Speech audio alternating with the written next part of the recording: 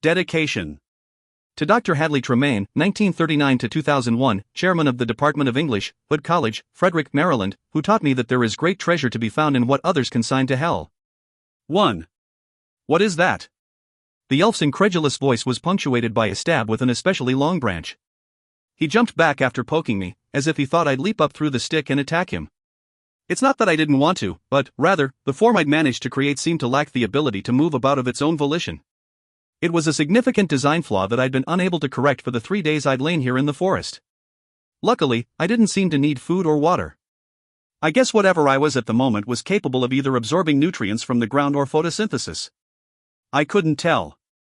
I don't know. The other elven scout peered at me, leaning close. He was taller than his friend, his brown hair closer to blonde in its tight braid. I had no eyes, but still managed to register a vision of my surroundings and the two scouts cautiously circling my form. Is it some kind of pond scum? I received another jab from the branch. This was beginning to piss me off. There's no pond for 5 miles. I honestly don't know what this thing is, I've never seen anything like it. I had no idea where the nearest pond was. Since I had no head to raise, and no ability to move, I'd been staring at a canopy of tree leaves, a mossy-covered ground, and the red-orange lichen on the trees closest to mine, whatever. 3 days I'd been here. The longest 3 days of my life. The second, taller elf moved even closer, his face distorted by whatever lens I was viewing him through. I wondered what I could do to him if he touched me. Might be fun to find out. Come here, Mr. Elf. Is it a demon? The one with the stick poked me again, arm outstretched to its full length, just in case I was, in fact, a demon. I was, but I couldn't seem to do anything demonic right now. Anything beyond oozing all over the ground and soaking up the sunshine. Ugh, they are so disgusting. I'll bet it is a demon. It would be just like one of them to draw us in close, then leap on top of us. The one with the stick nodded, not daring to stab me again now that my potential species was in debate. Remember the rat one last year? I nearly peed my pants. The taller one snorted. You did pee your pants. Fairy. I was pretty sure he was slandering his partner's fey race and not his masculinity, although, with elves I think the insult had the same meaning. Clearly affronted, the first elf stabbed me again with his branch. Let's take it in. We'll net it, just in case. The other seemed doubtful. We'll look like idiots if it's some kind of rare fungus and we've netted it.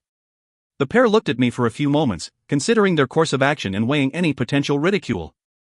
I continued to lie there, a gelatinous ooze on the ground.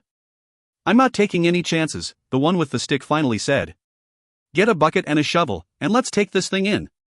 I was scooped unceremoniously into a bucket, netted, and hauled through the woods. My mind raced, going through the potential places in hell where Gregory might have banished me. I wasn't sure how the whole thing worked. Did I go back to a designated spot? Near one of the gates? My childhood home? I couldn't believe the angel picked the spot himself, since he'd never been to hell. More worrisome was that I couldn't feel him at all. When we were near, I'd been able to sense his emotions, read some of his thoughts. Now that our bond was broken, I realized I'd had so much more. There had always been a sense of connection, no matter how far apart we were. It was gone now. I still had the red-purple of his spirit self network throughout me, but it was no longer tied to him. None of me was tied to him. If I'd had an arm, I would have checked to see if the tattoo was still there. I'm sure it would not have been. Once again, a sense of loss crashed through me. I missed him. I missed my angel. And I missed Wyatt and the girls. I missed Candy and Michelle. I felt so terribly alone. Once the elven scouts had shown up, my heart sank even further. Not that I currently had a heart. I'd been undecided whether it would have been better to be found by demons or elves.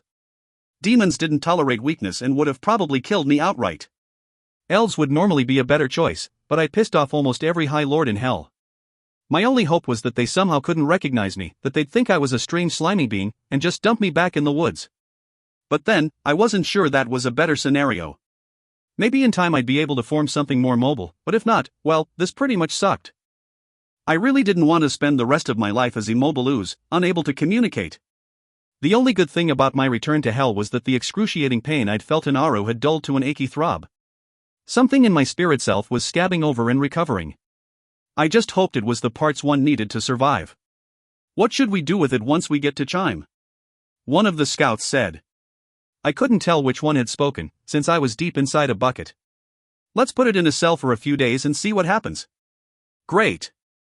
I wasn't sure if I'd be able to live in a dark stone cell. And Chime? That name sounded familiar. I dug through my memories and realized with dread that Chime was in the Elven Kingdom of Wythyn. Of all the Elven Kingdoms, that was the absolutely worst place I could have found myself. This past winter I'd cursed at the High Lord, refused to do his bidding, then had Gregory yank me out of his grasp.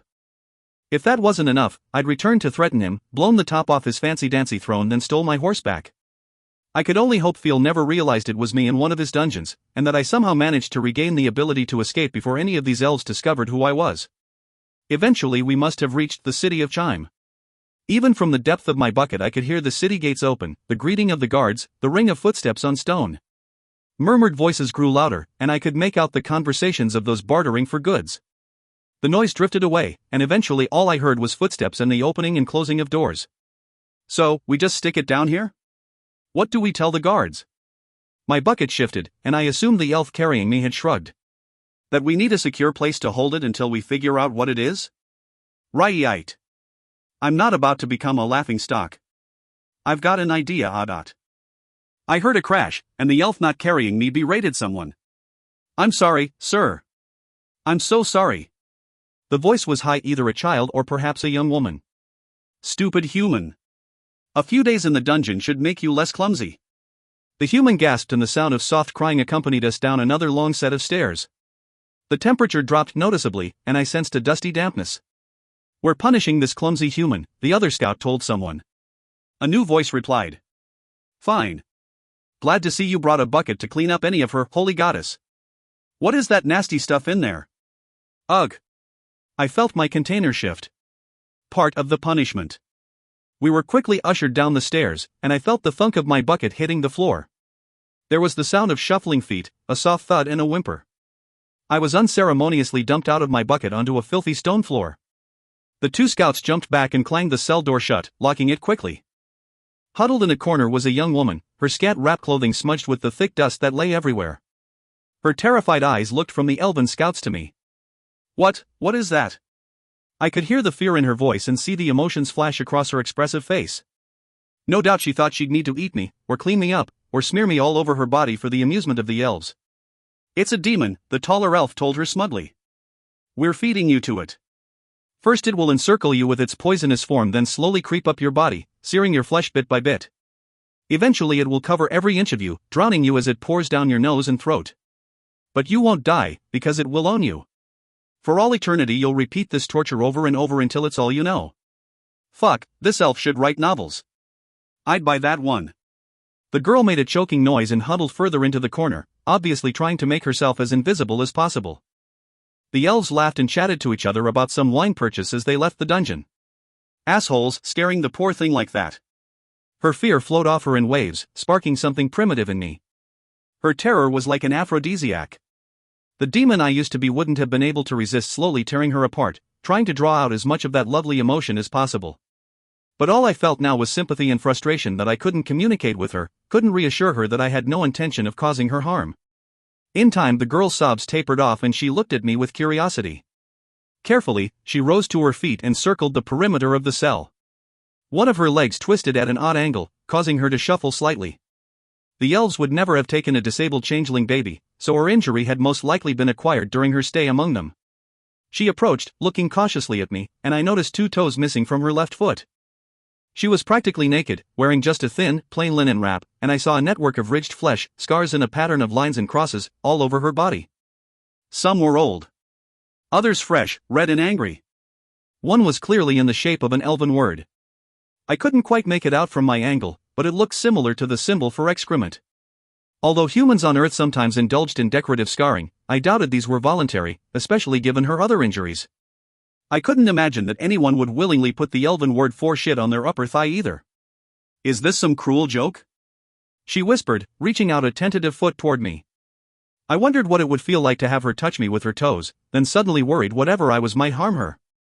Her foot hovered, shaking slightly before she drew it back. I'm too scared. Her laugh wobbled. Although, after everything they've done to me, I might welcome death. As long as it didn't hurt too much. She might not have been brave enough to touch me, but she managed to turn her back on me and carefully examine the cell. It wasn't very impressive from what I could see from my prone position. Stone walls with chipped and flaking plaster were home to scurrying insects. A deep trench circled just inside the walls and door, broken only by a metal-covered grate. I was willing to bet that both the iron-barred door and the metal on the grate were spelled to keep magical and demonic prisoners safely inside. The filthy walls and floor were probably strengthened by runes just under the surface. It looked like a regular human dungeon, but elves took special precautions.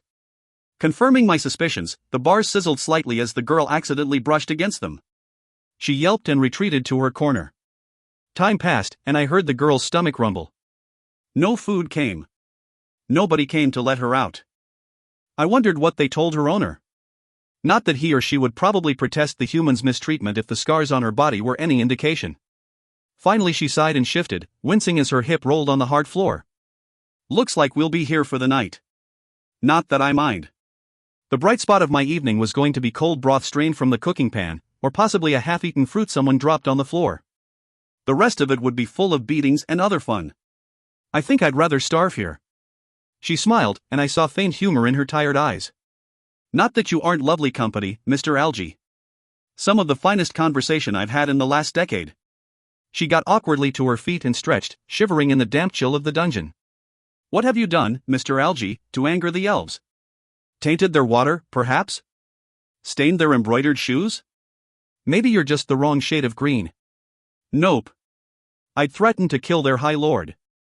And if they figured out I was that demon, this girl's future would be roses and sunshine compared to mine. I heard a clang, and the girl evidently did too. She started then dashed over to her corner as fast as she could, huddling in the shadows. Footsteps grew near, and the two scouts came into view. I don't see any blood or bones, one commented casually. The taller elf sighed. Because she's still in the corner, where we left her. And the demon is still on the floor, where we left it. This is stupid, Light. Let's just dump it down the drain and be done with it. Yes, please dump me down the drain and be done with me. Even if I wound up in the sewage system, it had to be better than the dungeon of my enemies. No. It's a demon. I'm sure of it. Then why is it still like that? The tall one demanded. I thought you said it wouldn't be able to resist a human. Why is the wench still alive? Maybe it just needs incentive, but... The lock grated, and the door opened, but instead of walking toward me, the elf strode to the human, grabbed her by the arm and hauled her to her feet. She caught her breath, and I tensed as the elf pulled out a knife and slashed her arm from wrist to shoulder. The girl gasped, biting off a scream. I struggled to do anything, shoot the fuckers with a bolt of lightning, suffocate them with my gelatinous form, anything. I felt helpless again. Just as I felt when I watched Stab being murdered. What a cruel turn my life had taken that I finally cared and couldn't do anything to help. Light. Don't kill her. Humans are expensive, and this one has a lot of fun left in her.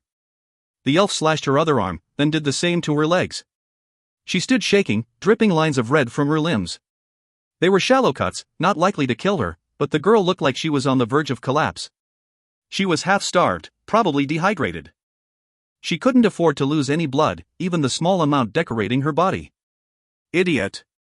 The taller scout curled his lip. The pond scum doesn't look any more interested in her now than when she wasn't bleeding all over the dungeon floor. I'm done with this nonsense. He left the cell, his footsteps ringing on the stone. The other scout shoved the human girl to the floor and waved his knife at me. I wasn't particularly alarmed. Poking with a stick hadn't bothered me, I doubted being stabbed would do any damage. I know what you are. Let's see if you can resist her now. He left, locking the cell door carefully and leaving me with a thin girl, dazed and bleeding in a dirty corner. I wished I could do something to help her, to help all of them. I thought of Nyala, of what she'd been through. Terrible as it had been, it was nothing compared to the life of this poor creature before me. I stared at her, at the defeated look in her eyes and swore that if I could regain any of my powers, if I could somehow manage to even move about, I would help her. I would help them all. If only you were an angel, Mr. Algae, she sighed, her voice wandering as if she had a fever. If only you were an angel to heal me, to avenge my hurts and shelter me under your wings. An angel like those in the songs and stories. If only I were an angel. But I wasn't. I wasn't even sure if I was the Iblis anymore. I was only a powerless imp trapped in a dirty elven prison cell. 2. Gabriel stood outside the decrepit Cape Cod-style house, under the spreading canopy of an ancient maple tree. Cicadas filled the humid summer air with their mating song. Blue light flickered from the windows, illuminating the gray dusk. The angel hesitated, uncertain of the modern protocol of requesting entry into a human's dwelling. Should he vocalize something? Rap on the entrance with his knuckles? One of his angels had told him to push the little beige button beside the door, but he suspected that angels' knowledge might be less than accurate. Eventually he gave up. Eldest brother? May I speak with you? He felt like a child, or a lesser angel requesting an audience. The uncomfortable feeling grew as his request was met with a long silence. A moment. I am killing undead at present. Undead? Necromancy was a lost art, but the humans had made some impressive medical advances lately. Clearly those advances had gone wrong if the head of the Grigori felt the need to temporarily put aside his duties to address the issue. One more thing the humans had messed up in their frenetic evolutionary pace. Gabriel frowned at the window, wondering if intervention would be welcome, or if it would be perceived as a slight upon his brother's ability to massacre animated corpses unassisted. Just as Gabriel was about to rush the door, it opened. A tall figure stood in the entrance, blocking the light from within the house. With a few words to someone behind him, the angel closed the door and headed toward Gabriel with a relaxed stride. The older angel carried some sort of bag in one hand. It crinkled noisily as he folded the top down. This better be good. I've left the fate of the world hanging in the hands of a human with rather poor fine motor skills. Gabriel was momentarily distracted by the glossy orange and tan bag at his brother's side. Did it hold some substance that neutralized undead? He'd never seen a weapon like this before, but humans had changed considerably since he frequented their home. Who knew what they were capable of? Too far, too fast, he thought with a scowl. I've been reading the reports of the two dead angels and have found some unsatisfactory gaps. Since your Grigori discovered the deaths, I'd hoped you could shed some light on what happened. Any other angel would have shriveled at Gabriel's tone, but his brother just shrugged and opened the colorful bag, shaking it and peering inside thoughtfully. And this couldn't wait until the next council meeting? These unsatisfactory gaps weigh so heavily on your mind that you risked your purity to venture here and disturb my important work? Gabriel tensed, a reflex born billions of years ago, but he refused to let this brother intimidate him anymore. I'm sure the undead in that house can wait while you turn your attention toward two dead angels. The elder angel sighed, shifting his gaze from the bag to meet Gabriel's eyes. In the most recent death, the angel was destroyed in an explosion on an island off Washington State. He was not Grigori and did not have permission to be here. Cause of the explosion is unknown. Yes, I know that. It's in the report. Gabriel waved an impatient hand. When will you have concluded the investigation as to the cause of his death, and his reason for being out of Aru without following proper protocol? Gabriel felt the weight of his brother's stare and struggled to continue to meet his gaze. Slowly, the elder angel lowered his eyes to the bag, reaching his hand in and withdrawing a thin, circular object, dusted in orange powder. We are Grigori. It is not our primary responsibility to investigate fallen angels who have met a just end. Gabriel took a sharp breath. And how do you know it was a just end? The report simply says he was here without permission. That alone does not deserve death, unless your standards have become refreshingly strict in the last few days. We'll investigate in a fair and impartial manner. In due time. Gabriel felt his temper rise. What kind of explosion could have killed an angel? If the humans are starting up that nonsense again, then we need to take action. Really, brother, I didn't expect you to have such a casual attitude toward this. The elder angel fingered the thin disc in his hand, sprinkling orange powder like fairy dust on the pavement. As I said, we will investigate in due time. The other dead angel was found in Parral, Mexico by one of my enforcers. He left behind his corporeal form. Gabriel sputtered in frustration. Yes. Why? Is this some new, dangerous human technology? Was it a devouring spirit? If so, I'd expect you would not be standing here playing with round orange things in a bag. What was wrong with him? The brother he'd grown up with would have scoured the earth, sword ablaze, filled with holy wrath until he'd found the murderers. Especially if there was a devouring spirit at large. The fate of all creation might be at stake, and here he stood as if he just didn't care. It was a devouring spirit. He's dead. Case closed.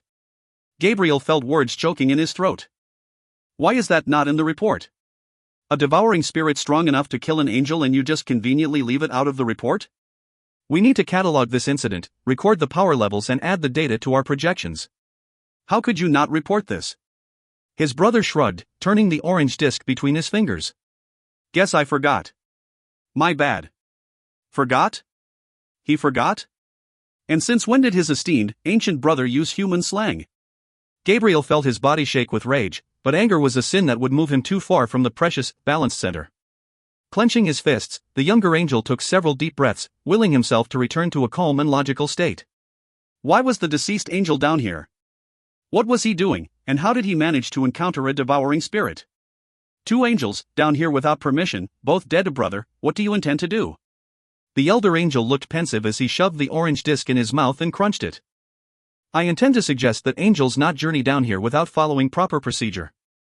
It appears to be hazardous to their immortality. For a few moments Gabriel could do nothing but stare, uncertain whether his brother's action or his words were the most disturbing. Did you just eat that thing?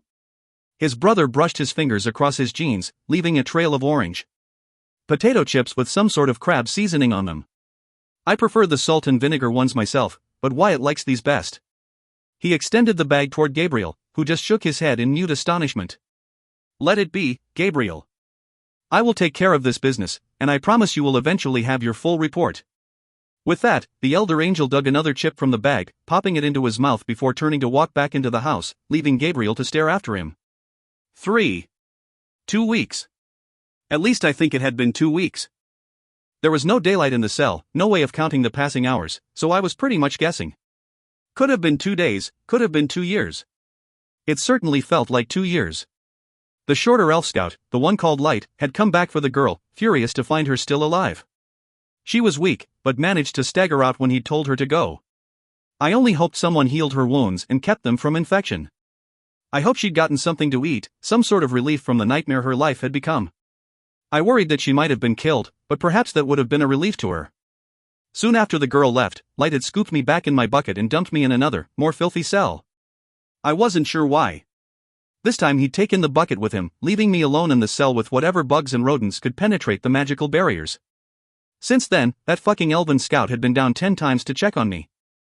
He'd taunt me, dangle a finger temptingly close, then stand back and frown, as if he wasn't sure whether I was animal or vegetable. I'd made progress. I could feel the bits of my spirit self knitting together with a hideous network of scarring. That's one of the reasons I felt I'd been down in this cell at least several weeks. Damage like I'd sustained didn't repair quickly. In my semi-liquid state, I could shift myself across the floor. Mobile pond scum was a step in the right direction, but I was more ecstatic that I could now change the composition of my body. I could manage a solid form, some kind of lizard with internal organs and legs. I wasn't the fastest thing in hell, but I could move, and I had little teeth. I formulated a plan to burst from pond scum into my little lizard being, escape from the dungeon, and hopefully manage to get into the forest. I just needed to wait for the right moment. I still couldn't store raw energy, but here in hell, that wasn't really necessary. If that skill was lost forever, I'd never be able to return to the realm of the humans, though. There, I'd be defenseless, unable to fix any injury or change my shape or create even the most basic of elements. Without any storage mechanism, I was damned to hell forever. Baby steps, though. Right now I just wanted to be mobile, and to get the fuck out of Wythyn before they figured out what, and who, I was. I was trying to convert into something more ferocious, and possibly with a voice box, when I heard the clang of the dungeon door, and footsteps. Quickly I resumed my original state, oozing back to the spot where I'd originally been deposited. See? There. It was my elven nemesis, accompanied by 3 individuals out of my range of vision. There was a moment of silence while I contemplated the chill of the stone floor, the thick layer of dust stacked high in the corners of my cell. Someone really needed to clean this fucking place. It's some kind of pond scum, announced a bored voice. Maybe I wouldn't need to plan a jailbreak after all. Maybe they'd finally let me out, take me in the woods and dump me where I could repair myself in peace. It would really suck if they just power washed me down the grate at the edge of my cell, although at this point I'd be happy to take that option. I'd no idea where that thing went. I was sure it would not be pleasant, but it had to be better than this boring, filthy dungeon. No, look. It's been moving. See how there are marks in the dust on the floor? It's in the same place every time I come in here, but clearly it's been moving about. Fuck. I hadn't thought about having to cover my tracks. Not that I had any way to do so. Rats. Or snakes. Or a breeze. The voice was bored, irritated with the bother. No. The footprints are too big for rats, and the pattern isn't like a snake. There's no breeze down here strong enough to move the dust in that pattern. Look at the other cells, they don't have those kind of marks on the floor. I held my breath. Well, I would have if I had lungs. Out of the corner of my vision, I saw a figure move into view. A human, tall and thin, wearing green robes embroidered with golden runes. He carried a carved yew staff with a blue stone in a claw at the top. He leaned close to look at me through the bars and scratched his gray hair with a bony hand. Fine. But if it turns out to be pond scum, I'm going to request that you scoop it up with your bare hands and clean the entire dungeon floor on your hands and knees. A sorcerer. I'd feared as much, but hearing him address an elf in such a fashion had confirmed it. Sorcerers were top of the food chain among the human slaves and had enough value to rank higher than some low-level elves. Probably even higher here in Wythyn, where they were becoming somewhat of an endangered species. The sorcerer sprinkled a powdered substance on me and began to chant. I wasn't sure what to do. If I pulled my personal energy deep inside, as Gregory had taught me to do, my physical form would suffer and the change may be noticeable. If I extended myself out as far as I could into my corporeal shell, it would appear realistic, but might register more easily on a divination spell. Unsure, I just kept as I was and hoped luck was in my favor. It wasn't. It is a demon, he said, his voice full of wonderment. How long has it been this way? 2 months. Ugh. 2 months I'd been down here, plus the 3 days I'd lain in the forest before these scouts found me. Did Gregory wonder whether I was alive or dead? Was Wyatt frantic with worry? How were the girls getting on? Did Michelle ever rent that unit on Monroe? Are you sure? The sorcerer turned to the scout, his tone full of skepticism. It's not very intimidating for a demon to look like a couple gallons of pond scum. I could see one doing this to lure someone in close before changing and frightening them, but I can't believe one would continue with this strange, limited physical form for more than 5 minutes. They just don't have the patience for this sort of thing. Tell me about it. This whole thing sucked big time. I don't know, the scout replied. I have no idea why it's still like that, but it's been that way since we found it 2 months ago. The sorcerer made a come hither motion with a hand, and another person out of my line of vision came forward. Another human, a servant carrying a box. I felt mild curiosity, and a significant amount of dread as I contemplated the possible contents of said box. All right. The sorcerer sighed, as if he'd much rather be home in bed, or poring over a huge, leather-bound tome by magical light. I'll check. Check what? I was already facing spending the next few months here in this cell, or however long it took until I could successfully formulate a jailbreak. The sorcerer took out a series of colored stones from the box and instructed a hovering guard to open the cell door. Are you sure? He asked nervously, darting a quick glance in my direction. If it's a demon, maybe you should stay out here. It's been pond scum for 2 months, the sorcerer said dryly. What's it going to do, stain my robes? I doubted I could even do that, but I could change shape and bite his ankle. Unfortunately, with 2 armed elves and a human, I doubted I'd have much chance of getting out, even in lizard form. I'd hoped to wait until Light was down here alone, but I might not have any other alternative than to surprise them and take my chances. 4 against 1. I didn't like those odds one bit, especially with my current injuries. The sorcerer motioned the elven guard forward, and I was amused to see the scout happily step aside, making sure the guard would be between himself and the soon-to-be open cell. The guard opened the gate, which slid back with a horrible, rusty screech. These elves really did a shitty job of maintaining their dungeons. Phil should be ashamed of himself. Protect me, the sorcerer commanded. The elven guard drew a rather impressive-looking sword, and the scout readied his bow with a cocked arrow. I didn't think either would damage me in my current form, the only advantage to pond scum that I could think of, but they'd skewer me in the lizard form. Could I be fast enough to outrun them? Or should I just hold tight and wait for another opportunity? They'd discovered I was a demon. How much longer until they discovered I was that demon? The sorcerer placed a series of smooth, round stones in a circle approximately 10 inches from the edge of my shape, alternating in colors. Standing back, the sorcerer threw up his hands. Lichen. Immediately the stones began to glow, sending up a stream of colorful mist toward the ceiling. Sanan Ibius Tord. I had no fucking idea what happened, but 4 pairs of eyes doubled in size as the entire group raced out of the cell, slamming the door shut. In their haste, the door didn't latch, bouncing wide open. I made a split-second decision and transformed into my only other shape and took off. The result would have been hysterical if I hadn't been so deadly serious about getting out alive. All 4 screamed as if they'd been castrated, the human throwing the box across the room and racing for the door. The guard had more presence of mind and hacked at me with his sword, all the while dancing around on his tiptoes. 2 arrows bounced off the ground before Light hightailed it after the human. That left me with less legs and feet to avoid, although I wasn't sure I would be able to beat the human and the elven scout to the dungeon entrance, and I doubted they'd hold it open for me. Darting back and forth with as much speed and finesse as a lizard could manage, I saw an opening and ran for it. Unfortunately, I only made it 3 feet before a foot came straight for my head. I refused to be kicked in the head without retaliation, so I latched onto the sorcerer's leg, digging my little claws in tight, and bit down. He didn't taste very good, and his frenzied leg shaking was giving me vertigo, but I held on like duct tape to his calf. Get it off, quickly changed to don't stab me, you stupid idiot. I could only imagine the guard, reluctant to get his hands or feet within range, was trying to jab me with his sword. Sure enough, a blade flashed by me, tearing a jagged hole in the sorcerer's robes. Finally, the sorcerer reached down with both hands and grabbed me, pulling with all his might. If I had been a bigger lizard, I might have managed to hold on. Instead, he ripped me from his leg, losing a bit of flesh in the process. I flew through the air and smacked against a filthy wall with a painful thwack, before sliding to the floor. Before I could get my feet under me to rush the door again, it clanged shut, this time catching firmly in the latch.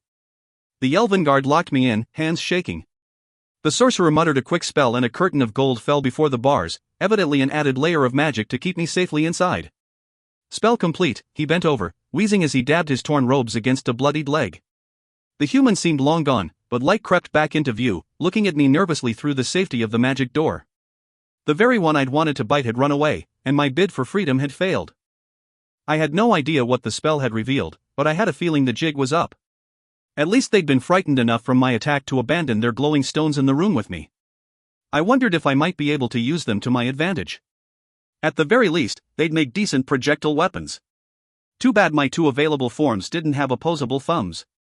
I just can't believe it, the elven scout stuttered.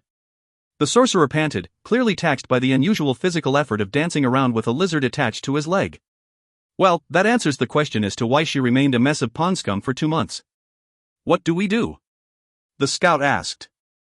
I'm not going back in there. I heard what she did last time she was here. The sorcerer wiped a line of sweat from his brow. We tell his lordship, that's what we do. There's a bounty out for her, and he's eager for revenge after what happened last time.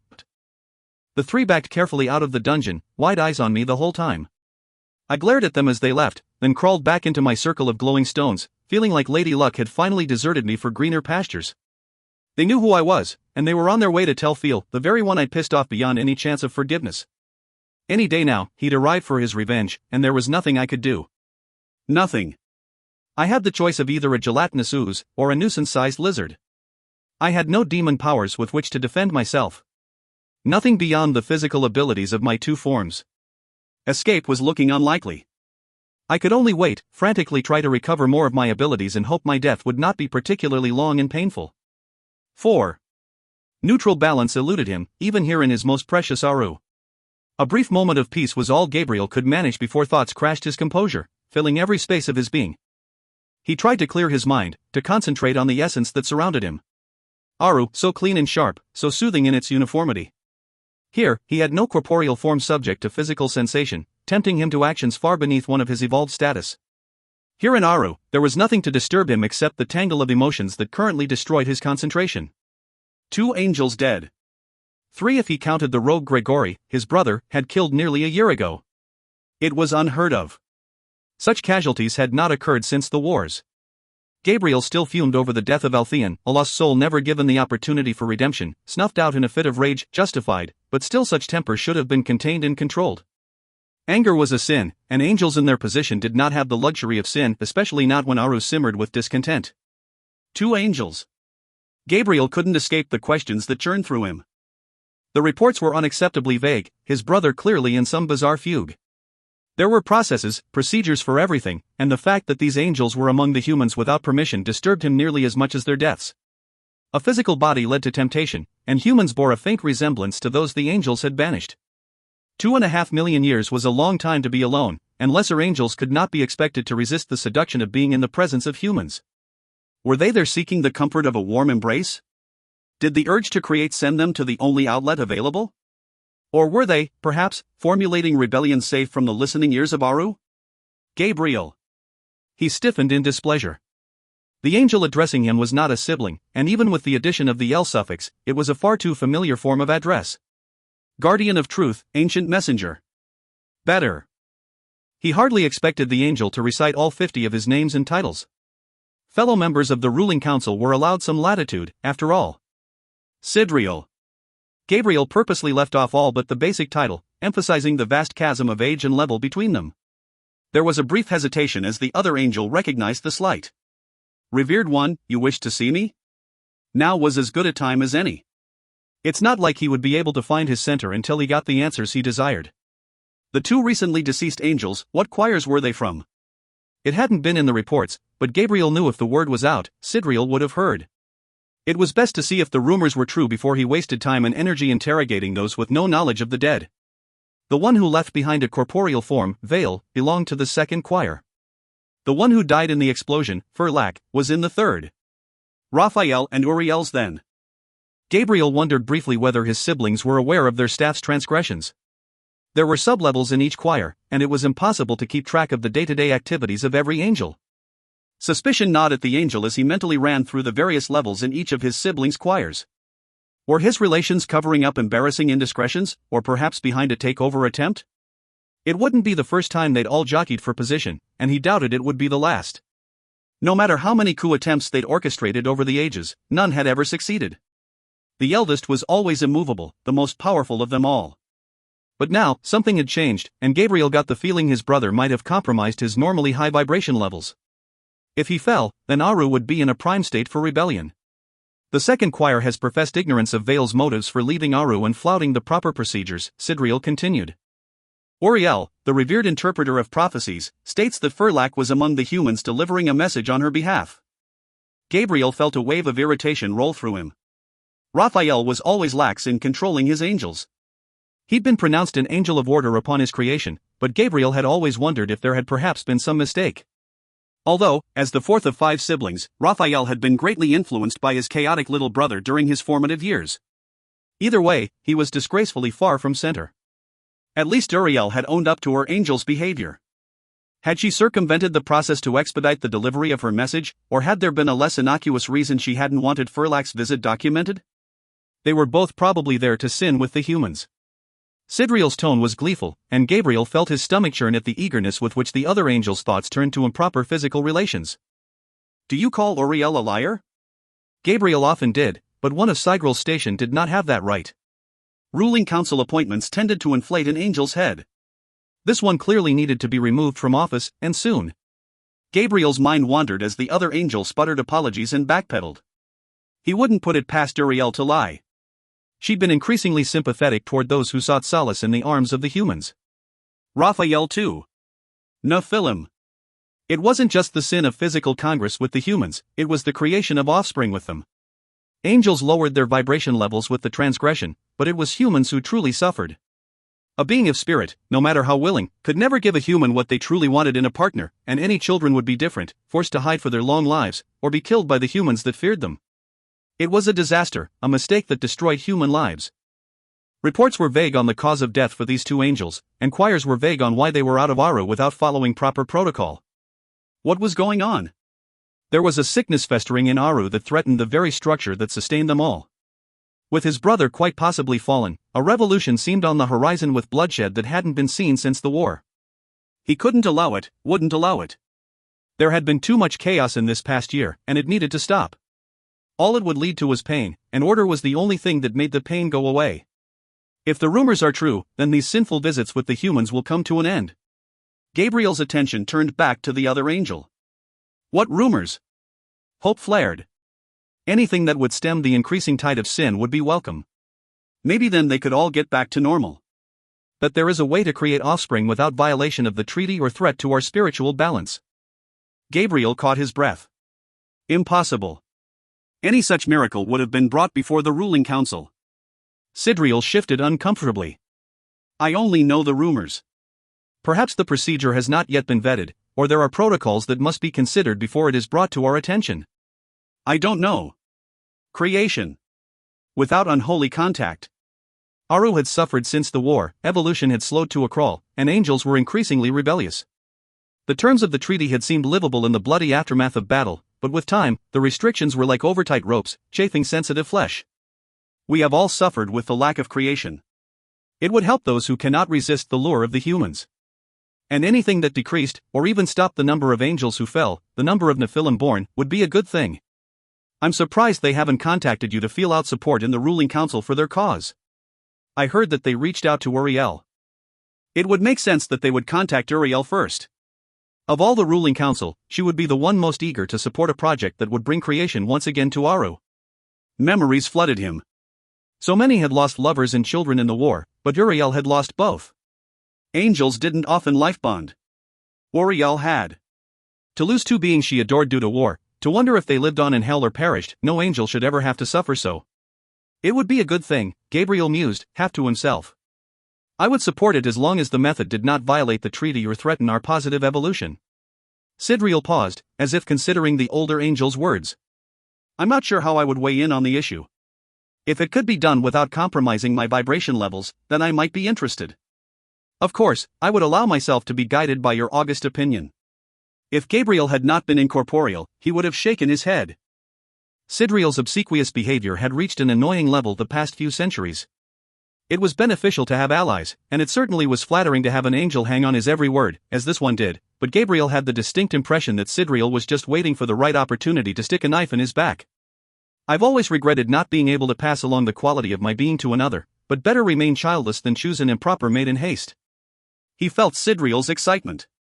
If the rumors are true, you'll be able to pick exactly the qualities you want, and not worry about alliances made in the heat of emotion bringing you shame. Creation without the need to involve lesser beings, it would truly be a miracle. Wrong. Something about it just seemed wrong. But curiosity grabbed hold of the elder angel and sparked his interest. Better check it out. He was going to need to investigate these two angel deaths before he could rest, so he might as well look into this intriguing rumor. Yes. A very welcome miracle. 5. I heard the dungeon door clang and felt a familiar sense of dread. Once they'd realized I was a demon, a guard had returned to toss a net over me, a good precaution under normal circumstances, totally unnecessary in this instance. It's not like I could do anything. No melting of prison bars, no ripping my captor's head off and shoving it up their ass. I was pawn scum at the time, mostly because in that form my stomach didn't feel painfully empty. There were only so many flies and bugs down here, and I'd managed to eat everyone that came within reach. So I was trapped under the magical restraint as green slime. The worst thing about the net was it kept me from trying to convert. Parts of me were knitting back together, and I worried that without the constant trying, important things would scar over and be lost to me forever, sort of like having knee replacement surgery and being immobilized as it healed. I tried to ooze around the floor, to somehow crawl out from under the net. No such luck. Whatever magic it held attached the thing to me no matter how hard I tried. It also anchored itself to the floor, limiting my oozing range to only a few feet. It was a waiting game. Eventually Feel would come, and he wouldn't be satisfied beating plant life under a magical restraint for long. Eventually he'd have it removed, and then I'd do whatever it took to get the fuck out of here. I was desperate, and I knew my life was on the line. 3 pairs of booted feet came within my view, following the most ridiculous, jewel-encrusted slippers I'd ever seen. All hail Lord Feel, asshole of Wythyn. Arf. That is the most disgusting thing I've ever seen. Are you sure it's her? Why does she smell like that? Why is she in that revolting form? I couldn't see above his knees, but I imagined Feel foppishly holding a scented handkerchief to his nose and waving a hand in my general direction. Probably not, although he was a bit overdressed for the occasion with his bejeweled slippers. My lord, we believe she chose this form to escape notice. Once again, she was trespassing on our lands. The scouts found her but nearly put her back after 2 months in the cell, assuming she was some rare form of pawn scum. If one of them hadn't insisted on summoning your sorcerer, she would have escaped. I imagined Feel's eyes narrowing, still holding the handkerchief to guard against my supposedly foul odor. It was probably a gold-embroidered handkerchief, scented with an elven perfume ode to midsummer, or some other weird, esoteric scent. Where is her horse? Feel demanded. I could hear the greed in his voice. I knew he wanted my half-demon horse with his teleportation skills. Phil had been pissed beyond belief when I demanded Diablo back with the barrel of a shotgun pointed at his elven head. She had no horse with her this time, my lord. I'm not sure the reason for her trespass, or why she chose to do it on foot. Or, rather, not on foot. Why is she still like that? You said she knew she was discovered, that she turned into some kind of reptile and attacked you. Why hasn't she changed? The charade is over and there is no sense in trying to pass herself off as a member of the plant kingdom any longer. There was an awkward moment of silence as I watched 3 pairs of boots shift nervously on the floor. Well, my lord, she is under a net. She is unable to change her form until it is removed. The guard's tone was respectful, but I clearly heard the dot underneath his groveling tone. I held my breath as the air crackled with tension. Some elven guard evidently had a death wish. Luckily for him, Phil let the slight go. Well, get it off of her. Now. Move it. There was another awkward silence. My lord, are you sure? She's fast. And you remember last time. I felt the air thicken, as if we were underwater. Elves had impressive control over their natural environment, and Phil clearly liked to use his skills to remind everyone who wore the crown. Did I ask for your counsel? No? Then do as I tell you or I'll feed you to her one limb at a time. I heard a scurry of booted feet and a raspy noise of a key in a lock. I saw the cell door swing to the left, and one pair of boots hesitantly approached. I felt the net lift slightly and saw the boots dash back across the threshold of my cell. This happened 3 fucking times until the asshole had the balls enough to completely remove the net before racing to safety. Silence. I would rather Phil think I was thumbing my nose at him than give him the satisfaction of seeing how broken I really was, seeing as how I could only manage one other form and a rather harmless one at that. Any additional conversion skills that might have returned to me would need to wait until I was alone and could experiment with some privacy. Failure was best experienced without witnesses. Why is she still like that? Phil asked. Again the shuffling of boots. I don't know, my lord. There was a collective gasp as the fancy slippers approached me. Change. Az, you foul-mouthed goat spawn, change. I didn't oblige. A metal-tipped stick was raised then brought down upon me, sinking through my gelatinous form to ring on impact with the floor. Again and again it rose and fell, spraying greenish-brown bits of me all over the cell walls and ceiling. It didn't hurt, didn't damage me in the slightest. I was rather amused watching Phil's exertions and his growing frustration with his inability to cause me any pain or suffering whatsoever. The elf lord screamed and threw the staff behind him, narrowly missing the guards who dodged out of its way. Get a torch. Someone get me a torch. Another scurry of feet and a mumbled question, then booted feet carefully approached the slippered ones. I saw a flash of light, felt heat as a torch descended to touch my form. Nothing. Curious as to what abilities I'd recovered, I tried to convert energy to water at the edge of the torch and was thrilled to see the flame sputter and die in a rising, thin line of gray smoke. I saw that, Az. Don't you think I didn't see that? You change into a human form right now and I'll be merciful. Change and I'll let you live. Right. The angels might be blind to the perfidy of elves, but I wasn't. Those fuckers lied like there was no tomorrow. Phil wouldn't kill me right away, that wouldn't be fun at all, but I was pretty sure at the end of all the creative torture he wanted me stuffed and mounted on the wall over his fireplace. Change. Change, change, change. He screamed, kicking at me with his fancy slippers. I didn't change, but I did ensure I caked his footwear with enough ooze to cover the pretty jewels. He'd never get the stink out of those things. He flung his feet around in an amazing impersonation of Riverdance, screaming at his guards the whole time. I felt a bit sorry for them. It wasn't their fault he was trying to beat the crap out of pond scum and failing miserably. Get my sorcerers. Where are my sorcerers? I heard a cough, which sounded suspiciously like it was covering up a laugh. My lord, your one sorcerer is at the capital, working on the project you told him was of the utmost importance. Oh, I was fairly certain the guard's head was going to be the next thing flying across the room. Phil casually walked past them all and picked up his staff.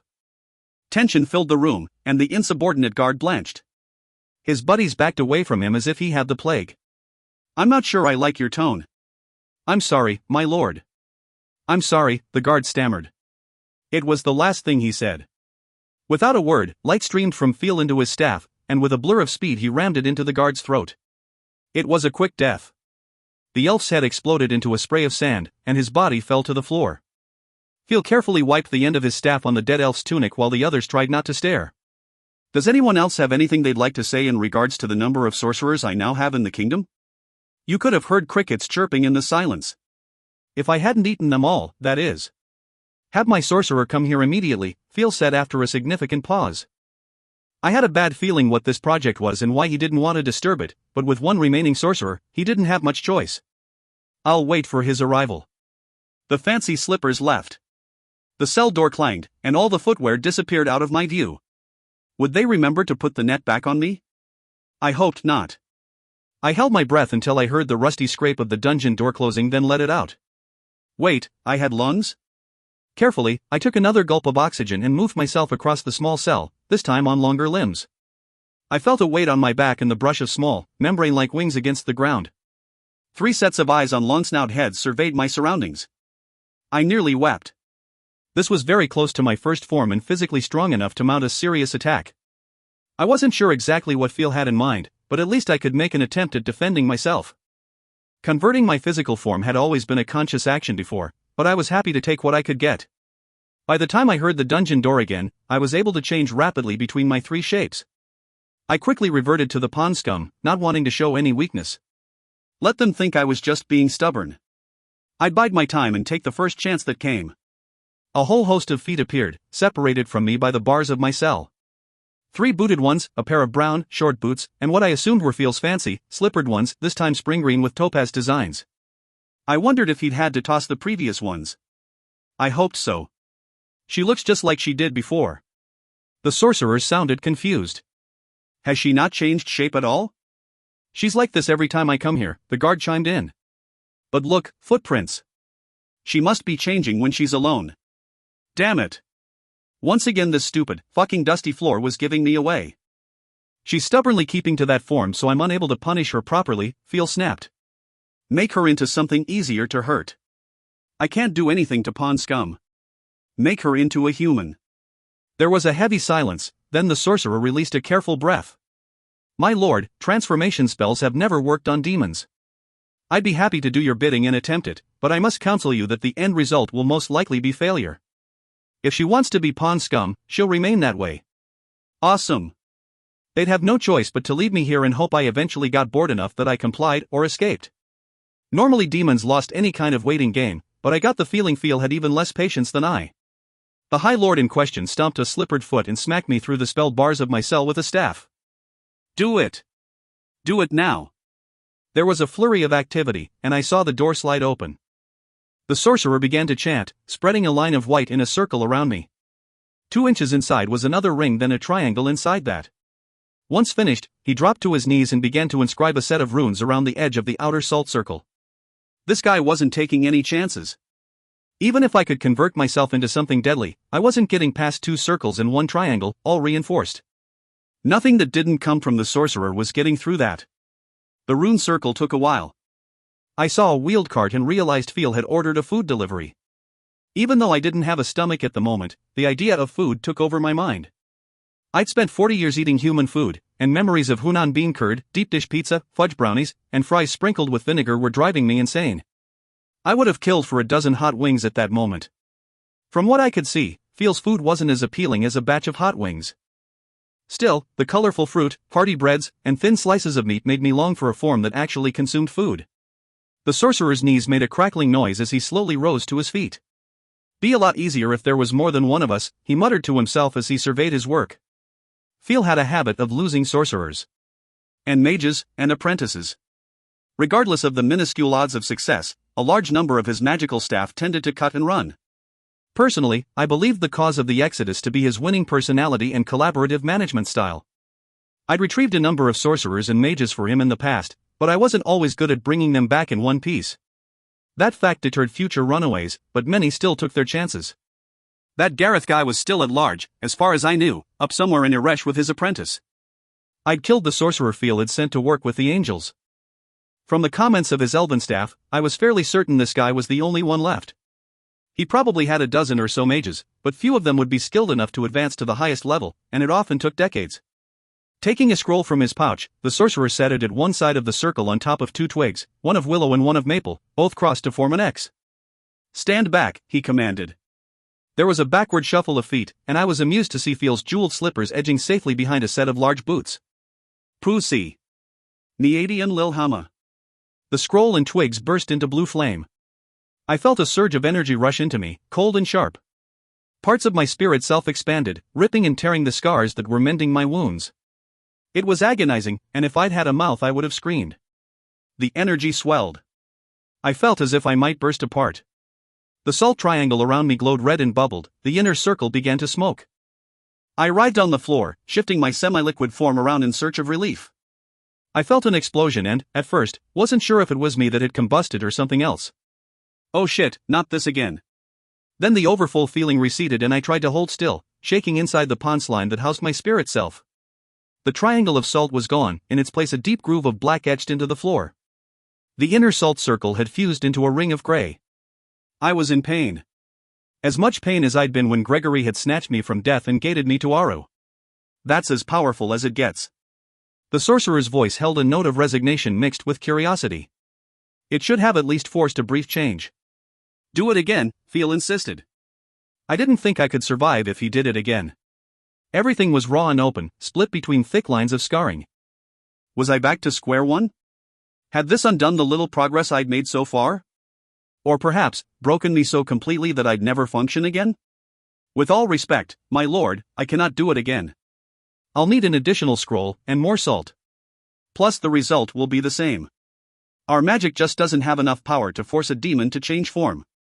Then use the demon energy we have in storage. That should work. Crap. I wondered how much they had, and if it was sufficient for their plans. I'd hoped when I blew up the facility that everything went up with it, but they must have been sending a supply over as they collected it. There was an awkward silence. My lord, you have us working on other things with that. Our shipments have temporarily halted. Shouldn't we conserve what we have for, the coming events? We can spare some, and we'll be getting more soon. I want her transformed into a human, and I want her to stay that way, but... Getting more soon? So Phil knew about the destruction of the facility. The fact that it was in the process of being rebuilt made me realize that this went far deeper into Aru than the two angels working with Baphomet. There had to be another angel, or even more, involved to start up the process again so quickly. How long would it take, and would I be able to somehow reach Gregory and alert him in time? I hated the thought that I'd sacrificed myself for nothing, although at least I had bought everyone some time. I just needed to let Gregory know what some of his angels were up to, and warn the demons of what was coming their way. My lord, I am not sure even that will work. I think something is wrong with her, that she may be broken or injured somehow. Phil strode into the cell and stabbed at me again with the staff, careful to keep his precious shoes away from me. She's not injured, she's just a rude, insubordinate, stubborn imp. She's doing this deliberately, to defy me and avoid punishment. My lord, we haven't even tested this out on anything beyond a few lows. Perhaps we should just leave her as she is and wait for her to change on her own. I hate for us to waste resources, and I have concerns what might happen using the new magic on one with her unusual skills. Phil snarled, and I saw the staff whirl past me to whack the sorcerer in the leg. We're about to use it on demons far above her level. It better work on her. Yes, my lord. The sorcerer sighed. He clearly had no choice in the matter. No wonder so many of them ran away. Dismissed, Phil told him. Go prepare and be back here in 24 hours. The sorcerer caught his breath, and I got the feeling that 24 hours wasn't nearly enough time for him to do what he needed. I knew it wasn't nearly enough time for me either. Who knows how much progress that stupid spell of his had undone? You too. Everyone leave. The guards hesitated then left, wheeling the food cart along with them. With a screech of the dungeon door, it was just the two of us in the cell. Phil and I.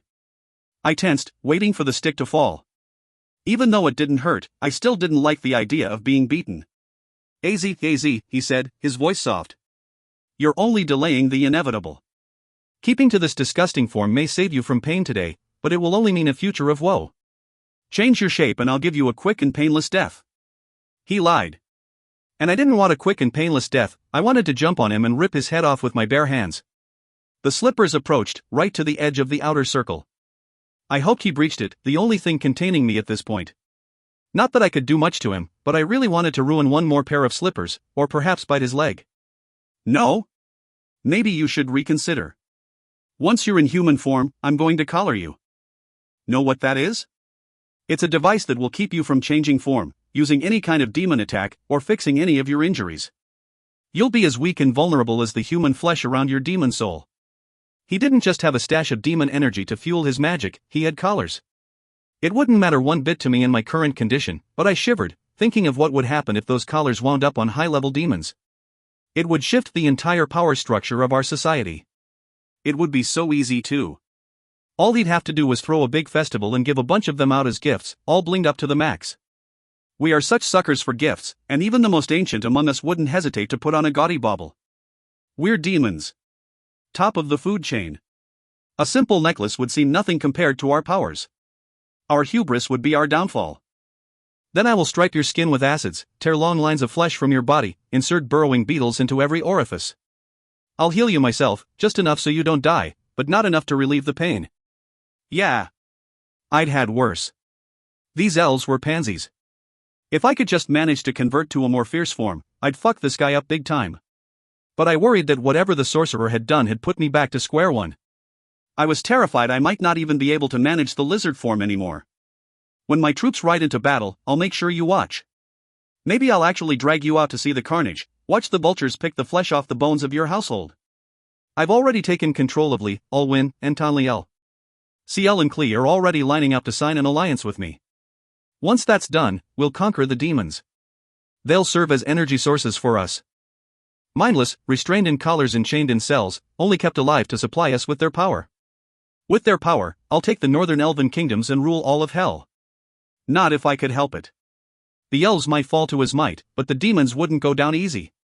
Controlling us was like herding cats, really big cats that shot lightning and threw fireballs and started plagues and decimated crops.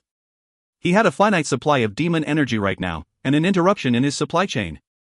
I needed to do something to ensure he couldn't collect from any demons within hell ever. Here the energy flowed thick and heavy all around us. It was so easy to pull it in. Even Alo could supply him with an infinite source here in hell. I had to make sure he never got his hands on one of us. Of course, I couldn't do much as pawn scum. And we'll sell them to the angels. Yes, that's right, angels. When I'm done playing with you, I'll drain you of every drop of energy, then pull you apart like meat from an overcooked roast. I'll section you, put you into special storage containers and sell you to the angels. Fuck him and the horse he rode in on. My new mission in life was to see this elf dead before breakfast, if at all possible. Or maybe I'll keep you alive and use you as my personal pet.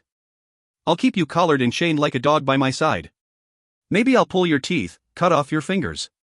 I'll feed you nothing but human flesh. I know you're fond of some of them. I'll find them, make them watch as I torture you, and you can watch while I eviscerate them before your eyes. You'll be forced to choose between starving and eating their flesh. And they said we were evil. This guy needed to die. He really fucking needed to die. I lay silent, in my pawn scum form, and fumed. I could do nothing right now. Nothing. And after that fucking sorcerer had messed me up, who knows how long it would be before I repaired enough to warn the demons, and Gregory.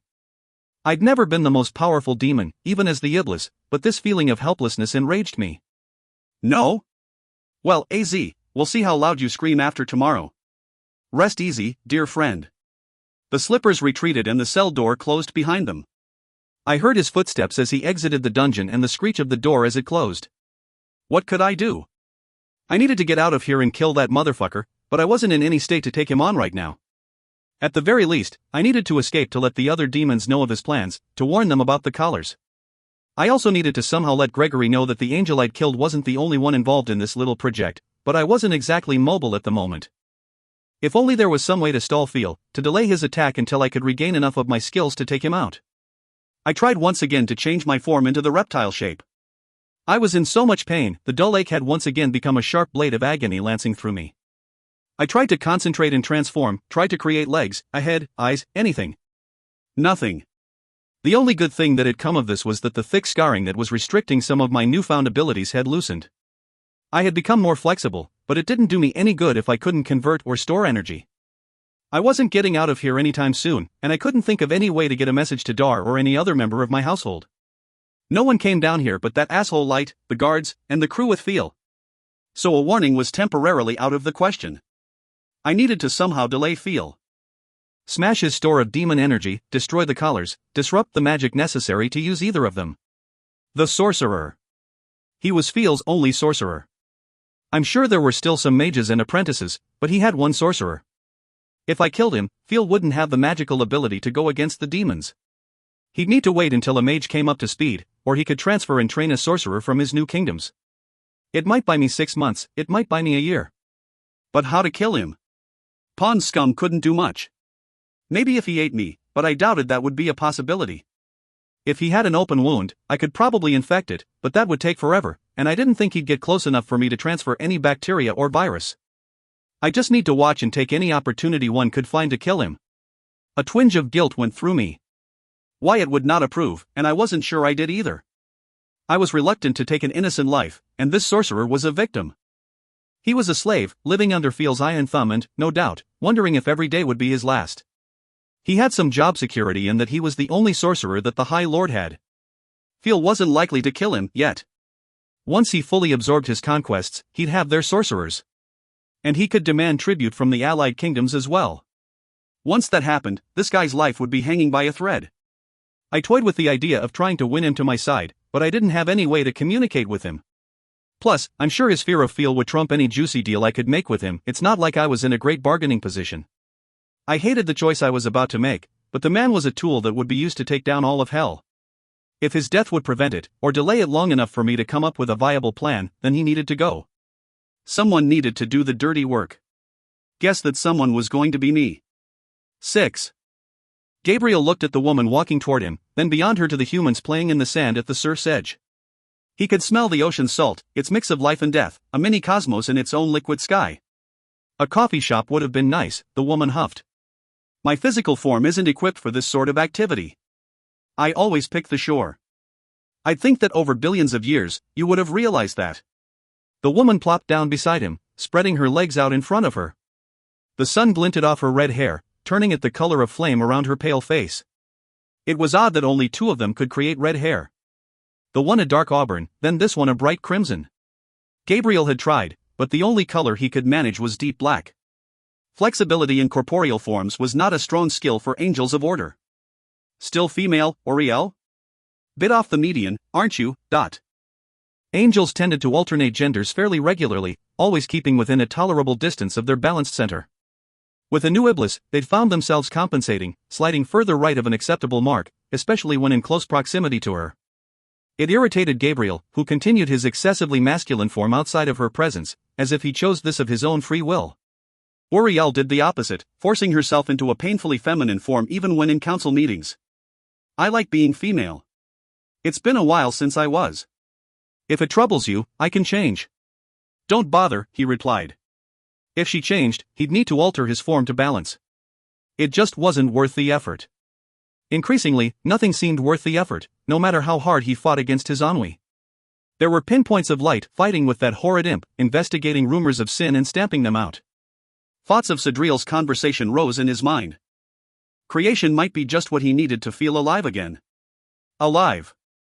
The last time he'd felt that way, it had all come crashing down. Balance and order were safer, less painful, than feeling alive. You have the papers? The woman asked, jolting Gabriel from his thoughts by bringing up the reason he'd given her when he'd requested this meeting. Gabriel flicked a wrist, and a stack of bound documents appeared in her hand. Obviously, this information is to be kept between the two of us. She lifted an eyebrow. I assume so, given that we're doing this outside of Aru. Gabriel glanced out to sea, where the water met the horizon. At one time he'd enjoyed coming here, assisting the evolution of a lesser species. It was a noble purpose. Now, there wasn't a day that went by when he didn't think of wiping the slate clean. Raise the mighty sea and wash them all away. It would be a fitting end to a terrible tragedy. Humans had become terrible creatures. It was disheartening how such a promising species could veer so far from their right evolution. They'd messed this one up terribly, and it would be a shame to wipe them out. Increasingly he wondered if they could ever be brought back into the fold.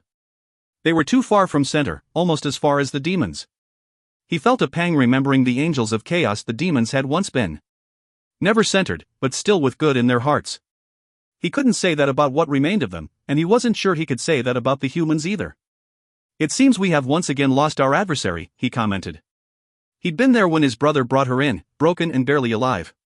He'd felt sorrow, and wasn't sure if it was for his brother or for the half-dead demon he'd developed a distasteful affection for.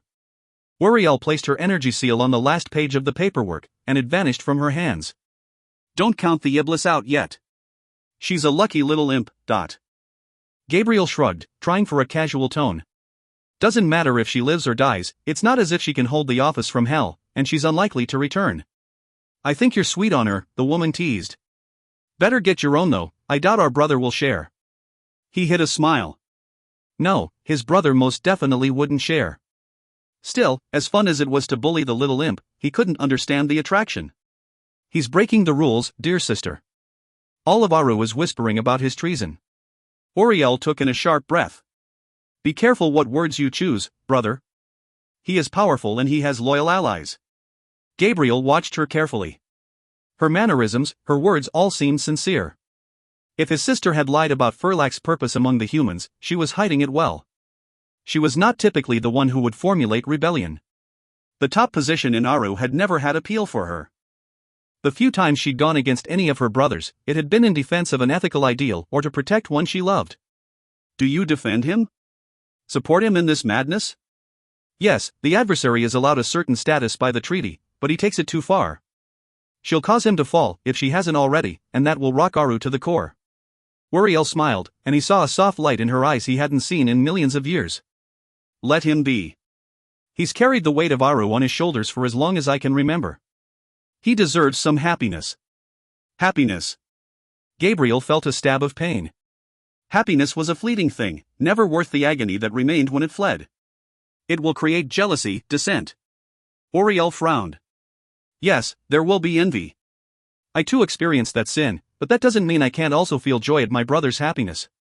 Gabriel turned to look out at the waves crashing on the shore. It was hard to feel joy when the sin of envy blackened his own heart. His blatant connection with this demon will open the door to sinful behavior among all the angels. Not that I blame him, he added. We've had no procreation since the split. Some are desperate. There are a few angels who continue to mate with humans, but it's not as widespread as you think, and we punish the transgressors. Most would not dream of such an act.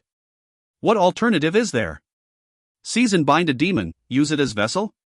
They are no longer angels, and the prospect is just as abhorrent as mating with a human female. We are trapped in a cage of our own making. Out of the corner of his eye, he saw Uriel clench her hands together. A twinge of guilt speared through him. This was an open wound for her, and he was cruel for bringing it up.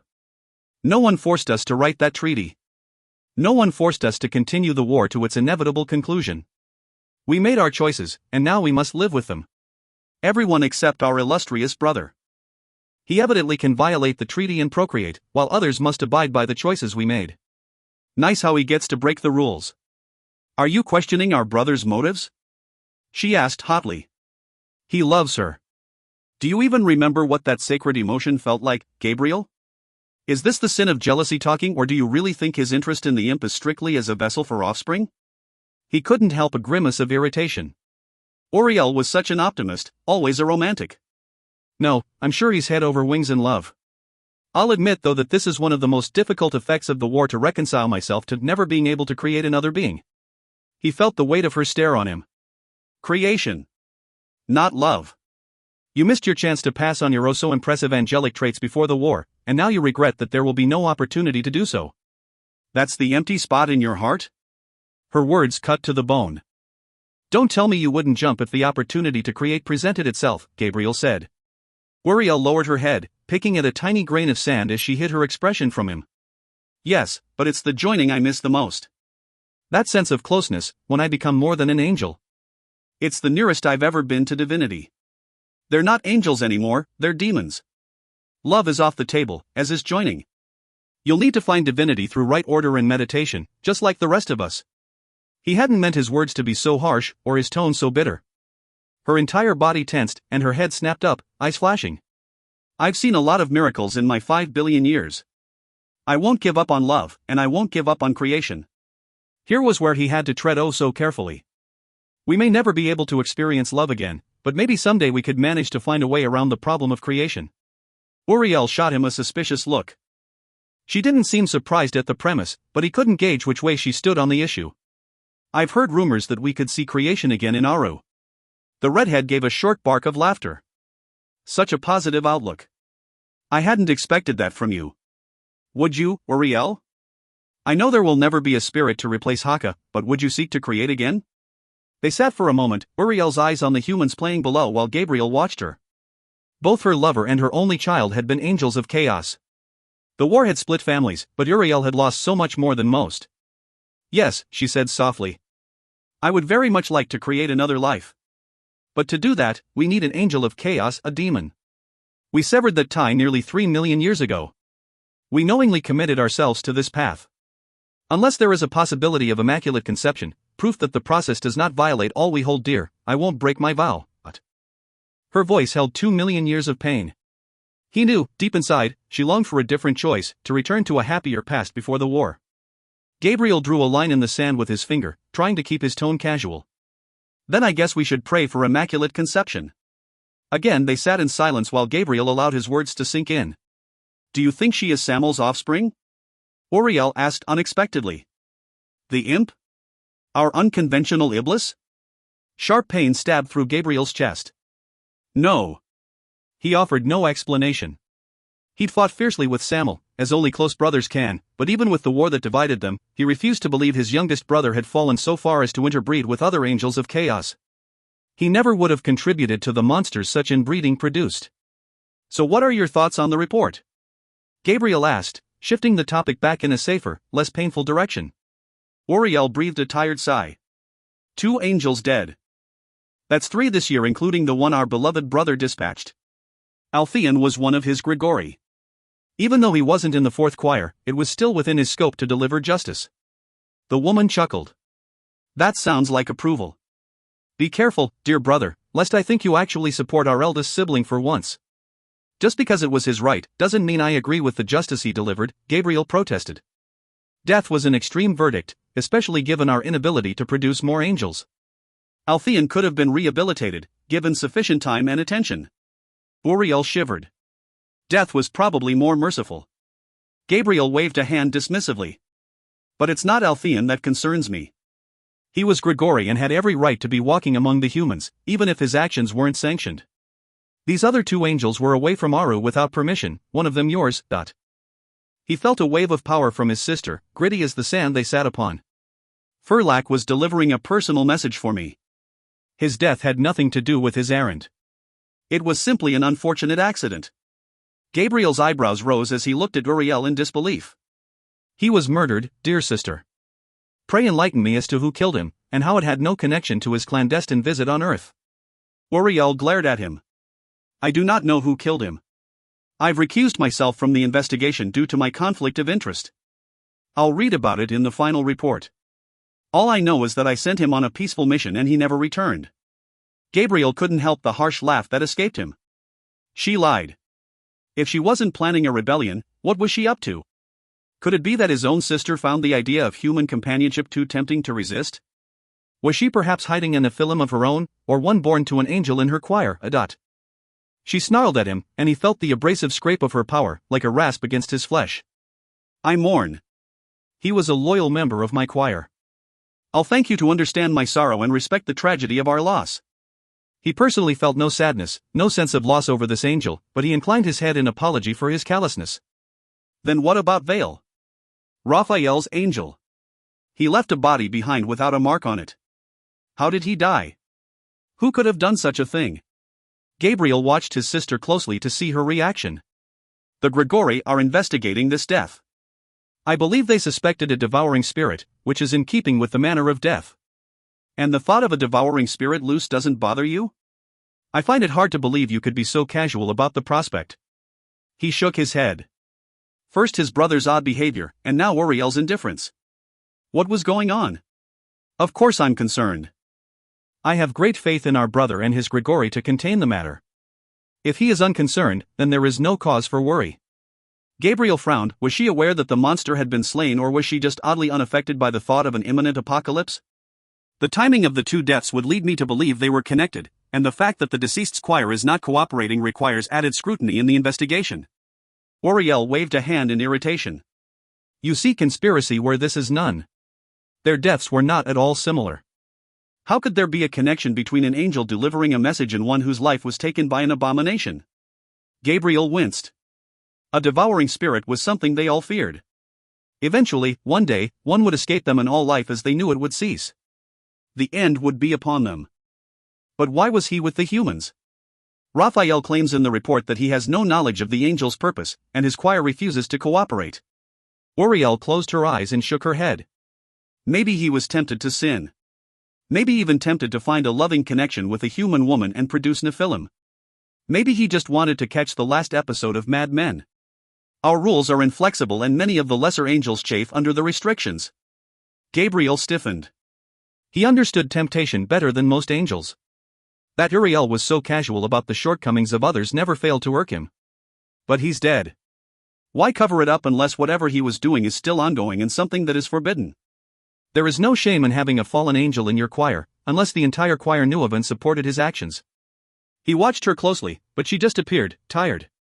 I don't care. I just don't care anymore. Is that wrong? I see how happy our eldest brother is with his little imp, and I find myself wanting to throw away all I've held dear for the past 2.5 million years and find one of my own. She rubbed a hand over her brow. Maybe I'm just weary. I'm old, and things are not like they used to be. There's too much chaos in the universe to hold fast to a philosophy of strict order. Now who is it that voices treasonous thoughts? Gabriel said softly. If over half of Aru thinks the same, then how is that treason? She replied.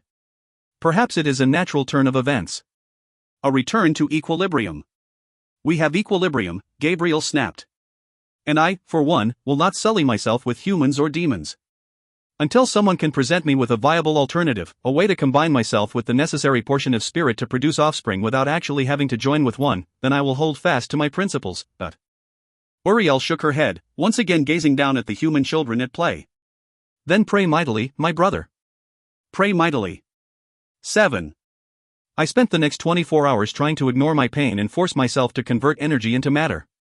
Even though I couldn't manage to change my form, if I could turn raw energy to fire or lightning, or produce an explosion, at least I'd have an offensive ability. I may be pawn scum, but I'd be badass pawn scum. The biggest problem I seemed to be having was holding on to enough energy to produce a decent-sized result. I could spark and shock, rumble the floor below me, but nothing bigger. Raim had been able to directly convert large chunks of matter into energy and produce a lethal burst, although he couldn't hold or store the energy. I couldn't manage even that. I heard the dungeon doors open with a sense of dread. Whatever was coming my way was going to be painful, and there was nothing I could do about it. The large group of feet approached my cell and stopped. I envisioned them staring at me, as if I were an animal at the zoo and they a bunch of second graders on a field trip. She needs to be moved to a different cell, I heard the sorcerer say. The floor here has been compromised, it won't properly hold the magical enchantments to perform the rite. There was a series of mumbling, and a voice finally spoke. How are we supposed to move her? I mean, look at her. She's not exactly solid. Well, how did you get her here? I'm sure she didn't appear from nowhere into your dungeon. Phil's voice was impatient and sarcastic. A bucket. And a shovel. I recognized the scout who'd brought me in. Then why are you standing here, staring at her? Get to it. There was a flurry of activity, and a few minutes later, my cell door opened. I heard the scrape of the shovel, and felt myself dumped into a bucket. It was all very undignified. From the confines of my container, I felt the vertigo of being lifted, then a rocking motion as whoever carried me swung the bucket to and fro. Another cell door clanged open, and I was deposited onto a cold, hard floor, just as dirty as the one I'd been in for the last few months. It took a few seconds for whatever sense I was using to visualize my surroundings to stabilize. When the world righted, I saw all the shoes a healthy distance away on the other side of the cell bars. They'd left the door open, but retreated in case I decided to attack. She seems determined to ride this out, one of the guards commented. I'd landed at a slightly different angle and could actually see more than their feet this time. At the distance they all stood, I could make out their faces, although I calculated that within 3 or 4 feet, I'd be unable to see anything above their hips. Yeah, I thought for sure you were going to get electrocuted, the way you tossed her in that bucket, one laughed. I really wanted to. If only I could. Phil gave them a fierce glance and the laughter abruptly stopped. Is there enough room surrounding her for your circles and runes? I have a feeling she's waiting to pounce, and I want to make sure you're safe. I knew his concern was strictly because this man was his only sorcerer, and he couldn't afford to lose him. I'd need to watch carefully for any opportunity to make my move. Not that I might be able to take advantage of it. My only hope was that this insane spell actually worked, and didn't kill me in the process. If he managed to turn me into a human, I'd be more vulnerable physically, but better able to grab whatever I could reach and beat the shit out of everyone. I loved a good melee, and I was hoping one was in my near future. The sorcerer stepped forward, once again surrounding me with a serious amount of salt, 2 circles and an inner triangle, as before. With a grunt of pain and an awkward movement, he knelt down and began his circle of chalk runes. I felt a twinge of guilt. This guy wasn't young, and he was crawling around a cold stone floor on his knees twice in 2 days. He was a slave, a man who had no option but to follow Phil's orders. I felt terrible for what I needed to do. Done with his runes, the sorcerer stood stiffly in motion to one of the guards, who brought a box over. The sorcerer pulled a variety of stones from the box and placed them at the 4 directional corners outside the rune circle, chanting as he went. Granite for north, turquoise for east, red jasper for south, and jade at the west. With both hands massaging his back, he retreated to survey his work. I tensed, waiting for the ritual to begin, and was surprised when he dropped to the ground and began another round of runes outside the stones. This guy wasn't fucking around. Whatever he planned to do, it was going to be big enough to require 6 layers of defense. That done, he stood and mumbled an incantation, too soft for me to hear. The air crackled and I felt walls of power encase me in a sphere that went through the dungeon floor to whatever was below and up past the roof. Worry pushed at the edge of my mind. I began to doubt I'd live to see daylight.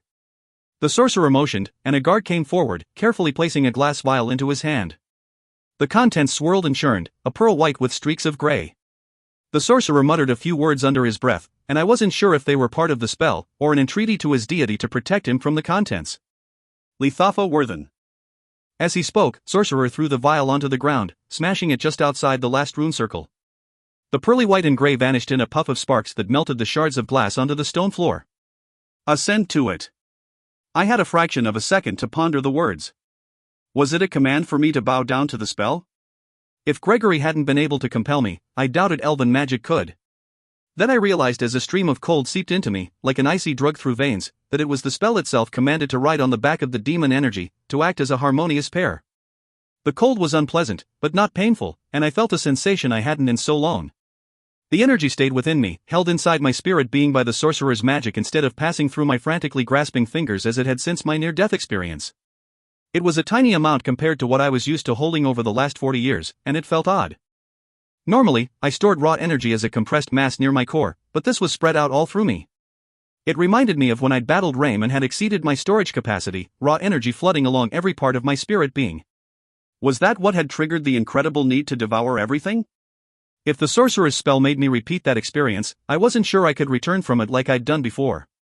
Especially without Gregory here to center me and pull me from the brink.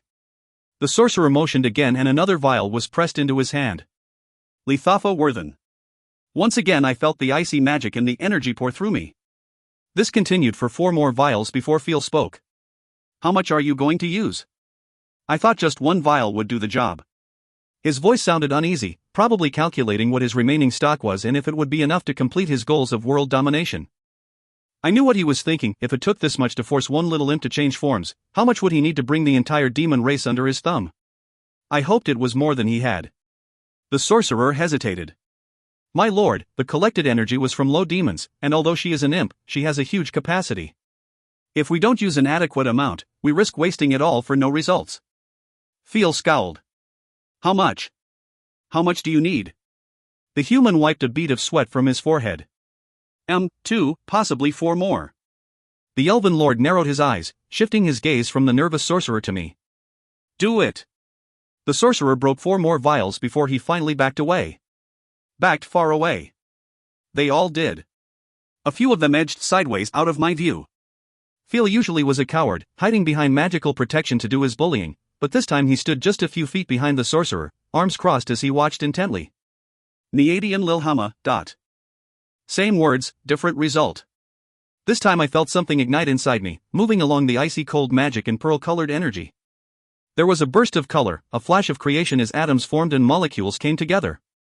I was vaguely aware of the energy I held pulling together in a knot, then rolling like molten lava in an underground fissure. I felt pressure build, passing the limits of comfort and crossing into agony.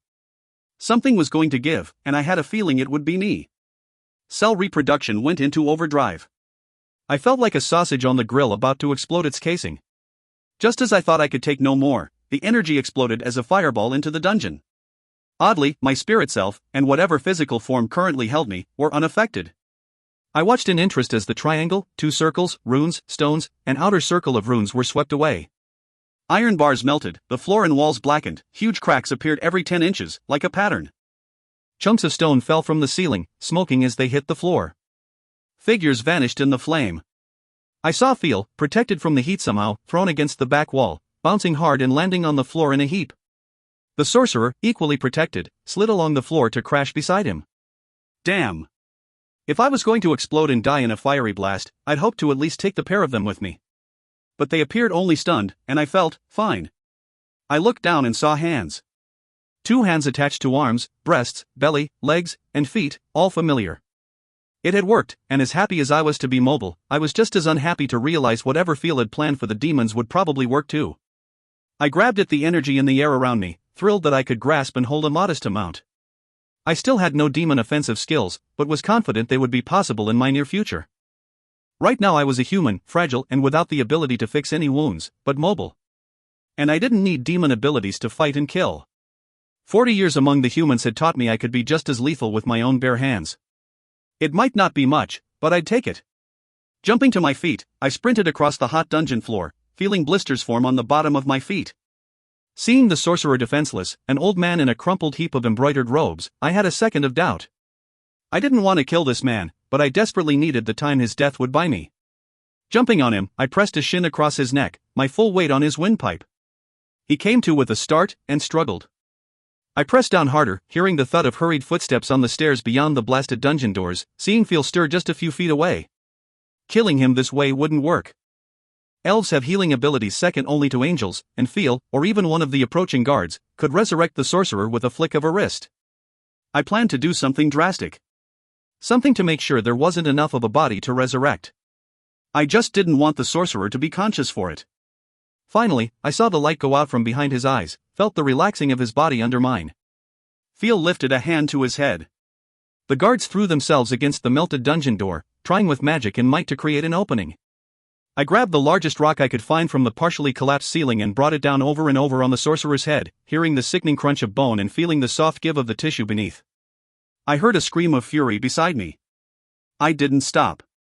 I pounded the rock into what no longer resembled a human head until the whack of a staff against my side threw me off the sorcerer and against the wall.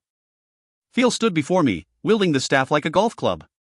My side throbbed from the impact, and a deep breath sent a sharp pain through me, at least one rib broken.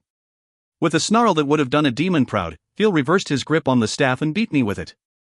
Blows rained down on my head and body as I frantically tried to grab the weapon. You spawn of Satan, you lowly piece of offal. I'll drag you behind me in chains for centuries, impale you in the square for everyone to beat. I'll kill everyone you know while you watch. You're next, Phil, I promised, rolling about as I tried to evade his blows and snatch something I could use as a weapon.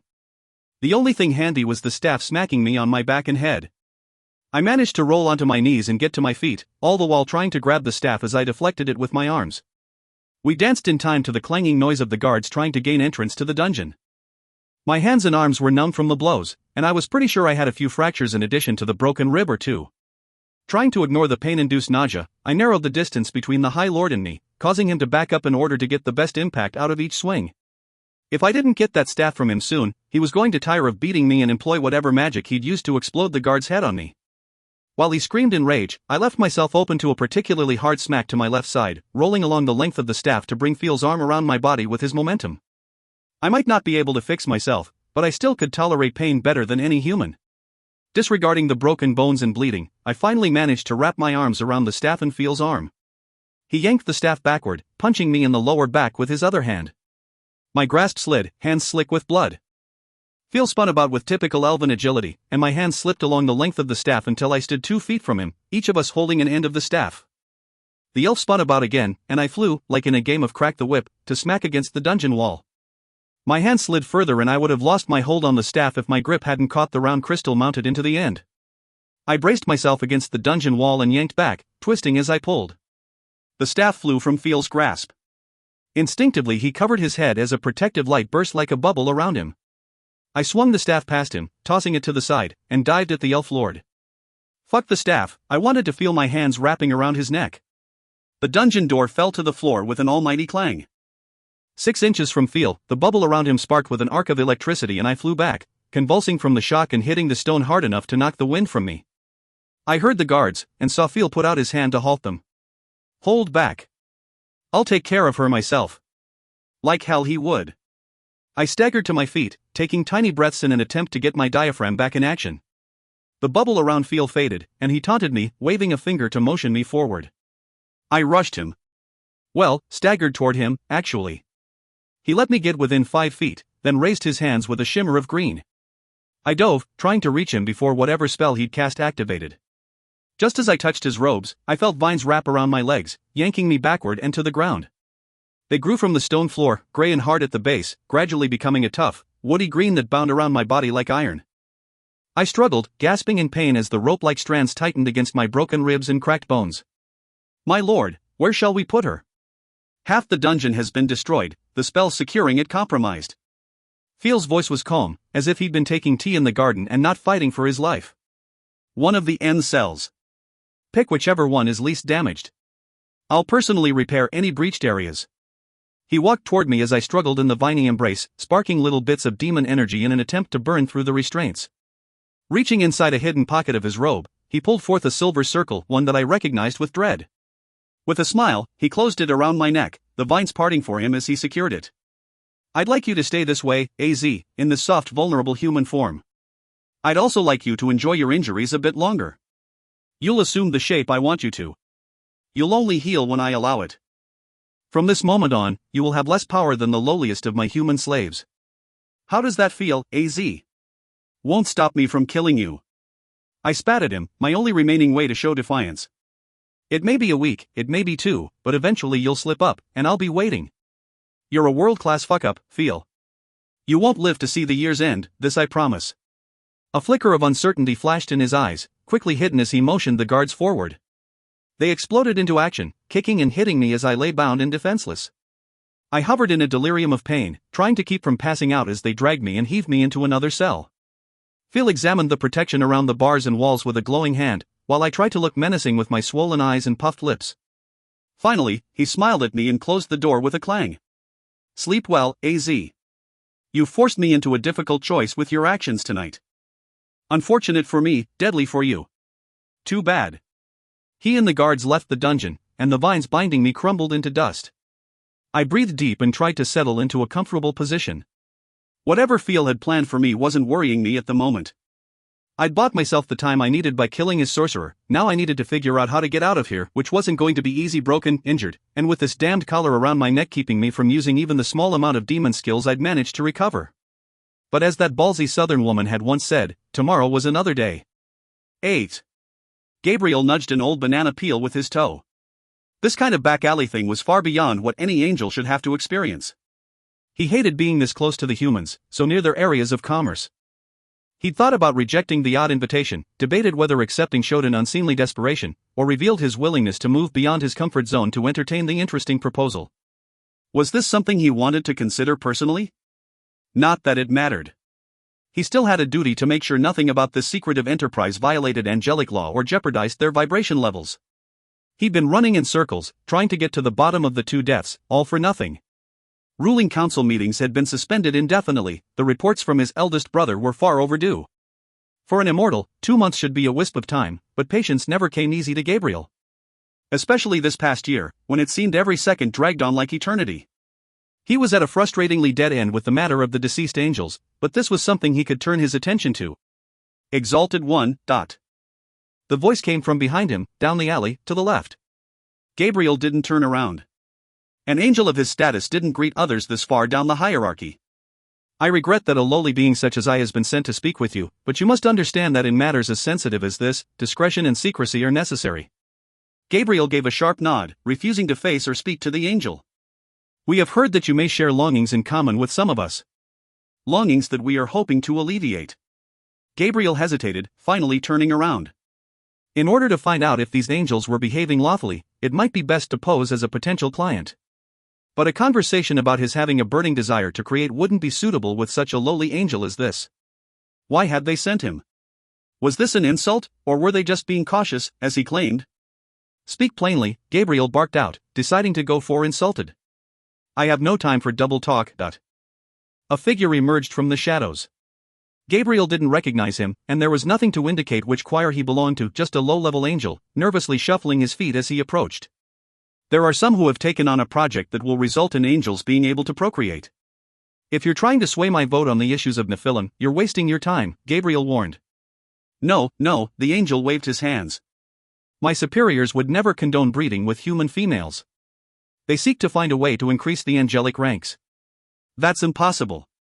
We've had a complete separation of our kind. Breeding would violate our treaty. Such contact with demons is not allowed. We would never promote such a thing. The angel waved his hand as if clearing the air of such thoughts. This would not involve any relations that would compromise your vow following the war. There need be no contact with them at all.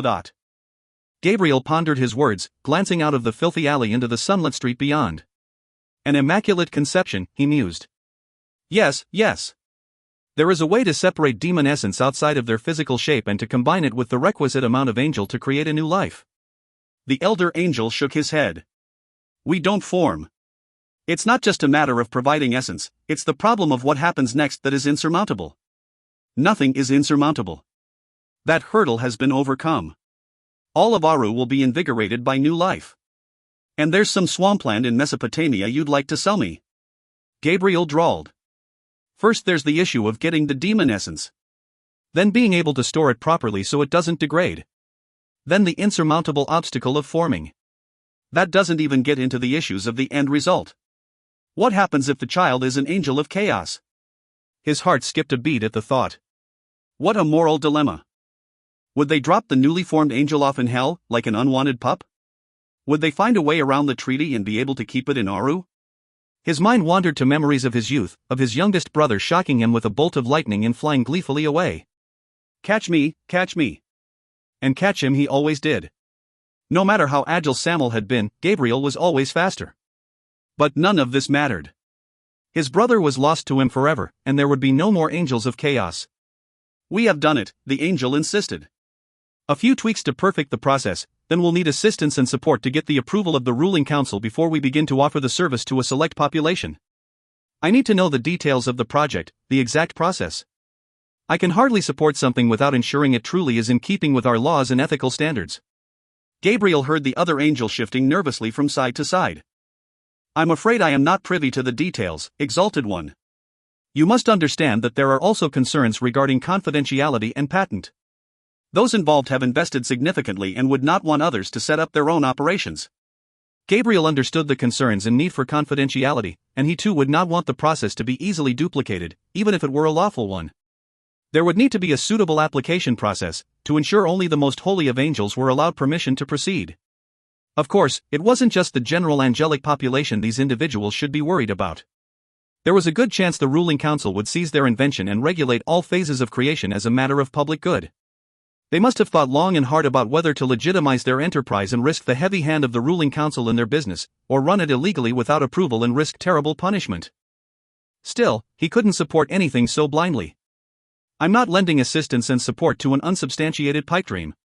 Gabriel stepped forward to meet the angel's eyes for the first time, pale gray eyes and a golden face surrounded by a halo of white hair.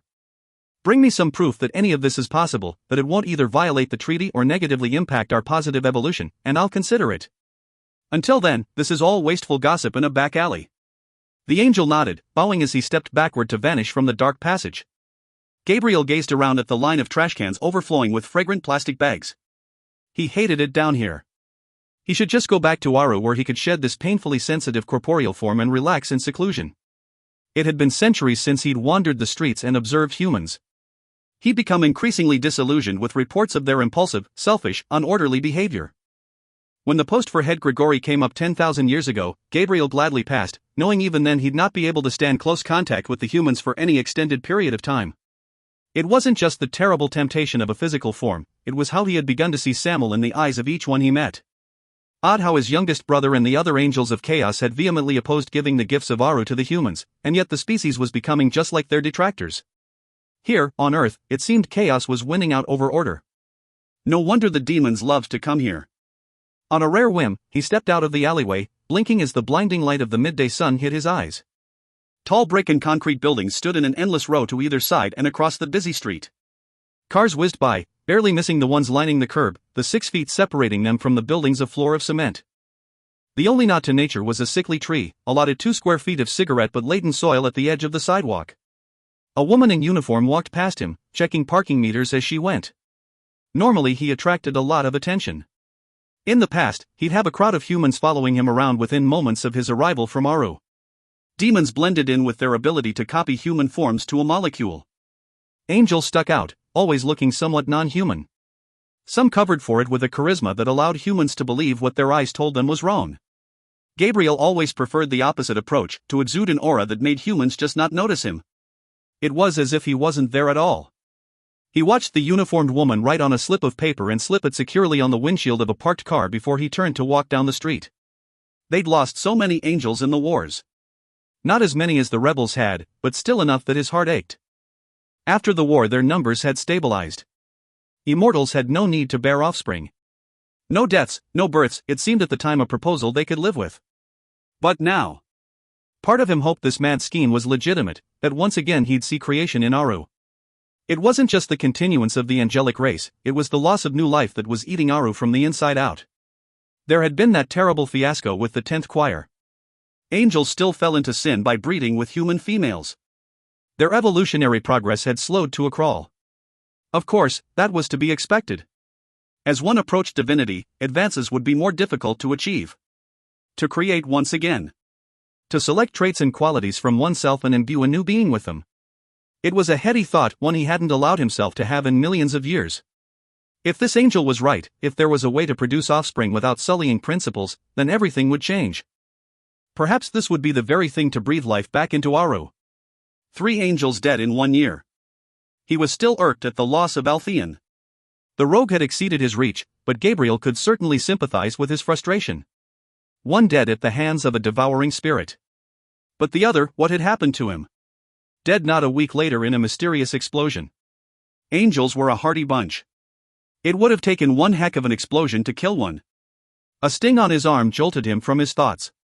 Before he could turn, another barrage of thin, small objects bounced off his head and body. Get out of here. Go home. We refuse to submit to your oppressive presence.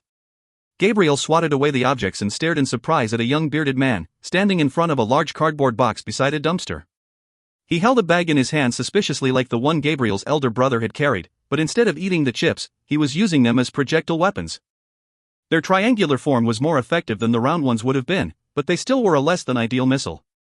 You can see me? The man threw a few more chips at the angel before stopping. Of course I can see you. Angels and demons everywhere, coming and going, disrupting our lives. Go back to where you belong, and leave us alone. It made sense that there would be a congregation of angels and demons in this particular area, what with one of the major gates just a few miles away. Still, the fact that this human recognized him for what he was and seemed unaffected by any aura or glamour amazed Gabriel. Another handful of chips hit Gabriel's face. Stop throwing those things at me, he commanded, pushing 4 billion years of power into the compulsion. For the first time in his long life, it didn't work. The human screamed at him and rushed Gabriel, throwing chips and eventually hitting him repeatedly with the empty bag until the angel fled back out into the street. What was wrong with this man? Humans had clearly changed since he'd frequented here. How could angels fall to sin with this? Were his brother's enforcers regularly subjected to this sort of attack? Had those 2 dead angels, possibly down here on an unholy visit, been assaulted with food items and chased down the street? Gabriel came to an abrupt halt as the idea came to him. If he really wanted to get to the bottom of the murders, he needed to do it here, not in Aru. This is where they had come, this is where they had died, this was where he would find the answers he sought. Unpleasant as it would be to walk the earth, he'd discover more here than in the labyrinth of political cover-up among the angels. Perhaps there were humans like the violent one in the alley who had witnessed the murders. Perhaps there were clues left behind. If his brothers Grigori refused to make this a priority and investigate in a timely fashion, he should do it himself. A bell rang and Gabriel started. A stream of children ran from a brick building set further back from the road than the others. They all wore identical clothing, long navy shorts that came to their knees, and white button-down shirts with a crimson and black striped tie. They tore down the entranceway, slowing as they rounded the corner on the sidewalk and parting around Gabriel as if he were a stone in a fast-moving stream. They were all male children, he realized. Human genders were difficult to discern in their young, but he somehow knew this. Opening his mind, he let their thoughts flood him, crashing into him with a calliope of emotion, tests, parents, dinner, an itchy rash, the cute neighbor girl, fear, anger, joy, sorrow. He was used to hearing the communications of 1,000 angels at once, but the raw passion in these children's minds left him shaken.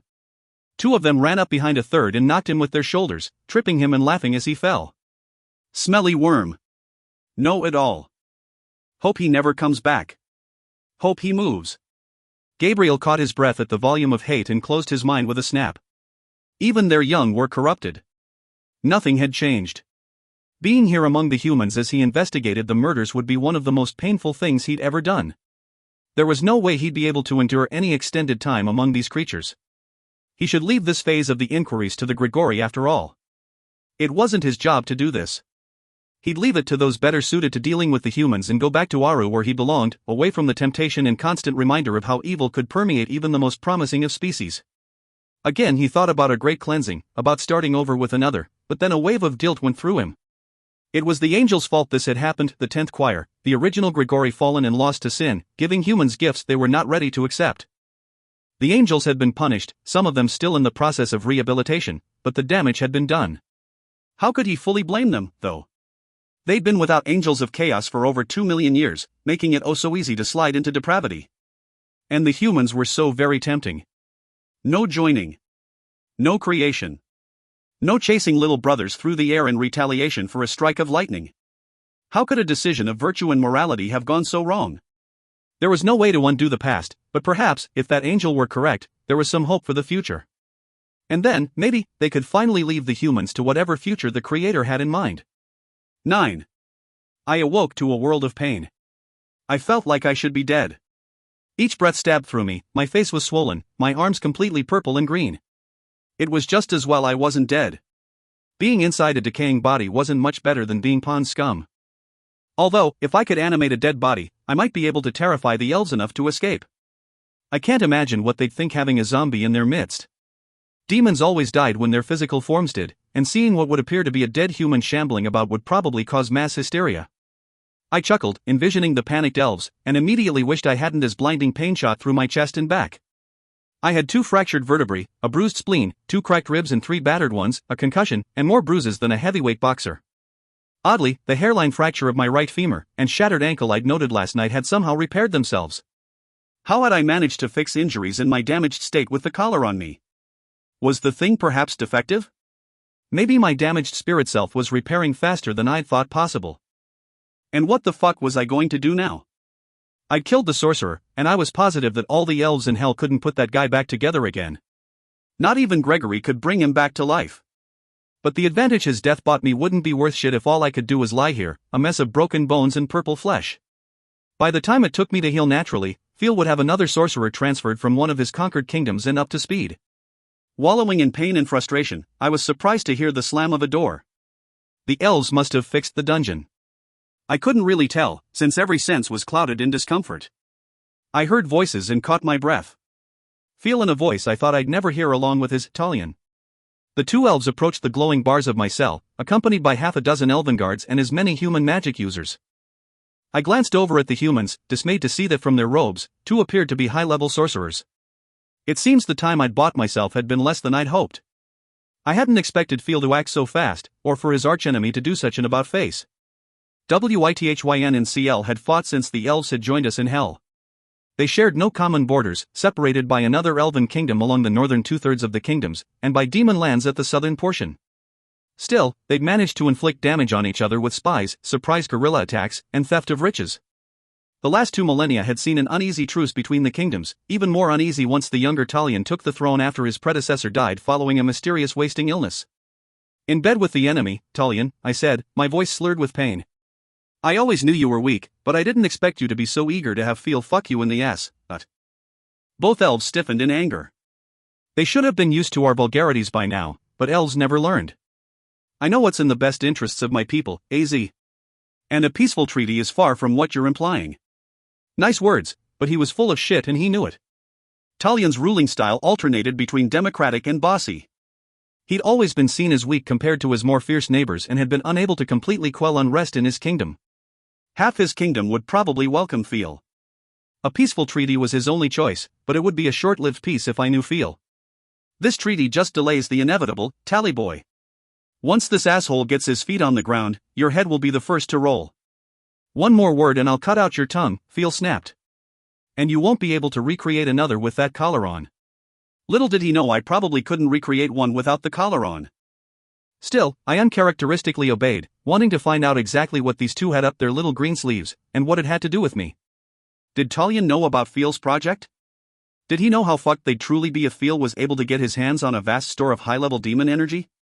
Talion curled up a lip as he scrutinized me through the bars. Looks like you did your best to kill her. She looks like a black and blue pretzel. Trust Talion to have all the good similes at his disposal. She's alive. I have no idea why. Trust me, I tried with all my might to kill her.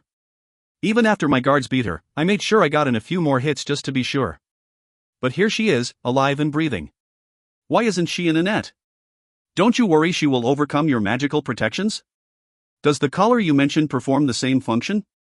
Phil grinned at me, his smile sadistic. The collar restricts all her demon abilities and renders her no more powerful than a human. Unlike a net, which restrains her physically, this collar allows us to have all sorts of fun with her. Talion looked doubtful. I've seen her in action. I'm not so sure I want her to be able to have control of her limbs. Phil made a derisive sound, but an uneasy look flickered across his face. You're an elf and a high lord. If you can't control a rebellious demon, you're not worthy of the throne. Brave words from someone who I had intimidated into returning my horse, someone who I'd nearly bested with only human strength. What were these two doing together? They hated each other. Phil had said that Talion was on the verge of signing an oath of loyalty to him, basically handing over his kingdom in return for peace. I hadn't believed it. Surely Talion would have strung Phil along only to launch a last-moment attack. I couldn't see him ever bowing his head to Phil's reign. Was he as weak as everyone had thought, or did he have something sneaky up his sleeve? Talion ignored the other elf's barb and shook his head at me. How am I supposed to enact my own vengeance when she's hanging on to life by a thread? Well, he could heal me then beat the shit out of me himself. Although I wasn't sure elven healing powers would work on demons. I hadn't heard of it ever being done before. We always fixed ourselves, except for the low, and no one cared whether they lived or died. An angel had healed me several times. Perhaps elves could too. Phil sighed. She stubbornly refuses to fix herself just to spite me. Give her enough pain, drive her to the edge of death, and suddenly she'll do it. Trust me. Talion sounded skeptical. She spent over 2 months in the form of pond scum, hoping to escape detection. Even after we discovered who she was, she refused to change. We had to employ drastic and costly measures to force her into this human form, and even then she didn't learn her lesson. Talion moved as close as possible to the glowing bars of my cell, frowning at me. Are you sure? Maybe she's broken. Do you want her or not? Phil snapped. Yes. We have a deal. Talion's subdued tone with its note of resignation revealed his difficult position. His dispassionate gaze roamed over me, cataloging my injuries. I assumed. 2. Phil confirmed. Level 12 or above. Talion nodded. As you wish. His voice was subservient and defeated. Well, this was out of the frying pan and into the fire. I just dispatched Phil's only sorcerer, but the elven lord quickly recovered. From the conversation, I gathered he was trading me to Talion for not just 1, but 2 high-level sorcerers. Instead of months, I'd only have weeks at the most to get the warning out, and I'd be as unlikely to do it from Talion's dungeon as from Phil's. Phil and about half the guards left the dungeon, leaving Talion and what I assumed were his staff. I heard a heavy sigh. Unlock the gate. My heart leapt with futile hope. I may be collared in facing a high lord, 6 magic users, and 3 elven guards, but those odds weren't as daunting as one might think. Demons lived for risk. Unfortunately, as I was currently a black and blue pretzel, the odds were too unfavorable, even for a reckless imp. Net her, Talion said. Fuck. Collared and netted. Pond scum or living dead girl was looking better and better. The guard came toward me, and I shot out a hand to grab his ankle. He gasped and jerked, pulling easily from my grasp and kicking my face. It was a glancing blow, but combined with my current injuries it was too much. I retched, but there was nothing in my stomach to vomit. I was too physically weak to take any advantage. I felt the net fall over me, itchy against my bare skin, the magic like 1,000 pricks of a nettle. Can you heal her? Talion's voice sounded disinterested, as if he were asking a purely academic question. There was silence for a few moments as the figures moved around me, assessing. I don't know, my lord.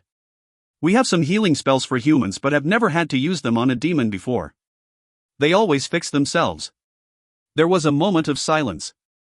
We will remove the net and the collar to give you an opportunity to fix your physical wounds. If you even look like you're about to attack us, we'll kill you. Do you understand? Yes. I doubted I could fix myself. I might be able to transform myself into healthy pond scum or a lizard, but I was terrified that if I left this human form, I'd never be able to assume it again. I'd killed the sorcerer who'd transformed me into a human and had a bad feeling I couldn't do it myself. I'd try my hardest to fix any injuries, but if I couldn't, I'd remain like this until they healed naturally. My lord, I advise you not do this. Wait until we have her safely back in CL. I don't trust her. We can't move her like this. I don't want her to die before I have a chance to make her regret what she's done to me and the yells of CL. I felt their disapproval and fear, but they obeyed, lifting the net and examining the collar around my neck. How do we remove this thing? One of the guards asked, running a finger around the circlet in search of a catch. I've never seen anything like it. Let me. I recognized that voice and blinked in surprise to see a mage I knew come forward. Kirby. He avoided my gaze and instead knelt down to examine the circlet. It's a form of angel energy, I told him, my voice raw. Attached to a magical device similar to your nets. There are tiny gaps in the energy, the biggest is where the catch is. Kirby's eyes met mine, and I was warmed by the sympathy in them. Is there an incantation? How do I get it off? I shook my head, wincing at the pain rattling through my skull. Not sure. Mages can remove and attach them, and I've seen elves do it too, so I think it's a physical sort of latch. Whatever it is, I've never been able to activate it. Got it, Kirby said, his fingers halting along the back of the collar. With a snap, he'd removed it and held it before him in wonderment. Tricky bit of magic. Anyone can latch it, but it takes a human or elf to allow the physical latch to release. The guard got up and backed away. Kirby gave him a quick glance and did the same. You should be able to repair yourself now. Yeah. In theory. I closed my eyes and reached within myself, gathering the energy from the air around me. I'd done this a million times in my life. Created new molecules, replace all the damaged structures with new ones. It was as easy as breathing. But it seems breathing was the only skill remaining to me. I felt a spark, gloried in the creation, then felt it all slip away like water through my fingers. I tried again and again, hearing the uneasy movements of the elves and magic users as they watched me. Perhaps Lord Feel was speaking the truth? Why would she remain injured like that? Idiots. But I'd rather they think me obstinate, or playing some convoluted game, than know how damaged I truly was. I tried again. Little improvements, but nothing major.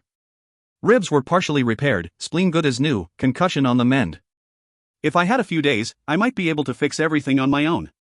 This was definitely progress, but taking a few days to repair injuries could spell the difference between life and death. Leave. Everyone except Sylvia. Wait for me outside the dungeon, thought. I heard a collective gasp at Talian's command and knew he must have silenced any protests. I am perfectly capable of defending myself against one little imp. Go. I opened my eyes and saw the guards leave, Kirby casting me a quick look as he went with them. Talian approached, a female magic user by his side. She looked uneasy, clutching a wand tightly in one hand, bunching her robes in a fist. Cover me, Talian said, and Sylvia pointed a nervous wand at my head. The elf lord bent down, a golden glow covering his hand as he ran it a few inches over my body. She's managed to partially repair her wounds, he mused. But I wonder. I felt a sizzling warmth beneath my skin, heating me down into my spirit self. His hand reached down to probe my shoulder, then down along my side. I can't really tell, but I suspect some injuries are beyond the flesh, Talian commented to the mage. I definitely cannot heal her spirit being, my lord, she pronounced, her tone respectful but assured. I could try the human healing spell and see if it restores her corporeal form to health. The elf lord glanced up at her, his expression admiring, as if she were a valued piece of art. You are my best healer, Sylvia. I have no doubt you could restore her physical self. She beamed. I would be happy to try, my lord. Talian hesitated a moment. No, his voice sounded oddly distracted. Save your magic. You'll need everything you've got soon enough. I'll do it myself. I caught my breath. Elves were very private about their magic and their abilities. When needed, they always relied on their human mages and sorcerers. Beyond my recent fight with Feel, I'd never actually seen one use any of their gifts and had no idea the extent of their powers. Leave us. Talian commanded. His deep voice lacked its usual firmness. Are you sure, my lord? Should I net her first? Put the collar back on? Leave us. This time he sounded tired. Sylvia jumped to her feet, robe swaying around her legs in a blur of embroidered blue. She bowed deeply before Talian and left. The dungeon door clanged, and I felt a hand on my shoulder. I am a fool to trust you once again, AZ, the elf told me. Twice you have bitten me, once literally, and once in deceit and treachery. Yet the enemy of my enemy is my friend, and I would dearly love to hurl your chaos into the battlefield. Under normal circumstances, he would be a fool to trust me. Right now, I was far more interested in him healing me than attempting to take him out. That could wait until 5 seconds after he healed me. As his hands moved down my body, I felt warmth seep through my skin and deep into my bones. It was pleasant, and my mind floated, feeling relief from pain. Everything tingled. It was like being mildly drunk, buzzed from a few shots of vodka. There were no words in his spell like there were in human magic. My flesh rolled against bone, bone slid against flesh, knitting and healing in a dance of golden warmth. My mind cleared and I saw Talion as he continued to work his hands along my body, hovering them a fraction of an inch above my naked skin. A golden glow shone as a buffer between us, glittering like dust motes in the morning sunlight. My eyes traveled up him as he worked, taking in the draped clothing all elves wore, fresh and unwrinkled. They were always that way. Weeks of travel, and they never stank of sweat and dirt, never looked greasy or in need of a bath. Their clothing always looked freshly laundered, their hair shining and clean. But his face, the elf lord looked as if he'd aged 3 centuries since I'd seen him last. His mouth was a tight, narrow line, skin creased at either edge, his eyelids heavy, dark underneath and slightly swollen. Lines ran across his forehead and dove down into a deep V between his brows. He was an asshole, just not as much of an asshole as Feel. Maybe he was right and the enemy of my enemy could be an ally. There, he pronounced, rising. He didn't look at my face, didn't even bother to meet my gaze so intent on him. At least I can be confident you'll survive the journey now.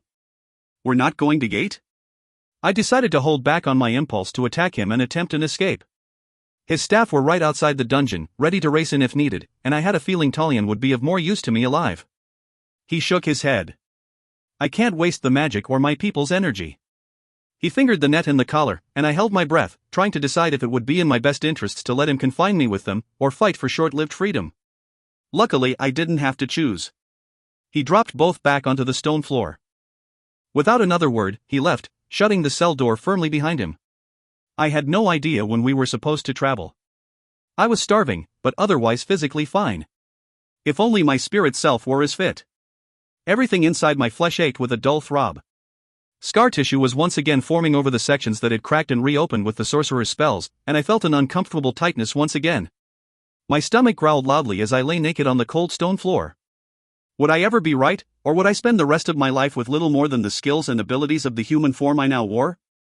If so, it would probably be a very short life. 10. Talion and his traveling party came in the next morning, bringing an array of food. My stomach clenched at the smell, and I hated them for torturing me so. Feed her, the High Lord commanded. Then we will discuss transportation options. Kirby came toward me in a swish of robes, a platter of food in his hands. He looked good, tired and stressed, as they all did, but pretty much the same Kirby I'd seen before. I had made good on the favor I'd promised when I'd last seen him, delivering to his parents both his note and the marble he'd been carrying when he'd fallen through the elf gates. It had been one of the hardest things I'd ever done. I hated seeing the pain on their faces, imagining how I'd feel if it were someone I loved, long gone and presumed dead. Kirby met my eyes and gave a nearly unperceivable shake of his head.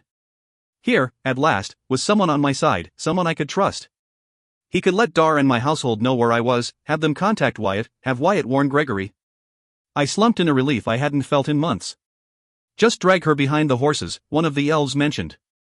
I started, realized they were debating my transportation. Talion pursed his lips. She'd take injury and be unable to fix herself in the confines of the net. I don't want to risk removing it for her to repair her injuries. Why was he covering for me? He knew I was struggling to repair myself, and here he was, blaming it all on the net and his safety concerns, so his elven staff didn't know how dire my situation really was. Why? Here. Kirby pushed the plate toward me. I didn't even bother to thank him, so intent was I on shoveling the contents into my mouth. I was starving and beyond my physical needs. I hadn't had the joy of consuming food in months. The sensation of it in my mouth, the fullness in my belly, all felt incredible. My lord, a net can be modified so she can walk, another elf said. An excellent idea, but it will delay our journey considerably and our time is running out. An excellent idea? I choked on the slab of cheese. What the fuck? Elf lords ruled with an iron fist, or they didn't rule for long. Where was this collaborative Talion coming from? Kirby went to pull the plate back, and I snatched the remaining food from it, cramming it in my mouth. He chuckled. There will be more, I promise. Just hold tight and keep silent. He needs you. Desperately needs you. Needs me? What the fuck? Kirby cast a quick sideways glance at his lord. I've told him things. He doesn't trust you, but he's out of options. You're all he has left. Before I could swallow my food enough to speak, Kirby had taken the plate and walked back to the others. 4 scouts, skilled in forest travel, 2 mages, and 4 guards. Not the biggest entourage I'd ever seen with an elven high lord. I assessed Talion, surveying his posture and expression. He still looked drawn and tired, tense as a strung bow, but there was something calculating in his air. Could this small group be his way of appearing harmless to feel?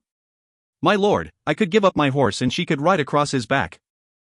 Luelia has a strong mount that can carry 2 of us as I lead the demon on mine. We can use the collar on her, now that we know how to put it on and remove it. I felt Talion's approval. Actually felt it. The glow of his elven magic radiated from him and the others leaned toward him in a strange sort of bonding I'd never seen before. It made me realize how little I really knew about the elves, how secretive they had been about their powers and society while seeming to reveal all. By the goddess, I think that will work. Thank you, Spry, for your offer, and thank you, Luelia, for allowing your mount to carry double during this long journey. I truly appreciate your dedication and loyalty. It seemed to be an over-the-top speech, as if he were laying it on too thick, but I didn't get that feeling at all from Talion or his elves. They accepted his praise like a corporate team, ready to get out the flip charts, Venn diagrams, and call in for a lunch delivery. The 6-day trip from jail cell to jail cell was uneventful and uncomfortable. Riding from sunup to sundown draped over the back of a horse with my head and arms dangling down one side and my legs the other wasn't dignified. And it fucking hurt. Bound and wearing the collar, I had a limited range of motion and was unable to fix any bruises or pulled muscles. I couldn't stretch my limbs or relieve the pressure against my abdomen for hours at a time. By day 2 I was thinking this qualified as one of the most horrendous forms of torture ever. I made a mental note to remember it. My new captors had the courtesy to let me off the horse when they made camp, dumping me in a centralized area to better keep an eye on me. I had food and water, and at least the collar allowed me to see what was going on, unlike the elven nets. The view from the back of the horse had not been very enlightening, but once the elves, and few humans with them, settled in for the evening, I observed. The first night, everyone carefully watched their words, glancing frequently over to me, but by day 3, they'd begun to ignore me. I held as still as I could, quiet and unthreatening in my chains, and tried to glean as much information as possible. It wasn't much. The elves were scared. Worried what Feel would do to their kingdom even with the treaty. They grumbled that Talion hadn't made a stand against Wythyn's aggression like a proper High Lord should, but they still followed him, still kept some hope in their hearts that he'd pull through for them. The humans were mostly silent, casting defeated looks at each other. I knew what their fate would probably be. Feel would claim them all as spoils of war, as some sort of tribute, taking them from their current owners and gifting them to his key supporters. Niala had detailed Wythyn's uncaring attitude toward humans, and I'd seen it firsthand. Even those with magical ability were treated as animals. Tolerated, until they stepped out of line, then justice was swift and brutal. Kirby and another mage were the highest ranking of the humans, and I watched them move among the elves, sharing casual conversation before moving off to sit by themselves. They weren't the same level as the other humans and not welcomed fully by the elves. It had to have been a lonely existence. All talk was on the fate of the kingdom, of their families, of what their futures might hold. There was no mention of Feel's scheme to move against the demons, or his larger plans to eventually take the northern elven kingdoms. For a megalomaniac like Feel to keep such grand schemes secret, there had to have been a weakness. Something wasn't ready, or wasn't working quite right. Otherwise he would have shouted it from the rooftops. It gave me hope that perhaps I had a bit of time beyond that which killing his sorcerer had bought me. I couldn't see the city in the distance as we approached, couldn't see anything beyond the forest under my horse turned to grassy field, then to a well-worn dirt path. There were shouts of greeting.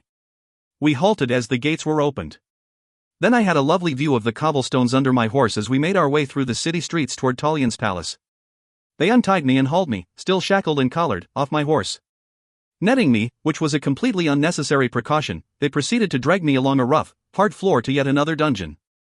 The gate clanged behind me, and I wondered if they intended to keep me in the collar and the net. I felt hands on my neck and instinctively lashed out, hitting the restraining edges of the net. Hold still, an elven voice told me, sounding unusually sympathetic. We're removing the collar so we can study the magic behind it.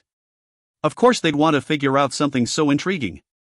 I felt relief as the collar clicked from my neck, assuming they'd leave me netted in the dungeon until Talion came back to do whatever he wanted to do with me. Cleofan. I guess not. The net dissolved from me. I slowly stood, stretching cramped, stiff muscles. The dungeon seemed much the same as the one in Wythyn. Stone walls. No windows. Big metal bars that glowed with magic. I turned and saw Kirby outside the closed gate, 2 guards by his side. Would you please leave me to have a private word with the Iblis? He asked the guards. I barely controlled my surprise. Asking to be alone with me? That was really going to raise suspicions. But instead, the 2 guards exchanged looks then glanced at me. We appreciate your kindness to our kin, Pliamaya, one told me. May the goddess continue to grant you her favor. I didn't know much about continue. I think whatever deity had once smiled upon me was long gone at this point. Still, I watched them leave, no doubt positioning themselves just outside the dungeon door, ready to race in at the slightest sound of trouble. I delivered your note in marble to your family, I told Kirby, fingering the skin where the silver collar had been around my neck. They were relieved that you were still alive, although they were very upset about what had happened. I know. The mage grinned. The marble, it was a gate relay. We've been working on them for the last decade, trying to find a way to establish permanent, movable, interdimensional access points that are unnoticeable until activated. I've been able to go home to visit and be back before anyone realizes I'm gone. Holy shit. That was huge. Gates were always either open, like the elf traps, or doorways that were visible and usable to anyone with the skill to activate them. A stealthy gate, activated briefly only to melt into its surroundings, was an amazing feat of magic. The implications hit me. Forget the demon-powered magics of feel, this was the real ultimate weapon. To be able to appear right before your enemy, kill him and vanish before anyone ever knew, that was far more valuable than the brute force that Wythyn held. Did Talion realize he had such a thing at his disposal? Perhaps there was more to this elf lord and his quick acquiescence than I thought. I could tell Kirby wanted to talk about his family reunion, but all I could think about was the storm on the horizon. Does Talion know about this? How many of the elven kingdoms have something similar? Kirby tilted his head, his expression quizzical. Yes, of course he knows, although he has no idea I've been using it. No other kingdom has it that I'm aware of, and the entire project is of the highest secrecy. If I weren't a level 12 mage, I wouldn't know of it. I walked toward the cell bars, feeling a sizzle like a static shock as I drew near. Really bad shit is about to hit the fan, Kirby, I told him, keeping a respectable distance from the bars. This thing with feel is bigger than anyone knows. He nodded. No one believes he'll keep his end of the treaty. He'll stabilize Li, Taliel, and all win, then tear through CL like a hurricane. Everyone knows what life will be like if he takes control of the kingdom, and it will be 10 times worse with him as ruler of all 6 of the southern kingdoms. Bigger, I told him, ignoring the sizzle of the bars to lean closer. He has something that will give him control over demons. Once he gets his elven power base, he's going for all of hell. Including the northern elven kingdoms. Kirby stepped back in shock. No. He can't. There's no way he can possibly overcome the ancient demons. Maybe Lows and Imps. Possibly mid-level plague bringers, but not the ancients. Once they see what he's up to, they'll band together and crush him, but I didn't have time to get into the absolute lack of cooperation among the demons in hell with him. Trust me. You guys need to make a stand. You need to use this stealthy gate thing to get an army on his doorstep and take Wythyn down as they sleep. The northern kingdoms won't do anything to support you until it's too late, they won't bother. It's all up to CL. We don't. Kirby hesitated. I don't know what his lordship intends. He's not an aggressive ruler. He spends most of his energy on infrastructure, research, and cultural preservation. I respect that, I really do, but he's not the kind of lord for subterfuge or overt attack. I rubbed my hands over my face. Fuck. The sole hope of the southern elves, the northern elves, and the demons lay in the hands of a social feel-good politician. No doubt he thought the treaty was a reasonable compromise, preserving the peace of his kingdom at the cost of only his pride. He'd still be thinking that when Feel lopped off his head and executed half his people. We traded 2 of our sorcerers, Kirby continued. We only have 1 left, and 3 high-level mages. Not enough to wage war, even with a gate relay. I believe you, I really do, but I don't know what I can do to help. He was a mage, and a human. There probably wasn't much he could do. Except. Can you get a message to my household? A message to Dar? I pleaded. Let him know what I told you. I want them to prepare for Fiel's attack. The elves were a lost cause, but I wasn't going to give up on the rest of hell. There might be nothing Dar could do either, but at least the demons wouldn't be surprised. If they believed him. If not, then at least Dar and my household wouldn't be surprised. Dar was stronger than he let on, and he had the kind of subtle influence centuries of wheeling and dealing had brought. I'll try, Kirby said doubtfully. It's not easy to get a message out right now. WYTHYN is watching us carefully. And I'm a human, I don't have much leeway in travel outside the city, let alone outside the kingdom and into demon lands. Try. Please try. Tell them what I told you about Fiel's plans, and ask them to tell Wyatt to let Gregory know that there's more to what happened to me than we thought. That there are others in Aru involved. Kirby looked confused. Tell Dar that the WYTHYN elves are going to attack the demons, and Wilson needs to tell somebody there are others involved with the angels? Close enough. Wyatt. And Gregory. He nodded, and I had no doubt that the message was going to be garbled beyond recognition by the time it reached Dar. Fuck. I needed to get out of here. Why did you come back? I asked the mage, curious. You could just disappear one night, go home and never return. He'd had a way out, a way back to his parents, and he'd returned. I belong here. I enjoy my work. I have friends and colleagues. I have a life here, valuable skills and interesting opportunities for advancement. What would I do as a mage back home? I'd wind up delivering pizzas and living in my parents' basement. But you'd be free. Doesn't that count for something? Yes, but it's not worth the trade-off. Other humans might choose differently, but I have value here. The elves respect me, even if they are pompous jerks sometimes. I'd miss my magic, the forests, the festivals, my friends. This is my home now. I just want to be able to see my parents every week or so, not give everything up to return there. It was the same as Nyala had said. There was no going home for so many of these humans, even Kirby who had family that loved him. If they choose to stay in hell, then I needed to make sure they could carve out a decent life here. It's not like anyone else gave two shits for them. Besides, they were mine. Mine. You know what will happen to you humans if Fiel takes over? I asked softly, remembering the girl the guards had thrown in my dungeon cell. I've seen how the elves there treat the servants, and I don't think the mages have it much better. Kirby whitened, looking like he was on the verge of puking up his lunch. I know. We won't have it quite as bad as the servants will, but there will be no more socializing amongst ourselves, or free time. We'll be on constant lockdown, every movement accounted for, every spell component logged inside out. His sorcerers are on every hour, every day. They achieve amazing feats of knowledge and magic, but no one can take that kind of pressure for long. Escape winds up looking like a good option, even with the probability of death by a demon bounty hunter. What will you do, Kirby? I knew what I'd do. I'd fight to the death, just like so many of us did 2.5 million years ago in the war with the angels. And if I was given a choice, I'd take eternal exile over a life of subjugation. The mage's jaw clenched. I'll fight for Talion. It's the best option I've got. And if we lose and I'm still alive, I'll leave and spend the rest of my life delivering pizzas. I felt a surge of something powerful in my core. I loved humans. The gifts of Aru, every fuck-up that had happened since then, it hadn't been a mistake. They were the perfect blend of order and chaos. If the angels couldn't see that, they were a bunch of blind idiots. A crazy idea formed in my mind. If I had my way, the only pizza Kirby would see would be one he was about to eat. If you hear anything more about Talion's plans or the situation in the Elven Kingdoms, can you find a way to let me know? Yes, although I may not know of anything until events are already in motion. Communication has been locked down tight, and we're all in the dark. I nodded and watched as he turned to leave. Wait, I called after him. He stopped and retraced his steps. Why did Talion trade 2 sorcerers for me? His need for vengeance can't be so strong that he would weaken his kingdom to see me suffer. Kirby thought, then shook his head.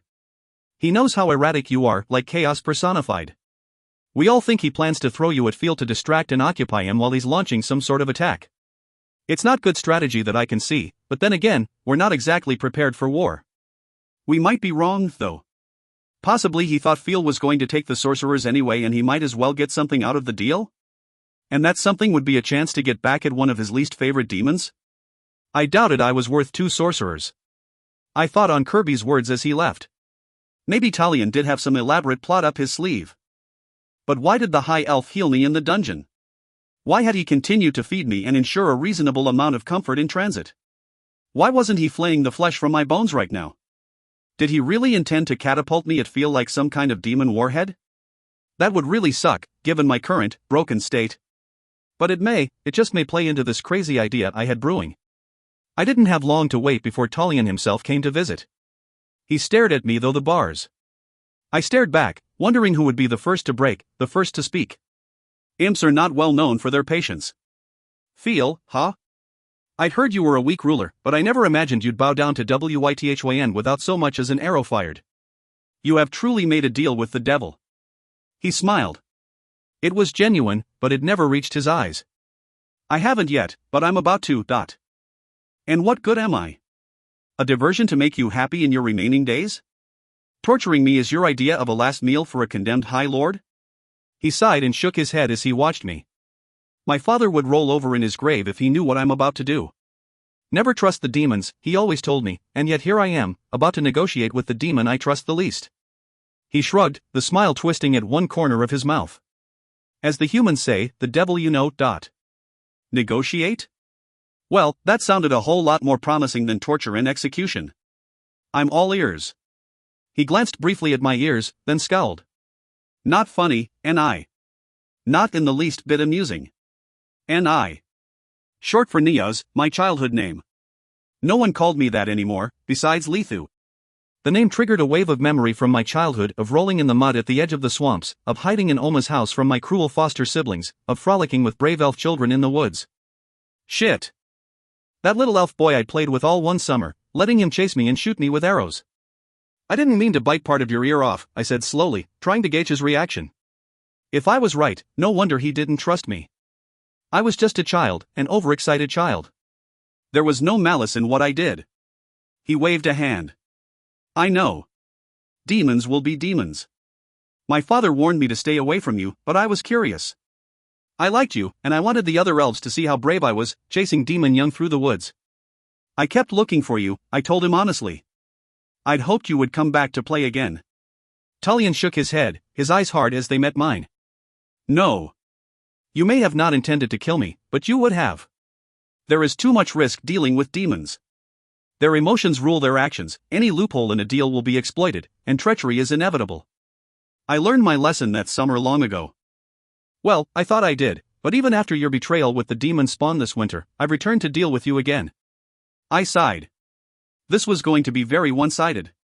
He'd never trust me, and the whole situation over the elf/demon hybrid job wasn't exactly putting me in a good light. So what do you want me to do in return for my life and freedom? Help me kill Feel. I laughed. Laughed until tears spilled down my cheeks. It's what I'd planned on doing anyway, but a good demon never gave away any bargaining chips. You're fucking kidding me. I'm broken. I could bleed to death from a paper cut. How do you envision I perform this assassination? Talion frowned. You exploded his dungeon, killing 2 elves. You crushed his sorcerer's head with your bare hands.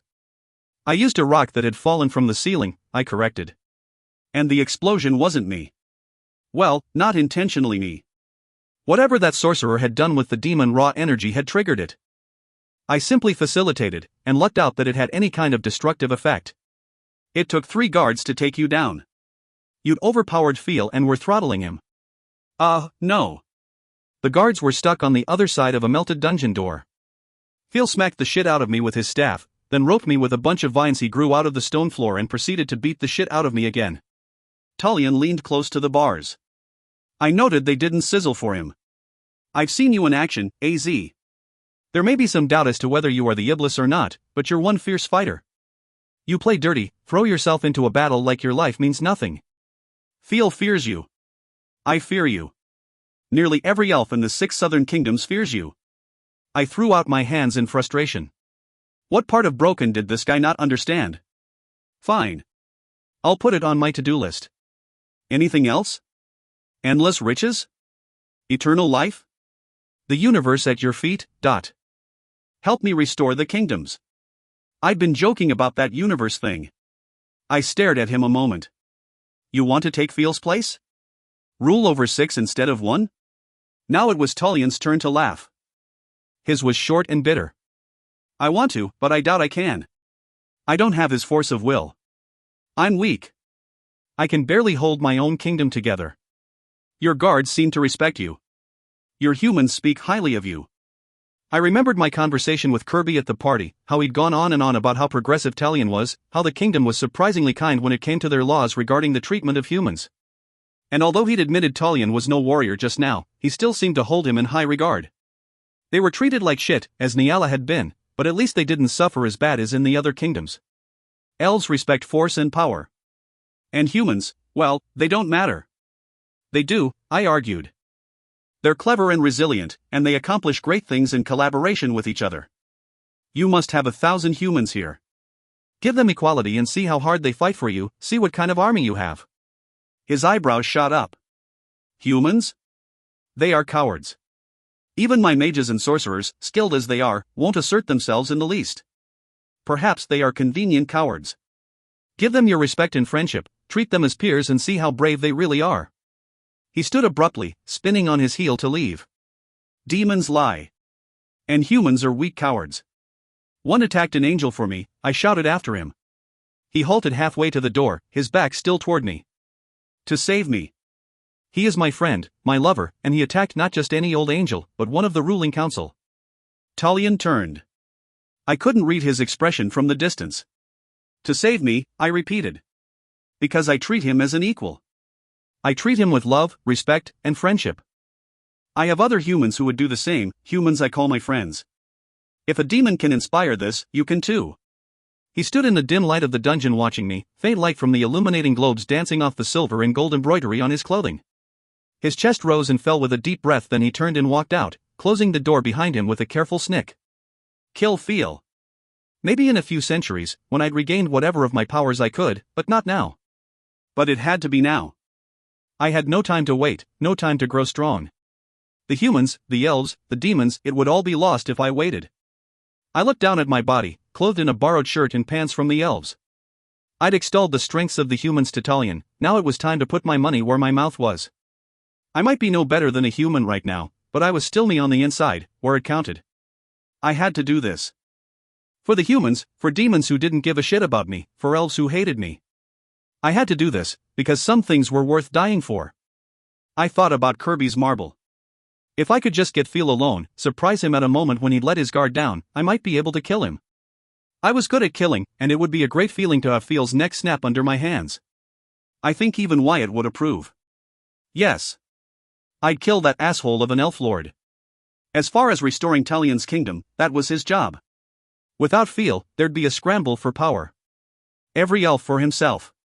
If Talion couldn't pull his shit together for his own people, then he didn't deserve the crown on his head. But the humans, they deserved more. And I'd help them if it was the last thing I did. 11. Meandering cobblestone streets separated the weathered brownstone row houses and provided a quaint ambience of yesteryear. They also acted as an effective speed deterrent, Gabriel noted as he watched the cars inch along, vibrating even at slow speed on the uneven terrain. Pedestrians walked by, eyes downward to avoid an ankle sprain. It was especially amusing to watch the female humans in their high heels tiptoeing across the street. This town looked the same as when he'd last visited it 1,000 years before, maybe a little bigger, certainly much less odoriferous. Not that he could smell much of anything with his purposely inhibited sensory organs. All the better to avoid the temptations of the corporeal world. Gabriel approached a table and sat down opposite an olive-skinned man whose dark brown hair was combed back, curling at the edge of his shirt collar. This angel was better than most at reproducing a human form, and that alone made Gabriel suspicious. He too could produce a convincing form, but there was a price. Driving his spirit so far into the flesh, committing himself so fully, created a painful sensory overload. Eventually, angels could get used to it, come to enjoy it even, but it threw them off balance. It pushed them away from their righteous center, and it made all those forbidden things so hard to resist. He recognized this angel as one of Uriel's, and not a minor member either. He'd petitioned to change from Sadriel's choir to his current one a few centuries back. It was typical for angels to make strategic moves as they gained prominence, and the third choir was known for being one of the more welcoming. This particular angel was one to watch. There had been talk of his potential candidacy for a ruling council slot in the next 100 years or so. Tura. Where's Uriel?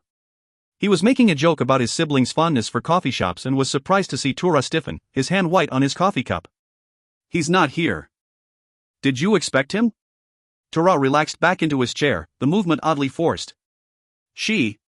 Uriel seems to fancy being female lately. Tura shrugged. Really? I haven't seen him, her in a long time. Was that a lie? Gabriel watched the angel toy with his coffee cup and decided to let it pass. Angels didn't often see the heads of their choirs on a regular basis. Even though Tura seemed strangely nervous at the mention of Uriel's name, Gabriel wasn't here to interrogate him. Not at the moment, anyway. This visit was all about information, and he wouldn't get any if he took a hardline approach with this angel. I've heard you have some interest in our project. Tura continued. We could use a supporter at your level. An angel on the ruling council giving it his backing would make things happen faster. It's a far-fetched notion. A fantasy that will only end in madness and broken dreams. Gabriel waved his hand, turning his face from the other angel dismissively. It wouldn't do to appear too eager. But here you are. The words hung in the air. Gabriel observed the cars rumble slowly by. One small and blue vehicle had 4 grown men stuffed into it, their heads practically hitting the roof with each bump. Where were they going? Sharing a ride to work? Heading off to some sporting event? The angel shook his head, irritated at his own curiosity about human lives. Slowly he turned to face Tura. Yes. Here I am. It was a fine line, dancing between interest and aloofness, draw him forward, push him back. They sat in silence, Tura rubbing a finger along the edge of his coffee cup, Gabriel looking about with casual interest at the other cafe patrons. With a sigh, the younger angel put his cup down and reached for something under the table. Gabriel couldn't help a quick smirk of amusement. If this were a human across the table from him 1,000 years ago, he would have expected him to pull a knife. But Tura was an angel, and above the need for human weaponry, and he was too smart to try anything against one of the ancient. No, to go up against even one of the brothers, an angel needed an army at his back. Instead of a knife, Tura pulled out a glass tube and slid it across the table toward Gabriel, who picked it up and admired the iridescent green swirl that churned about inside. Genie in a bottle, he mused, feeling the instant pull of attraction. Except the demon wasn't in a bottle but some strange glass tube. There had been times when human magic users had been able to bind demons, pull their spirit selves out of a corporeal form and house them captive in a vessel. He'd always found it quite amusing. Usually they snared the imps and tricksters, the ones whose curiosity left them open to capture. Sometimes the demon would remain there for decades, centuries even, until whichever human owned them at the time accepted their bargain for release. Favors. Everything came down to favors with the demons, usually in the form of 3 wishes. Sadly, the humans were too much like their captives and often wound up dead and owned following the genie's release. Not quite. This one is not worthy of such as you, but we can easily find one that is. And it's only a portion, not the entirety of the spirit being. Gabriel peered closely at the contents of the tube, carefully extending his spirit self to examine it beyond the restrictions of his form's physical senses. An imp would be below him, far below him, he thought, feeling a twinge of irritation at his eldest brother's folly, but this demon in the tube wasn't even an imp. It was a low. Why do you show me this portion of a low? He asked, his voice harsh with distaste. It would violate our treaty to join and breed with a living demon, Tura said, extending a tan hand for the vial. This is simply the portion you would use to create new life. It's more than enough, actually, but we would supply the extra to ensure a successful birth. How in all of creation had they gotten it? Gabriel swallowed down the bitter taste that rose in his throat.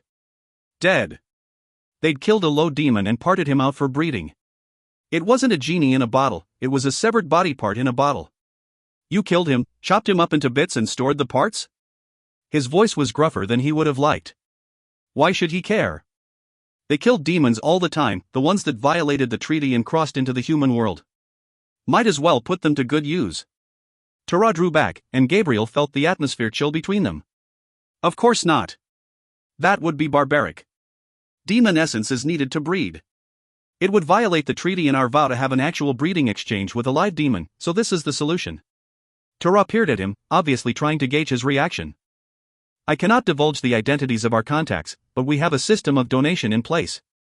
Donation? Without naming names, how is this donation brokered?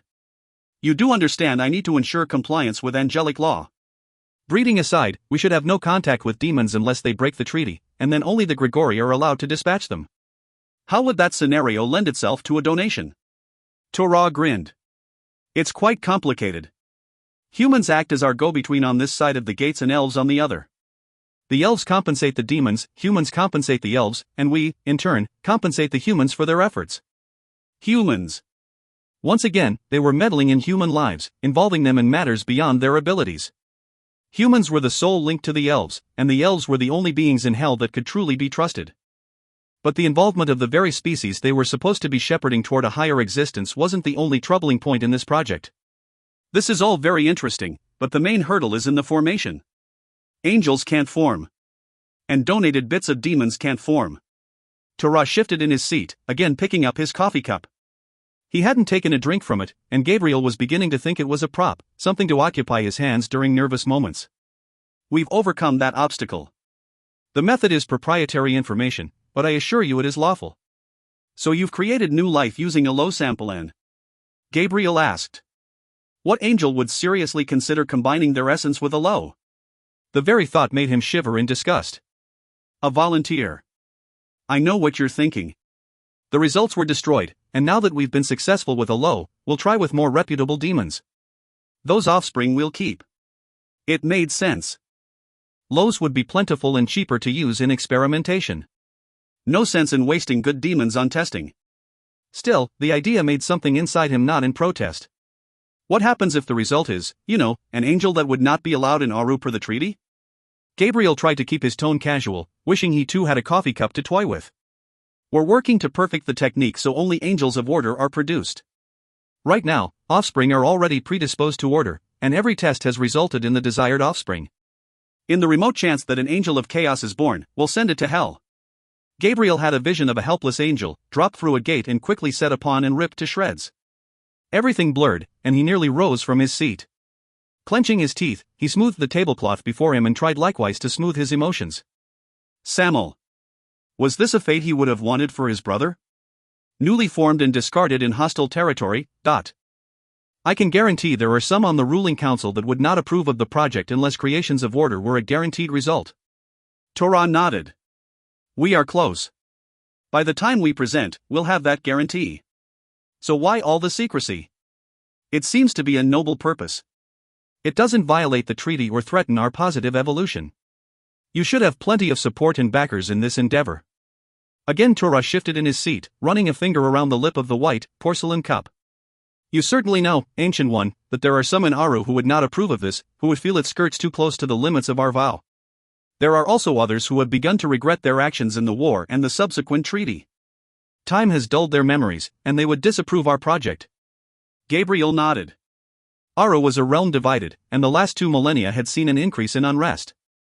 There were those who secretly held sympathies towards the demons, and on the other side there were the isolationists. A storm was brewing, and these factions threatened to tear Aru apart once again, just as the war had so long ago. Even more, Torah continued, can you imagine what would happen if we announced we had a method of creation?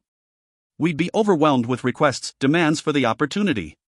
Once we have the technique perfected, we need to ensure an appropriate method of evaluation and a waiting list.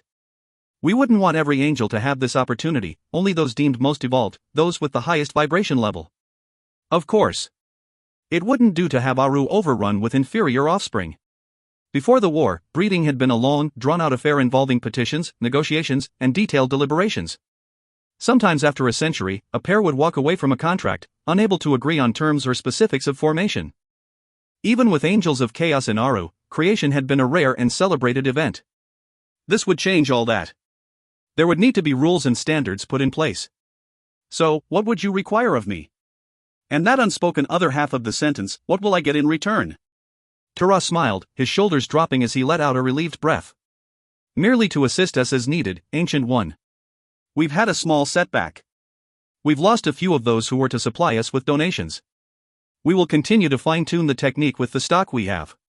We hope to be receiving a higher quality of demon donations within the next 6 months. I cannot commit to something so vague, Gabriel cautioned. You need to be more explicit in what help you'll need or I won't guarantee you'll have my assistance. We may need you to cover for us. The angels working on this project are not Gregorian and may be questioned as to their brief and occasional presence among the humans to collect donations. Most importantly, we would request your support in presenting our findings to the ruling council when we have confirmation of success. Gabriel caught the surprise, before it creased his face, and schooled his expression into calm disinterest. Were the 2 murdered angels, who'd been among the humans without permission, somehow involved in this? It was a far-fetched idea, and far more likely they journeyed out of Aru to sin with the humans. I can present your findings before the council and ensure your work continues without scrutiny until it is time to organize a rollout, Gabriel vowed. Tura shook his head. We want to present the findings ourselves. We have a team of dedicated angels. I know, Ancient One, that angels such as I are not allowed in the presence of the council, but it would mean a great deal to those who have worked so hard in the service of order. To look upon our highest angels, to tell them of our work, would be the highlight of their immortal lives, but Gabriel hid a frown. Normally he struggled with the sin of pride. Not so much as his eldest brother, but enough. Tara's speech should have filled him with a sense of his place within Aru, blinded him to all reason with its subservient and adoring tone, but it didn't. It rang false, and that allowed Gabriel to keep his wits about him. Of course, he said magnanimously. I would be happy to sponsor you and your team at a ruling council meeting. Tara smiled, the first genuine smile he'd had during the meeting. There was a hint of triumph in the smile. He took the glass vial from the table and stood, bowing low to Gabriel before vanishing. The angel sat back in his chair, picking up the coffee cup Tura had been holding and running his hands over it. Smooth, but with a slightly porous feel to its white surface. He felt the clay, the liquid within, the traces of energy from the angel that had held it. The meeting had gone well, but Gabriel still wasn't satisfied. As things stood, he might not hear from Tura until they were ready to present to the council, and that was unacceptable. He needed to know more, he needed to be involved. Smiling slightly, he dipped a finger into the liquid in the cup. Acidic and dark, burned beans steeped in water then strained. What the humans found to like about this was beyond him. All these trips here were taking a toll on him. All the smells and sights, the emotions were pulling him, calling to him with their siren song. But still, he delayed returning to Aru. Perhaps, just perhaps he'd stay a while and watch. Just observe as he used to so long ago. 12. I languished in my cell another 2 weeks, occupying myself by carving obscene pictures in the stone walls with my eating utensils. The only regular visitors I had were the elven guards that accompanied the humans who brought my food. They didn't trust me enough to send a human servant into the dungeon solo. Neither elf nor human spoke to me in spite of my repeated attempts at banal conversation. The humans seemed curious, like they wanted to linger, but the guards always hustled them along. I tried making extra limbs, scales, claws, elongated teeth, all the while terribly anxious that if I changed into something else, I may not be able to return to my current, human form. A human with 4 legs or fangs might be ho-hum in hell, but I could hardly walk around Earth like that. And I clung with all my might to the hope that I'd be able to return to the people I loved. I shouldn't have worried, nothing came of my efforts. The only thing I managed was grow my hair and nails at a quicker rate, which made me hope that the ability to quickly fix injury wouldn't be far behind. Worse was my realization that I could no longer manifest my wings. I mourned them the most and feared deep in my heart that I'd never have them again. Few demons could create them at all, but I'd always had wings. They were part of my first form. I'd flown before I could properly walk. The permanent loss of my wings would be a terrible blow. I fretted that my stolen flights above the Potomac River and flying with Gregory through the ice fields in Alaska would be the last times I flew unassisted. Finally, I heard the door to the dungeon open and a sound I'd been waiting for, many feet on the stone floor. Talion came into view wearing a more subdued, leather version of his usual attire. Gone were the gilded robes, in their place was form-fitting, body-concealing protective clothing, practical and, at a distance, undifferentiated from the ones his guards wore. Clearly, whatever the elf lord had planned, he intended on being right in the thick of things with his people. Maybe he wasn't such a wiener after all. So what's the plan? I asked, careful not to get too close to the bars. I'd already zapped myself on them dozens of times in the past few weeks. It always hurt like fuck but didn't seem to do any lasting injury. We'll move in 2 weeks. We have a magical device that will allow us to gate in and take them by surprise. There are some final logistics, then we're ready. He didn't look ready. He looked like a man about to face his death. Can we speak privately? I asked. He nodded and dismissed the guards with a wave of his hands. A few were reluctant to leave, glaring at me as if they expected me to erupt in violence the moment their backs were turned. I didn't blame them. I was sure their past experience colored their opinions about demons. Little did they know, I could do nothing to hurt Talion beyond hurtling my fork through the bars at him. Once we gate in, he continued, I'll need you to make your way to the palace to find Feel and kill him. Yeah, I drawled. There's a bit of a hole in that logic. Feel is the worst coward I've ever seen. He's happy to beat the shit out of someone or bully them safely behind wards and protective circles, but when there's a threat to his being, he crumbles like a 2-month-old cookie. Within seconds of a surprise attack, he'll hide and have every sorcerer on his staff ensuring his personal well-being. I need to get him somewhere he can't run to safety. I could possibly get you into his personal chambers, but I can't guarantee it. That, and have me go first. The rest of you can move once I'm in. Give me a few moments, then you can cover me with the commotion of your attack. Talion nodded. We'll need you to fight with us after he's dead. He has supporters, and although not everyone agrees with his policies, there will be resistance to rule by CL. Ah, so he was thinking big. Yes, I might actually end up liking this guy after all. Unless you're willing to wait for me to fully recover from my injuries, I doubt I'll be of much use to you. He contemplated that a moment. Agreed, but you'll need to get out of the palace and the kingdom somehow. It would be in your best interests to ensure we win so you'll have safe passage. Right. Normally, I'd sneak out as something small and eight-legged, but it would be harder to accomplish my usual stealthy exit as a human female. There was a good chance I'd be killed, and although I'd become rather adept at surviving inside a corpse, I hadn't yet managed to animate it. Plus, I couldn't change my physical form. The prospect of spending centuries inside a rotting cadaver, waiting to recover lost skills, wasn't appealing. Staying alive was a top priority, just behind killing Feel. I'll do the best I can, but beyond Feel, I'm not promising anything. Good. We have a deal then. I hope I'm not making a terrible mistake in trusting you. Nope. You can completely count on me, I told him cheerfully. From his grim expression, he knew I was lying. I'd help him, but I had my own agenda, and that came first. If the goddess shines her favor upon us, we'll be a free kingdom by the end of the month. Talion didn't look very confident about having his goddess favor. In actuality, he looked rather ill, like a man marching to his death. Not good, since his troops would need to feed off his confidence to fight with any valor. I think you need a whole lot more than the favor of your deity. What's your battle plan? Talion lifted his nose in disdain. I'm hardly going to tell you my battle plan. Trust doesn't go that far when it comes to demons. Fair enough. Then let me tell you what I do. Not that I'm particularly skilled in warfare, but I have spent the last 9 months listening to really long, boring tales of battle strategy from an angel. I zoned out for most of them, but I think a few things soaked into my memory. An angel? Talion interrupted. Of all the ridiculous lies, that one is the most unbelievable I've ever heard. Talion knew I'd been bound. It was the one thing that had saved me from winding up dead or in jail over the whole hybrid baby fiasco. He obviously didn't think that servitude extended to the kind of instructional conversations Gregory and I had together. I'm sure ours was the first to cross the line from angel and bound demon into friendship and more. With tightness in my chest, I glanced down at the underside of my arm. Gone. No tattoo of a sword with angel wings at the hilt. No link to my angel beyond the disconnected red-purple of his spirit sitting like an alien presence throughout my damaged self. I shook off the crashing sense of loss and refocused. I'd mourn later, but now I had things to do. First, I hope this technology of yours that gates us all in is undetectable. I'm sure it is when it's not in use, but once someone makes the hop, will it set off any alarms? Because that is going to affect your timing. Talion shook his head. It registers a small energy blip, but nothing significant enough to set off alarms. Of course, I'm not positive the sensitivity of the WYTHYN alarms, but I've got a good degree of certainty we'll arrive unannounced. Phew, that was a relief. I didn't want sirens going off all over the palace with me trapped in Feel's bedchamber. Then I'd use intel to figure out the best time to transport my assassin and give her a set time to do the deed before all hell broke loose. If she kills him too early, the palace will be in a state of alert looking for the killer, and the army would lose some of the element of surprise.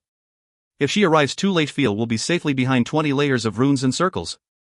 Talion's expression was blank, but I could tell he'd already thought of this. The actual attack needs to be swift and bloody. They'll be shocked and not have time to adequately evaluate the threat, so there's a good chance with an immediate high body count, the rest will just lay down their arms. He still wore a blank look. Good. I'd have a plan for post-battle, to ensure any little uprisings over the next month are quickly squashed. The best bet would be to get everyone back to work immediately, business as usual kind of thing. Make them feel like not that much is going to change day to day. That you won't be taking their lands or their wealth, or lowering their status in any way. A flicker of interest appeared in his eyes. And one more thing, to really seal the deal. Use your humans. It will expand your fighting force. If you offer them freedom, a livelihood in CL, or perhaps even a small subkingdom of their own if they want, they'll jump to serve your cause. I'm not using the service humans, Talion sputtered. Aside from the mages and sorcerers, they're unskilled. They can't fight and won't make a good army. They don't have the speed or martial talent the elves do. But they have one advantage: they're invisible. Elves speak freely around them, relax around them. Beyond the mages and sorcerers, humans aren't a threat. They're overlooked, discounted, and underestimated. I bet you think they all look so similar that a new human wouldn't even register on your radar as out of place. What good does that do me? I can see the intelligence gathering opportunity, but I wouldn't trust them to get it right. Receiving the wrong information is worse than no information at all.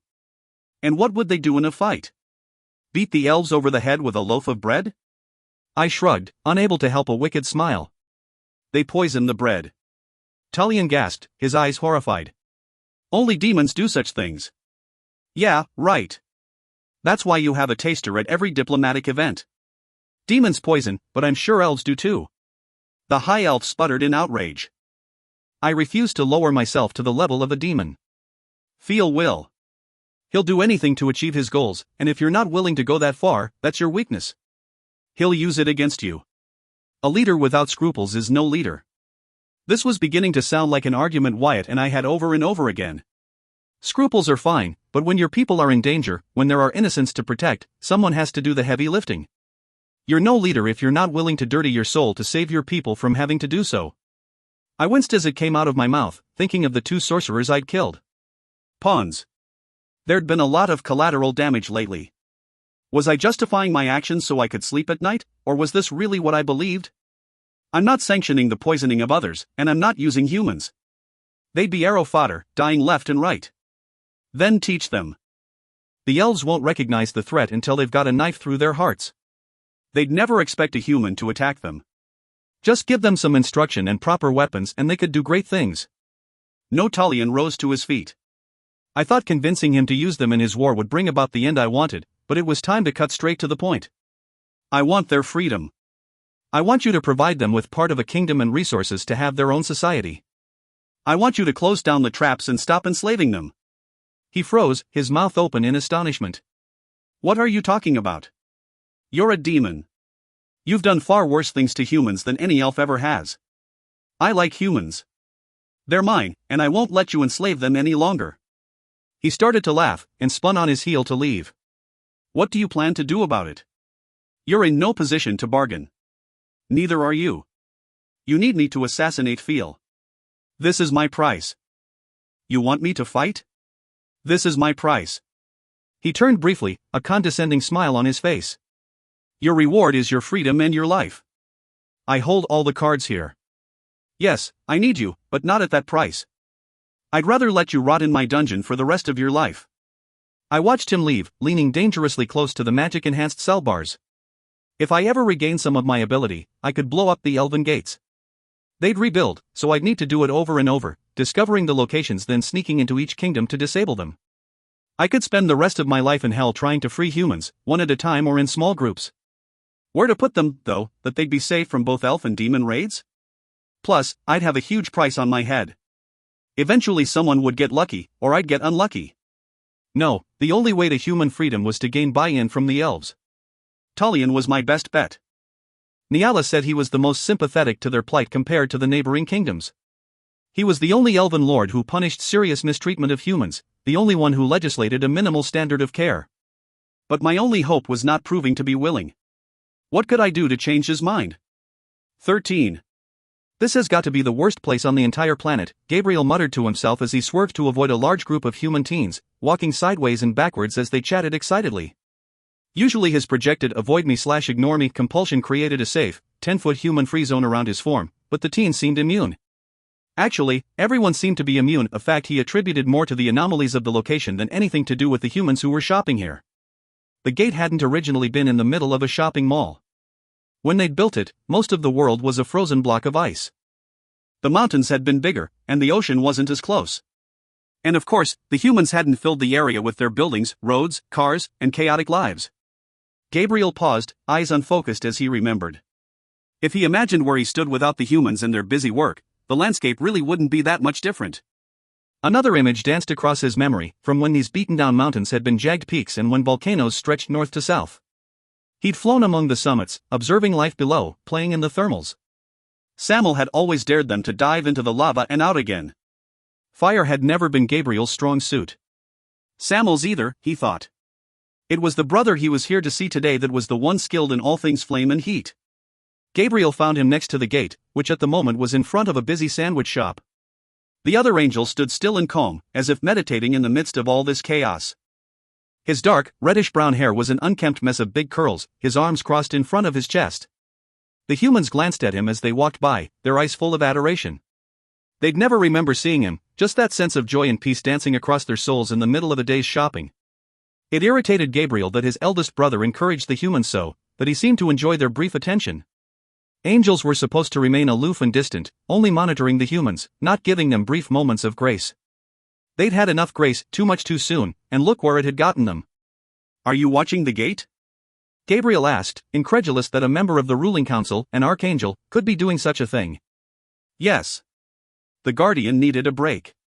I believe she is off getting some lunch. Gabriel choked, his eyes wide. What? A break?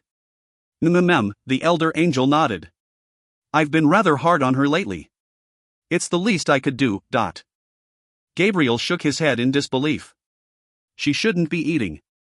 It's a violation of angelic purity standards. It's a sin. Broad shoulders lifted in a shrug. It's a minor infraction. Besides, she's a guardian. Her vibration level is not where I could require rigid adherence to standards. Her level shouldn't matter. Standards are standards. How do you expect her to attain positive evolution if you bend the rules for her? Of course, he'd seen his own brother eat something recently. They were all slipping from their right order, falling and encouraging others to do the same. She's not slaughtering humans, or having sexual intercourse with them. She doesn't even socialize with them. She's isolated down here with no companions. A brief look of pain crossed the elder angel's face. Well, not any longer. Let her have her lunch. Besides, it's not like any of us are experiencing positive evolution. Not for 2.5 million years. Gabriel winced. I don't agree. You need to hold your staff to higher standards. And you should be setting an example, not eating these crab chips and leading others to sin. His brother turned to face him, black eyes calm and emotionless. Gabriel felt a shiver down his spine. Not this again. The brother he'd both loved and hated had died inside after the war, leaving this cold, dispassionate angel in his place. The last year he'd thought whatever spark lay dormant inside had come to life, but now those eyes were once again empty, black. Do you wish to take over here as head Grigori, brother? I'm sure the council would vote in your favor if you have such a need to set things right. Gabriel felt panic tighten his chest, locking his breath for an instant. No. He couldn't. An extended period of time here? Tens of thousands of years watching the humans evolve and regress? Never again. Not after what happened last time. No, was the only word he could manage. A fleeting smile crossed his brother's face as he turned again to watch the gate. Then tell me, what is so important that it brings you from the safety and comforts of Aru to brave the horrendous world of the humans? Gabriel flushed slightly, hating the condescending tone. It had always been this way as the middle angel of the five. He'd not been young enough to indulge, nor old enough to respect. We've lost 3 angels in less than a year. Again, that brief smile. Why yes, my brother. How very astute of you. I commend you on your excellent math skills. The younger angel ground his teeth. You killed Alpheon. The other 2 died within weeks of each other, and the latest reports are still unacceptably vague. I thought they were particularly well written. What sections are you objecting to this time? The section that deals with cause of death of the one in Washington state. Gabriel sneered. Have you found out anything further since we last spoke? Are you even bothering? He's an angel. We don't die from ingesting bad shellfish or stampeding elephants. Was an angel, his brother corrected. He lost his corporeal form in a massive explosion and had insufficient time to create a new one before coming apart. What's not to understand? Who caused this explosion? Demons? Something internal to the planet? Humans? If the latter, we need to consider eliminating them and devoting our time to another species. The older angel shook his head. Gabriel, you didn't used to be so pessimistic, so quick to condemn. Where is your faith? Gone. A long, long time ago. So, a meteor strike? Spontaneous combustion? Explosion of origin unknown. The humans claim it was a remote campground that fell to an unfortunate meteor strike. Some claim it might have been some sort of secret human military facility. An angel was there, as were approximately 24 humans, some of them with magical ability. Of course, further investigation is hindered by the fact that the entire island is no more. Gabriel frowned. Have you discovered why he was there? What was he doing that involved such contact with humans and magic? A cup of soda slipped from the hand of one of the humans walking by. With a flash of speed, the elder angel snatched it and handed it to the girl. She smiled in thanks and walked on. I've no idea why he was there. Enjoying nature, perhaps, and struck down unexpectedly? Or if the other report is true, I'd assume that whatever he and the humans were working on was highly explosive. But not inherently destructive? Gabriel urged his brother to continue. There were things he wasn't sharing, and it bothered the younger angel. Nuclear power for energy would be my guess. Fission. The humans were so careless with it, just as bad as the demons. Gabriel looked intently at his brother. Humans with magic. If one was a sorcerer, there was a good chance a demon was on his or her tail. He wasn't sure why, but demons seemed to be quite eager to hunt down humans with significant magical ability. An angel chasing a demon chasing a sorcerer? But why would an angel visiting illegally risk exposure by attacking a demon? Or risk death by attacking a demon high enough to be storing a lethal amount of raw energy? Unless the demon was doing something so heinous that the angel sacrificed himself to prevent it. So what about the other one? How did he come into contact with a devouring spirit? No idea. Well then, what do you know? Gabriel snapped. Did any humans witness the murder? Were they murdered by the devouring spirit, too? Did they just vanish from the face of the planet? The Iblis claims there are wild gates. If so, vanishing is a possibility. Gabriel gave a short bark of laughter. The Iblis also claims that her hellhound eats her 495 reports. She's a demon. She lies. The older angel shrugged, clearly declining to comment further. Gabriel let the silence stretch on past the point of comfort, staring at his brother as if he could force him to provide the answers, but he wouldn't budge. Fine, the younger angel sighed. He wasn't done with this one. If he had to walk among the humans and investigate himself, he'd do it. He'd hate it, but he'd do it. The gate shimmered slightly, and the pair tensed, ready to leap, but nothing came through. A few seconds later it returned to its dormant state. Defective? Gabriel asked. He'd never really bothered much with the gates. It's not like he expected any of the elves to come through. Maybe in a few million more years, as newer generations forgot the past and became interested. They'd always been curious, willing students sitting at the angel's wings.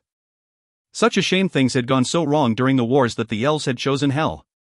They'd be back, though, of this, he was certain. No. The elder angel motioned toward the gate.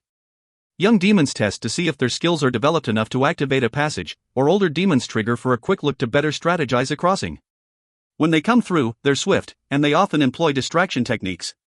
Gabriel looked around him, his brother's voice fading into a monotone drone as it always did when he went on these dull lectures. Gates weren't his problem. He didn't care. Have you seen Uriel lately? He interrupted.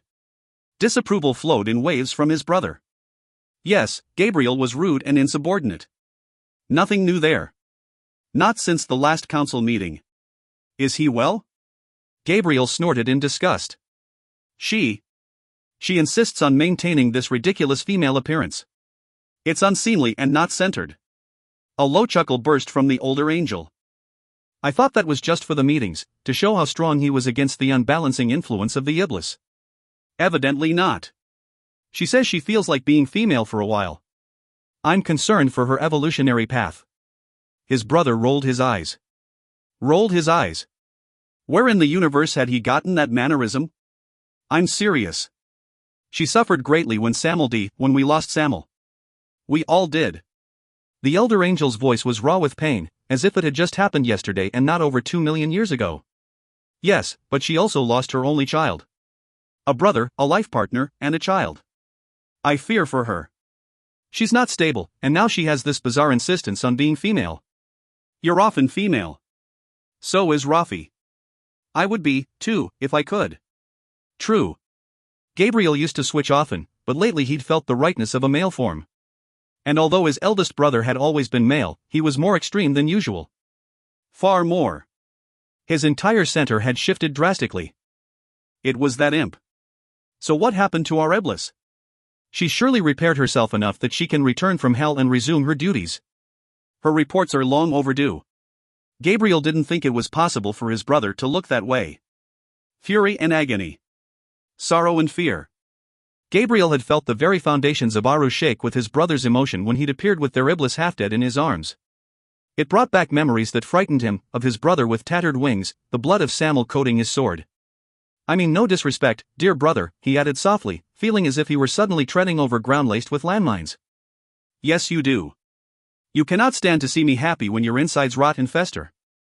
She is hurt. Gravely hurt and possibly dead. And if you speak of her with that flippant tone again, you will be the one to feel my sword." Gabriel took a sharp breath. For all their differences, for all the animosity burning like a slow fire inside him, he did love his brother. And he never would have wished this kind of pain on him, not again, not after Samuel. They'd all grieved, but the eldest of the five had gone deep into the pit of his sorrow. So deep, none of them thought he'd ever make it out again. To lose his little imp after all he'd been through. It was cruel for the strongest among them to be tested so. "I deeply regret my words, and my tone. Is there a way you can find out if she's alive? If she's repairing herself? Can I assist in any way?" Not that he could. None of them could cross the gates to hell. The demons were chaos incarnate, they could break the treaty without any moral pain. Angels of order were not so flexible, especially the ancient ones. Her human toy has her communication mirror. He is in touch with her household, but they have heard nothing of her. Nothing. Gabriel shuddered, feeling his brother's pain, accepting a share of it as a sibling should. "But you are bound. The pair of you. You should know if she did not survive." The older angel shook his head, turning away from the gate. "I had to banish her. The bond is broken."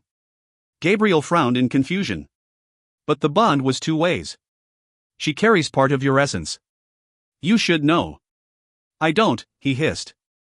"I had to break my connection, to sever that part of myself. I can't feel her." The last words were raw with agony. "Why?" Gabriel asked. "There was no need to sever her side of the binding to banish her. And you needn't fear she would take advantage of you. She may be a demon, but you are far more powerful and could easily resist." His brother shook his head, looking toward the lighted panels that made up the ceiling of the mall. "She may need that portion of me. It was my gift to her, a gift of love. I only hope she realizes and uses it if she needs." Gabriel felt ice run through him as he stared in shock at his brother. What are you talking about? A demon could not use angel essence for anything but breeding, could not use it to repair themselves or heal injuries. Unless they were the very worst abomination. She devours, Gabriel. He caught his breath. The elder angel's tone was accepting with an odd fondness as though he were discussing a strange quirk. "But you cannot allow her to live. What if she brings about the apocalypse? Your job is to stop that from happening. Perhaps my job is to allow that to happen. All things begin and all things end. Hopefully not today, but I'm coming to realize that as powerful as we think we are, there are forces and rhythms we can never overcome." Gabriel stared. "What is wrong with you? What happened to you?" His brother's mouth twisted into a wry half-smile. "I met an imp, and everything changed. The universe was truly doomed.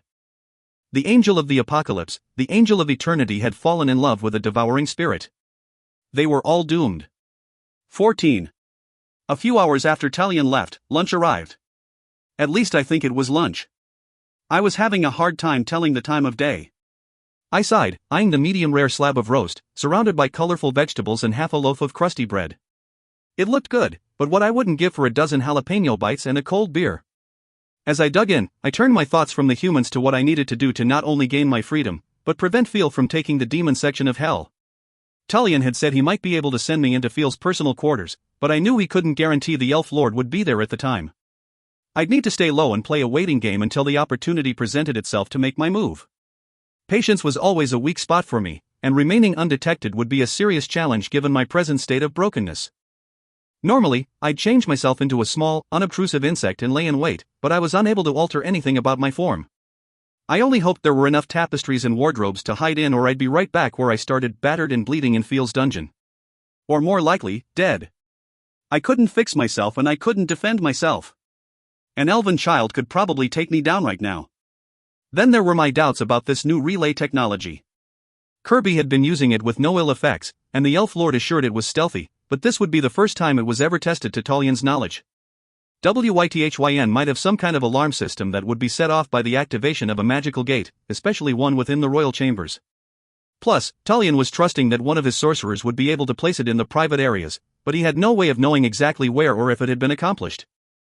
For all I knew, I'd be transported into a garbage bin, or the middle of a party. I ate and entertained myself thinking of all the inappropriate places I could find myself.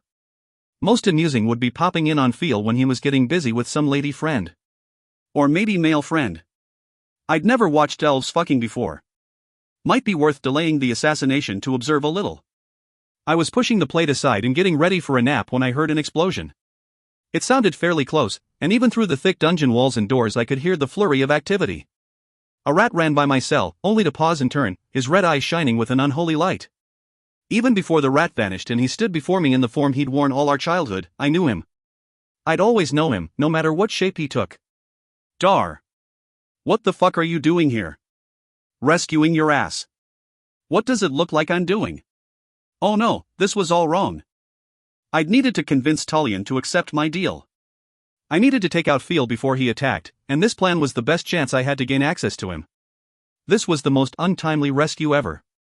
No, Dar. I need to stay. I appreciate this, really I do, but there's something I have to do here. We can discuss this later. Come on, we've got to hurry. He reached forward with clawed hands to open the gate and squealed, leaping backward. Dumbass, I told him affectionately.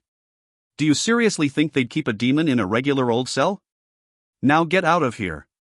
If I'm not back in a few more weeks, then you can come rescue me. They're coming. We've got to go right now. His voice sounded harsh through his furred, fanged snout. He raised his hands. Before I could stop him, he blasted the cell door open with a surge of energy. Magic doesn't like to be breached in this fashion. Instead of a melted lock, there was a rolling fireball of melted iron that flew along the length of several cells before exploding bits of hot metal everywhere. I shrieked, trying to shield myself with the empty food platter, but agonizing splashes hit my exposed feet and arm.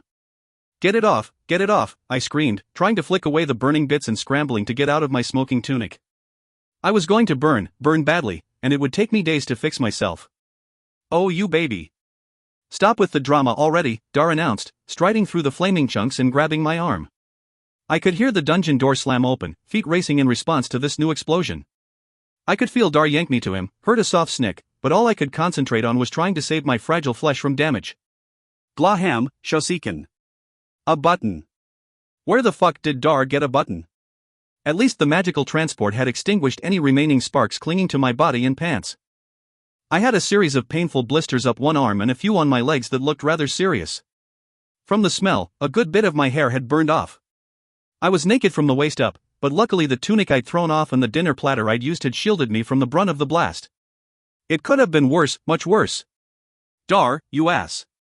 Are you trying to get me killed? I pulled away from him and saw that I was home, inside the crumbling, yellow stone dwelling I'd bought with my trust fund once I'd reached the age of maturity. I'll bet it was bursting at the seams with all the additions to my household. Well, that's gratitude for you. Dar grinned and yanked my hair, raking a claw against my bare stomach. Ow. Cut it out, Dar. Don't damage me, I can't fix myself right now. I didn't tell him that I was beginning to fear I'd never recover any significant conversion skills, that I'd be trapped in fragile human flesh with no way to quickly repair any injuries. Sorry. He backed away, paws upraised. Wyatt told me you'd been seriously damaged, but you know how these humans exaggerate everything.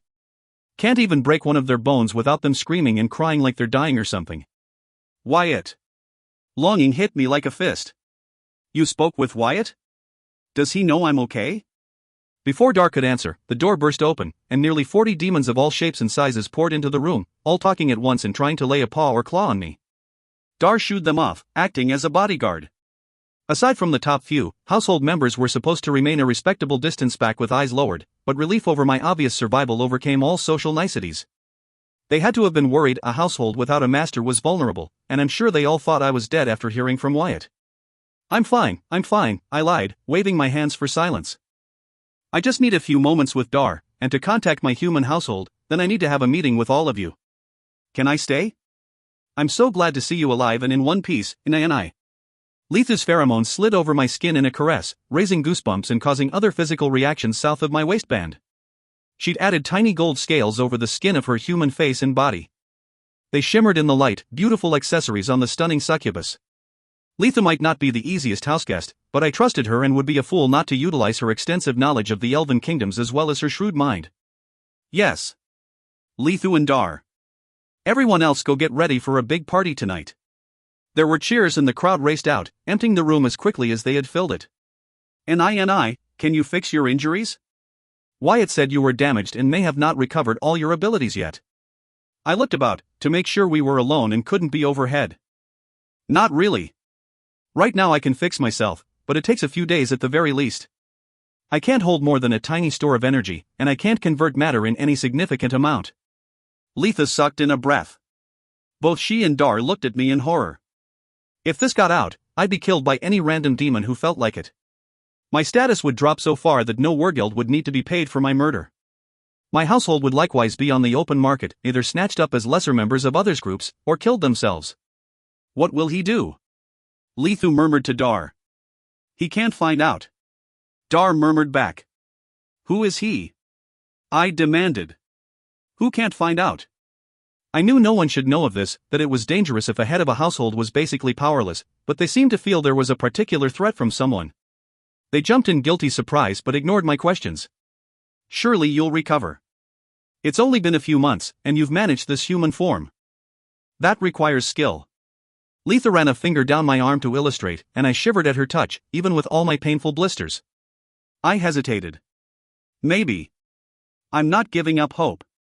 I didn't create this form, though. When I first arrived, all I could manage was some kind of weird pond scum and a lizard. I stayed that way pretty much until a sorcerer performed a spell on me. I've been this way ever since. Well, pond scum is something. Can you go back and forth between that form and the one you have now? I'm afraid to try. What if I can't change back? Suddenly I was eager to be alone, where my failure would be my own and not the cause of fear and worry to my household. If a sorcerer can get you to change into a form that comes from one of your own beings, it means you still have that ability somewhere, Dar assured me. They just facilitated it. It's there. Just give it time. I don't have time. I need to take out Feel right now. He's got a weapon that can bring all of hell under his thumb, demons included. Lethu and Dar exchanged worried glances. Mal, you can't go after him right now. You've got a commitment you need to uphold. I stared at them as I searched my brain, trying to determine what the fuck they were talking about. Ahriman, Dar prompted. He showed up a few weeks back with your contract. You're his now for the next millennium. We're all his. I felt as if someone had squeezed my head in a vice. I'd forgotten all about the breeding contract, the one I'd signed when Dar had brought Niala over from hell.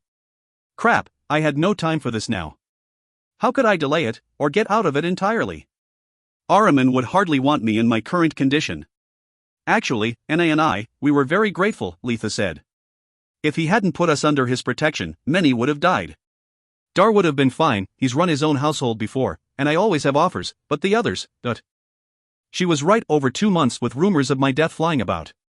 I thought about Baphomet's household, of Rames, of all the lows I'd taken under my wing. I'd signed the contract, and Ahriman had already begun making good on his end of the deal. I had no recourse now, and this wasn't a demon I could possibly defy. Why would he press forward on the contract with me missing and presumed dead? I asked, my heart feeling like a lead weight in my chest. It was one thing being owned by an angel, but something completely different being owned by Ahriman. Dread of my future with the ancient demon wasn't anywhere near the sick feeling I got when I contemplated what Gregory would think. I hoped he never found out. I hoped that I could somehow keep all this from him. Dar tilted his head, looking at me with curiosity. He's the one who found you, who got me the elf buttons and sent me in to do the rescue. I shook my head, trying to clear the grim visions of my future with the demon. He'd offered me a good deal, including a considerable amount of freedom and added status for my household. He'd protected them when they were vulnerable. I needed to just get through the next 1,000 years and complete my contract. It shouldn't be so terrible. So why was I feeling like I was on a short march to the guillotine? I need to take out Feel and help stabilize the southern elven kingdoms, I recited woodenly.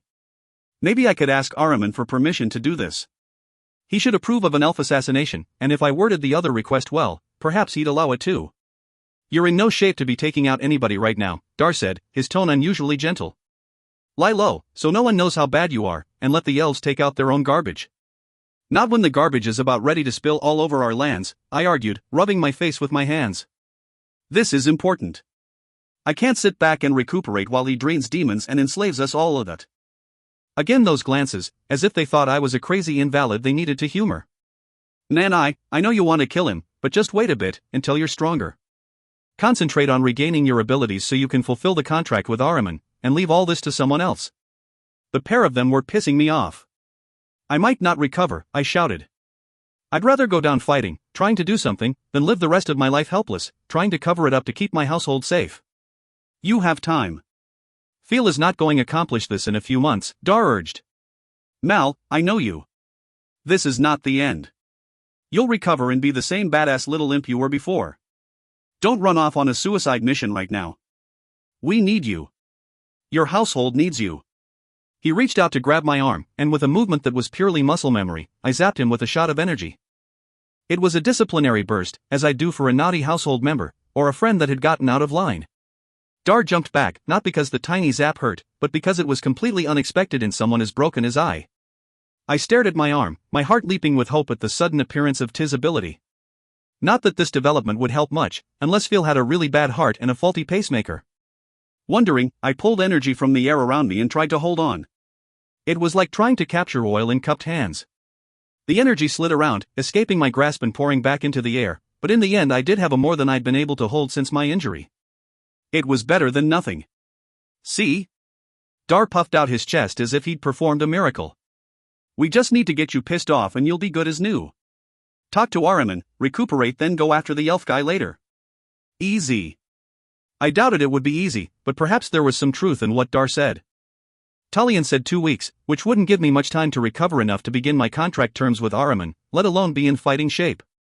When I acted instinctively in anger, I made more progress than when I fussed over my injured areas and obsessively tried to use them. Maybe there were new pathways forming and I just hadn't made the proper connections yet. All right, I acquiesced. Let me call Wyatt first, assure him I'm okay. Then I'll go speak to Ahriman and discuss the timing on the terms and conditions of our contract. The pair of them breathed a collective sigh of relief. I have a message for you from your angel too, Dar added, making a pained face at the word angel. According to Wyatt, he has commanded eat me. I choked back a laugh. How very Alice in Wonderland of him. Would I grow until my head hit the ceiling? Or perhaps the command was an erotic one. Letha seemed to think so from her knowing smile. Oh, I.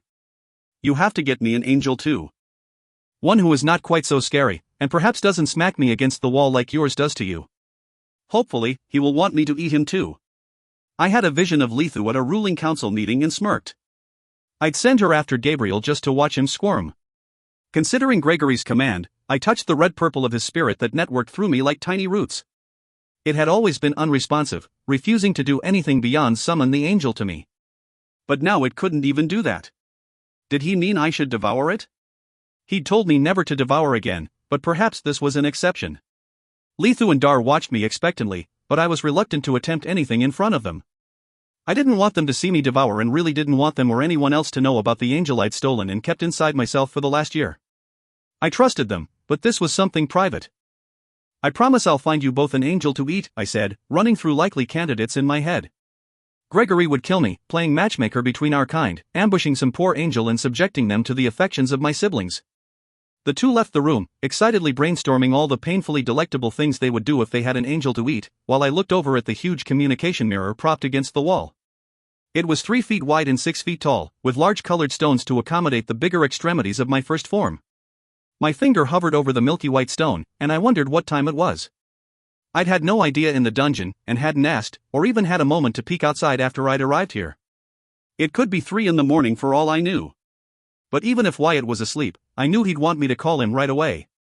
I would if our situations were reversed. Dar? His voice was sleepy across the device. Was he actually sleeping next to the mirror? Had he been afraid to leave it for the last 3 months? Wyatt. I'm here. I'm okay. It was a bit of an exaggeration, but I had a feeling he'd consider my current state okay.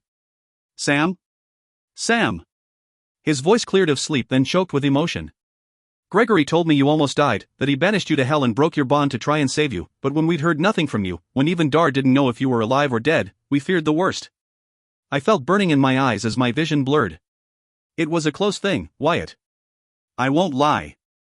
I managed to survive, but the elves caught me and threw me in a prison for months. Dar did a jailbreak and I just arrived at my house. We've been so worried. Are you all right? Did you fix whatever injuries you had? I took a deep breath, wondering how much to tell him. I didn't want to worry him needlessly. It's not like either he or Gregory could do much to help me right now. I'm in my human form, but I haven't regained the ability to change my shape or do much at all. Right now, I'm less than a low. It's going to take some time. Maybe all of eternity. And who knows if I'd ever be able to store energy so that I could fix and create physical forms outside of hell, let alone recover any kind of defensive or fighting skills. Come home, Sam. We'll take care of you until you heal. All of us. I wanted to feel his arms around me, see the girls, run with Candy in the woods, plot out my rental empire with Michelle. I wanted to see my angel. But there were things I needed to do first, and a commitment I'd made that needed to be fulfilled. Soon, if I survived, and if Ahriman kept his end of the deal, that is. Wyatt, did Gregory find out what happened to me? Did he tell you the elves were using their sorcerers in a pact with some angels to harvest us and divide us between them? He caught his breath, and I knew the angel had either not discovered what went down on Oak Island or had spared him the horrid details. It's Thiel, that asshole elven lord who had Diablo. He's got a new magic fueled by demon energy and plans to take over all the elven kingdoms. He's already conquered the southern ones. Then he plans to move against the demons and take all of hell. He'll chop us up, keeping some of us as batteries to fuel his magic, draining others, and sending shipments of us to a group of angels to use for breeding. I can't leave until I stop him. I felt his misery across the mirror. I understand, Sam. You're the Iblis, and this is something you have to do. Please call me at least once a day, though, and let me know that you're okay. I miss you so much. When I thought I'd never see you again, his voice choked off into silence, and I knew. I promise I'll come home as soon as I can, Wyatt. I'll either contact you myself or have Dar or Letha call you if I'm unavailable. I heard him take a ragged breath and I closed my eyes, imagining his warm skin against mine, the feel of his breath in my hair. I love you, I said. I love you, too, he replied softly. We held there, the line open, neither one of us wanting to break off. I still had Ahriman to talk to, my household to rally, Tullian to convince to fulfill my plan to let the humans go. But it could wait just a few more minutes while I imagined I was beside Wyatt, wrapped in his arms. I'll drive down to Columbia Mall and have the gate guardian let Gregory know, he finally said. Amber can recognize her and can find the gate. That's how I usually contact him, although he comes every few weeks to check if I've heard any news of you. Thank you. It was far more than I expected. I knew they disliked each other, but perhaps the threat of losing me forever had brought them together. Can you tell him what I told you? And that there are more angels involved in this than the one I blew up at Oak Island? For his ears only. I don't even know if I can trust the gate guardian with this kind of info. I will, Sam. I took a deep breath, my heart aching. I need to go talk to a few people, then do some planning. I'll call you tonight, or in the morning. Fuck, I don't even know what time it is. 5 in the morning here. Although, I don't know if time is the same where you are. It's close, usually within a few hours. Our days aren't as consistent in length as yours are. Again we hesitated, and I reached out a hand to the mirror, wishing that I could reach through it and touch him, feel the sleepy warmth of his tan skin, the morning stubble on his cheeks. Talk to you soon, Sam. I hope I'll see you soon. I love you, Dot. I love you too. I touched the milky white stone. My heart felt like someone had clamped it in a vice and my lungs were tight with sorrow. I stood for a moment and stared into the mirror at myself, having a private pity party. Unfortunately, I couldn't indulge myself for long. I needed to see Ahriman. Thankfully he wouldn't mind my half-naked, burned body and signed hair. Demons don't put much stock in formality. Besides, in spite of my sudden rise in status, I was still an imp. He shouldn't expect much in terms of physical presence from me. With a sigh, I turned away and walked out my front door into the blinding, red heat. I had a long walk ahead without my wings and needed to get going if I hoped to be back home before nightfall. 15. Gabriel walked the paved street of peril, invisible to the humans, his white wings extended to catch the warmth of the sun. On one side of the road, a series of cement block and adobe buildings stood in a straight line. This wasn't a wealthy neighborhood, yet it wasn't a ghetto. Working class, he would have said. Parked along the street were older model cars with splotches of gray primer and mismatched tires. The wrought iron fencing guarding the houses from the public sidewalk and street was rusted and missing much of the decorative scrollwork. Children's toys were strewn across lawns like confetti, echoing the bright paint on the houses. There was a shimmer of light halfway down the street in front of a yellow block convenience store, and Gabriel saw an angel appear, walking toward him with purpose. He flared his wings in a subtle display of status toward the younger angel and waited to be addressed. Ancient One.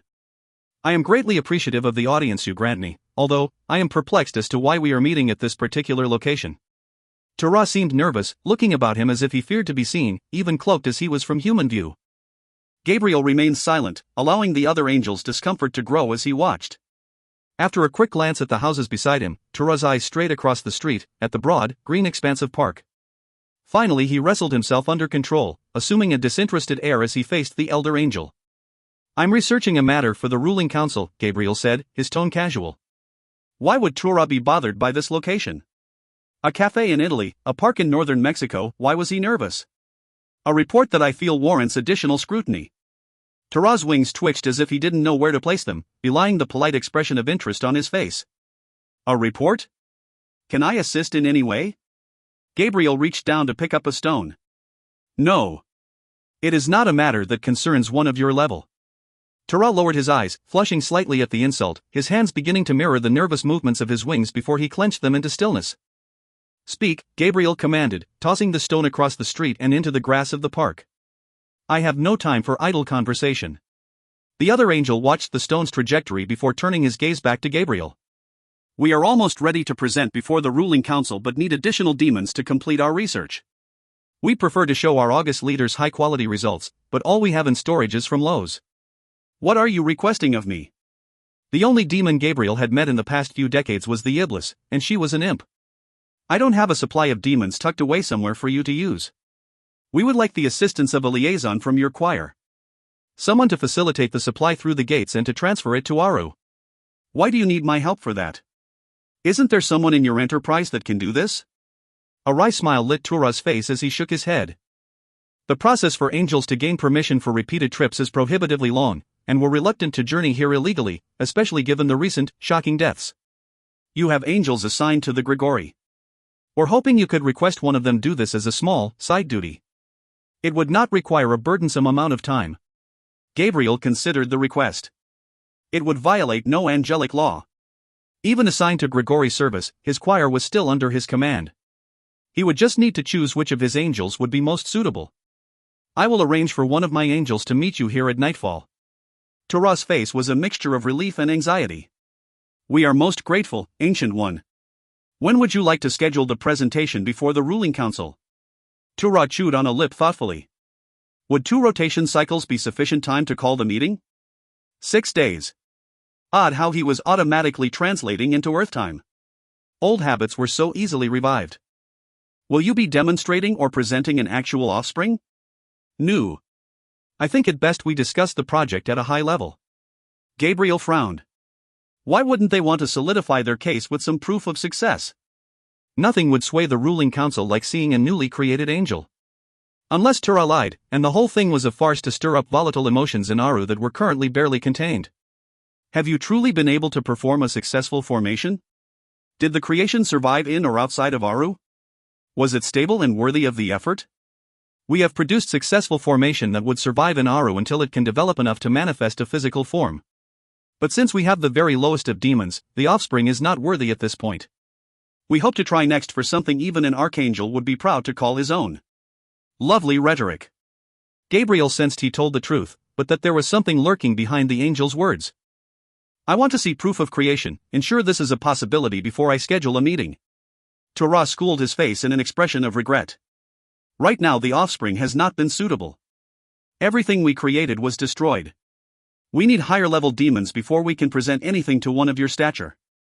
Gabriel frowned. Unsuitable. Because it was of a low? Or in spite of Tura's assurances earlier, had there been angels of chaos produced? Neither sat well with Gabriel. What criteria had Tura and his partners used to decide on life or death for a newly formed offspring? It bothered him this angel had made that determination. It bothered him that Tura showed no remorse, no hint the decision had cost him any moral pain. I thought you had a steady supply of these demons. What happened? The younger angel shifted, again darting a quick look around him. The humans facilitating the exchange proved unreliable. Our supply chain was temporarily disrupted while we replaced them. It was a brief setback, and we are due to receive higher-level demons as soon as the next rotation cycle. Then why can you not produce a sample of your success at the meeting? It should only take a moment once you have the demon essence you desire. Taraz shifted his wings. Please understand, Ancient One, we do not wish to promise this only to present an unacceptably low angel, or worse yet, one of them. A cold chill rolled through Gabriel. Yes. What would they do if angels of chaos were created? The idea both frightened and excited him. You assured me that wouldn't be a problem. It won't. I vow that the only angels produced will be those of order. I'm just concerned that with the short time frame we will not be able to create something worthy of the ruling council. If they approve of the project, then of course we will produce proof of successful creation. Members of the ruling council will have first access to the technology. Gabriel frowned. Instinct warned him to delay the presentation until there was proof, but this meeting seemed to be the only way they truly find out the details behind Taraz's project, and be able to determine whether it fell within angelic law or not. It wouldn't hurt to schedule the meeting to discuss the theory. They could always put it to committee or ask for a follow-up if Taraz's reports were ambiguous. We will need to see the tools in order to evaluate both the feasibility and the lawfulness of your project, he warned. Be prepared to show us both the storage mechanism, to ensure there is no degradation of the demon essence, and your method for formation. We'll need to spend considerable time discussing the ethical implications of an unsatisfactory creation, as well as any barriers to eligibility for the program. Taraz nodded as if he were one of those bobbing dolls Gabriel had seen on the dashboard of a car. Of course, Ancient One. Of course. The angel vanished with a quick bow. Glancing toward the park, he thought again of Taraz's anxiety when he'd first arrived. The cause may have been anything, but it was an odd coincidence, especially since the park was the very location the body of one of the recently deceased angels had been found. Still invisible, with wings tucked behind him, Gabriel crossed the road and hopped the embankment, dropping lightly to the grassy park a few feet below. It was a pretty spot with colossal trees and wandering dirt paths. Wooden playground equipment stood to his left on a large bed of mulch. To his right was a cluster of picnic tables with a small hibachi grill and metal trash can, painted bright blue. Pivoting, Gabriel walked toward the playground, painfully aware of how terrible it would have been had a dead body been discovered by human children racing for the swing sets. In some neighborhoods, that may have been a normal occurrence, but this was not one of those neighborhoods. Back so soon? Will we ever be free of you? Gabriel pivoted, hearing the words in Spanish from underneath the dappled shade of a towering tree. There sat an ancient man, gray curls tight against the sides of his head, encircling a bald pate.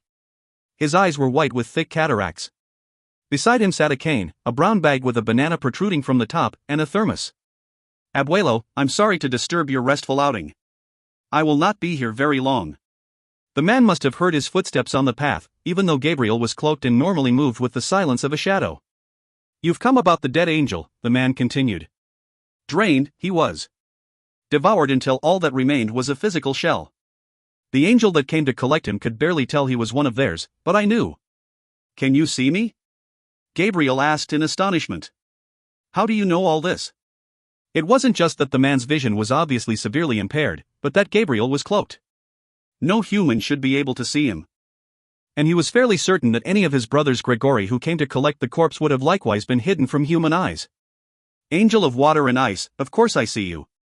I am not blind. His voice rasped with a deep, throaty laughter. I see many things, and others do not see me at all.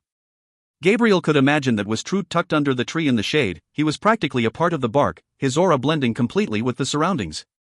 Please tell me what you know of the dead angel, Abuelo. I will be very grateful. The old man shifted on the bed of moss that was his seat, looking pleased that someone was actually interested in what he had to say. An angel brought the body. He flew in, wings outstretched, cradling the man in his arms. It was a beautiful vision. Then he landed and tossed him onto the ground by the swings and flew away. Gabriel stared in astonishment. An angel brought the body? Not a demon? Where was the fight with the demon? Demons devour, and not very many of them either, thankfully. If this man were to be believed, he had the sensory skill to know the angel died by devouring. But why would the body have been moved? Demons didn't bother with that sort of thing, and the man had clearly said an angel had brought the body here. An angel, the man said, his voice indignant. I can tell the difference between an angel and a demon. Then why would an angel bring the body here? Gabriel wondered out loud. Without the actual crime scene, the angels investigating would have no way of tracking or tracing the offending demon. It was a wonder his brother had been able to find and dispatch the devouring spirit responsible. And it was no wonder the report had been so vague. The old man shrugged. Perhaps he did not want other angels sniffing around the scene of the death. Perhaps these angels have their own secrets to keep. Indeed. What happened after, Abuelo? The man spat at the ground, carefully avoiding the banana and the thermos. I could not believe he threw the body to the ground with all the care of someone tossing a cigarette in out a car window. Disrespectful. If my family treated the dead in such a fashion, I would be ashamed. After the angel left, I went to investigate the corpse. He was an angel, devoured straight from his physical being. Gabriel looked again toward the swing set. Was he discovered by humans? Children? He prayed that hadn't been the case. Humans may have become detestable creatures, but a young child was still sacred and close to grace. The old man laughed, revealing a set of loosely fitting dentures. They would not have seen him. Only I saw him. Ah, so the corpse had been cloaked. Interesting that the angel dropping the body off had taken the time to cloak it from the humans. Another angel arrived to retrieve the body the next morning. I saw her arrive and had to hurry as quickly as I could to get a better look at what she was doing. The next morning? Someone was alerted then, and with angels, anonymous tips were not possible. Someone knew, and Gabriel was determined to find out. She stayed with the body until another angel arrived. I liked her. She grieved. Paced back and forth the whole time. Can you describe them? Gabriel asked, doubting the man could with his non-existent eyesight. Of course. The angel that dropped the body off was soft and golden with wings of pale yellow edged in white. The woman angel was strong. Her eyes flashed with anger and sorrow. She had brown hair and wings like a barn swallow. Brown, with long white points at the end. Asta. He didn't know the other angel, but Asta was one of the Grigori, an enforcer who'd been assigned only a few hundred years ago. She was part of the first choir, his choir. Was her grief just sorrow over the loss of an angel, or did this one mean something special to her? Did she know the deceased and possibly the one who brought his body to this location? Asta was a promising young angel, one he could trust. She'd also be an ideal liaison for Tara. Gracias, abuelo. May I restore your sight in gratitude for your assistance? It had been centuries since he'd offered this sort of thing. Centuries since he'd felt inspired to offer. The old man waved him off. My eyesight is just fine. It's these other humans you need to be worried about. He did worry. In spite of all his efforts not to, he worried too much. And that was the problem. 16. It took me about 4 hours to reach Ahriman City House. He had residences everywhere, but this one was particularly imposing, rising high in a sheen of dark gray stone veined in red. It was visible from miles away. Pachine wasn't the biggest city in hell, but it was strategically located between the deserts of Dis and the swamplands. My house was closer to the swamplands. If I'd had my way, it would have been right in the marshes, but few demons would have agreed to follow me there. Huge black metal gates rose 12 feet around the residence, separated from the house by a courtyard full of sculpted stone. Gates would never keep a demon out, but this one had a magical fire that licked along the decorative twisted bars and curlicues along the top. I eyed it, uncertain how I was supposed to get in. A small demon with backward bent legs and a wart-covered body nodded in greeting as he strode by me, pushing the gate open and walking right through. The fire parted for him, and I assumed he was part of Ahriman's household. I wasn't. Or was I? I approached the gate, suspending my finger above the fire. It didn't move, and I was reluctant to risk a burn with my abilities on the fritz. Looking in vain for a doorbell, I was relieved when I saw the warty demon come back out and walk toward me. Hello, I called. Is Ahriman here? I'm AZ. This whole thing was terribly awkward. How was I supposed to introduce myself or state my purpose? I didn't feel right calling myself his consort when we hadn't confirmed the deal face to face, and it would be weird to tell this little demon I was here to discuss a breeding contract with an ancient one. Suddenly I felt like I'd made a terrible misstep in protocol by not sending a proxy, or at the very least my steward to request an audience. Showing up at his door unplanned, with my hair half burned off, and my skin covered in blisters probably wasn't doing much for my street cred. I'd be lucky if they didn't run me out of town with a fireball launcher. The demon hesitated, a look of surprise crossing his face as he quickly shoved a chunk of meat into a pocket. Great. He thought I was a beggar at the door. Impressive consort I'd make. Ahriman was liable to rip up the contract. The thought gave me hope. The demon took a deep breath, as though what he was about to say pained him. Niaz, Az, Jahi, Ereshkigal, Malebranche, Malkajada, Samantha Martin, I welcome you to our home. He'd neglected to include one of my names. My very last one. I didn't really want him to say it, though, didn't even want him or Ahriman to know it. Only my angel called me that name. Only he had that privilege. No one else, ever. Ahriman is in Eresh at the moment, but I'll alert him to your presence. Please come in and enjoy our hospitality until he arrives. I wondered how long this was going to take. Eresh was in the very north of hell. Of course, a demon as old as Ahriman probably could transport himself just as Gregory could. Sure. Sounds good. I waited for the demon to open the gate so I wouldn't fry the shit out of my skin going through. He just stood there, cocking his head to the side as if perplexed with my delay. Since I'm not yet a member of your household, your alarm system doesn't recognize me, I told him, putting out a finger toward the flame as if to illustrate. I apologize, he said, hurrying to open the gate. By your appearance, I assumed you enjoyed a bit of burn. He wasn't joking. Many demons did.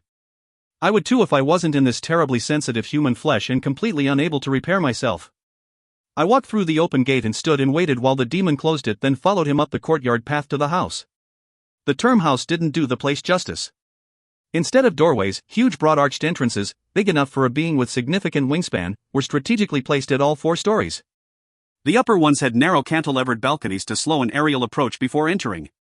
The entire building appeared to be shrouded in shadows, even with the bright sun above. The red veining pulsed slightly on the gray stone, giving the illusion that the structure was alive. Interesting bone sculptures lined the path, which likewise seemed to be a mixture of crushed bone and shell. A few sculptures still had flesh clinging to them in shreds, surprisingly free from scavenging insects or decay. It seems Ahriman didn't like to share his kills with anyone, even those assisting a natural process of decomposition. The demon led me through the huge arch on the first floor and down a hallway to a small side room. It was oddly cozy, with seats in numerous shapes and sizes to accommodate a variety of demon forms. I'll bring you some refreshment and entertainment, he said, bowing as he backed out of the room. The chairs weren't the only interesting things here. Tables of different heights, covered with gouges and claw marks, sat against the walls. The ornate carpet design was complemented by a variety of blood spatter patterns. The walls looked as if they were finger-painted with a grisly variety of bodily fluids. Ahriman's decorating style appeared to be early psychopath. I sat on one of the chairs only to realize that the hide covering the cushions bore a striking resemblance to one of my old schoolmates. As I was wondered whether my contract period would end in my becoming part of the decor, the demon returned with another, both of them carrying trays. Each sat a tray on a different table, then the demon who'd escorted me through the gate, and to the house, gestured to them. Refreshments, he announced, as if I might be in doubt as to the purpose of the meat piled onto the metal discs. And entertainment. He gestured to the other demon. I stood, shocked as he left the room, closing the door behind him.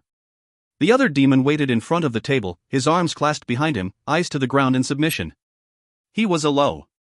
I shouldn't have been surprised. Elves might offer me a basket of rats for entertainment, but Ahriman's was a classy household. I'd be expected to do whatever I wanted to this lobe, break him, fuck him, kill him. Anything. It had been too long since I'd lived this life, and I'd changed. I couldn't hurt this little guy. He stood in his serval stance for a few minutes before peeking up at me, a perplexed frown on his furry face. Do I displease you in some way, consort? Would you perhaps like to chase me?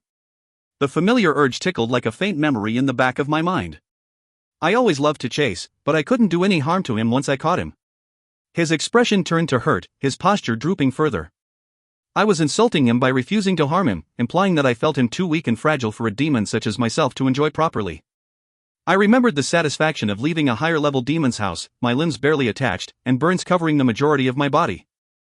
I would leave my injuries unrepaired for weeks, proudly displaying that another demon had found me worthy and I'd been tough enough to survive it. I knew that's what he wanted. It would raise his status with his peers, ensure his position within the household, give him a sense of pride. I couldn't do it. I'm sorry. You look like you'd be quite an enjoyable playmate, and there was a time when I'd happily chase you around the room and gnaw your flesh down to the bone, but I'm not that demon anymore. Why don't you join me in eating some of this food, and we'll chat? His shoulders drooped even lower, and he refused to look in my direction, but he nodded, walked over to the table and placed a handful of meat into his broad, flat, snout-like jaws. What is your name? He looked up at me with a startled glance before turning again to stare at the meat. Woof. I wasn't sure if his name really was Woof, or if his full mouth had garbled the word. I decided to go with it. What do you do here in Ahriman's household, Woof? Again he looked at me, swallowing hard before answering. I'm a low consort. I do whatever I'm told. That was a bit snarky coming from a low, but I hadn't exactly done anything to inspire his respect, in spite of my honorary title. Woof's posture returned to the traditional deferent pose, but he reached out and quickly crammed another handful of meat into his mouth. I wondered if Ahriman fed his lows, or maybe this meat was of a much higher quality than he would normally be given. Nice weather we're having, huh? I wasn't sure what to say to him. As a low, his duties were to endure whatever the others in the household did to him, and run minor errands, usually ones that would result in either dismemberment or death. I could hardly ask him if he liked his service here, or if Ahriman was a good master. Woof shot me another perplexed look. He clearly thought I was weird, and his initial dismay at my rebuff was ebbing away. It wasn't him, it was me. There was obviously something odd about me. WFTHR hot NNNDRWI, he mumbled, stuffing even more meat into his already full mouth. I contemplated making some comments about sporting events, or yet more observations concerning the weather, when I noticed faint black smoke spiral in a thin, twisted column. As I watched, it grew thicker and darker. I was wondering if something were on fire, when Woof noticed it too. He spat the contents of his mouth onto the rug and assumed a posture of servile attention, facing the smoke column. The room dimmed in dramatic effect as the smoke billowed into a black cloud, swelling to the ceiling before swirling back down to the floor. It was thick and greasy, smelling of burning flesh and hair. My host had arrived, and he was making an entrance with style. The oily dark coalesced in a bipedal shape with glowing red fur eyes. Slowly, the smoke merged into flesh, equally black with the same oily sheen. Dusky wings snapped outward, flexing before they settled into a more restful pose. They were typical demon wings, leathery with claws along the edges, and prominent bones at the ridge and supports. Ahriman's were black, with an unusual stippling that increased along the edge. As he walked toward me, I saw a small piece of black drift to the floor from the edge. A feather, a tiny remnant of the angel he used to be so long ago. I had a feeling that was the only piece of his angel self that remained. He halted and frowned, his red eyes leaving me to stare at the low to the side. Was the entertainment not to your liking? His voice sounded dry and raspy, as though he hadn't spoken out loud in eons. The little demon in question shook and I felt a stab of anxiety, worried that Woof would be in trouble for my social breach. No. I mean, yes. Very much so. We talked. Had conversation. He's quite personable. I'm just a bit tired and not really in the mood. Perhaps later. He's very appealing, and normally I would be happy to break off his limbs or something like that. Ahriman ignored my babble and shot out an arm, removing Woof's head with a quick snap of his fingers. The body tumbled to the ground where it convulsed and spilled fluids across the ornate carpet. I hastily swallowed a quick gasp of shock and horror. I'd been living among the humans so long that I'd forgotten this sort of thing happened regularly here, that no life was sacred and could be thoughtlessly ended at the whim of a more powerful demon. I'd failed him. If I had hurt him, done some physical damage to him, then perhaps he would not have been killed. Even when I tried to do the right thing, innocents still wound up dead. I realized there was a possibility that Ahriman would have killed him anyway, that it was his right as master to take the life of any household member for no reason at all. I tried to tell myself it wasn't my fault, but in my heart I felt differently. I should have put aside my own changed values and done a distasteful deed for the good of another. I hadn't, and now Woof was dead. Schooling my face into a mask of indifference, I picked up a chunk of meat and stuffed it into my mouth, struggling to chew the tough fibers with my human teeth. Ahriman glided toward me, his forward movement faster than the sway of his legs indicated. I choked a bit on the meat, hastily swallowing the mass with a dry throat as he halted mere inches from me. Would my headless body be the next on the floor? I was aware I didn't exactly look like consort material at the moment, but after all, he was the one who presented a breeding petition to an imp. You appear to have enjoyed your stay with the elves, he commented, abandoning verbal skills in favor of mind speech. His claw examined my blisters. I winced as he lanced one, digging the talon into my flesh as the sore oozed and bled down my hand. The food sucked. Other than that, it was a total hoot. Elves are such fun. Elves are of little importance to me, he announced with a wave of his hand. You're late. You were due to present yourself to me nearly a month ago. I apologize for my tardiness, I told him, feeling like a naughty schoolgirl. Time slipped away from me, especially in the dungeon where it is hard to keep track of the daily cycles. He nodded, tilting his head in an undulating movement. Yes. I, too, sometimes find it difficult to keep track of time. Silence pressed thick and heavy between us as he continued to examine me with his glowing red eyes and sharp-ended hands. I was grateful he was no longer stabbing me with his digits, but the scrutiny was beginning to make me feel rather ill. I have heard rumors that you are enslaved to an angel, bound to him for service. You'll understand if I ask for proof of your ability to agree to this contract? I nodded, my mouth dry as dust. My tattoo was gone, my bond broken. Would the contract have been declared null if I'd been bound at the time of signing? Of course, I had no proof of that with my currently free status. It was probably just as well. If he had found me bound, his anger would have been considerable. I shivered slightly thinking of what he might have done to me and my household. He held out a black, smoky hand, fingers ended in long needles of nails. I placed my hand in his, and he gripped my wrist tightly, twisting it to look up the inside of my arm. I knew only smooth flesh met his gaze. I am relieved to find you unbound. Not that I expected otherwise. Angels no longer bind us, and even if they did, they'd hardly be likely to bind an imp. I overlooked the insult. It wasn't terribly hurtful given that he'd presented a breeding contract to one of my status. Clearly, I had attributes that warranted a higher consideration than my demon type. Dropping my arm, he walked to the sideboard and poured himself a drink from a stoneware jug. I shook my head at his offer and tried not to wince as he kicked Wolf's head aside, returning to me. AZ, in good faith of our contract that you've agreed to by signing my breeding petition, I have already shielded your household. They have been spared attack and theft by the weight of my name and protection. Thank you, I stuttered after a long pause. He seemed to expect a response, and I wasn't sure what to give him. It had been so long since I'd been here in hell, playing the games demons played, and I'd never had contact with someone of this high level. In return for exclusive breeding privileges of my choosing, I offer you the position of consort. I will embrace your household within my own, protect them and provide for them as a master. You will be allowed freedom of movement, including trips among the humans if your behavior is such that I grant my approval. You will be allowed to retain all of your current funds and possessions as separate holdings. The term of our contract is 1,000 years. I couldn't breathe. I just couldn't. Everything inside me locked up and I struggled to present a composed facade. I couldn't let him think I was panicking over this whole thing. I needed my wits about me to negotiate and clarify the terms. This was the last chance I had to carve out some independence in what would be a gilded cage. You will not have the right to discipline my household staff, I told him, trying not to look at the headless body on the floor. Any issues you have with them should be directed to me for remedy. He was silent a moment, considering, before he nodded.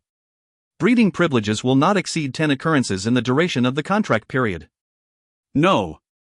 His voice was like a whip inside my mind. Unlimited. I need the flexibility to produce the specific type of offspring I'm wanting. My temper flared, overwhelming my judgment and paltry survival instincts. It shouldn't take you unlimited breeding chances to figure out how to achieve what you want. I'm not turning into a puppy mill bitch just because you can't mix and match genes properly. And now I probably was going to be a dead demon. I tensed, refusing to lower my eyes for the blow I knew was coming. Instead, he reached a hand forward and ran a needle-like claw down my face, licking the blood from it as I tried to control my breathing and heart rate. 1,000 then. That's 1 occurrence per year. I doubt I'll actually use that many, but it satisfies my need for flexibility and should keep you from feeling like a puppy mill bitch. A slight sigh of relief escaped me. I am concerned that my autonomy of movement and ability to tend to my human household across the gates is subject to behavior standards and your approval. I want full control over that portion of my life. He laughed. The sound chilled me all the way through. It was like a rusted echo of long-forgotten mirth. AZ, you are notorious for vanishing and refusing to come when called. You were even late in appearing for our contract. How can I possibly trust you to be where I need you to be? I'm an imp. I can hardly be held to your behavior standards, it's not within my nature. And I have responsibilities that may require me to make timetable changes. I can vow that I'll inform you if the need to reschedule something comes up. RM sighed. You no longer have responsibilities beyond those I give you. I'll take your imp nature into consideration, but it's high time you learn to be a demon. You've had plenty of opportunity to play with the humans. Time to grow up. 6 months of each year on Earth. Fuck, I was beginning to sound like I was begging. No. 1 week per decade. 3 months per year concurrent. 3 months per year concurrent, as long as you appear when requested and do not directly violate any command or order I've given. If you do, all visitation privileges are off and you will lose your freedom of movement. This was as good as it was going to get. Done.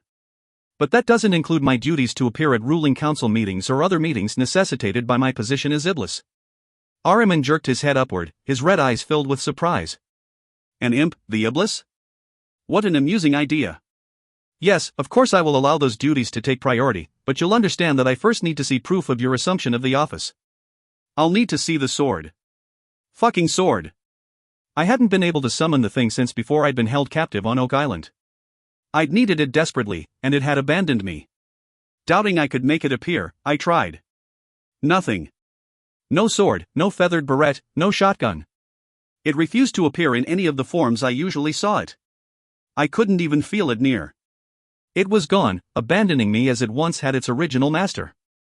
It's been a little shy lately, I told him, well aware he thought I was lying about my possession of the sword. It will come later. Probably not. I doubted I'd ever see it again. But if I was no longer the Iblis, why did I still feel the weight of the office, the crush of responsibility? And to be honest, I'd grown to rather like being the Iblis. Huge reports aside, I enjoyed interacting with the angels, shaking up their order with my presence. Sword or no sword, I was still the Iblis, although, if I couldn't convince Ahriman of the fact, I'd not be able to make any meetings for the next 1,000 years. Hopefully they'd hold my spot for me. I couldn't see anyone else wanting it. It had been vacant for nearly 3 million years before I came along. Well, once it comes to you, please let me know. Until then, there will be no special exceptions for Iblis duties. I felt the noose tightening around my neck. There was only one more thing I needed to address. I'd made a commitment to do some things for one of the Elven kingdoms. An assassination, then fighting for them in a war. I held my breath and watched him raise a thin hand to run along his jaw, lightly tapping a long finger against his coal-black lips. How very interesting. Normally I would be in favor of any outing that involved bloodshed and assassination, especially of elves, but I'm afraid I must decline your request. You're late in presenting yourself to me, and I find I do not want to delay the start of our contract period. There is some significant impact to the demons if this particular elf lives, I hinted, hoping to lead him along, spark his curiosity. His red eyes glowed with interest, and he nodded for me to go on. There is an elven high lord that plans to take over all of hell. He has already seized the 5 southern elven kingdoms, and his sorcerers worked with rogue angels to develop a method of draining us of energy, of completely restricting our ability to repair injuries, change form, or defend ourselves. After that, he kills us, parting our spirit selves out to send to the angels.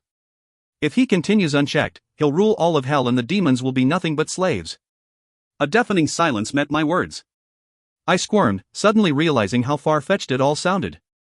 The elves had been living side by side with us for nearly 3 million years without any more than the occasional squabble. Their kingdoms had changed rulers and boundaries quite frequently over the history of our coexistence, but there hadn't been any actual wars between our kind. Ever. Internal elven issues are not my concern, Ahriman announced, his thoughts smooth and emotionless. If this High Lord conquers all the elven lands as a tyrant, his actions mean nothing to me. But he has this technology, I protested, desperate to explain the threat. He'll grab groups of lows and drain them to fuel his weapons against us. The elven kingdoms will fall first, and then we'll be next. And he's selling us out to the angels. Ahriman shrugged. The movement left a faint trace of blackened smoke hanging in the air over his shoulders. I care not if this elf takes low demons, or even if he takes entire households. The weak will fall, as always, making room for the strong. But if we... I don't move against him now, he'll grow strong enough to attack the high-level demons and defeat them. I doubt that, he cut me off. No elf will ever be strong enough to take on a high-level demon and win, even with an army of sorcerers and this mysterious technology. No. Not allowed. You're stalling, AZ, as you always do. But I... No. You are forbidden. You will not participate in this elven war, and you will not, as appealing as the idea is, assassinate this High Lord. Am I understood? I lowered my head. Fine. Shall we move on, then? This was the next stage of the contract negotiations, where he told me what types of attributes he was looking to produce in his offspring, and what portions of my makeup he favored and admired. I only hoped the things he wanted I still had the ability to give him. No such luck. I greatly admire your energy storage capacity and would like progeny to have that attribute as well as your detailed conversion and matter creation ability. I no longer had those skills. They were lost, gone, shredded away when I nearly died. Who knew when, or if, they'd ever return? There was nothing for me to give him. He was going to kill me. But most importantly, he continued, unaware of my mini panic attack, I want my creations to devour. I caught my breath.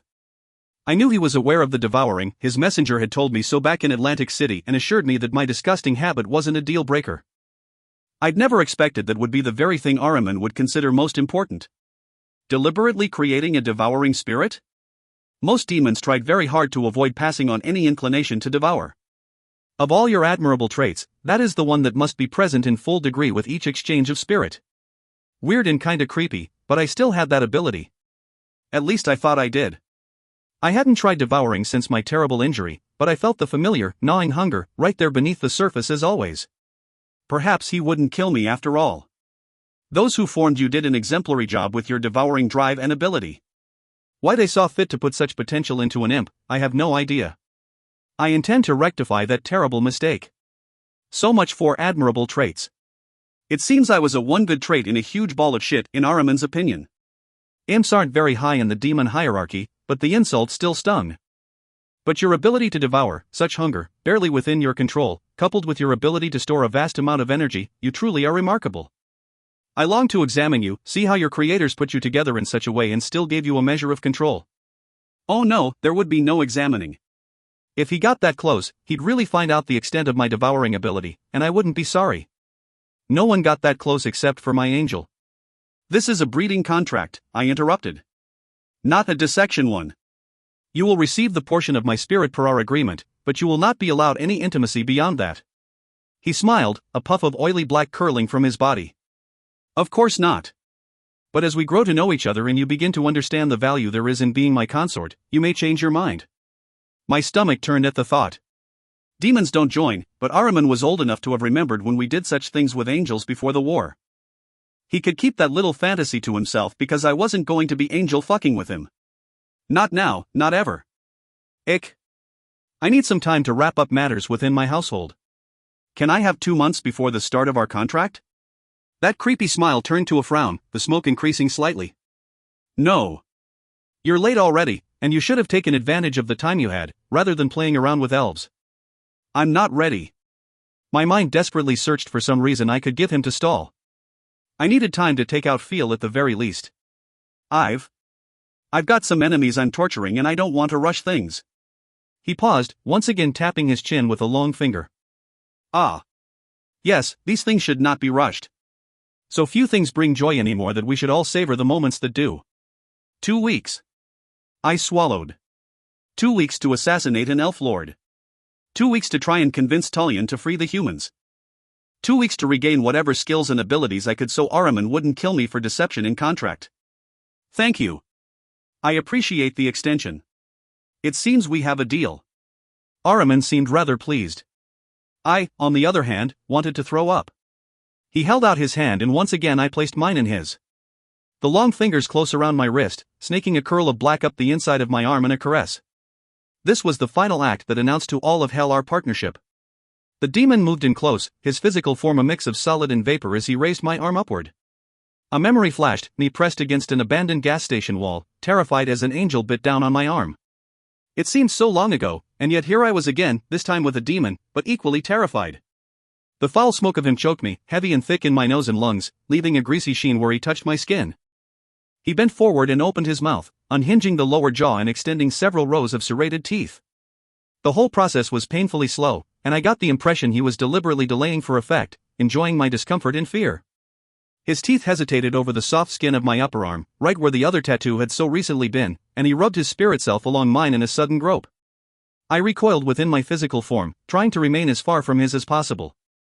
Ahriman chuckled and bit. Gregory's bite had been a painful pleasure, quickly shifting into all pleasure. Ahriman's was all pain. His teeth shredded like a shark's, but the tearing of flesh was only part of the agony. His smoky aura burned, spiraling down through my physical being to mark my spirit self. No matter what shape I took, the mark would be there. Even without shape, my spirit self would bear the mark for 1,000 years, or until negation of the contract by death of either party, or by mutual agreement. Unlike the angel's binding, this one didn't network deep within me. I felt no particular connection to Ahriman, no real bond.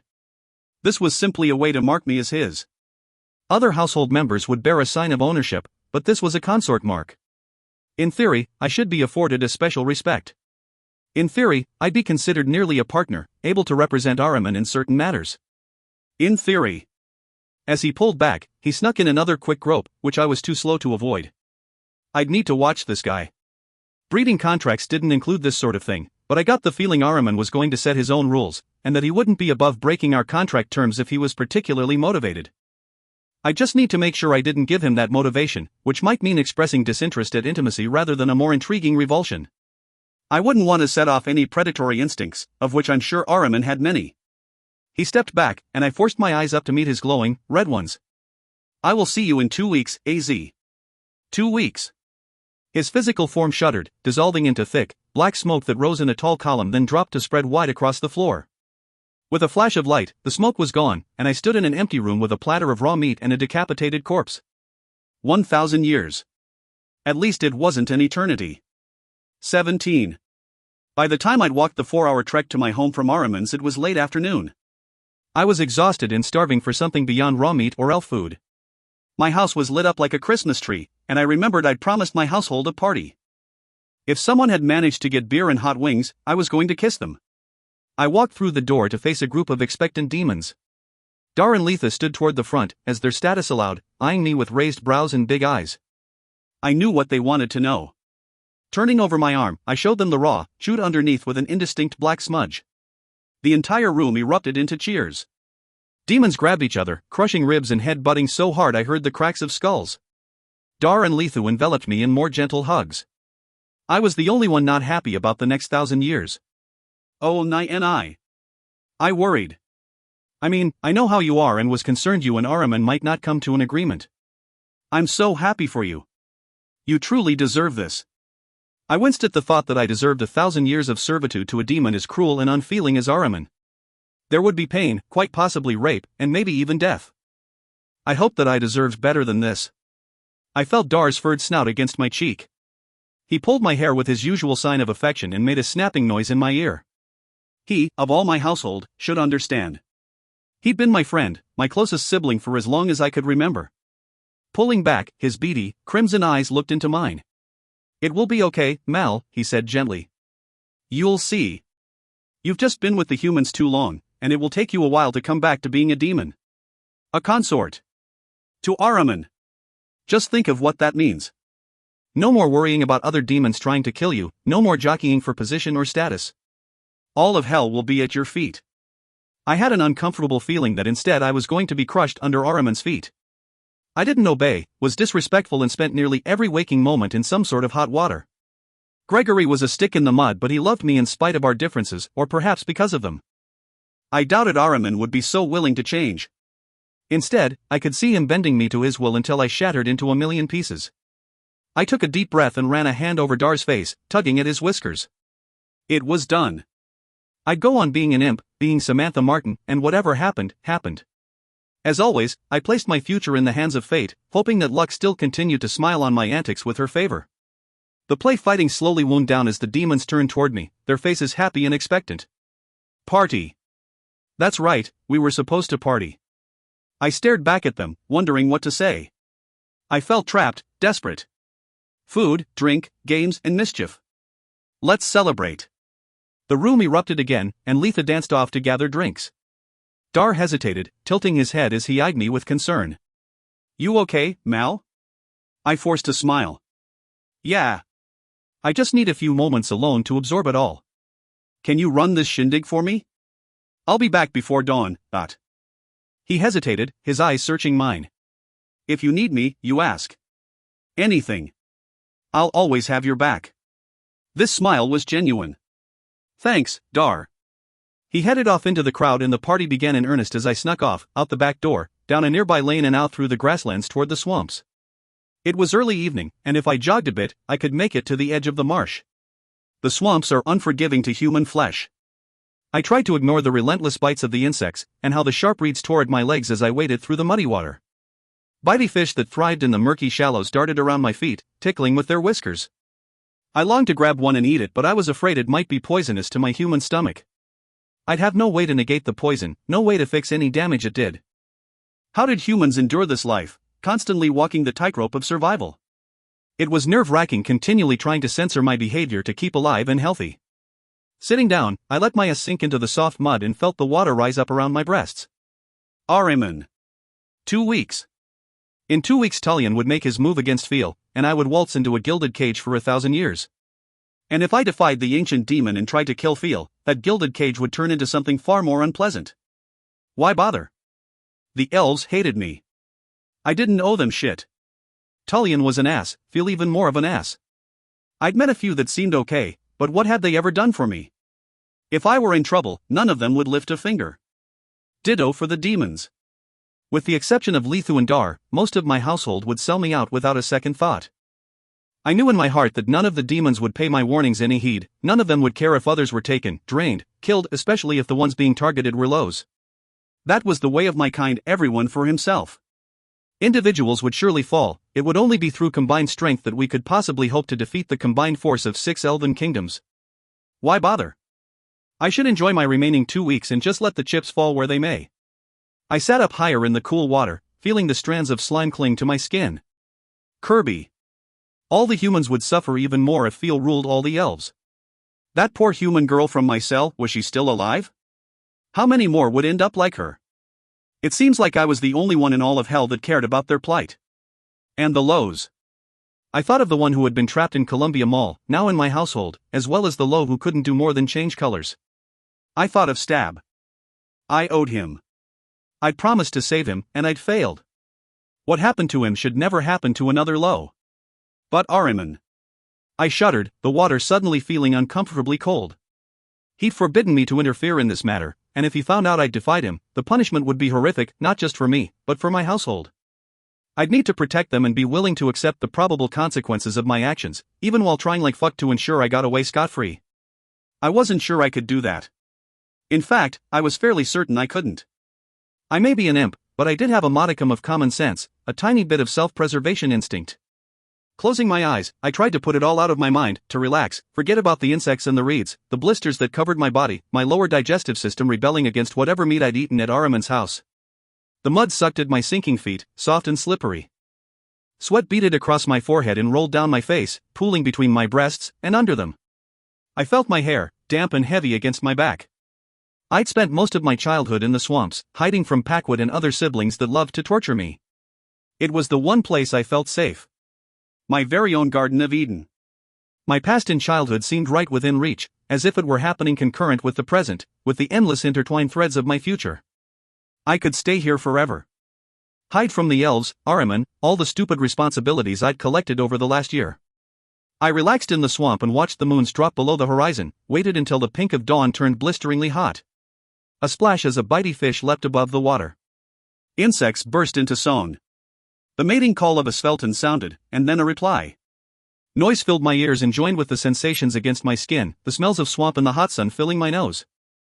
With a sigh I opened my eyes and stood, making my way out of the swamp and back toward my house. The time to spend eternity hiding in the swamps, or under rocks, had long passed. Too many had died, too many still suffered, and I found that I got a major charge out of setting things right, evening the score. But there was one person I needed to consult, the one who had become my moral compass. I might not always take Wyatt's advice, I might not always agree with him, but he grounded me. He made me human, and I valued his opinion. The party was still in full swing when I returned, a significant amount of furniture smashed and being used as makeshift weapons.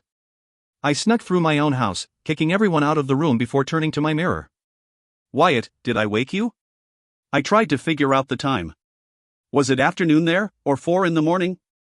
I heard him laugh. Since when have I gone to bed at noon? Many times, in my arms, after a few hours of passion. I closed my eyes for a moment, willing the ache of longing away. It was no time to let my feelings for Wyatt overwhelm me. I need your advice. His voice became serious. What's wrong, Sam? Is it something to do with the elves? I swallowed, wondering how I was going to explain this to Wyatt. It's a demon. Remember that breeding petition I showed you? The one from Ahriman? Your top contender? Yeah. Gregory didn't approve. Not that it mattered. You said you weren't going to accept any of them. Well, as they say in the mafia movies, he made me an offer I couldn't refuse. Wyatt was silent for a moment. Did he threaten you? Us? Your household? All of the above. I figured I'd have time to weasel out of it, but then everything happened in Alaska and Washington. Now I'm here in hell, and there's not much I can do but make the best of a bad situation. Can Gregory? No. I panicked, just thinking of his reaction. Don't let him know. There's nothing he can do, and I don't want him to worry. I'll never see you again, will I? His pain came through the mirror like a tangible thing. I'll be allowed some physical freedom, and regular visits through the gates. It won't be much, and I'll understand if you don't want. Stop it. Don't even think that. I know we had our rough spots, but there isn't a day I don't regret not making things right between us, especially after I thought you died. I love you. I'll always be here for you. That's all you need to know. I couldn't see from the tears in my eyes. Wyatt, I have a horrible choice. Ahriman has forbidden me from interfering with the elves. If I do and he finds out, I'll not leave his dungeon for 1,000 years, maybe longer. If I don't interfere, innocents will suffer and die. Low demons, the most vulnerable among us, will be dissected, and no one will care. The humans will be tortured and played with, killed when they are too broken to serve. It seems like you've made your choice, Sam. I thought he'd be sad, but underneath his sorrow, he sounded proud. I didn't want him to sound proud. I wanted him to beg me not to do it, not to risk myself on this fool's mission. I'd already sacrificed enough. Let someone else step up to the plate. I don't want to, I whispered. I'm afraid of what Ahriman will do to me. So, you'll just be a good little consort, obey the powerful demon and defer to him on all things? How long do you think that's going to last? I winced. I was an imp. Probably about 3 days, if I'm lucky. Yeah. And even if you do manage to stay on his good side, how long do you think it would be before Gregory found out? I looked down at the black smudge on the underside of my arm with a sick feeling. The moment he saw me, he'd know. How will you feel when you're under Ahriman's thumb, watching Los systematically killed, humans tortured, and tossed to the side? What happens to your household when Gregory grabs you on your first visit and refuses to allow you to return? I was damned either way. There were no good choices. Make the choice that will let you sleep at night, Sam. Make the choice that will console you when it's your darkest night. I heard his unsaid words, make the choice that would make him proud, that would make Gregory proud. And work my ass off to make sure Ahriman never found out I'd disobeyed him. I may never see you again, Wyatt. There was a few seconds of silence. You will. I know you will. Before the end of the year, you'll be jogging with Candy, mixing it up with those angels, naked with me on a blanket in front of a roaring fire.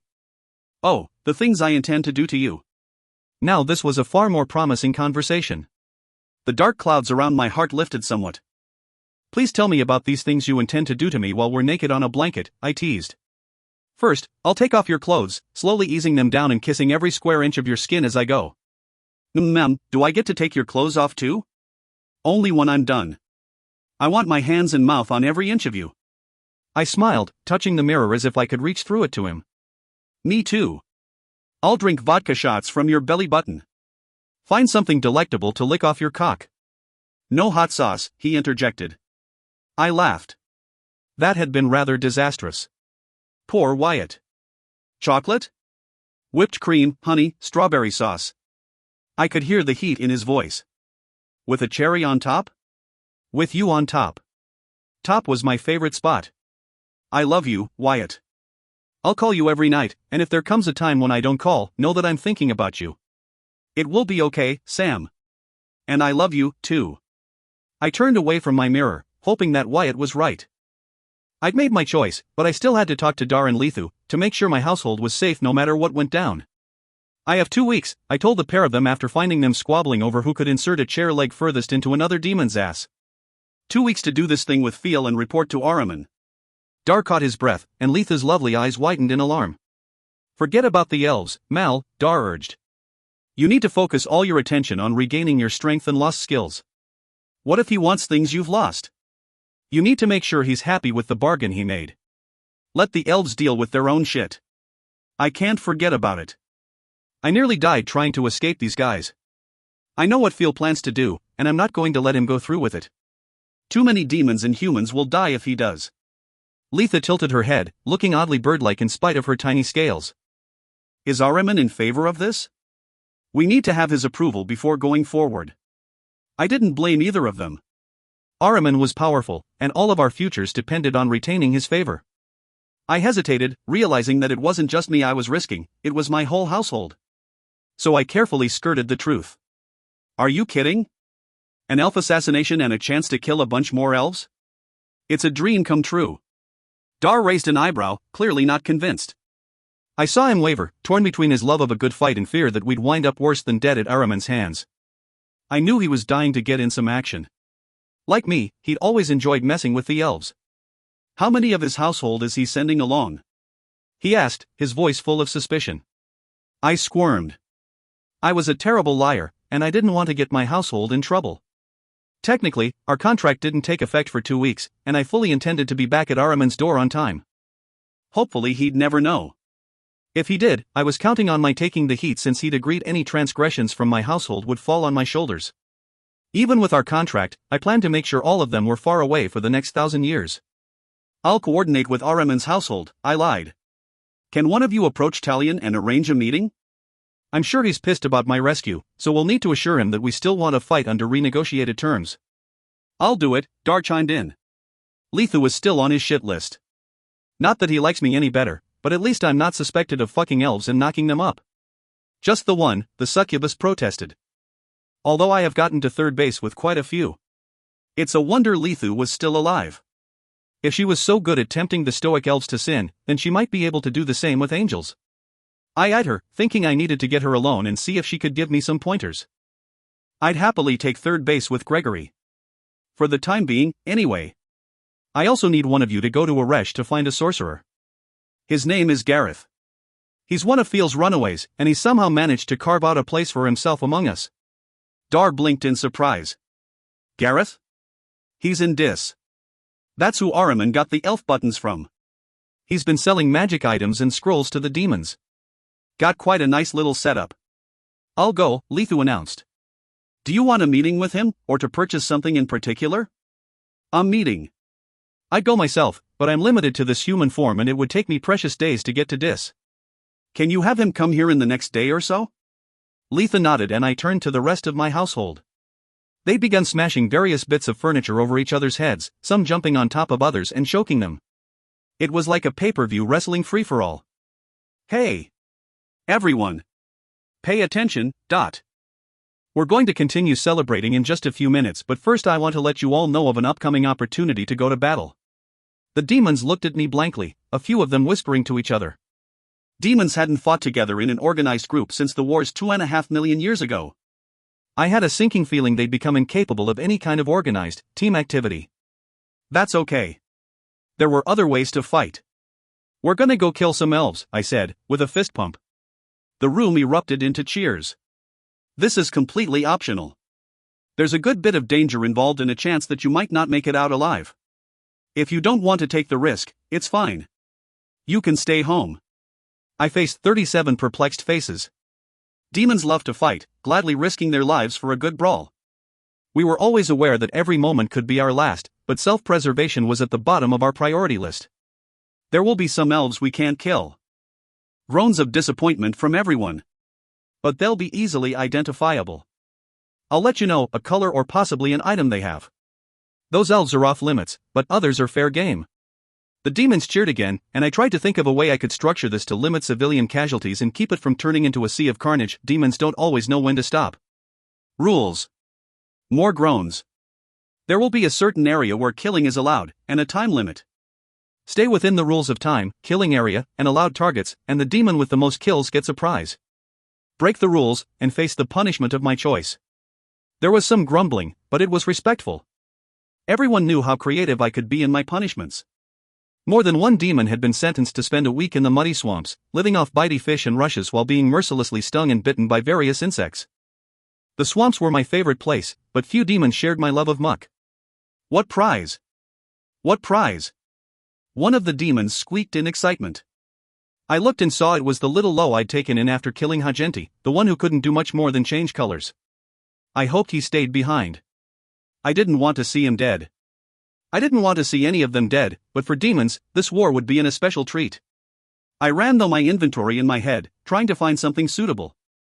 Scroll of Invisibility.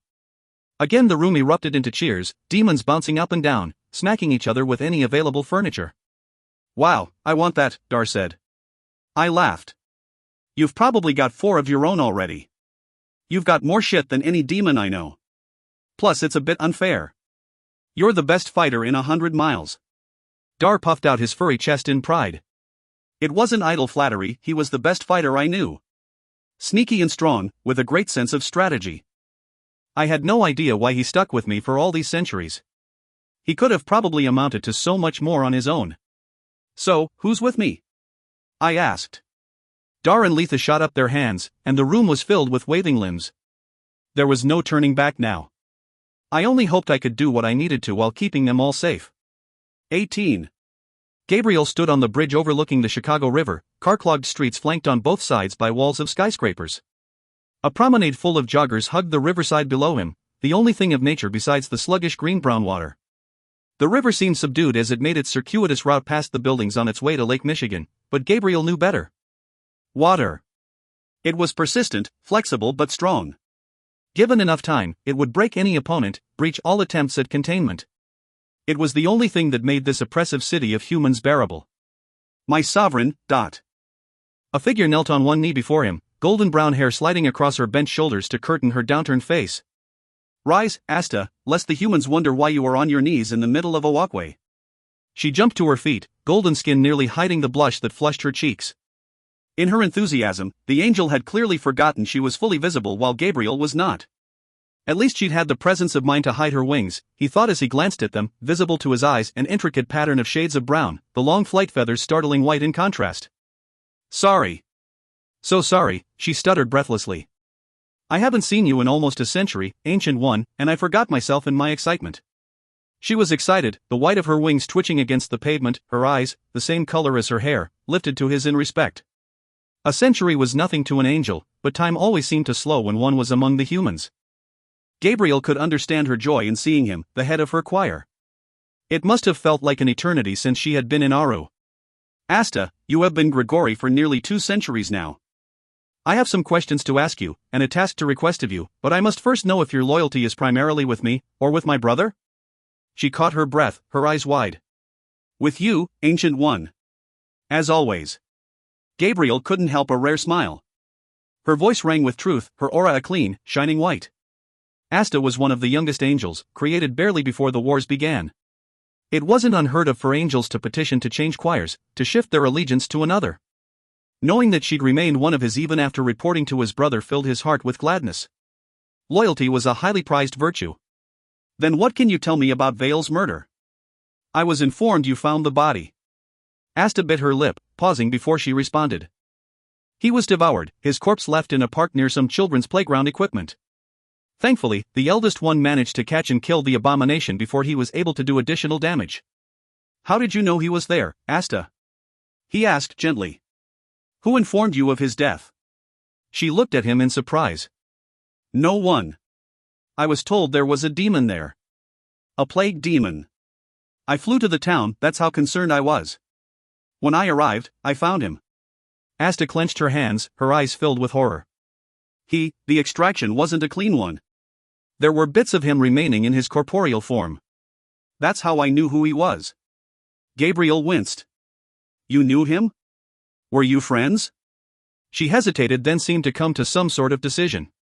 In Aru, he was merely a passing acquaintance, but over the last decade he was often here among the humans. Vale frequented the Seattle area, although he traveled to the east coast of the continent. I'm assigned to the Midwest but had been asked to cover the West Coast in addition to my usual territory. That's where I met him. I wouldn't say we were friends, but we did see each other on occasion. He was not authorized to be out of Aru among the humans. Why was he here? Asta looked at him, her eyes filled with guilt. I do not know, Ancient One. I don't want to speculate on his motives, or slander the dead without adequate proof of misdeed. Very noble, but his being here without permission is also a sin. A minor one, but, still, it should have warranted a report. Did you let your superior know of his infractions? Asta shook her head, crimson once again staining her golden cheeks. I'm sorry. There is so much sin here along with an overload of tempting sensation.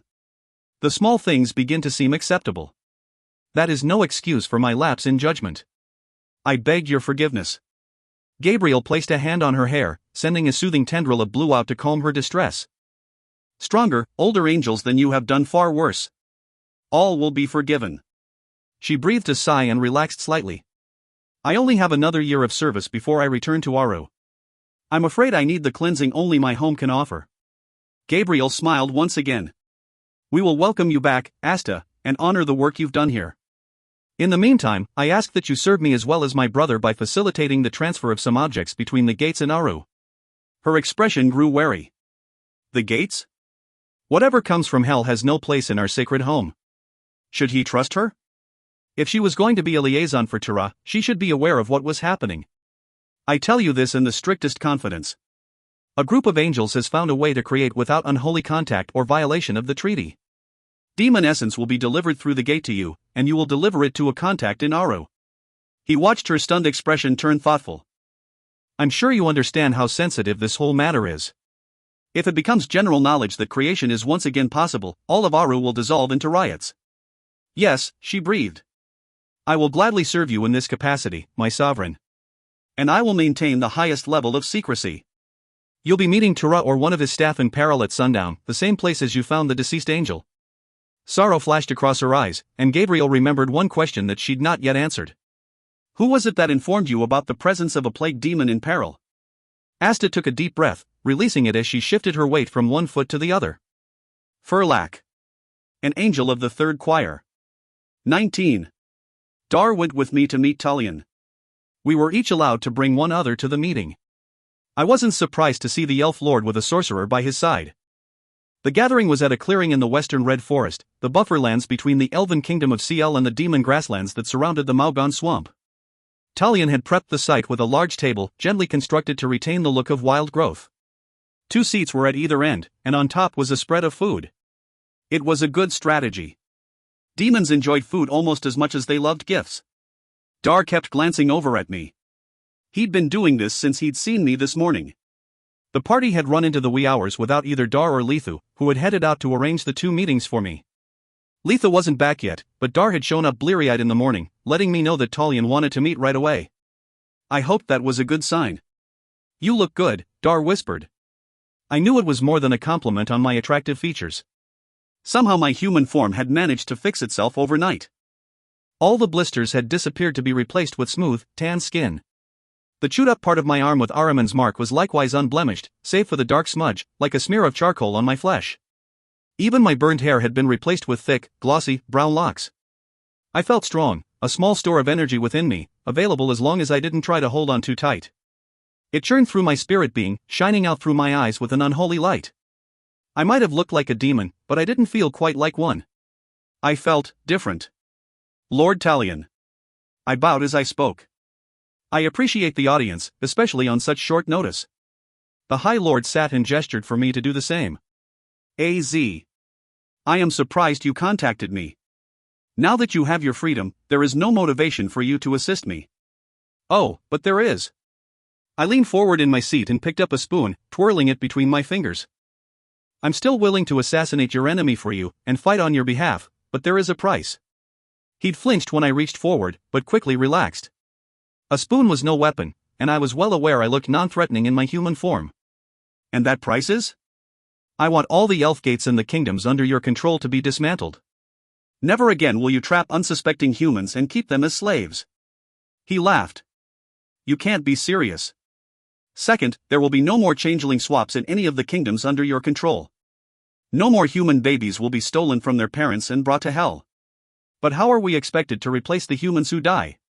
They don't live very long, you know, and we render all of them infertile upon puberty, so there are no issues of loyalty. And no longer will humans be subject to involuntary sterilization. All humans in the kingdoms under your control will be granted their freedom and be given a subset of a kingdom of no less than the value of 8 million hekels. They will be considered citizens and given all rights and privileges as such. Tullian shook his head, a smile turning up the corner of his lips. And for this you will make me a god? Grant me eternal life and all the riches of hell? Really, Az, nothing you offer me could possibly make me consider such a preposterous request. With a feeling of déjà vu, I showed him the underside of my arm. He frowned, and his sorcerer leaned in close. What happened to your other tattoo? The one from the angel? He asked. My lord, the sorcerer murmured. That is a consort mark.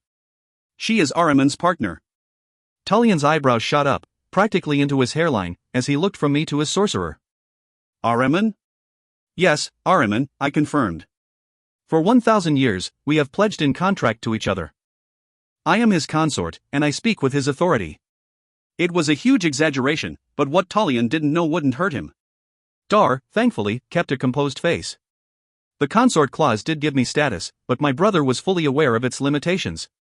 If, and only if, I win and hold all 6 kingdoms, I'll grant the humans the peninsula. Only the ones who wish to go will be free. Ones that want to stay will remain under the same restrictions they have now. This excludes any humans in the mage program, they are ours. The freed humans are on their own. They'll not be considered elven citizens or afforded any rights by us. We keep the gates and all humans who come through them as well as changelings. Humans that stay with the elves always have the option to leave without hindrance. Mages and sorcerers and all others in the training program are included. No sterilization. No traps ever again. No changelings. Tullian's eyes narrowed. Out of the corner of my eye I saw his sorcerer watching the back and forth like a tennis match, his face hopeful. We have invested significant time and resources into these magic users. I won't just give that away. I shrugged. If the freed humans remained part of your kingdom, and were given citizen rights, you could tax their magical products and recoup your training costs. Dude, you can't have things both ways. Either let them go and eat the training costs, or welcome them as part of your kingdom. I could hear his teeth grind from across the table. My elves would never go for it. I'd have a revolution on my hands. It's going to be hard enough getting them to swallow giving up their servants, let alone forcing them to treat them as equals. Boo-hoo, I mocked. Such a hardship, considering another species to be an equal, worthy of respect. I'm sure your elves would much rather be under Feel's thumb. He's always been so friendly towards CL. He'll give them big welcoming hugs and everyone will live happily ever after. Every muscle in Tullian's face tensed. He knew there would be mass executions, that once Feel fully shouldered the mantle of his kingdoms, he'd ensure their obedience through fear and death. Now, in a time of desperation, elves may agree to this, but once the crisis is over, they'll rebel and demand their humans back. I took the spoon I'd been twirling, and with a burst of speed and energy, slammed it halfway through the table. The handle quivered, the wood surrounding it smoking slightly. Then mat up, grow a set, and be a king, for fuck's sake. Set the rules and enforce them, you fairy. The sorcerer sucked in a breath, but he did nothing to stand between his king and the demon who just jammed a spoon through a table and insulted him. Perhaps he was scared, but I was thinking his loyalties might be divided, especially with the fate of his own people in the balance. Silence stretched between us, and I wondered if I'd gone too far. Dar shifted slightly, coming into view on my right and motioning with his hand as if he were patting the ground. Wait. Let Tullian make the first move. I'd thrown the glove in his face, it was his turn to respond. It would do my position no good to break the silence and either backtrack or push too far forward. Any free human practicing magic is subject to a special tax, regardless of where they reside. The humans are on their own with the peninsula as theirs. No sterilization, but any human child born to those serving elves must be bought out if the parents choose freedom. No on the gates. How the fuck are they supposed to buy out their children? I erupted. They're slaves. They don't have any wages or possessions. No deal. Fuck you and fuck your little problem. Have fun when Feel has your head on a pike at the edge of the western red forest. I stood up. The sorcerer's eyes widened. Tullian scowled. Who will care for these human children while the parents work? Who is expected to pay for their food and shelter? They're babies, I argued, thinking of Tliamaya. I've seen elves make a huge fuss over a new changeling. Don't feed me this bullshit about what a hardship it is to have a cute little baby, or toddler, running around. You guys eat that shit up. I stood still while the High Lord glowered at me and the sorcerer turned rather red from holding his breath. All right. But no on the elf gates. Never. We need the humans, and this is our only way of getting them. Elves have been in hell for 2.5 million years. The last 4,000 you've been bringing over human slaves. You can't tell me how indispensable they are. That's just crap. You survived without them before and you will again. Tullian thumped a fist on the table. It was the most forceful move I'd seen from him so far. No. The gates are off the table and so are changelings. I smiled. It wasn't a nice smile. Tullian shivered, covering it up by taking a sip of wine from his goblet. Deal. Of course, I'll find the gates one by one and destroy them myself. Not just the traps either. It's going to be mighty hard to do a changeling swap when you've got no gates. The elf's eyes nearly popped from his head. Don't be ridiculous. You can't do such a thing. Only angels can close a gate. I shrugged. I didn't say close, I said destroy. Tullian gave me a skeptical look and turned to his sorcerer. Unlikely, the man commented, eyeing me nervously. Humans disabled an angel gate with a 50 megaton bomb, I mentioned casually. Now, that's a fuckload of energy, and I'm probably one of the only demons that could manage it. It's one of my superpowers, storing a fuckload of energy and blowing shit up with it. Well, it had been one of my superpowers. Now all I could manage was cramming a spoon halfway through a table. But they didn't have to know that. I thought you were broken? Tullian sneered. You couldn't fix yourself a few days ago, and now you expect me to believe you can blow up an elf gate? Do I look broken to you? His gaze roamed over me. I could see he was undecided. Had I lied before, claiming permanent injury to convince the elves to lower their defenses so I could escape, or was I lying now? Tullian again looked to his sorcerer for guidance. Is it possible for a demon to do this? The human wiped a bead of sweat from his forehead. The ancient ones used to be able to create and dismantle gates, and they might still have that skill. In my knowledge, demons born since the banishment have never been able to, but it may be possible. Tullian narrowed his eyes at me. Horror. Do you think she could do it? If she could, the magical blowback would destroy a square mile. From what I've heard, an angel could survive it, but all but the most powerful demons would die. Kill their corporeal form, and they die too, but. True, but I was the exception to that rule thanks to the instruction of a certain angel. I could live inside a corpse, but I'd learned the limitations of my abilities, especially after my near-death experience on Oak Island. I couldn't just go in with force, blow up a gate, and expect to survive it, but with some strategy and planning, I could ensure I was protected from the magical blast. Of course, this whole thing was a massive bluff since I could barely blow out a candle right now, let alone destroy a gate. Magical blowback? Now that sounds like a whole lot of fun. I grinned. I've blown myself up before and come through just fine. I'm no angel, but clearly I must be a demon of some substance. Which is probably why Ahriman chose me as his consort. That last bit was my attempt to remind them that I was special, that I was powerful and someone they really wanted to have on their side. I was a terrible liar, but for some reason, this particular deceit went through. Tullian let out a huge breath. Deal. But Field Eyes, I rule all 6 kingdoms, and you or your agents assist until all 6 are stable. I glanced at Dar, who gave a brief thumbs up. He loved this sort of thing. My brother, the general. Deal. Dar stepped forward. If I may? He asked with a bow in my direction. Poser. I nodded. My lord, there are reasons I believe you will prevail against Fiel in spite of his more numerous forces and disproportionate military funding. He is a dictator.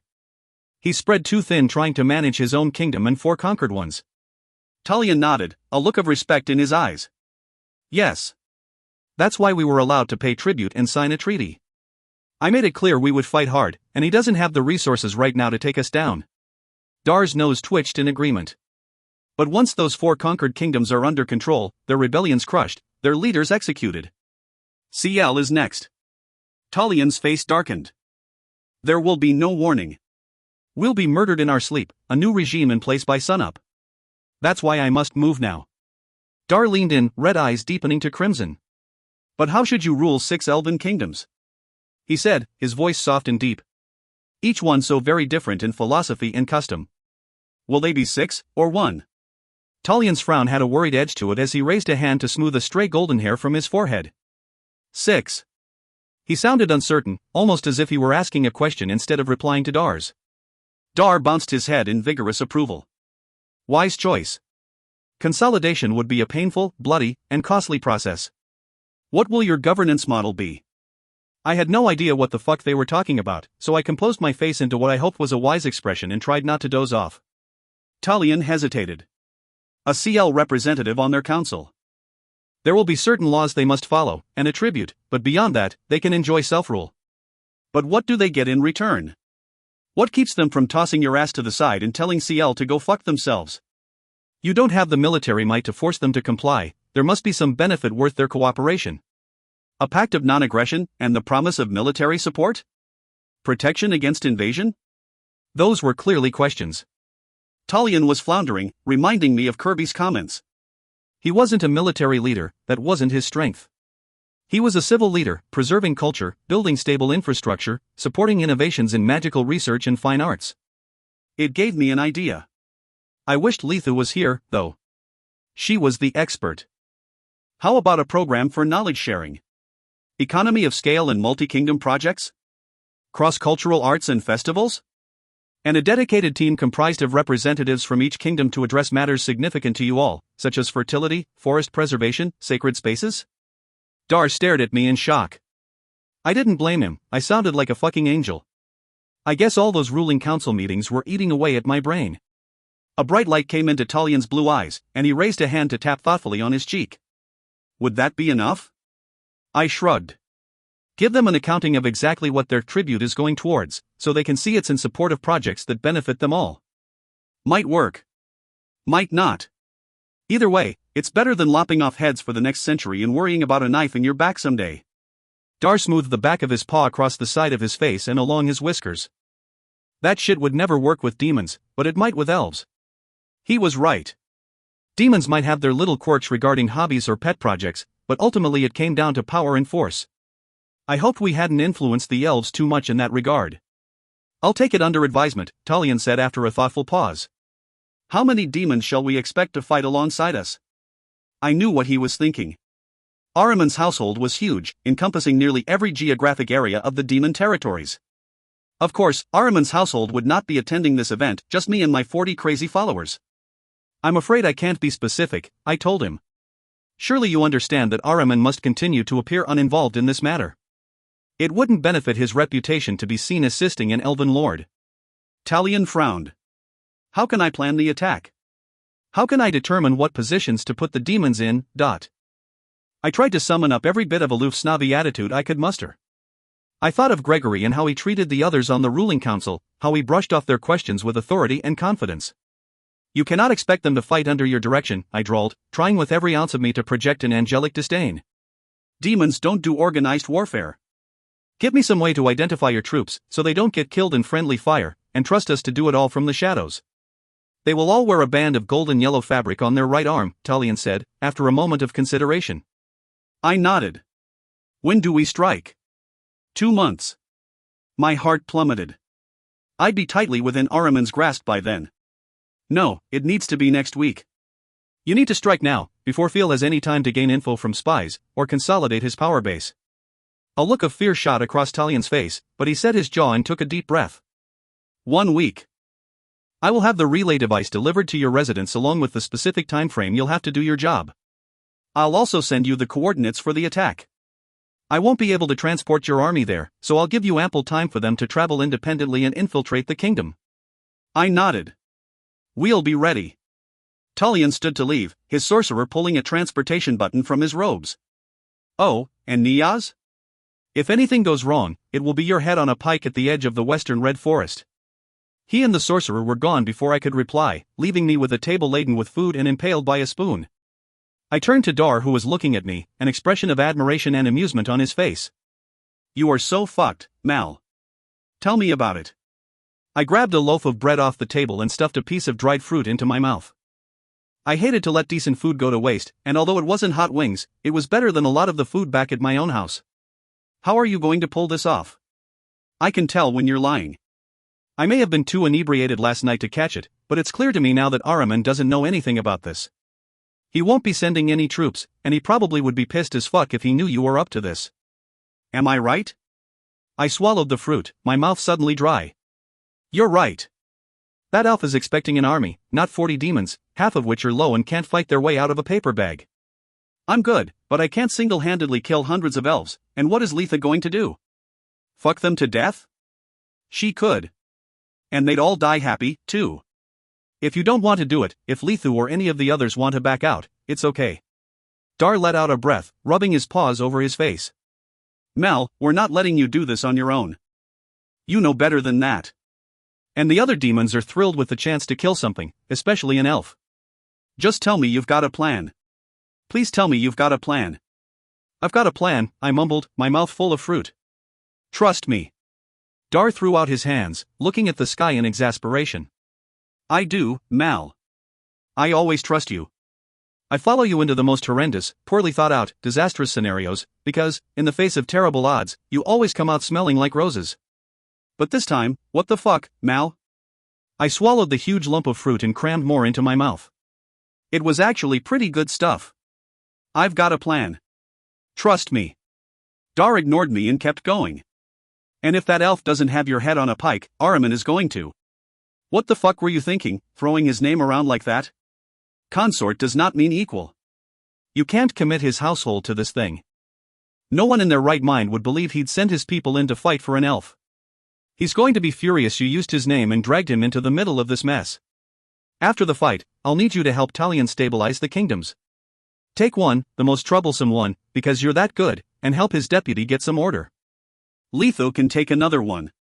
She's not much of a fighter, but she can maneuver her way around politics like nobody's business, and she knows elven power structures like the back of her webbed hand.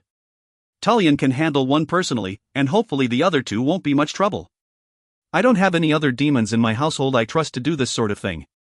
The others can help you, or maybe I'll send them up to the mountains to pester the trolls for the next 1,000 years. Dar froze, his eyes knowing. You're sending us safely away, so we don't suffer Ahriman's wrath once he's found out what you've done. My brother knew me well. He could easily guess that my foster siblings are my weak spots. I fear he'll kill you both to punish me, and even though any household discipline is supposed to be mine to deliver, I worry he'll kill every last one of you. We looked at each other, knowing the truth in my statement. I longed to lighten the moment, to hit him over the head with the loaf of bread, or declare he was a worthless shithead that didn't mean anything to me, but I couldn't. We'd gone far past that in our centuries together, and no longer needed to pretend. I'd never forgive myself if anything happened to Dar and Lethu. Especially Dar, who had let me down over and over again, but had always come through at the last minute, when it really counted. As demons go, he was the most loyal of anyone I'd ever known. He might kill you, Mal, Dar said softly. Ahriman is cruel, and you're just an imp. He might, but I was counting that his greed would keep me alive. I've got one thing he really wants, and if I'm dead, he doesn't get it. There's a reason he was so insistent about my accepting his breeding petition, and he wants to ensure he gets a lot of chances to produce the offspring he wants. Dar tilted his head to the side, his bright red eyes confused. But you're still terribly injured. There's a good chance whatever he wants is something you won't be able to pass along to any progeny. I smiled, although the irony of the situation twisted it to a grimace. He wants devouring. Not just a little either, he wants the whole enchilada. And that's one of the few things I still have. Unfortunately. A choking noise came from Dar's long snout. Devouring? No one chooses that deliberately. That's not creating a demon, it's creating a weapon. Dar's voice trailed off, a look of shock on his rat-like face. A weapon. He wants a weapon, but one he can control. Mal, you have a massive ability to devour, but you've always been able to control it. If Ahriman had a demon like that under his influence, he could take anything he wanted. Yes, he could. I had a good idea what Ahriman wanted this weapon for. I'd suspected the moment he'd insisted on any offspring having that particular skill. Now I just had to make sure that over the next 1,000 years he didn't get exactly what he wanted. Hell? Dar shook his head. He's ancient. He fought in the demon wars. If he wanted to rule hell, he could do it now, without a devouring spirit. Why bother to go through all this if he wants hell? Not hell, I told him, my eyes intent on his. Aru. I suspect he wants to take back Aru. 20. While I waited for Gareth to show for his meeting, I mulled over my conversation with Dar. Aru. I couldn't imagine any other reason for Ahriman to want to create a demon with a strong devouring spirit, one he could control. But why would Ahriman want Aru? Did he want to destroy it and the angels as revenge for his banishment so long ago? A strong devouring spirit could certainly accomplish that according to Gregory, but there was an enormous risk that Ahriman wouldn't be able to check his weapon once activated. I thought of how I'd felt, up on Devil's Paw, how nothing mattered but sucking in everything around me like a demon vacuum. Was his thirst for revenge suicidal? Did it include the destruction of all creation? I wasn't sure. Of course, Ahriman might just want to use the threat of his devouring demon as a way to rule Aru. If he could manage to pull the demon back after a terrifying demonstration, he'd have the leverage needed to enact a coup. I shook my head, wondering why anyone would want to occupy Aru. The place sucked big time. Corporeal forms continually dissolved, there was nothing to see, nothing to hear, nothing to touch. It was a sensory wasteland. And it was filled with angels who had all sorts of draconian rules and impossible to follow procedures for everything. He was better off here, and hell was his for the taking if he'd just lift an ancient, powerful finger.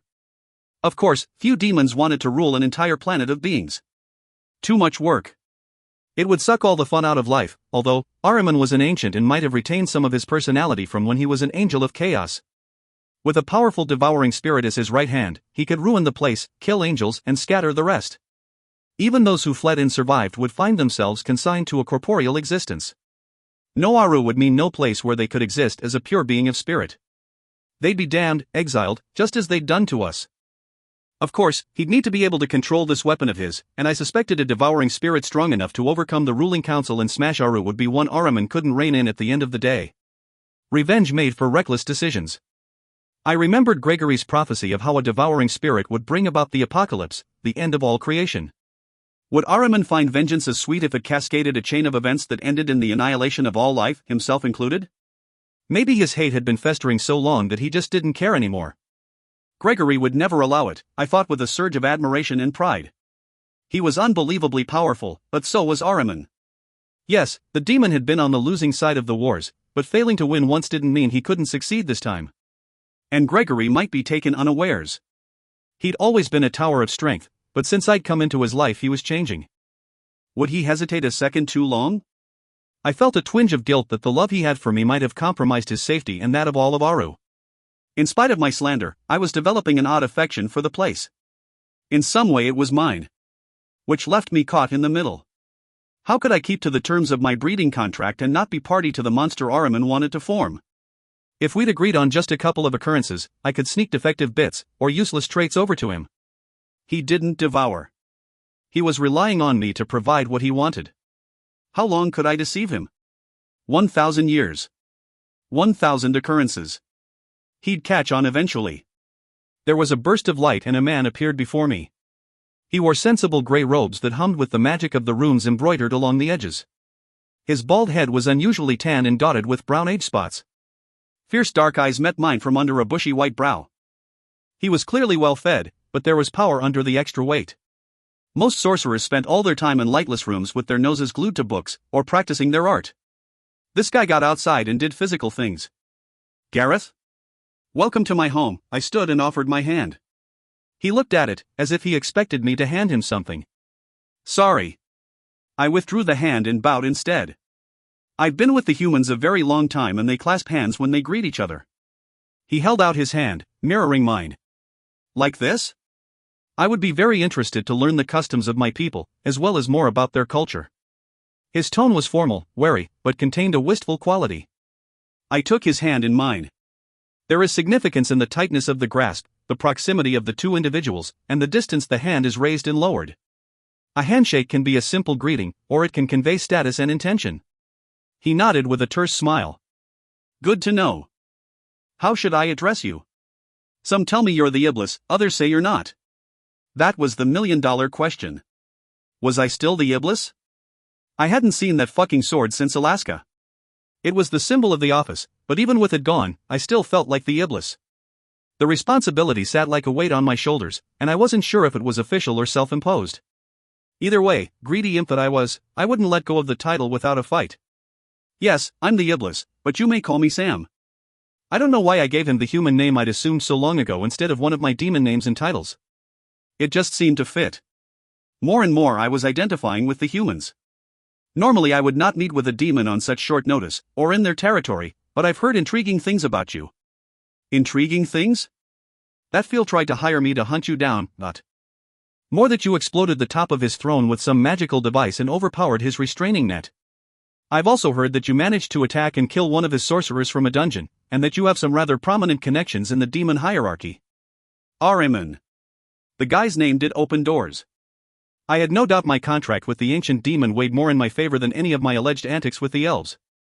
I've heard things about you, too. You've taken out every demon sent to bring you in, made a home for yourself among us. And the reason you ran from Phil? Could it have been a special project through the gates that involved tearing demons into little bits for angels and stashing away their energy to superpower spells? Gareth caught his breath, a shimmer of gold rising around his body in protection. It's not that I have any issue with that special project. I had planned to leave long before then, and the proposed project expedited my departure, but... And you have had dealings with Ahriman in the past? Could it be that he assisted you in your escape? The sorcerer's eyes narrowed. I thought you were his consort. Wouldn't you know that sort of thing? I smiled, trying to appear sly. Even the closest of demons have their secrets. I'm trying to gauge your loyalty. There were a few tense seconds while Gareth dissected me with his eyes. Finally, the gold protective shield around him vanished. The Ancient One requested a specific magical item from me that required over 20 years of research to produce and perfect. In return, I was given protection and guaranteed a certain amount of contracted commerce. That affiliation is one of the main reasons I agreed to see you. I nodded, forcing a pleased smile. I hope to make a similar arrangement with other humans currently under Elven rule. His eyes lit up at the suggestion. I felt his loneliness, his longing for human companionship beyond his apprentice. The ground seemed to tilt slightly, to shift, and I saw lines of this man's future before me. One path to leadership and greatness, another short path to a gruesome death. Mine. Suddenly I wanted to do everything in my power to make sure the first path was the one that saw the light of day. Why did you want to leave Phil and the kingdom of Wythyn? His sorcerers achieve remarkable things. It must have been difficult to give that sort of research opportunity up to live among the demons and produce vast quantities of transport buttons and fireball launchers. He grimaced, relaxing his wary posture slightly. Although the opportunity to learn, the investment in spell components and research was appealing, Wythyn is not conducive to a long life. The project in question was intriguing, but there was a significant amount of personal risk, and Phil is not known for providing backup when things go bad. I nodded. Understood. His whole team is gone. That Pash guy, his 2 mages and apprentice. All dead. Gareth paled. Well, that's what happens when humans get between demons and angels. Add elves into the mix and we'll most likely wind up dead. It's better to pick a side that will shelter you under their wing, so to speak. And which side would Gareth pick? He clearly wasn't in favor of elves, and few humans had dealings with angels that they were aware of. He'd managed to make a life for himself in demons' lands. I was banking that his loyalty was with us. I have a proposal. I watched for his reaction. But I don't want to run afoul of any prior commitment you might have with another demon. I need to ask, are you part of Ahriman's household? The sorcerer recoiled in revulsion. No. I do service for different demons on a freelance basis. Ahriman is a client that receives priority attention, but my earlier project with him satisfied any debt. I don't need to belong to a demon household in order to survive in their lands, but... Yet. I let the word hang in the air between us, watching Gareth's increased rate of breathing. Eventually you'll get caught in the middle, just like Pash. Wouldn't it be better if the humans had their own space? Freedom from the elves, protection in return for attacks in addition to the protection of a powerful demon? Gareth spat and gave a wave of his hand. The elves would never let us go, and for the demons to shelter us, give us land, well, the price would be far too high. I was lucky that an ancient saw my talent and had a need. I was even luckier that he followed through and didn't betray me. Most demons can't be trusted. I took a horrible risk, but I didn't have much of an alternative. What if the humans did have freedom in their own lands? I smiled a secret smile. He was intrigued. Times, they are changing. And I intend to rush the whole thing along a bit. We studied each other in silence. Gareth trying to determine if he could trust me, gauge how much of my words were truth and lie. I wondered how I could possibly gain his support without revealing information about Talian's impending attack. Gareth seemed to have broken all ties with Phil, but if the price was right, I couldn't discount the chance he'd sell me out. I need 5 potions of non-detection, 12 snare nets, 20 vials of paralyzation, 40 slippery skin amulets, and a phantom hand's garrote. Oh, and a chicken wand. I need a chicken wand. Within the next 7 days. Gareth stared, his mouth open. He had nice teeth for an old guy. Elves might be assholes, but they seem to have decent dentistry services. What do you think I am, a magic factory? He sputtered. It's not like I have a warehouse full of items, ready to go. Each one of those will take days to make. Some have to be created under specific astrological conditions. I can't make all that in 7 days. I shrugged. Then steal it. His mouth opened even more. I could see tonsils. It wasn't a pretty sight. Steal it how? Waltz into the Citadel in WYTHYN, fill up a bag and waltz right out? You're insane. Phil can't manage 6 kingdoms. Everything is on the edge of chaos right now, the elves are panicked, the humans are panicked. Skilled mages would happily fill up a bag and waltz right out the door if they had a safe place to go. His mouth snapped shut and a shrewd look crossed his face. How would I contact them? And how could I guarantee they'd get safe passage out of their respective elven kingdoms? I threw up my hands. You're a fucking sorcerer. I'm sure you have some way to message each other without physically traveling the distance. Crystal balls, a mirror, a cell phone. As for the safe passage, it shouldn't be a problem. Don't mess with CL. Tullian still has a decent handle on his kingdom through some treaty with Phil. Target Tomliel, Klee, and Lee. Their high lords are either dead or imprisoned in WYTHYN, and Phil is spread really thin in management. Gareth tapped his finger against his chin. Give me 48 hours, and I'll let you know what I can get. I swallowed hard. Now came the hard part. What's your fee? He quoted a number and I felt the room spin. Fuck. How much was I willing to pay for this gamble? Because it was a gamble. If we didn't win, Tullian wouldn't honor his deal concerning the humans and I'd be out for everything. Even if he did win, I'd be out for everything. It's not like I could collect any kind of recompense from a group of ex-slaves, or claim restitution from Phil's coffers. I'd be destitute. Destitute and dependent on Ahriman with the burden of a household of 40 demons to support. I owed them too. I'd promised them protection and support. How the fuck could I possibly afford this? Done. We shook hands, and I caught that rare smile from Gareth. So what other human customs can you show me? Hot wings, chilled vodka, fast cars and projectile weapons, heated swimming pools, friendship, loyalty, and love. I thought about Wyatt and all my friends back home, my other home. Warmth filled my chest. If things work out, I'll get you passage through the gates and you can visit me in my earthly household. You might just decide to stay. He smiled, like he didn't quite believe me. But hell is my home. What would I possibly do there? What kind of life could I have among people I don't even know? A wonderful life, I said, thinking of Niala. Better than you could ever imagine. I'm not interested in imagining it. You do realize I was brought here as an infant 64 years ago? I know no one on the other side of the gates. I don't know their languages, their customs, or their jobs. This is my home, and I'm not leaving. He and so many other humans felt the same. Not just the older ones brought in as babies. How many had been here 5 or 10 years and would be reluctant to go back to a world that changed without them? We demons were different. We'd spend decades, centuries even, in hell before popping across the gates for fun. It was disorienting, and we had so much to learn each trip. That was part of the fun for us, the rush of not knowing what to expect once we'd crossed over and evaded the gate guardian. Humans, as demon-like as they were, valued security and stability far more than we did. Gareth left and I once again thought about what I needed to do. Kill Phil before he could move against the demons. Help Tullian win and stabilize 6 kingdoms so he'd grant the humans freedom and the beginnings of a new life. That was the big heartburn on my to-do list. I had a household of 40. I'd need all of the magical items I'd asked Gareth for to make it seem like that 40 was 400, and to ensure their safety. In addition to winning this fight, I had to make Tullian think I was a mighty force so he wouldn't weasel out of our deal. If we impressed him enough in battle, if Lethu and Dar were instrumental in stabilizing the kingdoms, he'd have to honor our agreement.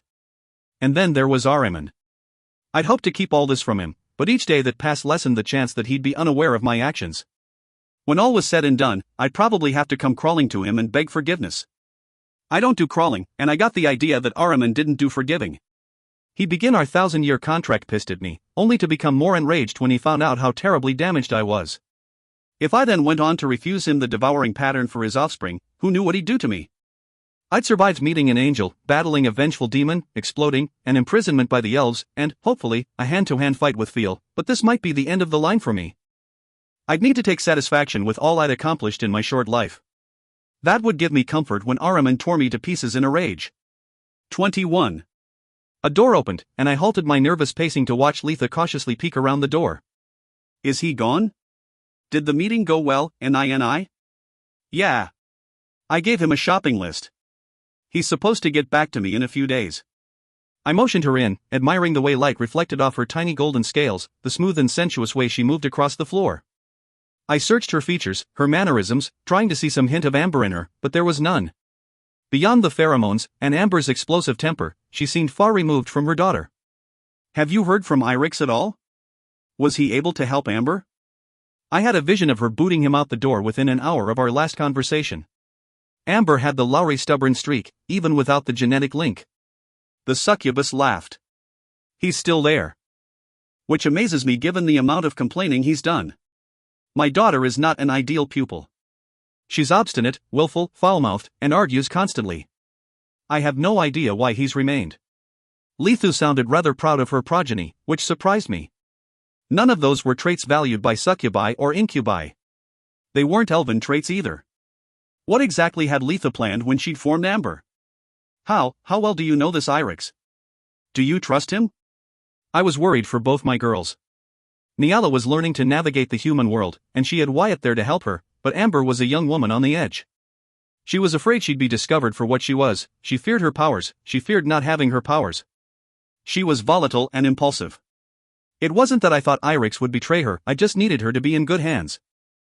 I needed her to be with someone who would care enough about her to guide her through this tough period, not an incubus who thought she was a spoiled pain in the ass. Letha's shrewd eyes dissected my thoughts. Irix only complains like this when he likes someone, she reassured me. He'll stay and watch out for her. You can be assured that he'll care for her. I felt weak with relief. I'd been in hell for months, having no contact with my humans beyond my daily calls with Wyatt. I worried about them. Thanks, Lethu. I hugged her, and she took the opportunity to squeeze my rear end. I owe you. No, I owe you. Her hand caressed its way up my back. I know it is strange for me to care for my offspring, but I am so proud of this child of mine. I want to ensure she is safe, that she lives to grow strong and powerful, that she sets the world on fire. I thought of Amber with her elven looks and cool reserve, all hiding a volcano of demon emotion. So young. Who knows what she'd be in a few centuries? Letha dipped her head down to kiss me, and I lost myself in the softness of her lips, the smooth feel of her scaled skin against mine. She wasn't Wyatt, wasn't Gregory, but I loved my succubus foster sister, and this affection, so rare from another demon, filled an emptiness inside me. Can I join in? I tilted my head to better see, although I recognized Dar's voice. He was peering in around the door in a rerun of Lethu's entrance, his furred snout twitching, eyes glowing in the dim, indoor light. I closed my eyes, immersing myself in Lethu's embrace for a few precious moments. My hand was warm against the cool scales of her arm. They were jagged as I rubbed them the wrong way, moving my palm up to rest on her shoulder. The succubus shuddered, enjoying the discomfort, and clasped me close, rubbing her naked, scaled front along my equally naked body. Please, N.I. Her voice was soft against my lips. Let me show you my loyalty, my devotion. I will not tie you to me, I promise. Another time. I spoke louder than her, to include Dar in my answer. Dar and Letha had frolicked together many times, but I needed to restrain myself. I loved Lethu, but she lied. The succubus would never be able to resist the opportunity to tie me to her, and I didn't want to spend all eternity pining for her touch. She was hard enough to deny as it was. In consolation, I caressed her face with my hand, pinching hard at an earlobe as she closed her eyes in ecstasy. I need to speak to both of you about our upcoming battle strategy. Dar, will you join us? I heard a spray of air and spit that could only be Dar's amusement. He strode through the door, his body rounded and full, covered in sparse gray hair, his long, naked, pink tail twitching behind him. Strategy? We're demons, Mal. Any strategy you're thinking better not be longer than 3 seconds. I pulled away from Lethu, immediately missing her coolness, and picked up an iron poker from the fireplace. Here's WITHYN, I drew in the dusty floor with the poker. I really needed to get someone to clean this fucking place. Who the hell was in charge of housekeeping, anyway? For main cities, the capital, chime, then rush, and sweep. I haven't heard from Talion, and he's probably not going to reveal his exact plans, but I'm assuming he'll use the relays to transport troops within the capital. It will cause a huge disruption, and the element of surprise will be on his side. Dar pointed a clawed digit toward the dots on the dusty map. If he's got a brain in his head, he'll gate some troops into these cities too. It will cause a distraction, and he'll quickly take the small number of fighters there in a show of power across a broad geography. I nodded. How can we best support his efforts, then? I've requested a wide variety of magical weaponry from Gareth for our household. Where should I place them? Dar locked his little red eyes onto mine. Magical weaponry? Mal, what exactly did you buy? I squirmed. Dar might be under my household, but I always considered him a peer more, actually, since he was a few decades older than me and was the only demon who had ever been able to sway my decisions on a regular basis. Just a few things. Some non-detection spells, snare nets, paralyzation potions, slippery skin amulets, a phantom hand's garrote scroll. Oh, and a chicken wand. I couldn't resist that one. Dar's eyes glowed, his whiskers vibrating at the speed of light. Mal. You. Are. Fucking. Joking. Me. Where? How? Money, he sputtered. I shrugged with a deceptively casual mien. Don't worry about that. We need to make 40 demons seem like an army, and I don't want to risk my household against skilled elves without some kind of advantage on our side. I want to try to get everyone out of this alive. They're my household, my responsibility, Dar blew out a huge breath and clasped his furred cheeks with clawed hands. Mal, they're demons. They'll risk themselves because it's fun and exciting, and probably half of them will die. That's the way things are here in hell. Have you forgotten? There's no need to bankrupt yourself to save a bunch of lows and demons that you've adopted from dead masters. I pulled myself up to full height, staring him down. I hadn't forgotten, but that didn't mean I had to play by the old rules. I wasn't that demon anymore, and I refused to backslide just because I was in hell again. This is my money, Dar. My trust fund, my spoils from Hagenti's blood feud. If I choose to use it to protect Lowe's and my adoptive households, as well as your and Lethu's households that I folded in under my own, that is my decision. His eyes wavered, and he finally dropped his gaze, covering the submission by pretending he was looking at the map in front of him. What shall I do, Ni? Letha moved to stand beside me in support. Dar glared at her under bushy eyebrows. Each member of my household should have a slippery skin amulet, to protect against both the elven nets and the restraint collars. Your household is the most sneaky, and I'd like to use all 5 of them for one specific purpose. Letha glowed at the compliment. Sneaky was a trait all demons aspired to, and she was proud of her small, hand-picked household. We will give our lives in your service, Ni. I hoped not. Your 5 will have the non-detection spells. I need them to enter the capital and disperse the vials of paralyzation potion in the food, wine, water supply, whatever would be best. Timing is critical. The effects last for a month and wear off very slowly, but a sudden onset would tip off the elves and they'd be on the alert for the attack. I need them to time their poisoning so the maximum amount of debilitation takes place as close to Talian's arrival as possible. She nodded. Of all the demons, Letha's household was the one most likely to follow direction to the letter. Here, Dar said, his voice grumpy as he pointed toward an area to the east of the capital city. Here, and here. These areas are just outside the major barracks. We can create a diversion in the woods, lure the elven soldiers and then snare them in the nets. I hope you asked for the bladed ones. It would simplify the whole affair. I knelt, looking at my makeshift map. Dar's plan would split the troop numbers, greatly lessening what Talion would be facing. Timing would be critical here, too, I said. If you wait until Talion is in, none of the elves will be fooled. If you go too early. There is no too early, Dar contradicted. We're just demons. Pesky demons who have caused a riot in the woods.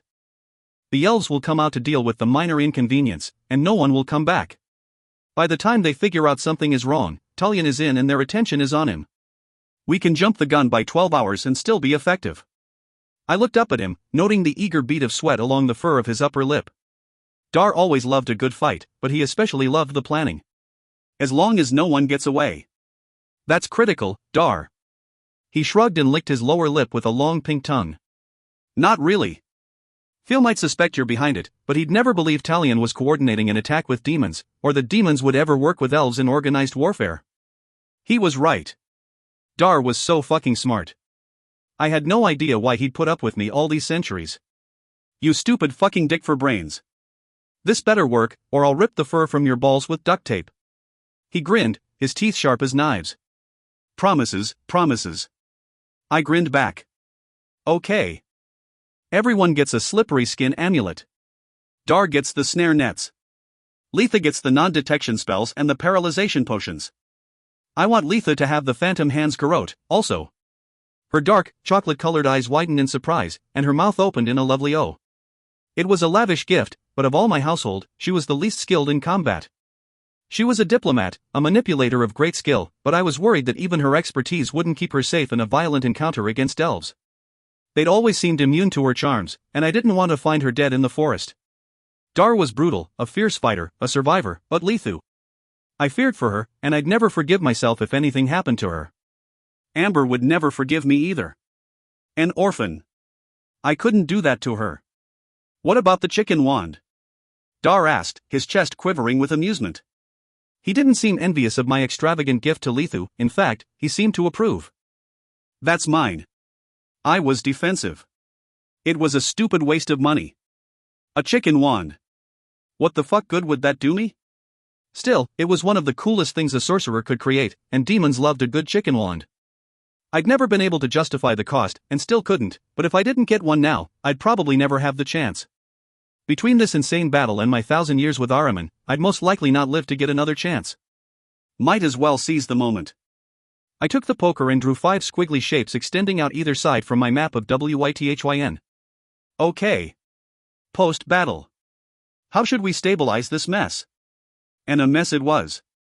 The southern elven kingdoms were basically in a line, east to west, separating the stretch of demon lands from the mountains to the north. Lee was the furthest to the west and the most diverse in terms of topography: rivers, marshlands, peaks that divided them from the northern elven kingdoms, along with the dwarven lands on their western border.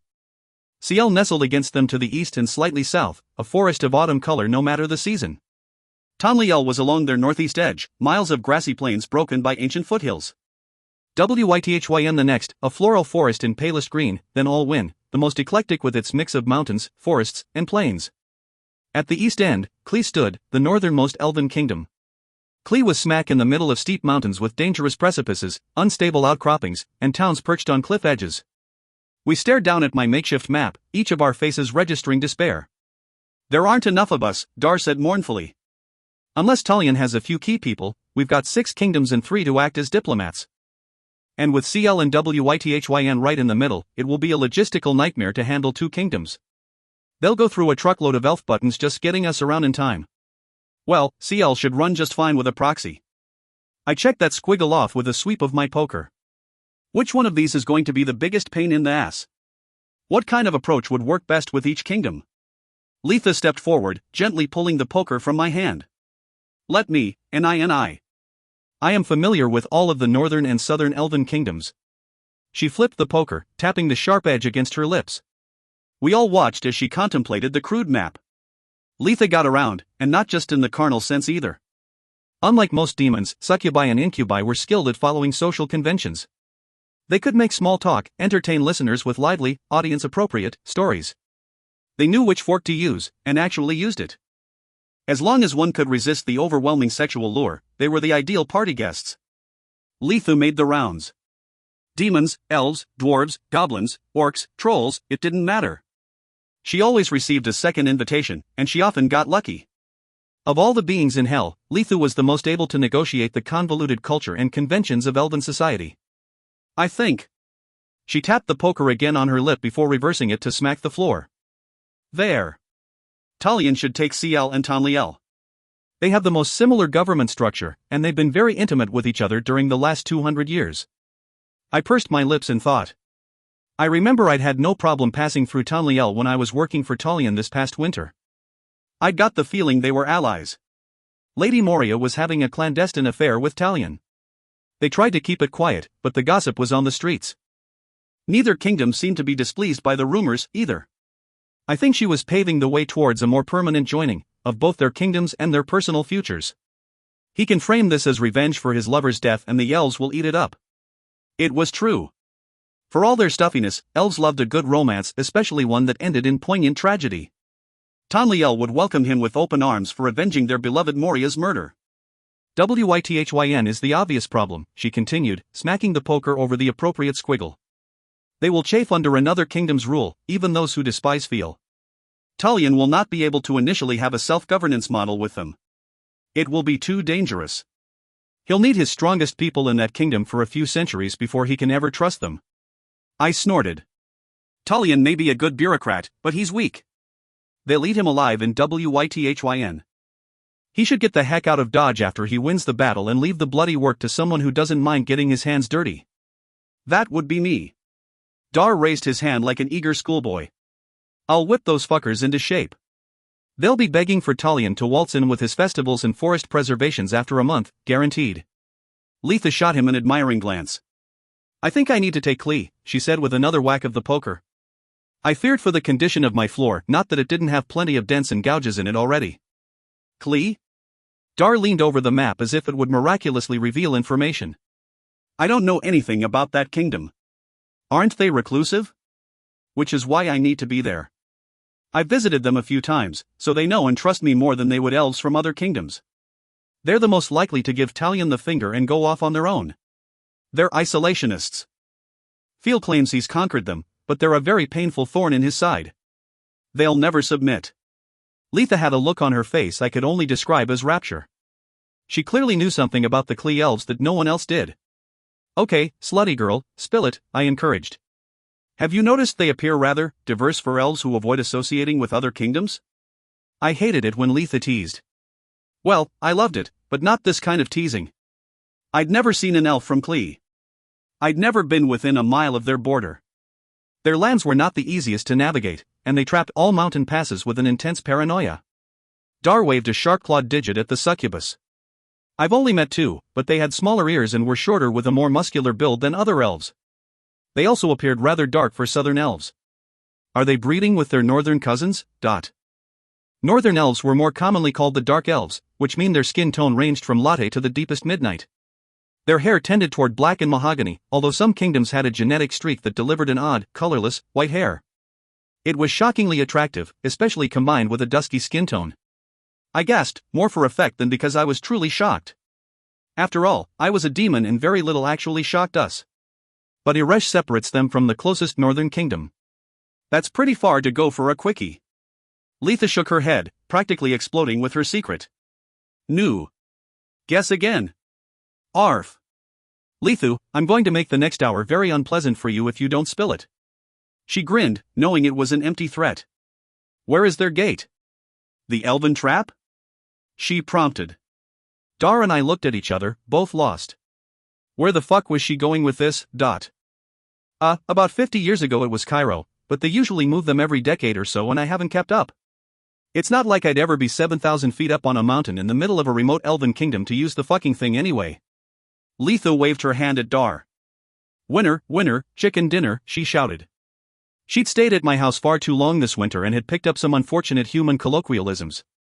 Cairo, then Dar es Salaam, then Harare, and now it's Lagos. It's been there for the last 2 decades.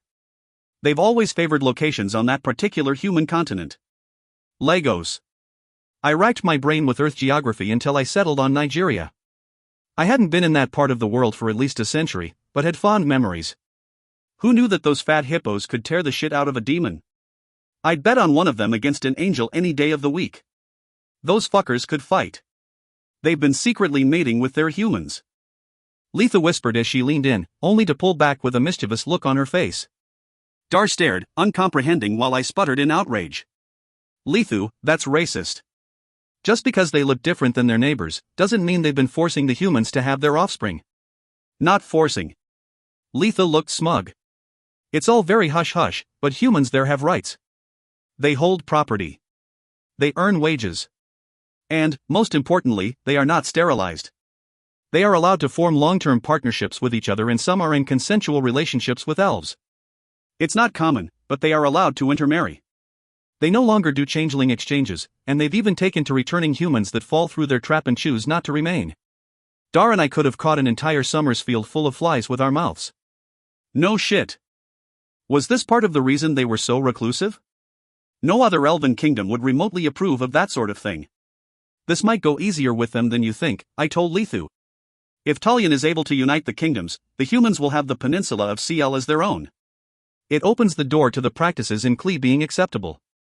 Letha raised a sexy eyebrow.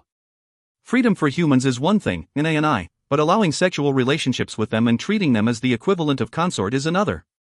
Plus, Klee will resist the closing of their gate. I sighed. Yet another hurdle to overcome. Why were these elves such pains in my ass? Okay. You get Klee. She wrapped the poker back and forth between 2 squiggles separated by 3 shapes. That leaves Lee at the west, and I'll win. Which shall you take, Ni? An awkward silence fell, and Dar looked at me with sympathy and sorrow. I won't be able to help with this, Lethu. I have another commitment. I felt the temperature drop at least 20 degrees. Odd. I hadn't known Lethu could do that sort of thing. Slowly, her dark eyes rose to meet mine, full of an unfamiliar anger. Ahriman. It felt as if her voice seared through my veins with ice. It made me realize there was far more to Lethu than I ever realized. She raised the poker and smacked it down again near my feet, edging closer to me, one menacing step at a time. It was not an appropriate way to treat the head of her household. You're sending us away. What have you done, Ni? What have you done? Dar, that unhelpful bastard, jumped in before I could even open my mouth. He's not even remotely supportive of this project. She used his name and his influence in this whole elven thing. He's going to be livid when he finds out. She's sending us away to be safe, so he doesn't punish her by hurting those she loves. Letha grabbed my face, her eyes meeting mine. Deep in their brown depths, I could see her pride that I cared so much for her and Dar that I could not hide it, and anger that I was choosing to face this alone. Ni, he might kill you. What will become of us if you die? You are our anchor. She placed her forehead against mine, and I closed my eyes, feeling her cool scales against my skin. I did not frivolously pledge my loyalty and my household to you, and neither did Dar. Let us all face this together, and we will be stronger. I shook my head, feeling the prickle of her little gold scales along my forehead. There are changes in hell that I need to assist. I feel that I'm a catalyst, a spark to tinder. If I burn, then so be it. That's my choice. But I will not take you and Dar with me. I'll survive. I'll endure, as long as I know you both are safe. The succubus released me, blowing an exasperated puff of air into my face. Can you talk some sense into her, Dar? Nope. He stroked a whisker, a faint smile hovering around his thin lips. Can't talk sense into an imbecile. Good. Glad that's settled. I pulled the poker away from Lethu and walked back to my map in the dust, drawing another set of squiggles in the dirty floor. The relay device that's keyed to mine is supposed to put me in Fiel's private, royal chambers. Now, I've never had the honor of being there, so I don't have any fucking idea how many rooms there are, or what the layout will be. My strategy right now is to pop into some unknown room, then race around like a total idiot until I can find the fucker. Lethu? Any ideas? Lethu growled and snatched the poker out of my hand. I was beginning to think that Amber's aggressive tendencies came honestly. I've never been in the royal chambers, but most elven high lords have an entire wing warded for their private use. She drew more geometry into the floor, and I saw a faint curl of smoke rise from the poker. Lethu was pissed. It warmed my heart. There's always a bedchamber with a salon for entertainment, a dressing room full of mirrors and various tables and chairs. A wardrobe is usually attached to the bedroom. I'd suspect there's also a private armory, perhaps a private art collection area, a serenity room for meditation and contemplation. Most high lords have a safe room. He may not be in his private rooms when you arrive, so you'll need to determine which room he uses the most and hope there's an adequate hiding place to ambush him. Always know the location of the safe room. If you're too late, and Talion attacks, he'll head there. Lethu was right. Phil was too much of a coward to risk himself in battle. He'd be behind 8 circles and wards the moment the first arrow let loose. Hopefully Talion's intelligence will provide his spies with the optimal place to put the relay, I commented. Otherwise, it's going to be a race against time, Letha nodded, putting an arm on my shoulder and sliding her hand down to grip my elbow. You're lucky, Ni. Always so lucky. The great creator smiles upon you. I jolted in surprise. I'd never heard any demon refer to a higher power. That was an angel thing. We demons tended to throw our lot in with a more fickle fate than any kind of universal creation power. Perhaps it is the great destroyer who favors me, I teased her. She smiled, a strange knowing smile. Oh, most definitely, but I think the great creator has an affection for you as well. Hopefully some higher power would send a bit of divine assistance my way because I wasn't sure how I was going to pull any of this off. 22. This whole situation kept getting worse and worse. He should be up in Aru, meditating, trying to center himself and increase his vibration level. Instead, he was here in northern Washington state, seagulls diving all around him in search of bits the fishermen had left behind when they cleaned their catch on the pier. The tang of salt and decay filled his nose. The ocean, her power subdued in this calm inlet, still called to him, making him wish they'd chosen a water creature to bestow the gifts of Aru upon instead of the humans. Oak Island, gone, allegedly by a meteor strike. or a nuclear facility destabilized. He wasn't ruling either one out. It wouldn't be the first time the humans had covered up an alarming disaster by falsifying records and claiming it was a natural occurrence. It was a clandestine nuclear facility that went up, or a campsite taken down by an astrological event. Either way, several humans with magic had died along with the angel. Why Furlak had been there at all was Gabriel's primary concern. Hopefully there would be some clue toward Furlak's purpose, his cause of death, and what linked him to Vale. Gabriel frowned, squinting up at the heavy clouds. He'd never been quite as good as Uriel in knowing the movements of the universe, but he was fairly certain no meteor, however small, had been on a trajectory with Earth during that time period. There were always little bits of things pelting the planet, but nothing large enough to make it through the atmosphere to impact within the last few months, and certainly nothing big enough to destroy an island. Cloaking himself, he unfurled his wings and took to the skies.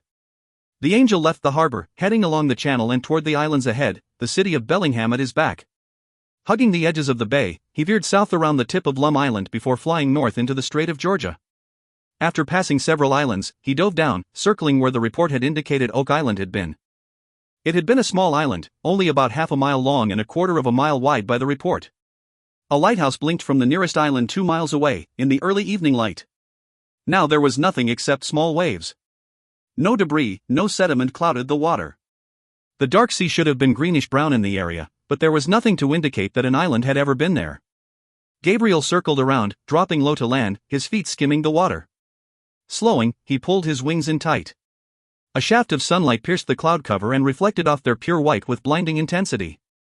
The angel paced about on the surface of the sea, trying to find any indication of the small half-mile landmass that had once occupied this space.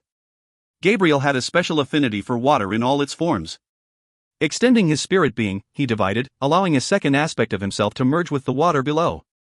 Only he and his eldest brother could manage this, a testament to how far their vibration level had progressed. The seawater welcomed him like an old friend.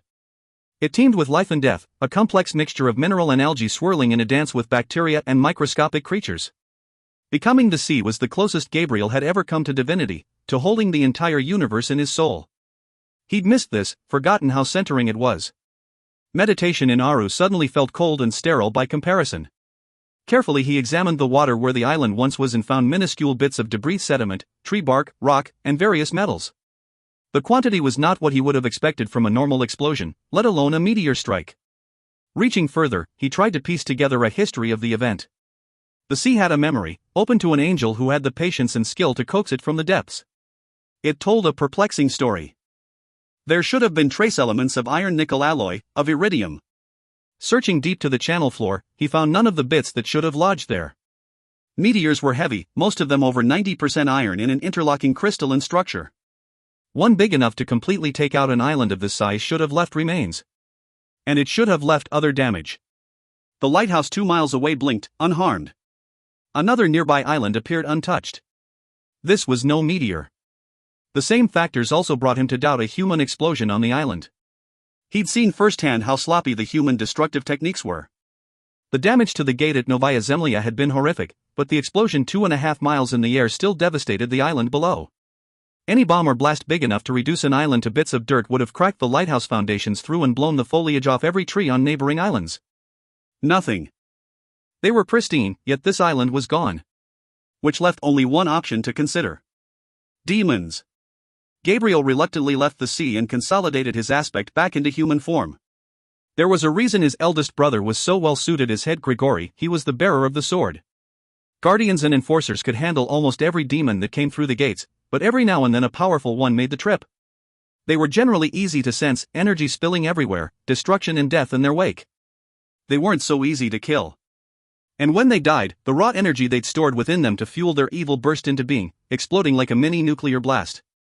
But a localized blast, with strange clear-cut borders. An angel could survive a small blast, but an explosion big enough to take out this island would have easily killed an angel of Furlak's level. So what was a non-enforcer doing sneaking down from Aru? Why would he have been at a human research facility, or even a rural campground? He could have been indulging in sinful contact with a human, but Gabriel suspected it was something else. But what? The humans had hundreds of thousands of scientific endeavors. Demons often busied themselves in all types of nefarious industries. Could this have been one? Maybe Furlak's connection with Vale had been innocent, and by coincidence he had found himself in a deadly fight with a demon right after his friend had lost his life to another. Spreading his snowy wings, Gabriel once again rose to the air and headed back to the port, determined to find some answers. He just didn't have an adequate level of knowledge concerning human businesses. For the information he needed, he'd have to converse with them. He shuddered. Humans. He'd spent hundreds of years avoiding contact with them, but he had no choice if he wanted to get to the bottom of this. Still cloaked, the angel circled about the pier, dropping down next to a building that separated the dock area from the parking lot. Huge glass windows overlooked the bobbing boats in their slips, and a large man, shirt straining at the buttons, sat inside, appearing bored as he leafed through magazines and cast occasional glances up at a television. Taking a deep breath, Gabriel extended himself further into his corporeal form, feeling the overwhelming pain of sensation flood through him. The smells of the seaport town increased a millionfold, the colors became blindingly brilliant, the sounds deafening. It took him a moment to process it all and regain control. Staggering from the onslaught, he put his hand against the metal railing, only to recoil from the cold metal, chips of bright green paint covering the gray. He'd have to remember to try not to touch anything, or anyone. That sensation, skin on skin, was the most difficult of all to handle. Walking slowly, he made his way to the marina office, wincing at the merry jingle of the bell over the door as he entered. The man at the counter looked up, a smile on his round face. "Can I help you?" Gabriel relaxed, walking toward the man. He hadn't lost his touch. It had been so long since he'd made himself visible to the humans. Centuries ago he had walked among them, indistinguishable from any other human. His siblings stood out, but Gabriel had been able to blend in, communicating without the adoring reaction the other angels caused. It had been a source of pride, something normally only the angels of chaos could do. But it had been so long. He had hoped to never do this again, but he couldn't just let two angels die under mysterious circumstances without doing all within his power to investigate. That was his responsibility as a member of the ruling council, as an angel of order. "I've got a question about the island that exploded." "Oak Island, I believe it was called?" The man shook his head, jowls swaying, eyes grieving. "Shame that was. Nice little island. One of the smaller ones and not as popular as the others. Never thought it would have gotten taken out by a meteor. Things sent waves flooding all across the area. They felt it all the way up in Ketchikan. Meteor. A millennium ago, and they would have blamed it on some vengeful god. Not that they would have been far off, if the cause of the explosion was what he suspected. Did the scientists see the meteor coming?" Again the jowl swung from side to side, the man's bulldog eyes widening with the seriousness of the topic. "Nope. Took everyone by surprise. Course, some are thinking it wasn't a meteor after all but some secret underground government facility that exploded, not. Either way, it's rather frightening that that sort of thing would happen with no advanced warning at all. The loss of life must have been terrible." The man's head tilted, his mouth pursed. "Well, no, unless you count a few campers. Not many people normally there." Gabriel frowned in confusion. His brother had said that there had been 24 humans present as well as the angel when the catastrophe had occurred. Skip really lucked out. He usually takes those corporate folks out there for their team-building retreats. The man's sour face clearly indicated his feelings for said team-building exercises. There hadn't been any for a week or so. Last trip he made out was with that woman a few days before the whole thing blew. Maybe instead of a hidden nuclear facility, it had just been a campground rented out to a human company for their summer group sessions. Lesser demons did like to terrorize campers. Perhaps a major one had decided to get in on the fun and had been caught in the act by an angel who hadn't, in good conscience, been able to turn his back on the slaughter of innocents. Gabriel turned to leave, but the man continued on, clearly desperate for any kind of conversation, no matter how one-sided. That woman was really eager to get out there. Had some plane to catch and was trying to get someone to take her out right away, just an out and back. Told her everyone was done for the night, but that Skip could run her out in the morning. Was really surprised when he said she was staying. She didn't have any camping equipment or nothing. Thought she was eager to get home. Sad. She's dead now. Blowed up along with the island. The angel shook his head. It was folly to keep pursuing this. It was a demon. An angel had come down, probably tempted into a sinful activity, and had died killing a demon. Regardless of his sin, his noble death would wash that clean. He'd move on to the thousands of other reports and matters awaiting his attention. He had other things to do. But he couldn't let it go. There was too much what if, too much unknown, and he'd never be able to find his center with these questions unanswered. Is Skip around? He interrupted the man, who was going on about the other islands and their superiority in camping facilities to the ill-fated Oak Island. Yeah. Third pier, fourth boat on the right. Skip was relaxing on his boat drinking a beer. He pulled his mirrored shades off and got to his feet as Gabriel approached. What can you tell me about Oak Island? The man in that office said you were ferrying groups for a corporate retreat? That you took a woman out a few days before it exploded? Skip shifted his feet and carefully put his sunglasses back on. Yep. Shame. I made a lot of money taking those folks out. They were camping and stuff. But the woman had no gear, and she went out alone. Was she the only one on the island that you were aware of? It was a warm day, but not warm enough for the beads of sweat forming on the man's forehead. Think she met someone there? I'm not the only one who hires out for these kinds of things. Might have been a group there. I don't know. He was lying. It spiraled from him like fog, dimming his aura. He tried to cover it up with an answer that wasn't quite an answer, but the lie clung to him, thick and dark. Was she with any other person either on or off the boat? Skip fiddled with his beer bottle, taking a quick sip. I took 2 other guys out with her, and they all stayed, he admitted. When were you supposed to pick them up? How long did these groups usually stay? Again Skip raised the beer bottle to his lips, only to find it empty. I don't bring him back. I never do. Figure someone else does that. Gabriel watched Skip toss the empty into a bucket and pull another beer from a cooler. He declined when the man offered one. Reading thoughts wasn't one of his strengths, but he could often gather bits and pieces if a human was particularly emotional. Skip was extremely emotional. He felt uncomfortable about what these corporate groups were doing on the island. It wasn't any of his business, but it seemed kind of cult-like and kinky. He knew all the boaters in this area and no one was bringing these people back. Gabriel had a sudden flash of vision from Skip's mind, a mass grave, bodies on the ground. It wasn't his business. None of his business. So not a research facility, nor a corporate team-building retreat either. Some kind of weird death cult. Gabriel again felt a wave of revulsion.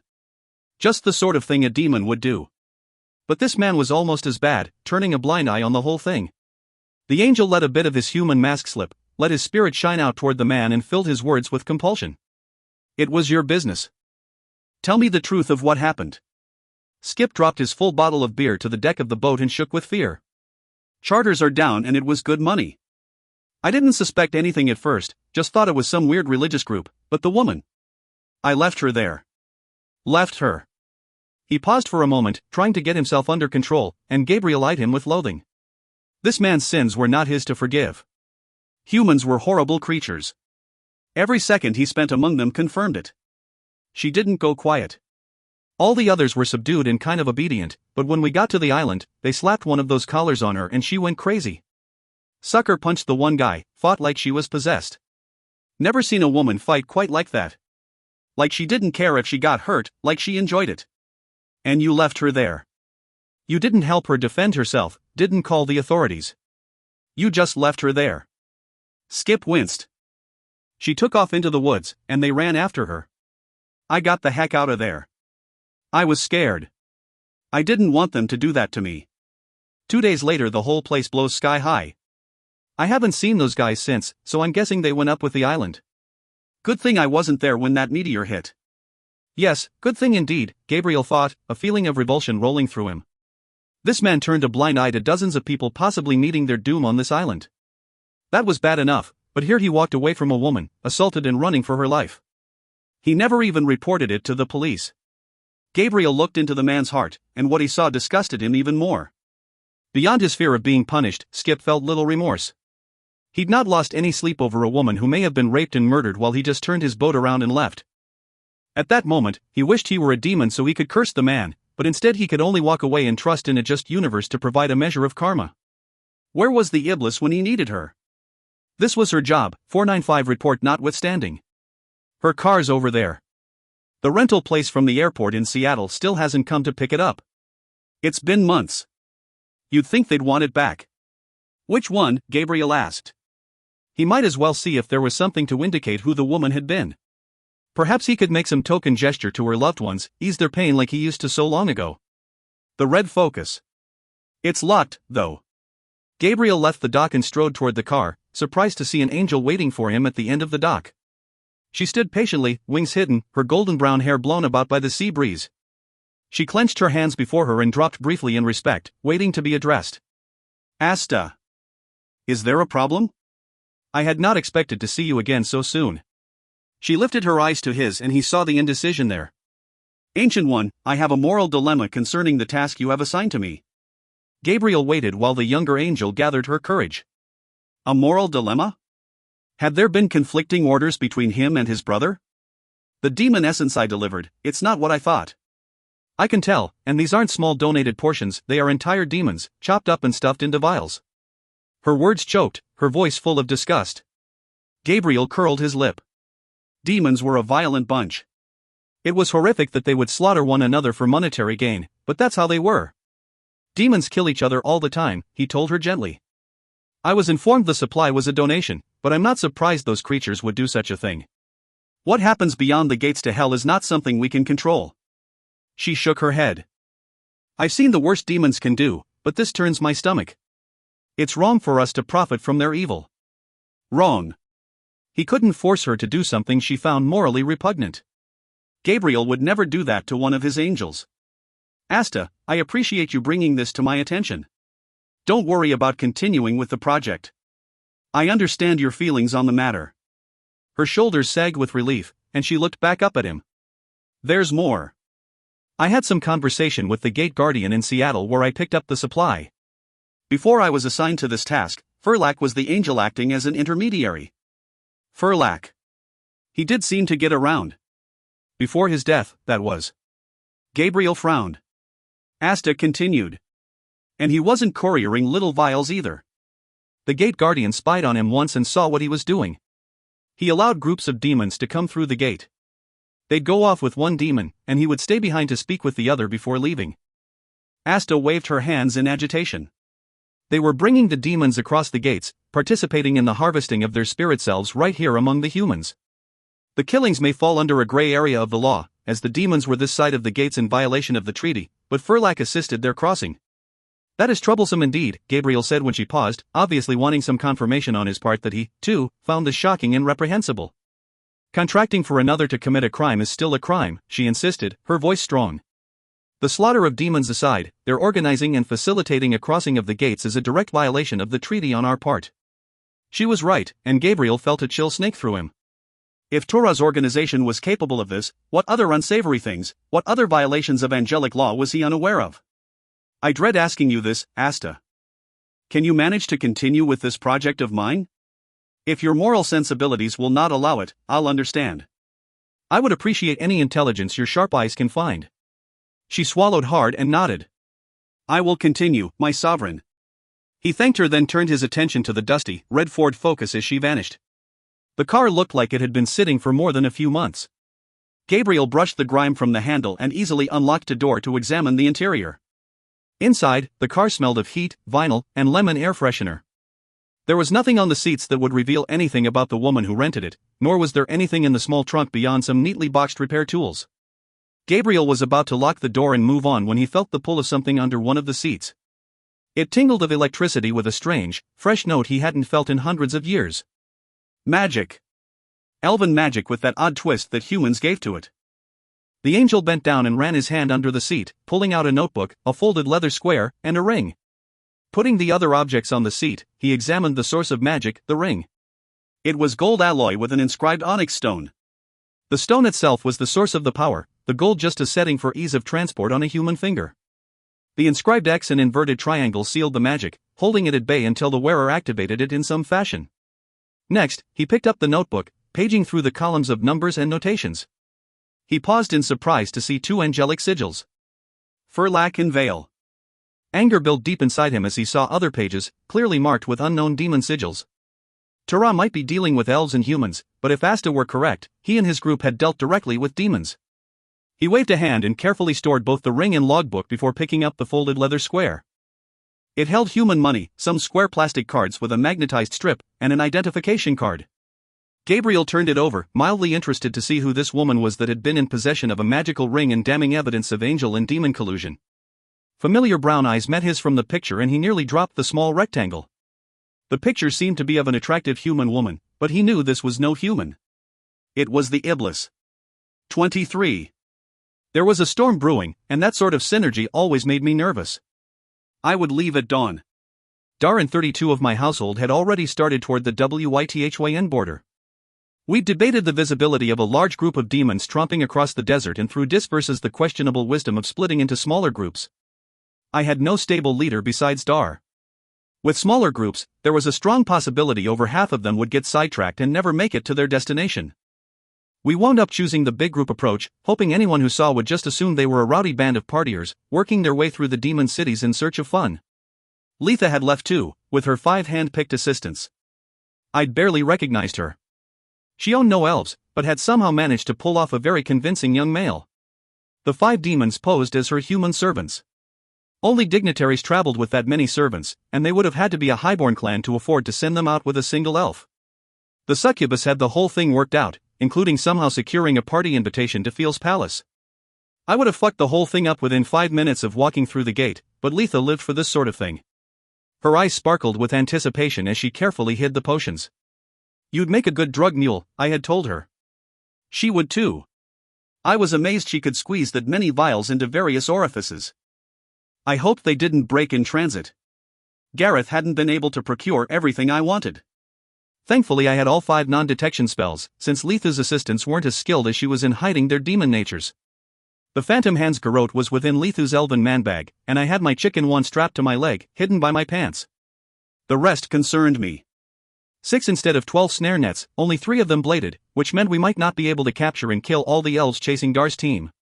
10 paralyzation potions meant we had to concentrate it in specific foods and drinks instead of a widespread application in the water supply. That also ratcheted up the danger for Letha's team, who would need to manage to slip them into beverages and foods practically under the nose of the intended victims. Worse yet, we only had 30 slippery skin amulets for 40 demons. I declined one, as did Letha and Dar. Letha felt her team wouldn't need them as much as Dar's, but it still left 30 amulets for 32 demons. They drew straws, and I felt sick thinking of the 2 demons, both low, who got the short straws. The amulets wouldn't protect against everything, but they would help the demons shrug off nets and numbing arrows.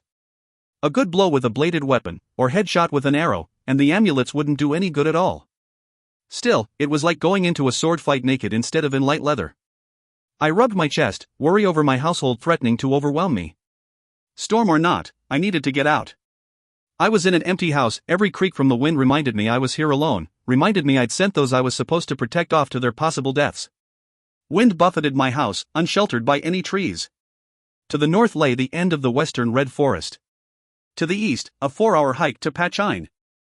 South, the landscape flattened to sandy plains before merging with the huge desert that encompassed the entire lower third of the landmass.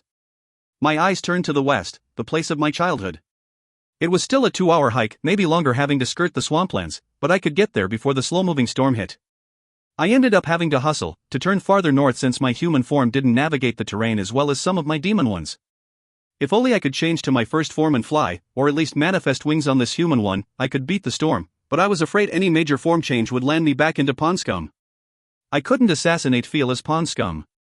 Fat drops of rain had begun to fall, the increased wind threatening a deluge, when I arrived and knocked on the little wooden door. It opened a crack, and a wrinkled face peered out. She'd always reminded me of an apple left in the sun too long. Who is it, Dot? Oh, for fuck's sake. It's not like she hadn't sensed me coming. She'd probably known 3 days ago from her tea leaves or something. Ridiculous old woman. It's Niaz, Oma. May I come in and shelter from the storm? The old woman clucked, and the disapproving noise sounded oddly amused. Don't you dare think such impolite thoughts about me, little dragon. Did your foster parents not teach you manners? Warmth bloomed inside me, and I felt at home before I even crossed the threshold. Nothing had changed in over 900 years. The elderly dwarf had the same red-brown, lined face, the same twinkle in her stern gray eyes. Her long, silver braids nearly brushed the floor. Oma always had the most beautiful hair, thick and full. I sighed, looking about the small room, seeing a roaring fire in the stove, table and chairs in the center, and a metal-tipped staff a quick grab away by the door. That thing hurt like fuck. I was convinced she had some kind of spell on it for it to hurt so much. Oma had always insisted on manners and respect and wasn't shy about discipline when it came to the young demons that followed her around as if she were the Pied Piper. I'd been her most devoted shadow for hundreds of years. Sit, she ordered, pointing to the table. I noticed one thing had changed. A carved stone ring, which practically covered the joint of her thumb with its width. Oma! I squealed, impulsively hugging the dwarf. You have wed. Who is he? A younger dwarf? You scoundrel, you. I felt her cheeks heat up as she pummeled me with her fists, trying to disengage from the inappropriate contact. His name is Kor. He's 5,000 years old. Now let me go and sit down so I can stir my soup. Cradle robber. Oma was 13,000. Not that age really mattered to dwarves. Love was love. The dwarf turned her back on me to stir a bubbling pot, and I sat at the table, in the same spot I'd always chosen as a little imp. The table was scarred from years of carvings and attempts to fix the damage by inexperienced, young demons. Oma always left it that way. I got the feeling it was the same thing as hanging children's drawings on a refrigerator door for her. So, will this hot young man of yours be home soon? I'd like to meet him. Oma turned her head and glared at me from under bushy, silver eyebrows. He won't be above ground for another week. Some of us actually have gainful employment. And I sincerely hope you're not staying long enough to meet him. Mining involved long stretches of time away. No, Oma would definitely not want me around for that reunion. Even if she'd married a century ago, they'd still be newlyweds, bunking every chance they got. I watched her ladle soup into a huge stoneware crock and again ran my fingers over the scars on the table. I'd made these so long ago that it felt like a different person had done so. Was that me? It seemed I'd lived several lives since then. Eat, Oma commanded, sitting the bowl of soup forcefully on the table and pushing it toward me. It sloshed over the rim, thick and steaming. Eat me. Her word triggered the memory of Gregory's command. I'd forgotten to try, in all the frenzy of the last 2 weeks. Thanks, I said, picking up a spoon. She eyed me with upraised eyebrows, surprised at the courteous word from a demon. I took a sip, feeling the liquid burn its way down my throat. It was so much better than the elven food, much better than the food my household had been serving. Spicy. It had a vinegar bite and bits of root vegetables with tiny shreds of meat. Dwarven cooking ruled, and Oma was the best. No wonder she'd scored some boy-toy hottie as a husband. Oma made a disgruntled sound and turned back to her stove, but I could see her faint smile of pleasure at my eager consumption of the soup. I emptied the bowl, and with a surreptitious look at the dwarf's back, I reached down into my spirit self to explore the red-purple of Gregory's energy.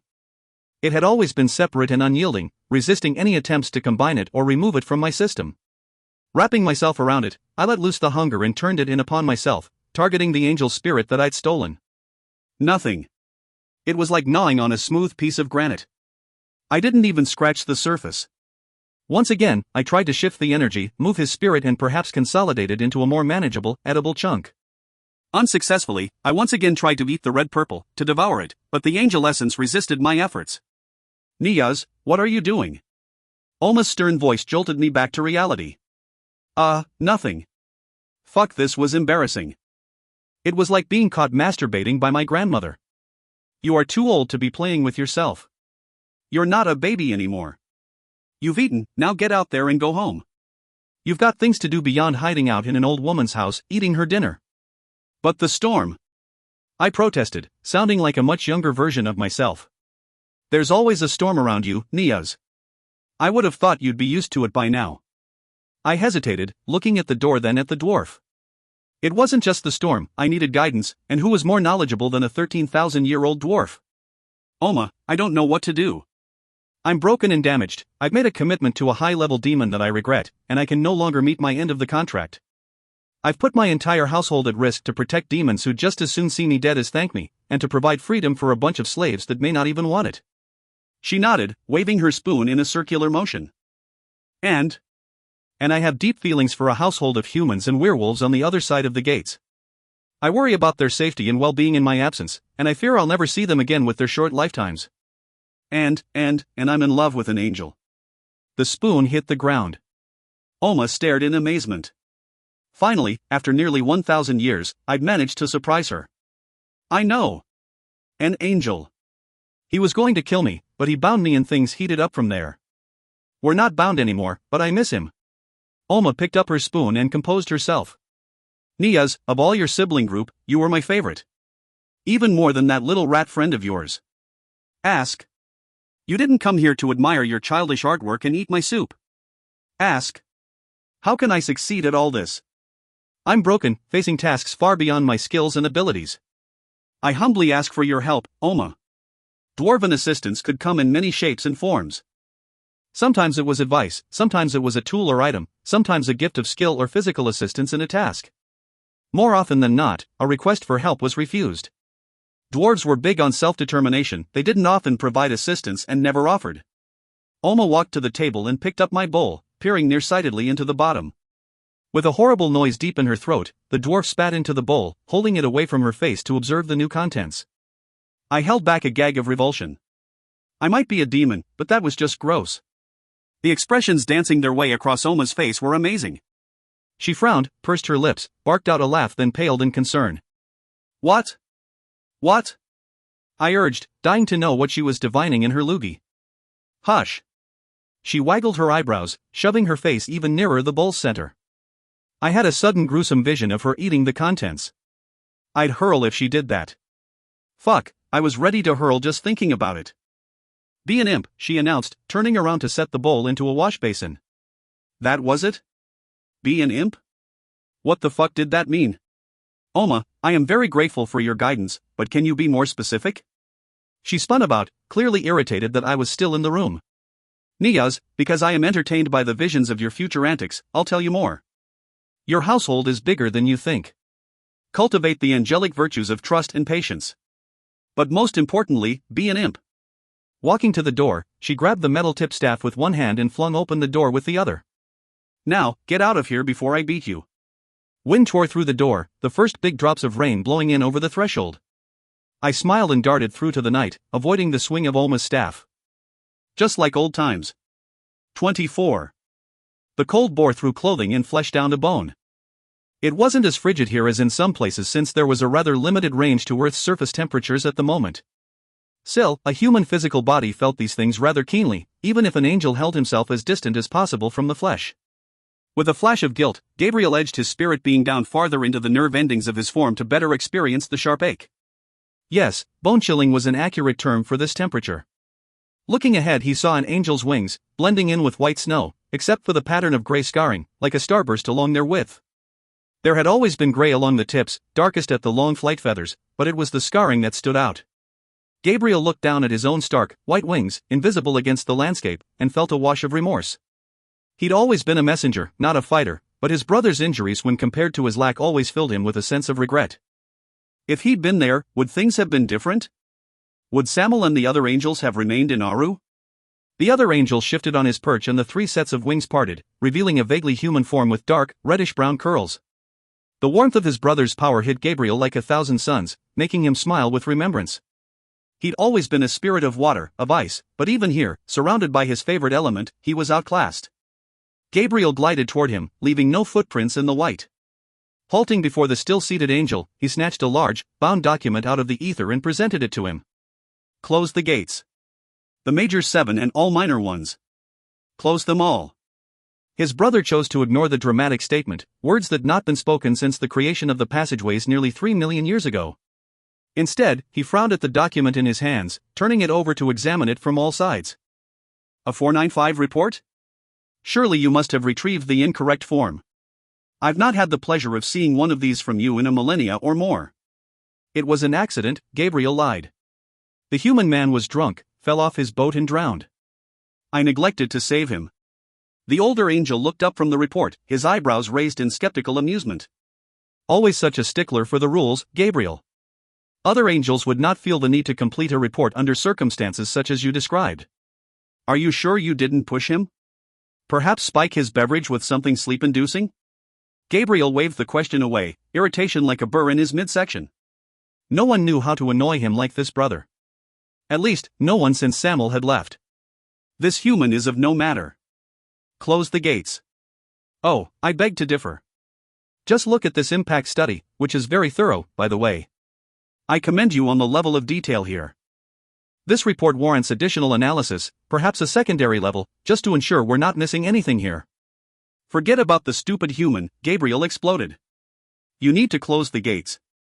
A burst of flame hit the younger angel, but he held fast, neutralizing it with his opposing element. He'd not be able to hold out against a serious attack from his brother, but these little reminders of their respective positions were easy to shrug off. I need to do nothing, the older angel replied, sweeping his lower wings along the snow in an S. And I will not forget about the stupid human. You will subject this report to the same process and procedure as all other 495 reports. The man's soul cries out for fairness in judgment. Normally Gabriel was a stickler for the rules. The irony of having his brother be the one insisting on due process wasn't lost on him. Process and procedure were there to ensure fairness and balance, but in a time of crisis, all that could wait. He's dead. It's not our job to weigh his soul. If the ruling council as a whole wants more detail, then I'll deliver more detail. Until then, we have more pressing matters at hand. The cream-colored wings with their spider webs of gray whispered against the ground as they traced patterns in the snow. Dearest brother, please enlighten me as to these pressing matters that require me to close the gates to hell, something that has never before been done. Gabriel felt everything inside himself ice over. This was the only brother that could make him feel small with one look, with a handful of words. An ancient, powerful archangel, a member of the ruling council, and he was instantly reduced to a small boy who could do nothing right, who lacked the speed and strength in his ice-white wings to keep up with the older two, but who was too old for the baby games of Rafi and Sam. An angel in the middle. There is a group of angels that have devised a method to bring about creation without unholy contact with demons, but they sin greatly and break the terms of our treaty with the demons. Gabriel waited, but his brother didn't seem particularly surprised, let alone alarmed. Fury boiled inside him at the unemotional response. For lack and veil, they were involved in this. If you had bothered to do a decent investigation, you would have known. If your Grigori had been doing what they were supposed to be doing, then these unforgivable violations of angelic law would never have occurred. I know. He knew? He knew? Why in all of creation hadn't he put it in the reports? Why? The fury spilled over, and Gabriel saw red. His brother had never had his degree of moral certainty, but this was unforgivable. So Gabriel did what he always did, struck where it would hurt the most. With a flick of his hand he tossed a small plastic card to the ground. It slid across the snow. His brother tensed as he looked down at the picture on the license. She was there. That's why she was injured so badly. She killed Furlak, killed an angel, and nearly died in the process. The elder angel seemed not to hear him as he picked up the card and looked longingly at the picture. Yes. She and I tracked down the devouring spirit and killed him, but she felt there was more to the situation. Gabriel watched his brother carefully. What did you think? He shrugged. Some vigilante angel tangled with the wrong demon and was devoured. At the time, I didn't connect what happened there to any larger plot. They sinned, Furlak and Vale. They were aiding demons to break the treaty and cross the gates. They were killing them and parting them out to use in procreation research. They involved humans in this unlawful plot. Humans. Once again, we contributed to the downfall of a species we sought to enlighten. His brother nodded, running a gentle finger over the license. Uriel confided in me. She still mourns, my brother, and had hoped Furlak could ease the pain she and so many others suffer. She is repentant. Furlak is dead, and with him the entire scheme. The matter is closed, unless you wish to indict the Iblis in the murder of an angel. Gabriel winced at his brother's tone.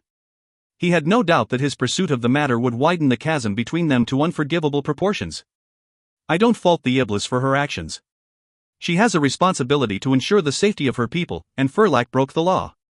But the matter is far from closed. You must shut down the gates. I appreciate your leniency in regards to my cockroach's murder of an angel, his brother commented wryly. But I will not be closing those gates. Now run on back to Aru to increase your purity and let me deal with all these messy human things. Gabriel's anger bubbled to the surface. He was nearly 4 billion years old, and still his brother treated him like a newly formed angel. Your inattention to duty nearly cost you the life of your imp. How many more will die while you sulk in grief and ignore the betrayal that occurs right in front of your face? He was prepared this time for the explosion of heat that came his way but still struggled to protect both himself and the pristine environment around them from damage. You dare to bring her into this? I am fully aware of my failings, as well as the existence of rebellion in my midst. Angels were making deals with demons and elves, involving humans in their treachery, but the matter is over. Furlak is dead, their facility destroyed. Leave this alone and go back to Aru. This goes deeper than Furlak, you thick-headed idiot. You sit here and grieve, and, in the meantime, they continue. And now he had his brother's interest. The elder angel jerked to face him, his black eyes furious, his corporeal form shimmering with anger. What do you mean? I've watched carefully, and there are no more large groups of low demons brought through. I've imposed added scrutiny on any angel outside Aru who isn't Grigori. Gabriel winced. No wonder Tura had asked him for assistance in transferring the vials. He felt a wave of guilt that he'd involved Asta. If he hadn't asked her, maybe the project would have died. Or maybe Tura would have found another patron to help him, one with fewer morals than Asta.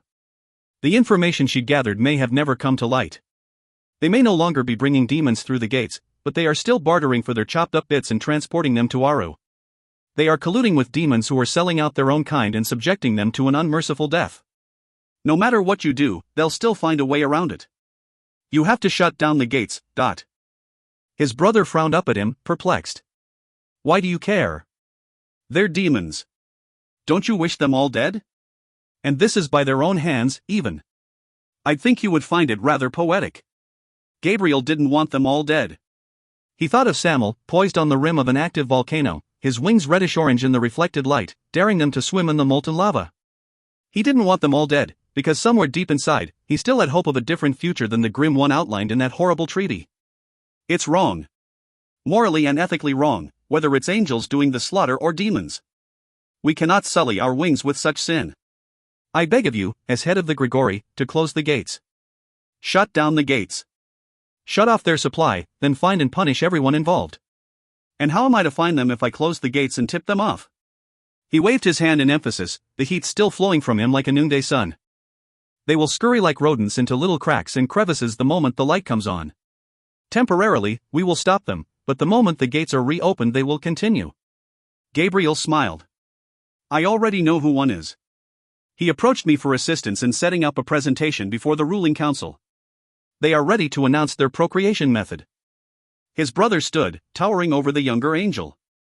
You're an unlikely ally in this particular project, Gabriel. Since when have you ever been inclined toward creation? Are you sure there isn't some other motive for why they approached you? Something else behind this scheme of theirs? Gabriel thought for a moment, taking the question seriously.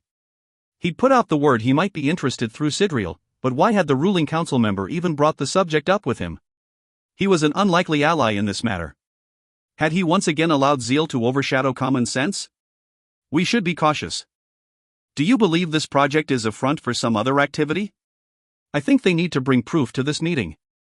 I want to see their creation mechanisms, including how they manage to overcome the problem of formation. We'll address the ethical issues then. And we should hold this meeting here, among the humans. They will be more vulnerable if they plan to attack. Now that was more like the brother Gabriel knew before the war. I will let them believe our meeting will be in Aru until the last moment. Should we use the same place we have held the last few meetings? The older angel shook his head. Another location as an added precaution. Normally I would arrange for some Grigori to be close by, but I honestly am not sure which of them to trust at this point. Circumstances lead me to believe quite a few may have conflicting loyalties. Gabriel squirmed, unsure whether that last remark was directed at him or not. There will be the 6 most powerful angels in all of Aru in attendance. I think we can do without additional protection. His brother nodded, a faint smile quirking up one side of his mouth. Agreed. But if they show up with a large wooden horse, shoot first and ask questions later. How a large wooden horse could be a threat was beyond Gabriel, but he would defer to his brother's superior knowledge of the modern human world on this point. Then you agree to close the gates to hell? The elder angel sighed, looking off into the distance. I can't. Just in case. Gabriel reached an awkward hand toward his brother, pulling it back at the last moment. He knew there was another reason the elder angel did not want the gates closed. What if she doesn't live? He asked as gently as he could. You would risk the lives of so many, allow this monstrous violation of all that is right and good on the slim chance that she survived, that the demons didn't tear her to shreds the moment her damaged body was discovered? She does live, the older angel insisted. She has contacted her human, and although she is still injured, she will survive. Even if she does live, how could she ever use the gates again? Didn't you banish her? The older angel sighed, his wings drooping further onto the ground. I hope that she somehow overcomes that. She's not like the other demons. Perhaps she can travel through the gates again, even banished. It's not like she hasn't done other, very unexpected, things. Gabriel winced, remembering that the Iblis devoured. His brother had surely lost his mind, loving a demon that would probably cause the end of all creation. What will she think of you if she learns you did nothing to protect her people, made no move to avenge the wrongs against her person? They nearly killed her. My brother, the angel of justice, can you ever face her if you let this continue? The elder turned a wry smile to his brother. I think that title has shifted to your shoulders. I'd like the vengeance one instead. Gabriel couldn't help the snort that escaped him. Good luck getting rid of any of your titles. You know you'll just wind up with vengeance as an addition. Reddish curl swayed as the angel shook his head. What's one more? I've already got 50? Or is it 60? I lost count. Don't ask me to name them, either. I had to write them down on note cards last time. His brother laughed, a hint of real amusement behind the bitterness. All right, Gabriel. I will lock down the gates to hell. All but one. We can surely safeguard one gate, and I need to leave her an option, just in case. Gabriel stood for a moment, watching his eldest sibling. I hope she finds a way back to you, my brother. He turned to leave, pausing when his brother spoke. Thank you, Gabe. Gabe. It brought back a flood of childhood memories of when they fought and played together, closer than any 5 angels could be, a time before they were saddled with titles, before envy, pride, and greed scarred their love for each other and wrenched them apart. Back then, he was just Gabe. He turned and met his brother's black eyes, feeling the love and admiration he'd once had when he was young. You're welcome, Mika. 25. The elves had planned to attack at breakfast. It was a clever strategy. Most of their stealth attacks happened in the dark of night, which was an odd choice given their amazing night vision. Coordinated battles, usually feuds and large-scale settling of disagreements, happened during the day. Thiel would realize the instability of his new kingdoms and the inevitable resistance.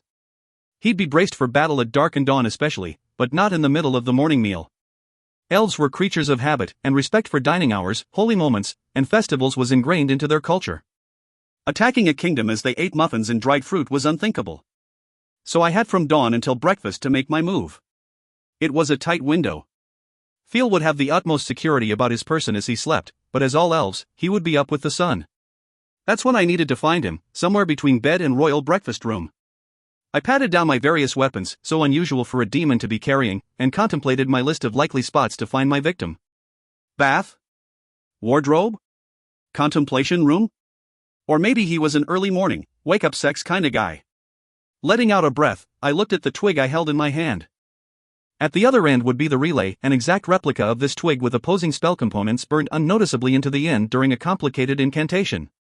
I had no idea how Kirby had managed to do this to his marble, but it was impressive. I ran my finger along the twig and felt nothing. Even to a demon, it appeared to be just a small stick. I hoped the elves hadn't found it and tossed it out into the woods or I'd be in deep shit. Lice whistle. Unlike the elven buttons, this transportation gave me the same vertigo I got when Gregory moved me from place to place. Blinking to clear my eyes of swirls and stars, I felt myself on my side, laying on a cold, hard surface. As I went to sit up, I smacked my head on something and heard a bump and crash, so much for stealth. The room swam into view. I transported myself to a hallway, underneath a table. The crash was some kind of pottery item that now lay in tiny pieces all over a shiny marble floor. Frantic, I looked around for somewhere to hide, diving through the nearest door as I heard footsteps from the hall. The footsteps quickened. Whoever it was, they must have seen the broken vase, lamp, or whatever the fuck was on the floor. They halted, and I heard a gasp. It must have been one hell of a gasp because I was in a tiny closet-sized room that was stuffed full of hanging fabric things. Draperies? Tapestries? They smelled clean but old, and I was getting hot, wedged in among them. Oh no, a voice cried. His lordship will be furious. Hopefully his lordship would be dead in an hour, so any fury would be short-lived. I heard clinking sounds, and a brushing noise, presumably the servant cleaning up the broken stuff. It better not take long. It would really suck if I was still trapped in a closet, hiding, when Talion attacked. I'd never be able to find Feel in time. The soft sound of crying reached my ears and I couldn't help myself. I opened the door just a crack and looked out to see a boy, barely 10, on his hands and knees sweeping the broken bits into a piece of cloth. Judging by his naked chest, I assumed it was his shirt. A tear slid down his nose and onto the floor. Hey, it's okay. Don't worry. Stupid, I know, but I couldn't help myself from reassuring the poor child. He jumped, cutting off his scream with a palm to his mouth. Was it you that broke the urn? He whispered through his fingers. He clearly thought me one of the human servants. I was wearing a WITHYN style outfit and was relieved to know I could at least still fool the humans into thinking I was one of them. Yes, I whispered, coming out of the closet. Don't cry. You won't be blamed for it. But I will. He shuddered. Why would you take the blame? You'll be killed. I thought fast. I've got a secret. Can you keep a secret? He nodded, and I pulled the wand from beneath my pant leg. His eyes grew huge when he saw it, and he began to slowly back away. Don't worry. It's not one of those wands. I swept the birch stick in a series of arcs, ending with something that looked like an exclamation mark. Black. The boy grinned at my chicken noise, then gasped as a spray of white feathers burst from the end of the wand to land squawking on the floor. Run and tell the housekeeper that some idiot has let a chicken in and it's trashing this room. He nodded and began to leave. Wait. Where is his lordship's royal chambers? I'm a bit lost. He gave me a puzzled look. Down that hall, through the third archway. But he's not there. He skipped his devotionals and went to pay a surprise visit to the guards. Well, it was supposed to be a surprise, but everyone knew it was coming. Fuck. Double fuck. I could hardly assassinate him surrounded by his troops, and now Talion would face an army alert and ready due to Feel's paranoia. On the other hand, although I didn't know much about elven religion, skipping morning prayers couldn't be a good thing. Hopefully his goddess would turn her smile on some other, more deserving elf today. The boy raced off. The chicken strutted around, occasionally pecking the marble floor, and I sped down a long hallway, counting archways as I went. My hope now was to find Feel's safe room and lay in wait for him. I hoped my assessment of his character ran true, and that at the first sign of battle, he took off for shelter, leaving his sorcerers and generals to do his dirty work. Otherwise, I would have risked the lives of my entire household for nothing. I slid as I ran on the marble floors. They were polished to high gloss, golden brown, with cream and black inlaid patterns. The walls served as a backdrop, a lighter brown with faint fleckings of gold. Artificial skylights and windows lit the room, focusing all attention onto the beautiful floors. It was an odd arrangement for an elf to have in his palace. Usually all the attention was directed upward, toward the light, intricate foliage, sculpture, or artwork. This drawing of the eye toward the floor and the encouraged appreciation for the stone below gave me the idea that the designer had been a dwarf. Not what I'd expected of Feel. Perhaps one of his ancestors had commissioned this design, and he'd not had the time or inclination to change it. It took a while to get to the third archway. This had to have been the longest hallway in all the elven kingdoms. Wondering how close to the breakfast hour we were, I dashed through the archway and down another length of hall, this one more in keeping with elven tastes. Thick vines covered the walls, giving the impression of being in a secret garden. Morning glories of white and blue were open, along with orange trumpet flowers, giving me hope that I still had a few moments until Talion's attack.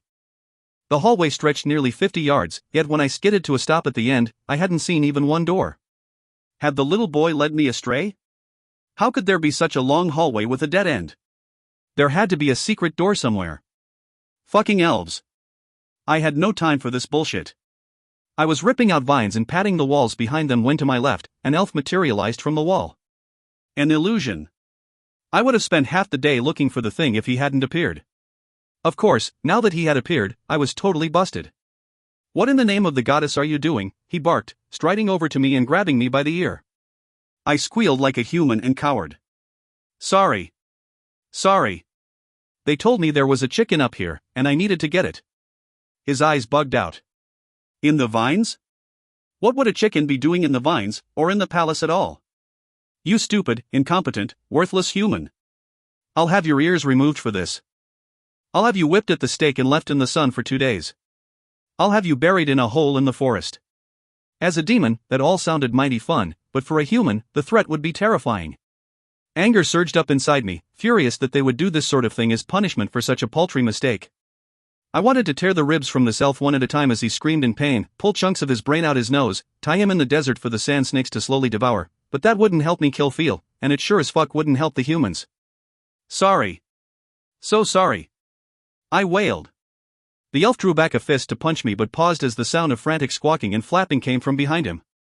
He turned to look down the hall and saw a blur of white feathers being chased by 2 elves through the doorway. By the lady, what is that doing in here? He shouted, letting go of my ear and racing down the hallway. I could almost hear his thoughts. Feel would string them all up to find a chicken running around his personal quarters. I took advantage of the distraction and slipped through the shimmering illusion of vine and flowers that led to Feel's chambers. A lavish greeting room met me, plush couches, waterfalls and fountains with aquatic plants floating in them. A flash from the iridescent scales of brightly colored fish and birdsong from the indoor trees completed the vision. It was an idyllic reproduction of a forest retreat, complete with mossy benches and soft grasses underfoot. I raced around the mini forest, desperately searching for a doorway to the private areas and very much aware that I was running out of time. The sound of alarms echoed through the palace, and I panicked. I'd run out of time. Who knows how many entrances Talion would have to his safe room? If I didn't find it right now, he'd be behind a dozen salted circles while I was still racing around this damned fake forest. Taking a deep breath, I closed my eyes and tried to block out the sound of sirens filling my ears. What would Gregory do? WWGD? A calm filled my mind, the calm of 6 billion years. Where would Phil sit in this greeting room? The door would be behind him. The safety of his own quarters in his blind spot. Opening my eyes, I looked around and saw a mossy couch, higher than all the others and covered with purple flowers. Behind the couch was a large oak, gnarled and twisted as it rose toward the ceiling far above. As I reached out to touch the oak, it shimmered before my hand, revealing an opening, and beyond that opening, a room. I raced through it, the sound of sirens pounding through my head. A reception room connected to a private entertainment area, which had both a wardrobe, a bath, and a bedroom led off it. The devotional area was off the bedroom, as well as the safe room. Bingo! I halted, my feet inches from the threshold, and looked down. A row of runes shimmered along the gilded trim, encircling the door. Carefully, I backtracked and grabbed a chair, throwing it through the doorway. 50 arrows thudded into it. Then it caught fire. Thankfully, the runes around the doorway vanished in a puff of smoke, hopefully meaning this was a one-charge booby trap. I peeked my head in the door, tensing just in case more knives came my way. None did, but the whole room lit up in a swirling globe of runes. They hummed, rotating in opposing directions around an ornate throne. Idiot. Some fucking panic room this was. Where was the cooler full of beer? The 12 days of dried rations? The extensive library of reading materials? Phil must think whatever threat he would encounter would be over pretty fucking fast. I chuckled, imagining him sitting with his ass in the chair while his country exploded into months-long revolution. He'd be pretty damned hungry and bored by the time he felt safe enough to emerge from his hidey hole. But where the fuck was he? He should have been here by now, with the chaos of the attack, the absence of a bunch of guards who were chasing demons in the forest, the incapacitation of most of his magical staff with a mysterious paralysis. He should be racing down the hallway right now in a hurry to get behind these runes. Or not. Something tickled in the back of my mind that Phil would definitely want a safe room close to his sleeping quarters, but he might be paranoid enough to want a second one closer to the main palace areas, or perhaps even outside. I tore back out into the reception room, frantically trying to think. Would Phil want several entrances to his quarters, or would this one room be it? I weighed the risks of having one escape versus having only one entrance to defend and decided that if there was another entrance, it would be a hidden one. But the silence of the whole area struck me. Phil didn't spend the day in his private quarters, he spent them out and about. At night, the room by his bedroom would suffice. During the day, he'd need something closer. I smacked my head in frustration. I'd lost my chance. I should have gotten here earlier, before he awoke. I should have taken this fight to him when I realized he wasn't in his quarters, instead of trying to do some kind of wait and ambush. I'd failed. The battle had started, and I had no idea where Phil's other hidey hole was. I'd lost all opportunity to take him out. I may have missed my shot at the Elven Lord, but I sure as heck could make sure the battle turned the way I wanted it to. I raced out of the illusionary doorway and down into the main hall. Just as I rounded the corner, my feet flew out from under me, and I landed ass-hard onto the floor. What the fuck had I slipped on? Chicken shit. Are you okay? I looked up from the floor to see the boy from before, a sponge in one hand, a bucket next to him. There was chicken excrement everywhere. Who knew that one chicken could have that much crap and manage to dump it out all over the glorious marble floors of this hallway before being caught? You're cleaning the floor while the city is under attack? It seemed an odd thing to be doing. He was human, and certainly not old enough to be fighting, but I'd assumed they would have had him caring for wounded, or hiding safely away somewhere. He shrugged and knelt back down onto the floor, scrubbing the whitish poop around with his sponge. They're not likely to come here. All the soldiers are outside, and his lordship is in his sanctuary. Nobody's in here but servants. All the elves who aren't fighters ran and hid, leaving their humans behind like abandoned, heavy luggage. Fuckers. You wouldn't happen to know where his high lordship's sanctuary is? He glanced up at me in curiosity before dropping his eyes back down to the task at hand. Sure. It's under the gnarled fig tree garden. Well, that information was better than nothing, although I had no idea what a fig tree looked like, where this garden was, or what exactly the boy meant by under. So, like a subterranean room? Or is this a raised garden? He laughed, as though I was the stupidest adult he'd ever encountered. The tunnels. Don't tell me they've never sent you down there? They're under the whole city. My heart sank. Catacombs, no doubt, with all sorts of magical and non-magical traps and many escapes, a labyrinth of underground tunnels. Phil was slyer than I'd ever given him credit for, although these tunnels may have predated his rule, or even his birth. The boy shuddered. The rats take over every few weeks, and we have to go down and run them out of their nests. I'm little, so they suit me up, give me a wand, and stuff me down a hole. They can't bite through the suit, but they try. Think you can show me this hole? Think I'll fit through it? He looked up in surprise, his gaze wandering over my human form. Probably. Why would you want to go down there? And why would you want to go out of the palace in the middle of a fight? I thought of what I could offer the boy for his help, but I had nothing. This whole thing had impoverished me, and I couldn't even trade a favor. I had none of my demon abilities to deliver on it, and I wasn't sure Ahriman would allow me to honor my commitment. All I had was 2 knives strapped to my calves, hidden by my pants, and a chicken wand. I wasn't giving up my chicken wand. If you can show me the hole, tell me how to get through the catacombs to Phil's hiding place, I'll give you this knife. He sucked in a breath as I pulled it from beneath my pants leg, his eyes growing round as saucers. Dwarven made. With magical resistance. Yes. And I only had 2. They were my hope for getting through any magical circles protecting Phil. I'd need multiple knives to pierce multiple circles, but if I couldn't find him, the knives wouldn't do me any good. The boy jumped to his feet, knocking over the water bucket in his haste to reach for the knife. Ah, I told him, holding it up out of his reach. Hole and directions first, then knife. His eyes narrowed. The entrance I know is by the kitchen, but the sanctuary is under the gnarled fig tree garden. You'll need to keep heading west, but there are some places where you'll double back. Tell me as we head for the kitchen, I commanded, waving him on to lead. The boy took off, and I raced after him, slipping and sliding on the soiled floor. Take the first left, then go for about 50 feet, taking the third right. Wait, the third right after 50 feet or the third right, which is about 50 feet from my first turn. I sensed disaster. I sensed I'd be found 2,000 years from now, pale and hunched over, my eyesight wasted from the darkness in the tunnels, my body emaciated from existing on bugs and rats for 2 millennia. Third right about 50 feet down the tunnel. He darted through a series of small rooms, and into an unadorned part of the palace, clearly designated for servant use. You'll go uphill, and the tunnel will turn further right and narrow. There's a portion where you'll have to crawl. Great. Just fucking great. 'Cause that's how I wanted to spend my morning, crawling through a dark muddy tunnel wondering where the rats were. There's a huge route that comes down, forking the tunnel in 2. Take the left fork, then take the 5th left, the 8th right, and the 2nd left. What the hell? Where was this fucking sanctuary? In the next kingdom? You'll begin to see the walls change from dirt to wood. It's the roots from the gnarled fig trees. They look like striped, glossy wood on the walls. The hallway will seem taller and lighter, with a paved stone floor. The sanctuary is straight ahead. I frowned. There was no way Phil got there through the kitchens, crawling in the dirt. There has to be another entrance. Well, sure. There are 2 directly into the sanctuary. There are hundreds into the catacombs. We'd reached the kitchens, and the boy slowed, looking around in surprise. The kitchen was a huge, long room with 2 mammoth-sized fireplaces and 4 stoves. Pots dangled from the ceiling from one end of the room to the other. 3 wash basins had an intricate series of tubes and hoses connected to them, and several wands sat alongside the stoves. One pot boiled furiously, another smoked, on the verge of burning. The only 2 humans in the room were sprawled on the floor, snoring. I hadn't given Lethu any sleep potions. What the heck had happened here? Where are the traps to the sanctuary?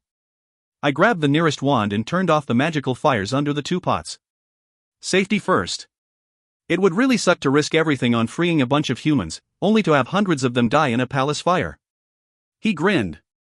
There are wire traps in the spot where you need to crawl, and spells in place once you get under the tree garden. I don't know what those do since I've always had an amulet on. I've never actually been in the sanctuary. Rats won't go within 5 feet of the place. Looks pretty though, with all the words on the walls and floor. Lovely. Just how extensive are these catacombs? I had a bad feeling about this whole thing. Huge.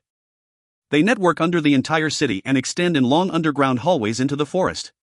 There are lots of entry points, but they're all hidden and magically shielded. Only the elves know where they are. The boy shrugged, his eyes far older than the age his body indicated.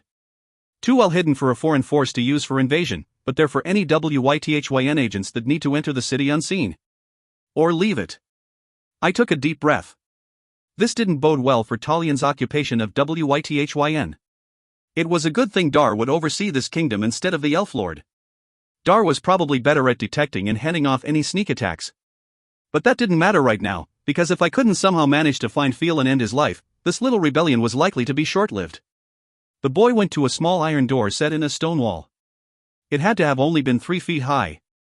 With a creak, he wrestled it open, letting damp, cool air curl into the kitchen from below. Steps led down from the door into the dark, earthy-smelling world below.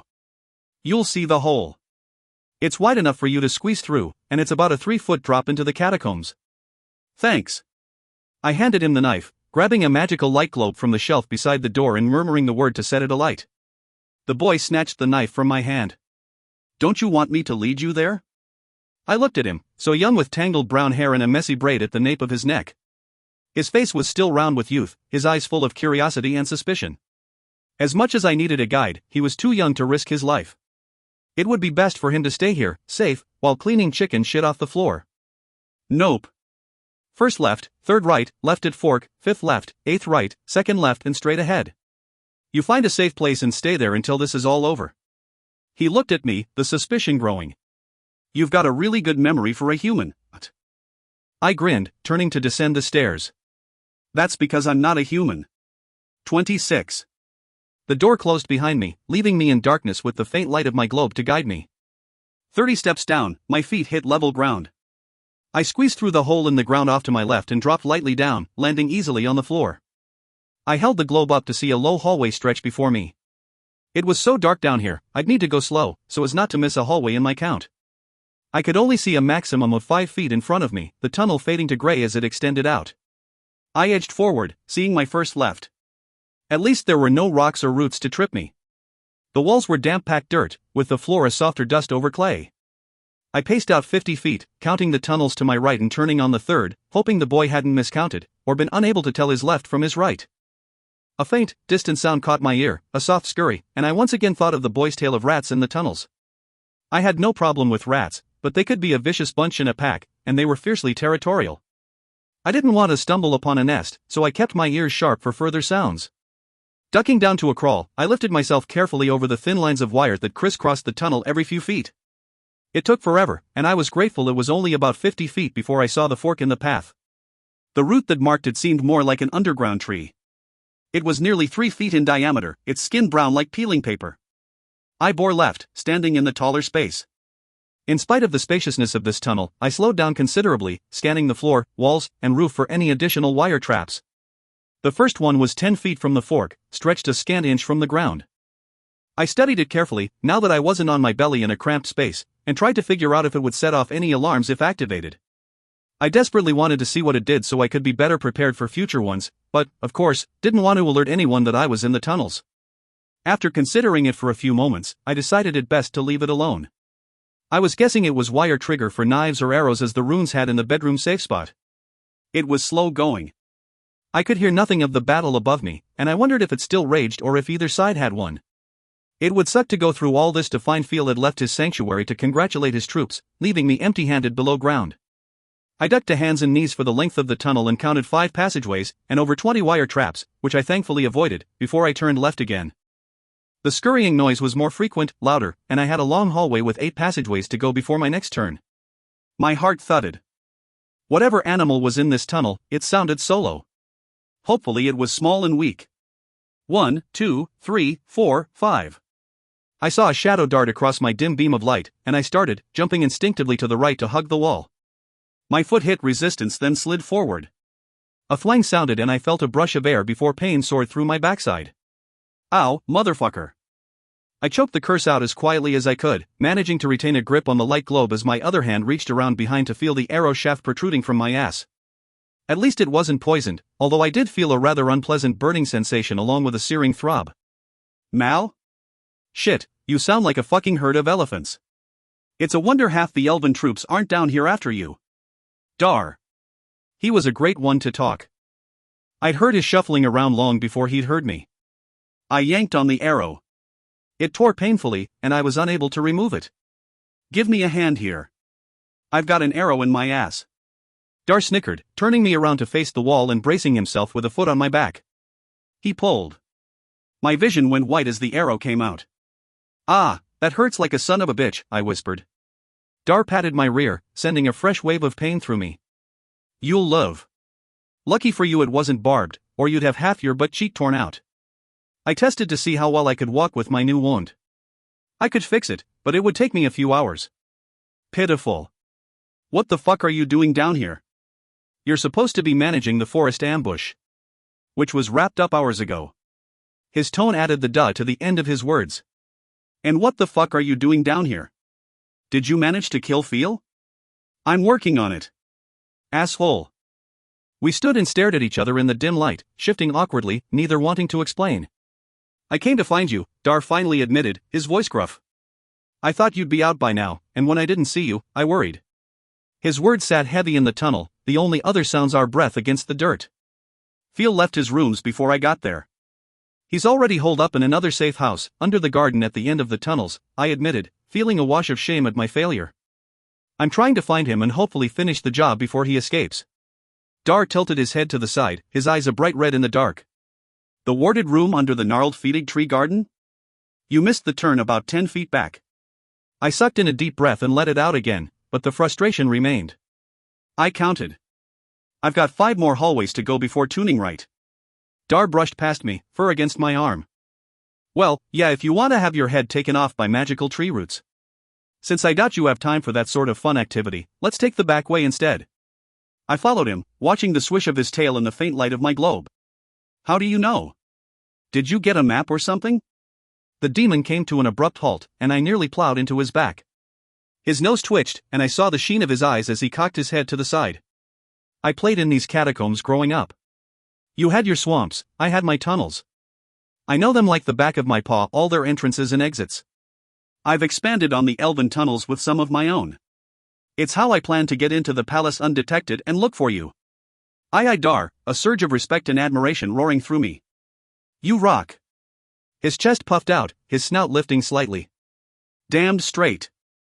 And off he ran, me scrambling to keep up with his pace. His eyesight was keen in the dark, and I stumbled around, trying not to lose him and not to fall flat on my face. For fuck's sake, Mal, he hissed.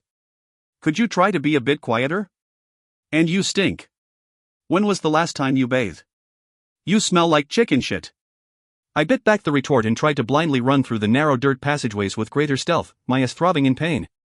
We took a complicated series of turns, and I was grateful that I had Dar to lead me, otherwise I'd never find my way out of this labyrinth. After a scant few minutes, the tunnel lightened, and I saw a glow from the edge of the hall before us. Dar halted and held out a hand for me to do the same. The light is the passageway to the sanctuary, he whispered.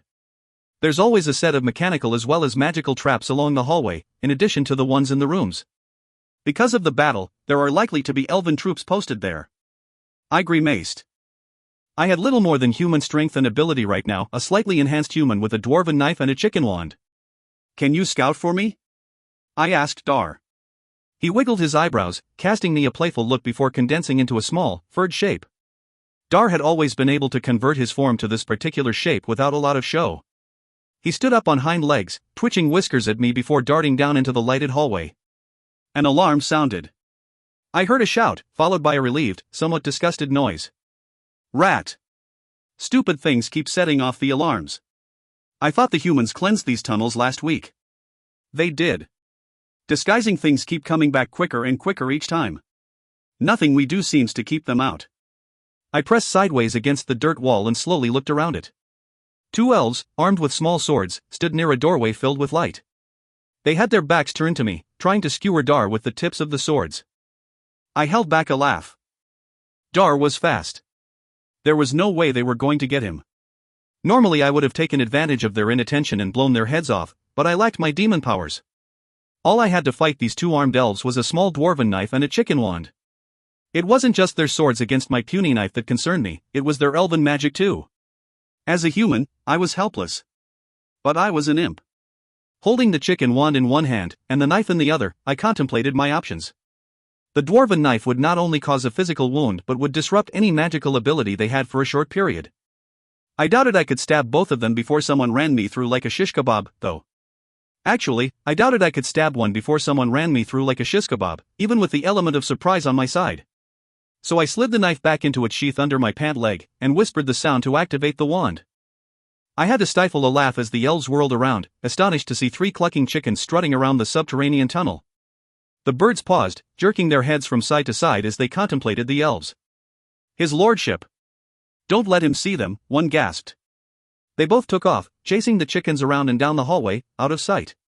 Dar loped past me, transforming to his larger, more upright size as he watched them head further away. "I'll go take care of those guys. You get feel." And how, exactly, was I supposed to do that? I wondered as I looked toward the bright light. I had an arrow wound in my ass, and Phil was most likely in a room surrounded by a rotating globe of runes, if this safe spot was anything like the one in his bedroom. "There's another entrance to the room," I told Dar. "Can you take care of the guards, find a quick way out and circle around to guard the other door?" I wouldn't put it past him to try and bolt. Dar rolled his beady red eyes. "What am I, fucking Superman? Faster than a speeding bullet, able to kill guards and race through miles of tunnels in seconds?" I blinked at him, waiting. "For fuck's sake, Mal. You owe me for this." "I love you, Dar," I teased as he ran down the hallway, grumbling under his breath. Then I walked toward the light, wondering in the back of my mind why my chicken trick had worked so well that both guards had abandoned their posts to chase them. The entrance to the sanctuary was an archway, runes flaring as I drew near. I contemplated using my knife to enter versus using it on the multiple protective circles that I knew surrounded Phil. The circles were the bigger obstacle, but if I couldn't get in the damned room, I'd never even get the chance. I pulled the knife out of the sheath and reversed my grip in a Hollywood-worthy spin. "I'm coming for you, Phil, you dickless fairy," I proclaimed, plunging the knife into the doorway. Dwarves have a special skill that makes them ideal foster parents for young demons. They are tough and hardy, difficult to wound or kill, and they are practically immune to magic. They imbue their weaponry, their dwellings, and their artwork with the same immunity. The silver light from the runes flew toward the knife, then fled like children from a plate of mashed turnips. Rather than the dramatic explosion that occurred when demons countered elven magic, the runes withered, shrinking and twisting into faint traces in the wood grain of the doorframe. I strode into the room and saw Phil, standing majestically before an ornate throne, in the middle of a globe of rotating runes. A salt ring encircled him, 3 feet from the throne, and he held a jeweled dagger that glowed silver in my presence. He'd covered all his bases. "Coward," I taunted. "Safe here while your troops are slaughtered." He lifted his other hand, and a translucent globe appeared. "I am seeing the opposite. Seems your demons have lost the advantage and are being picked off one by one. My troops from Olwyn are arriving as we speak. That weak fairy, Tullian, will lose.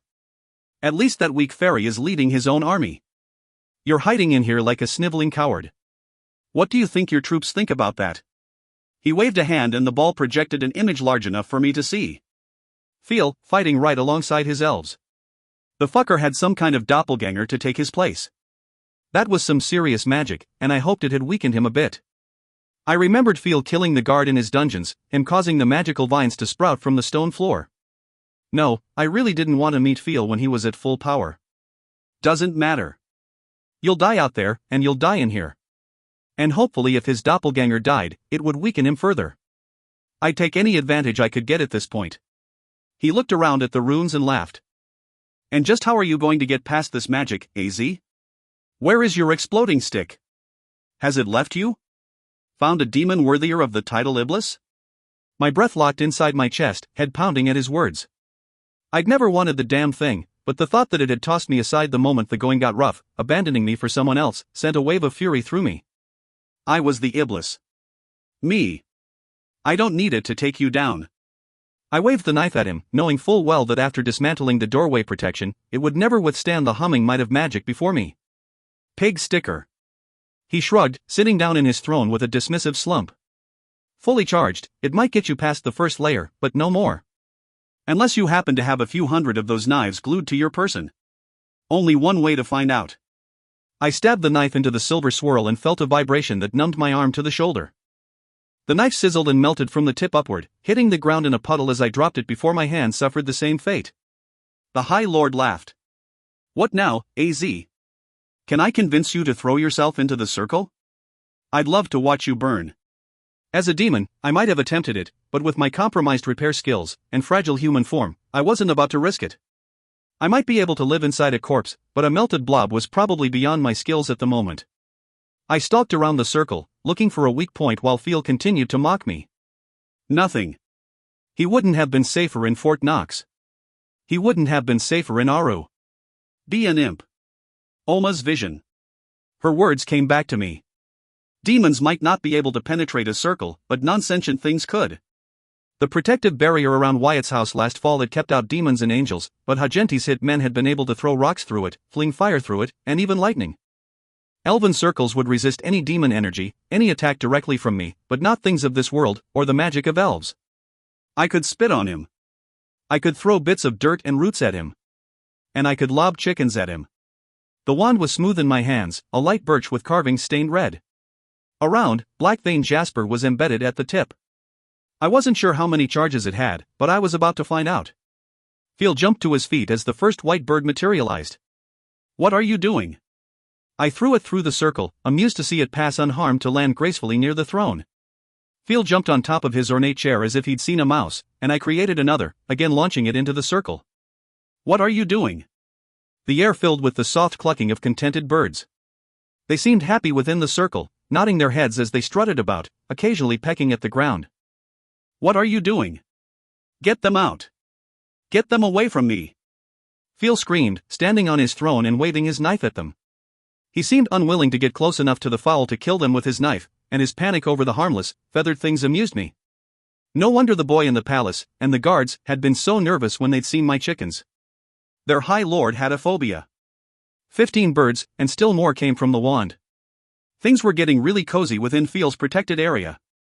The chickens squeezed together, voicing displeasure over the reduced space and rising a few feet above the ground as they squawked and pecked at one another. Phil shrieked and swung his knife. Blood flew and the chickens panicked, flying about in a calliope of feathered sound. 25 birds. The runes shuddered, the revolving globe of silver slowing, evidently unable to protect so many within their embrace. Stupid, worthless slug of a demon, Phil shrieked, killing chickens as fast as I could toss them in. I'd taken to throwing them directly at the high elf, trying desperately to nail him in the head with one. Come out and fight, asshole, I shouted, lobbing another bird at his ducking head. You'll never escape my killer chickens. Escape. Phil jumped off the throne into 2 feet of feathered chaos, slashing with his knife as he cleared a path. I dashed around the edge of the protective globe, but weak as it was, it still held solid against me. There was a trap door, and Phil reached it as I stood helpless, fenced from him by a swirling band of silver. Swinging the knife, he launched a bloody chicken at me and laughed as he vanished through the door, safe. Son of a bitch, I shouted, spearing the silver globe of runes with the jasper end of the wand. Everything exploded in a flash of silver and I felt myself thrown backwards, rocks and roots creating new injuries adding to my arrow wound. I hit the root-covered wall behind me, shielding my face with my arm as a shower of blood, feather, and bone pummeled against me. By the time I opened my eyes, the room was clear of magic, my wand and the rune circle destroyed, and all the chickens were reduced to a spray of gore. I raced for the trapdoor, yanking it open and diving through.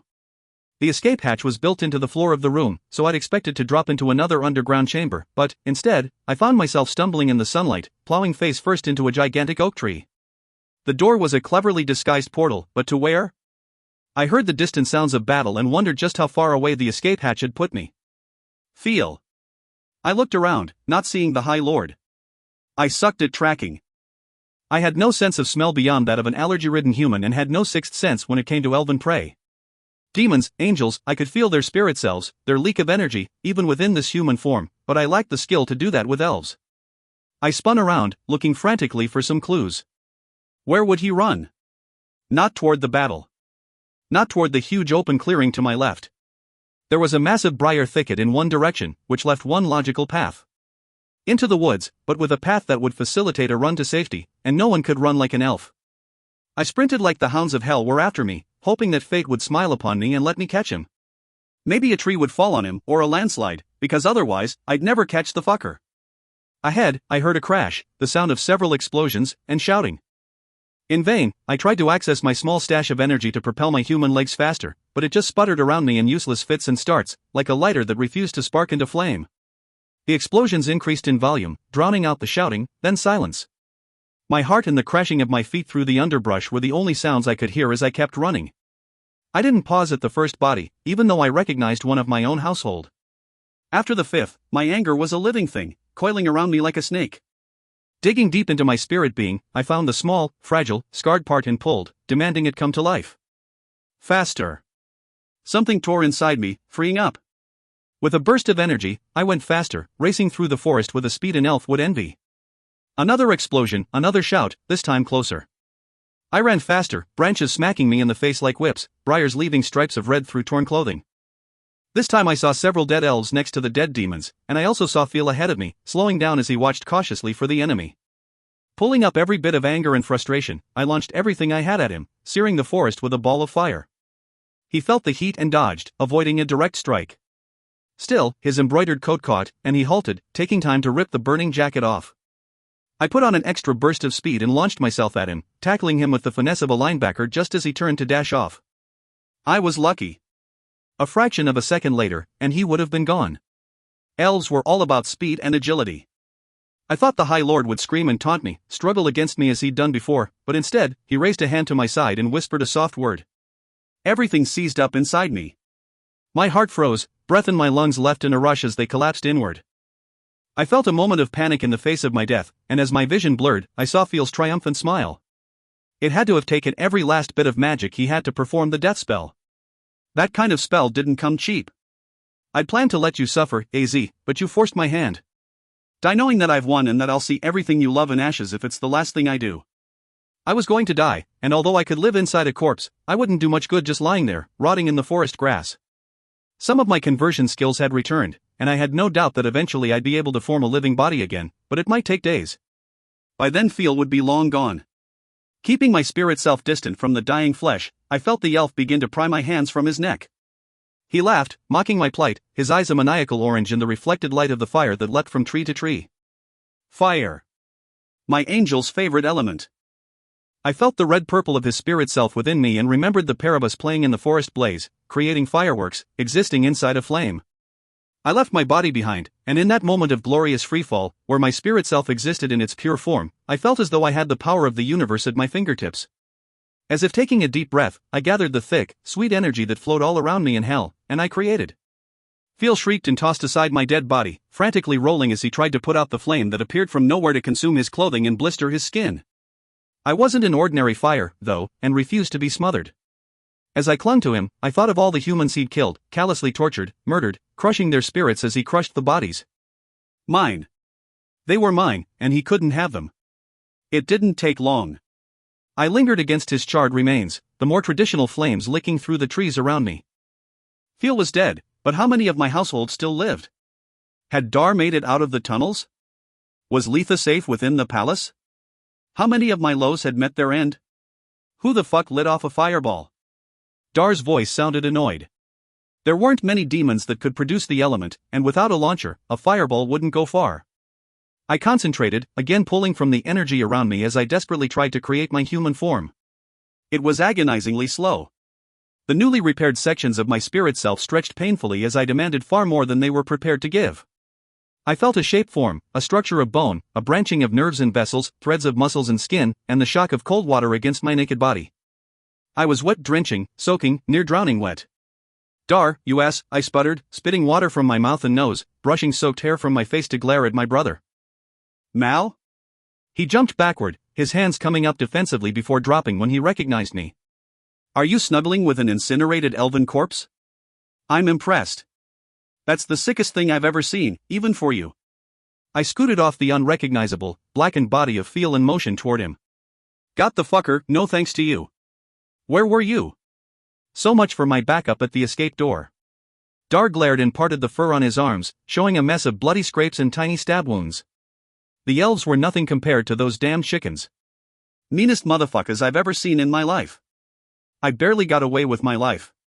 I laughed. It was a giddy, high-pitched laugh that people get when they're at breaking point, on the edge of insanity. Dar, nearly taken down by a pair of chickens.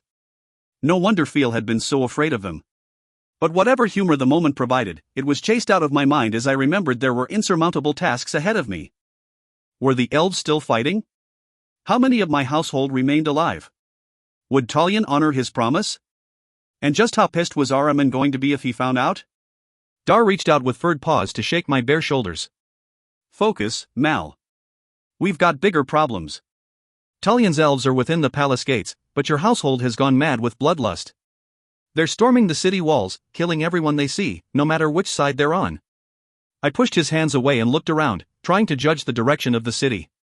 Dar, you ass. You were supposed to be in charge, to keep this from happening.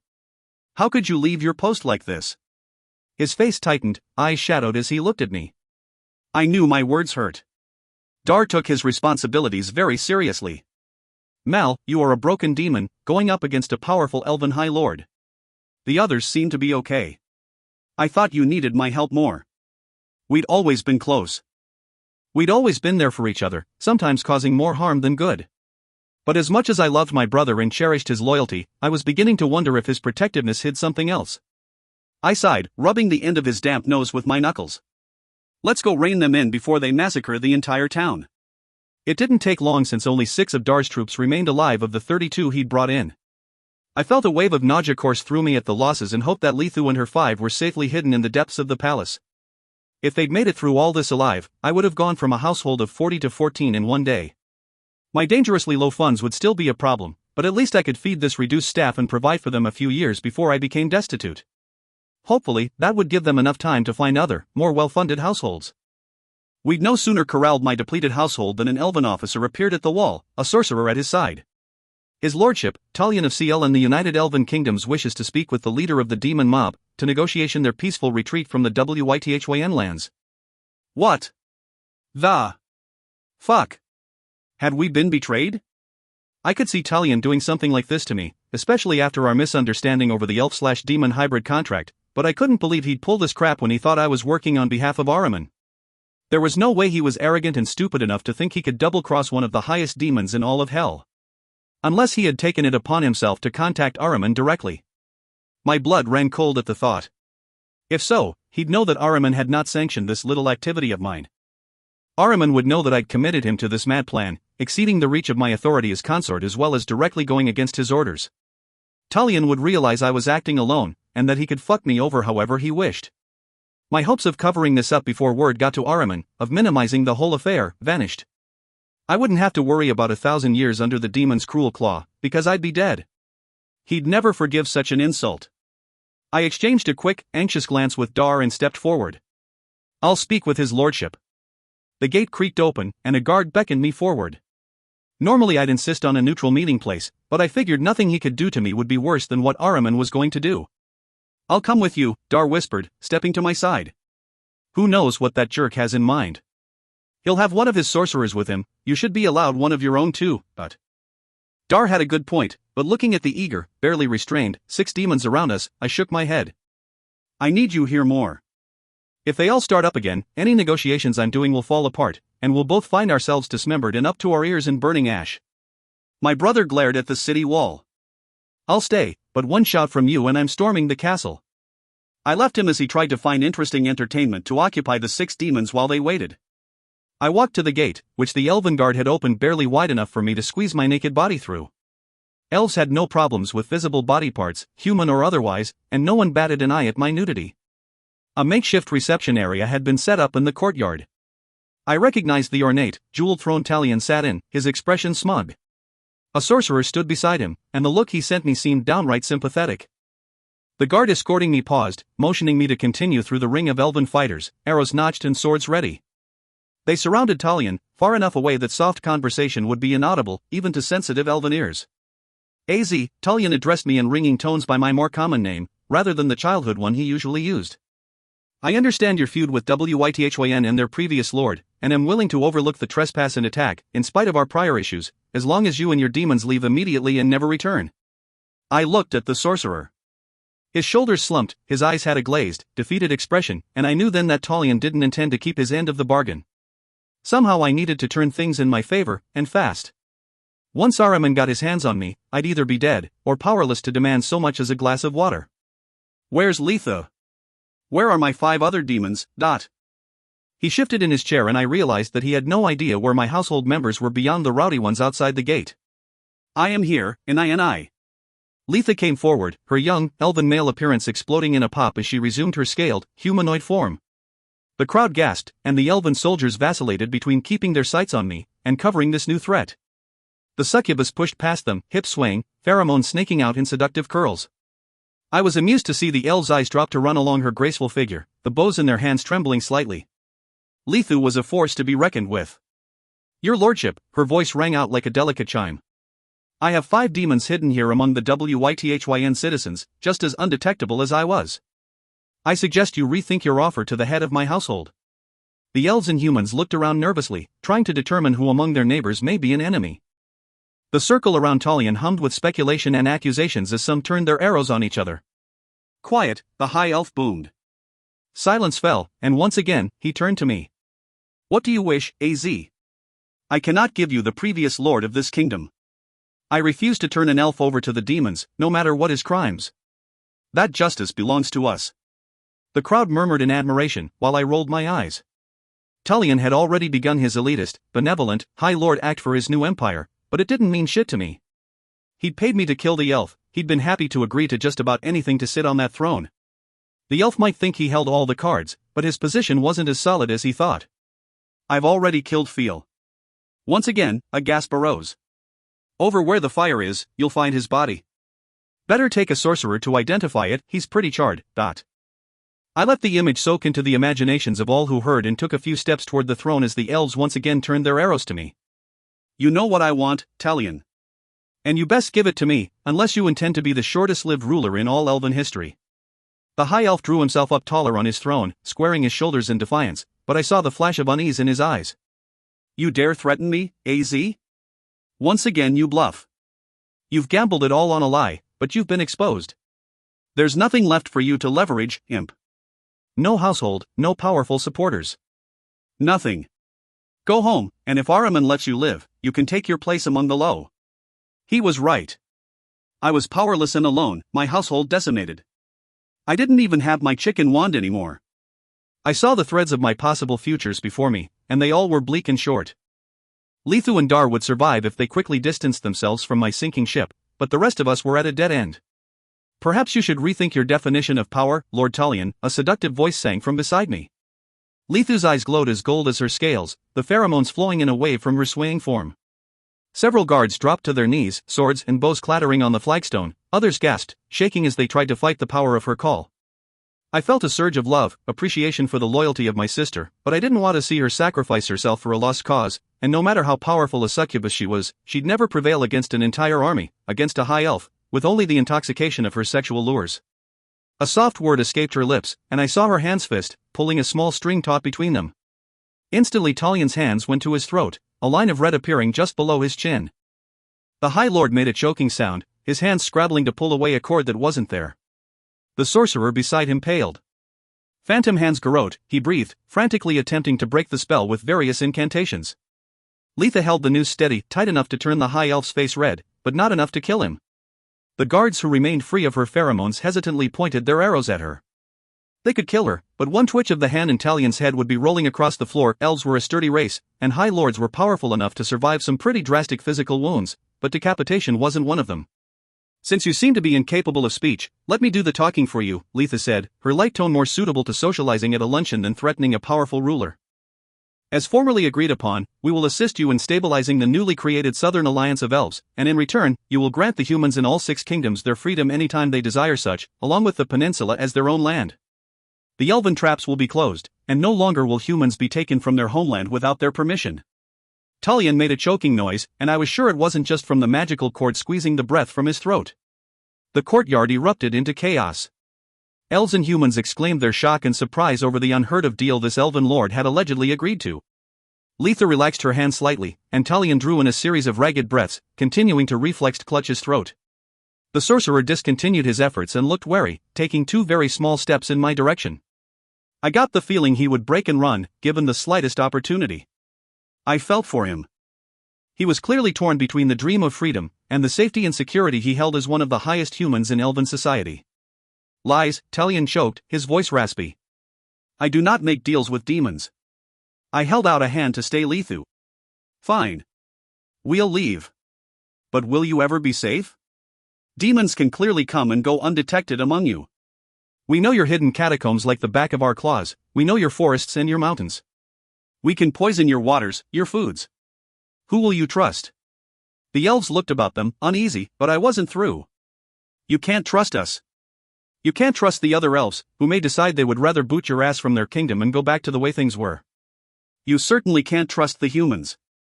Already a sorcerer and his apprentice live free within the demon lands, secretly trading among your own magic users and selling their skills for great profit. Others will join them, magic users, skilled humans. Can you ever trust them not to slit your throat in your sleep? Not to rise against you in a show of magical power? I walked closer to him, interested to see that no one tried to stop me. Best keep your end of the bargain, Talion, and go down in history as a progressive leader, one who took risks to benefit all of elvenkind. Or die and be remembered as the king who betrayed those who put the crown on his head, whose maggot-filled body dangled for centuries from a demon's parapet. I took another step, and the sorcerer moved aside to make way for me. My eyes met his, and I saw within them a mute appeal. He'd join Gareth in a heartbeat, and others with him. Soon CL would be empty of magic users. Talion's eyes narrowed, glancing around at the crowd awaiting his response. With an audience, he'd be unable to back down on his word. Elven society demanded truth and the honoring of commitments. It was one thing to lie in the middle of a forest with only a human sorcerer to overhear, it would be disastrous to lie now. Reputation, in life as well as in death, meant everything to an elf. I saw his indecision. No would support the current elven culture and practice, preserve his link with tradition, but he'd face rebellion in each kingdom and by the end of the season wind up holding only CL, if that. Human runaways would increase 100-fold, and he'd risk constant guerrilla warfare from both the demons and the escaped humans. Yes, would secure his kingdoms, but at the price of traditional elven support. History was not always kind to the change agents, but the winners wrote history, and he could have a glorious legacy, if he could secure his win. Silence stretched out, the tension as tight as the phantom hand's garrote cord in Lethu's delicate hands. Deal. The humans shouted, tossing bits of cloth, spoons, rakes, and baskets into the air. Celebration rained down upon the ground in the form of household items, while the elves stood frozen in shock, their entire world rocked to the core. I almost felt sorry for them. Almost. Letha let loose the garrote string, and Talion gasped in relief. I moved a few steps closer, so I could speak without the entire courtyard hearing. You obviously have CL under control, so you can oversee the entire United Kingdoms in general and take Tamliel. Dar is best suited to handle Wythyn and Alwyn. Letha will secure Klee, as she has a history of friendly relations with their kingdom. I'd assign Dar an extra kingdom, hoping to keep him busy. Today had clearly shown me he would abandon his post in a heartbeat to protect me, and I wanted him too busy to even think about what might be happening to me in Ahriman's hands. But what to do with the kingdom of Lee at the far west of the continent? Rattle will assist with Lee. It was an insane idea. Rattle was the Low who had been trapped at Columbia Mall, unable to activate the gate back to hell. I'd let him through and marked him as part of my household. He might be a Low, but he was sly and observant, adaptable to a variety of social situations. And he was pretty much all I had left. Talion smiled. And how will you help, AZ? His tone was mocking. He knew exactly what I'd be doing, and I had no doubt that if Ahriman killed me, he'd find a way to go back on everything we'd agreed upon. It was vitally important that I stay alive, that I hold his feet to the fire and keep him from reneging on our deal. I will be busy fulfilling my duties as consort to Ahriman. It wasn't really a lie. The crowd murmured, surprised at the revelation that I'd managed to land what amounted to the match of the millennium. Talion's eyes narrowed, his expression calculating. Happy nuptials, AZ, may your partnership prosper. I felt a chill. He knew. And Ahriman knew. This elf lord would be watching, and the moment I ceased to be a threat, he'd find a way to backtrack on everything. Lethu and I put on our best poker faces as we exited through the gates, leaving her 5 demons behind under cover, to gather intelligence and assist in the transition of the most dangerous of the elven kingdoms. Once outside the walls of the city, the succubus let out a whoosh of air, her shoulders slumping in relief.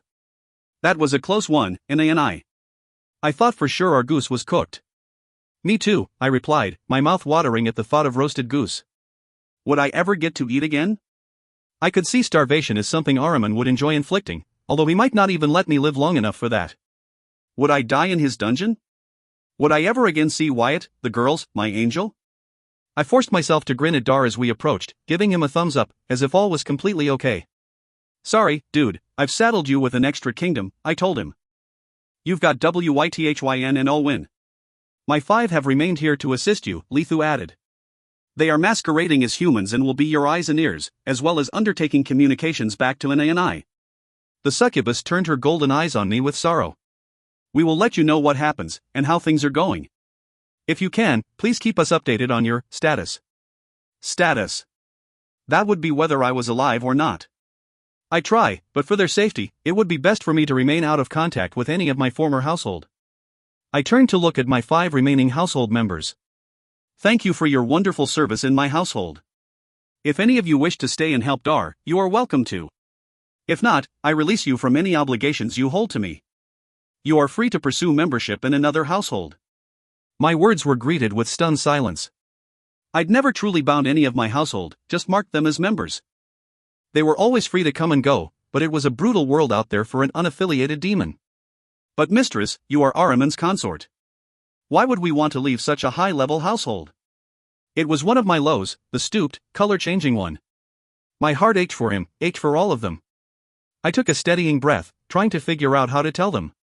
They'd been elated at the meteoric rise in status we'd all had, and now it was all gone. My fault. I'd ruined it all to save a bunch of enslaved humans, and it was a long shot if I'd even achieve that goal. My only consolation was that they'd be safe from Fiel's plans.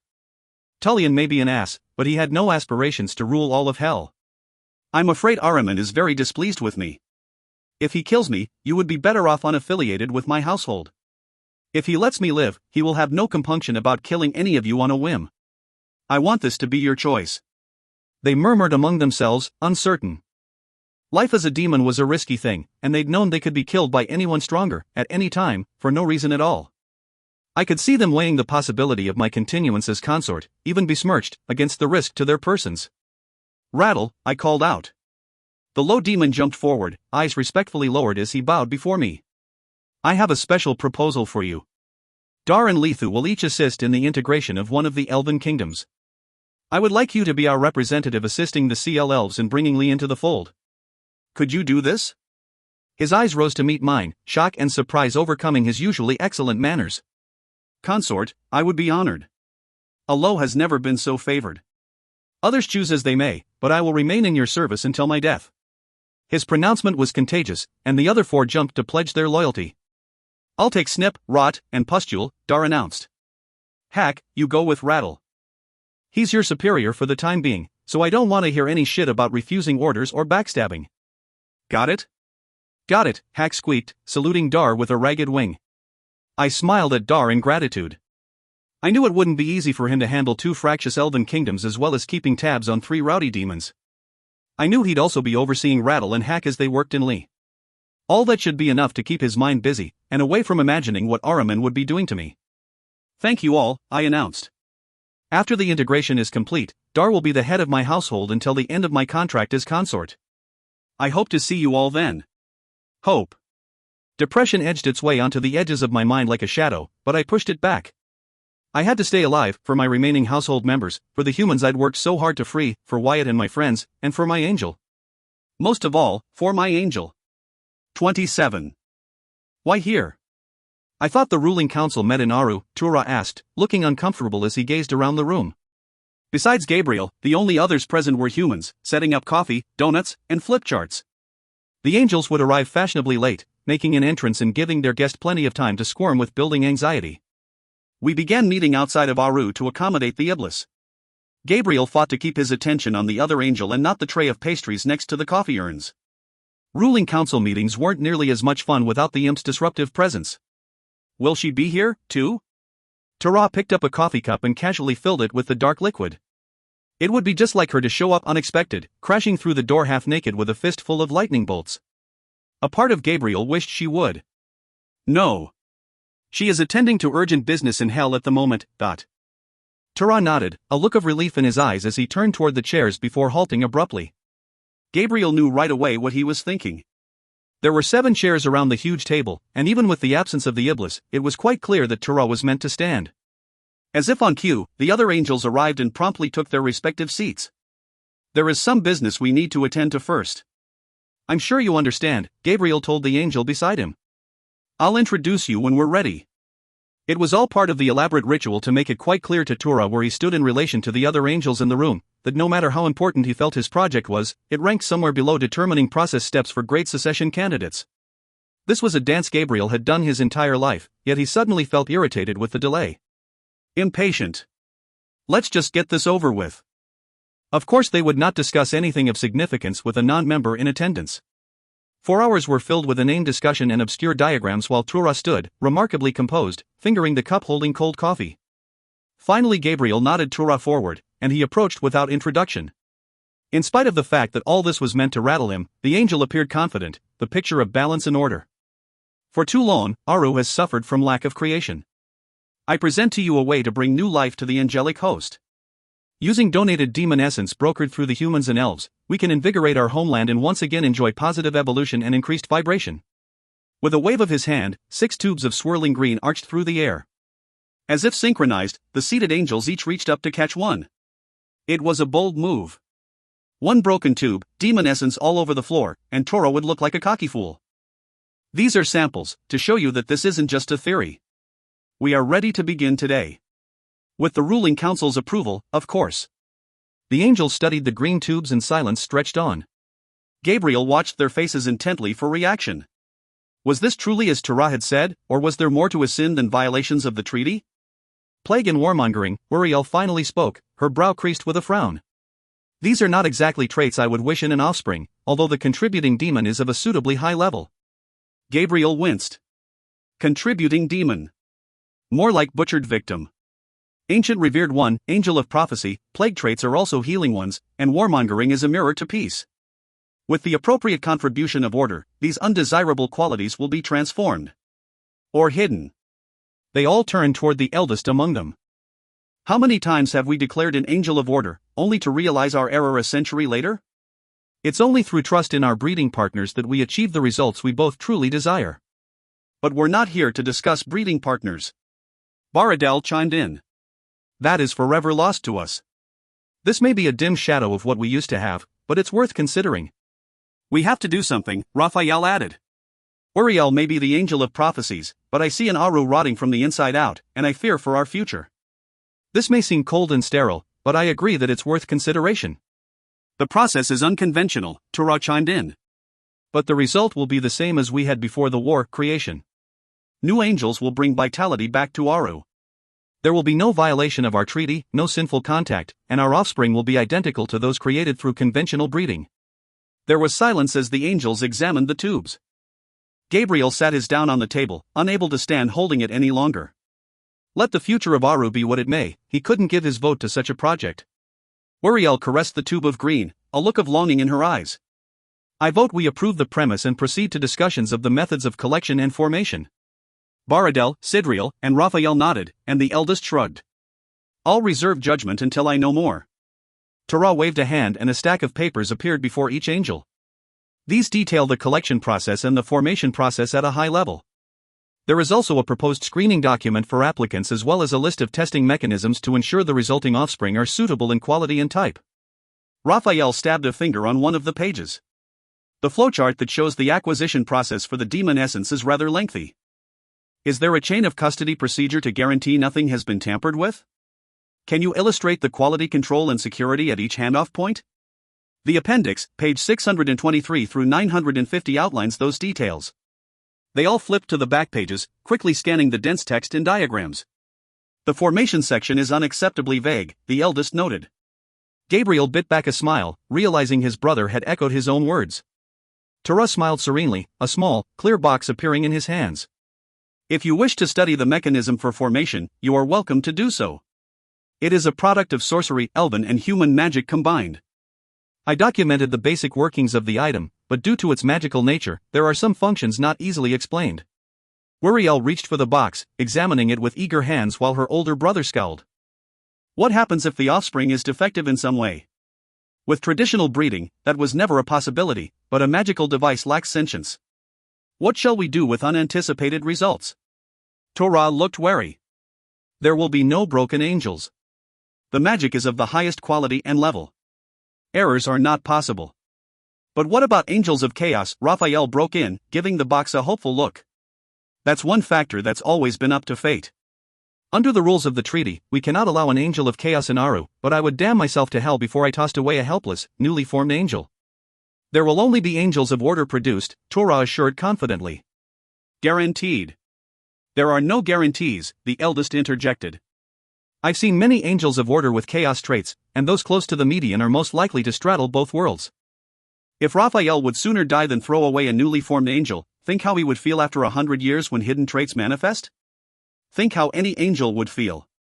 We could make provisions for that unlikely scenario, Torah said. At 100, they could live elsewhere, protected and sheltered until they were able to live in hell like they are meant to. Baradel and Sidriel nodded. Uriel did nothing but stare at the vial of green before her in the plain, crystal box. I'm not casting my children into hell, Raphael snapped. How can we possibly sit here as angels, supposedly the most enlightened and balanced of all beings, and even consider such a thing? Of course not. Torah said indignantly. There are other realms. We can have dwarves brought over to assist in their development, we can journey there to visit. It would be a neutral territory, outside the confines of the treaty. And all this is merely conjecture, the box is guaranteed to only produce angels of order. Perhaps he would make a good ruling council candidate, Gabriel thought. They all had their skeletons. If they excluded every angel who had plotted and schemed, who had bent or broken the rules, there would be no one left on the council. With some minor rehabilitation, perhaps this angel would make a good addition. Or not. No, the eldest said, tossing the vial of green back to Torah. There is too much chance for corruption and evil actions couched under benign motives from beginning to end. This project ends now. No. Uriel's voice was shrill. We can make it work. We'll form a committee to explore options, investigate a way to structure acceptable procedures. I think we should at least look into it further, Baradel agreed. Although I am sympathetic to your views, dear brother, Raphael interjected. You are only one member of this council. We should put this to a vote. Vote away. This project will never see the light of day. Too late. Everyone turned in surprise to Torah. So convenient that you chose to have your meeting here among the humans. While you all nattered on about how many of us could fit on the head of a pin, my colleagues were announcing the availability of our services. Right now, Aru is a seething mess of violence and anarchy as every angel tries to claw their way up to the top of our list. The eldest glowed in fury. I'll have your wings for this, Torah. The other angel smiled. I think I'll have yours instead. A light strong enough to penetrate his subdued visual senses blinded Gabriel, and he suddenly felt the presence of many angels. The room erupted into action. Raphael stood and launched the huge conference table on its side as a makeshift shield, nearly crushing Gabriel on the other side. He dropped and rolled, pummeled by the bound reports and the vials of demon essence. Two broke, filling the room with a green haze. It was nearly impossible to see with human vision, so Gabriel reached out with angelic senses to perceive what was happening. Bolts of white energy flew about the room as Torah's angels and the council battled. Rising, Gabriel was again knocked to the floor as the conference table exploded into flying debris. What the heck was he doing in the middle of this?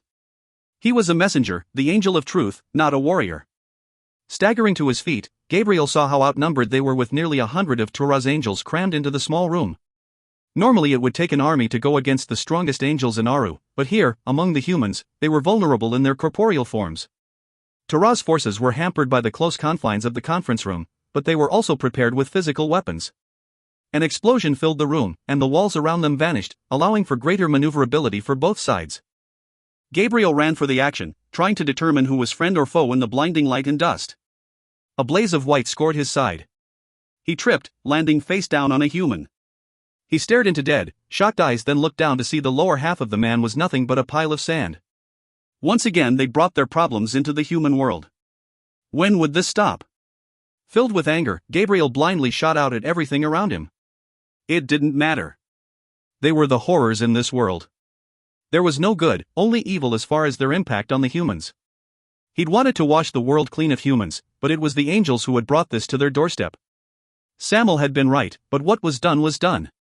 Gabriel couldn't change the past, but he could change himself, and, hopefully, the future. He dove at the nearest angel, taking him by surprise. The angel blocked Gabriel's blast, and jammed cold steel against his chest, firing off 10 rounds from the human weapon. The impact drove Gabriel backwards a step into the sharp edge of a table, but he managed to keep a firm hold on the angel, wrestling to grip his spirit self. The angel twisted to get loose, hammering Gabriel with both his fist and bolts of energy. He might not be a fighter, but Gabriel was old, and he was strong. He put a hand back on the table to stabilize his physical form as he fought the angel for control, and felt something soft and sticky under his palm. A pastry. His hand curled around it, digging through the icing shell, the sweet caramel center, and the roped bands of bread. Grain, strands of delicate gluten, dairy fat, and sugar. Far more sugar than any human should ever consume. Raising his hand, Gabriel crammed the pastry into the angel's face, crushing it deeply into his eyes and nostrils. The angel sputtered, hesitating in his surprise and giving Gabriel the opening he needed. He seized hold of the angel's spirit self and tore through it, blasting it directly. His opponent realized the danger and struggled, hitting Gabriel repeatedly in the face with the metal human weapon. Gabriel grunted in pain, ignoring the tickle of blood running down his face and the burning agony in his chest. He shook the angel like a terrier with a rat, letting go as the last bit of flesh and spirit dissolved into sand. 1 down, 100 or so to go. Without pausing to heal his wounds, Gabriel looked around for the area of greatest need. Auriel frantically battled two angels, hampered by the crystal box clutched in her arms. Raphael was gleefully whacking angels with chairs, blasting them as he knocked them to the ground. Baradel had crawled behind the table, desperately healing his tattered flesh. Gabriel saw a flash of light and turned to see his eldest brother, sword blazing as he single-handedly fought nearly the entire rebel force. Of course they would target him, the one who had always been the strongest, their leader in spite of the alleged equality of the ruling council. Take out the eldest, and the rest of them would be scrambling for power. Anyone with enough force could take Aru with the strongest angel gone. Gabriel paused. How many times had he wondered what life would be like without him? How many times had he been ridiculed, humiliated, mocked? Perhaps Aru would be a better place without him. Then he thought of his brother's expression as he looked at the Iblis, his pain and sorrow as he'd held her broken in his arms. Suddenly Gabriel saw a whole different view of his childhood than the bitter one he'd clung to all these eons. He remembered feeling protected. He remembered Mika encouraging him as he pulled the seas into his embrace, creating intricate globes of water and ice. Most of all, he remembered his brother's empathy during his own darkest moment. It had been too late when he'd realized how much he'd loved Samuel. There was no way he was going to let that happen again. Angels crowded close. The swinging sword slowed, unable to gain advantage in close fighting. Gabriel saw Tura and ran toward him even as he felt the sizzle of human magic from a device in the angel's hand. A light shot from Tura's hand, and Gabriel slammed into him, knocking him to the floor. As Tura fell, the beam of light glanced off its intended victim and cut in a wild arc across the room, instantly dusting a dozen rebel angels and disintegrating the back half of the hotel. Tura snarled and twisted, swinging the weapon toward Gabriel. It seared along his left wing, the smell of melted feathers filling the air, but it was the agonizing pain as sections of his spirit being burned away that occupied Gabriel's mind. I'm dead, he thought, realizing the trajectory of the magic would slice him in two. 4. A wooden chair leg smashed into Tura's hand, and the light spun away, sputtering out as a small metal object flew from his hand and bounced across the room. Gabriel had only a moment to look into Raphael's gleeful face before Tura threw him aside to land painfully on his damaged wing. I'm benching you for the quarter. Gabriel felt his younger brother's hand on his arm, dragging him to a spot next to Baradel behind a sofa. He took one look at the other angel, still trying to heal his physical wounds, and pulled himself upright. He'd held back 2.5 million years ago, but there was no way he was going to let his brothers and sister fight this one alone. But by the time he'd managed to make it to the center of the room, the fight was over. Bodies and piles of sand littered the floor, most of them angels, but quite a few of them human. There were too many to count, but Gabriel quickly realized that many angels, including Tura, had escaped. 5 angels stood around him, all bloodied and damaged. Auriel put the crystal box gently on one of the unbroken chairs, and went to Gabriel, hovering a hand over his mess of a wing. You're hurt, she said. We're all hurt, he answered. And we're going to face even worse back in Aru. But the big question on my mind is, how did Tura know where we were meeting? He had to have known beforehand to plan an ambush like this. No communication came or went from this room once I gated him in. Someone tipped him off. They all took a step back, looking at each other with suspicion. It has to have been one of us, Raphael said. We are the only ones who knew, and we were all aware of how confidential this was. We have a traitor in our midst. Tura is in Uriel's choir, Baradel noted, edging away from the angel. She was clearly in favor of this project, perhaps she tipped him off to gain advantage in his presentation. Gabriel felt the sharp scrape of Uriel's power. Plus Furlak was also in Uriel's household, and he was working with Tura when he was killed. Uriel spun around, glaring at each of them in turn. The other angel involved, Vale, was in Raphael's choir and you're not accusing him. You all saw the rebel angels that attacked us today, there were members of every choir involved in this. But Torah was clearly the leader, Baradel continued. I wonder if you weren't behind this entire breeding project from the start. It wouldn't surprise me. Uriel's gaze drifted to the box of crystal. You had been supporting this project through Furlak, Gabriel said. You had to have known about Torah's involvement. How deep is your connection in this, Uriel? I'll admit to supporting and funding the project secretly, she said, looking toward Gabriel in appeal. I contributed whatever resources to it I could, but it was Torah that approached me, not the other way around. And I was absolutely not behind the coup attempt or the rebellion going on in Aru. I only wanted to see creation in Aru once again. At all costs? Sidriel chimed in. He'd been oddly silent throughout the entire meeting, his obsequious behavior absent. Gabriel frowned, remembering something. Torah wasn't always in Uriel's choir.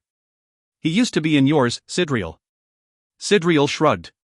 He was angling for a ruling council spot and felt it would better serve him to change choirs. It's not uncommon. Vale was also in your choir before moving to mine, Raphael noted. As was Furlak before going to Uriel's. And you were the one who enlightened me about this little project, Gabriel said, moving closer to the angel. You were the one who had the connections to put me in touch with the angels in charge. Why me? I've never expressed any burning desire to create, and Uriel was already a strong supporter. Could it be that you felt I'd be supportive of your other project?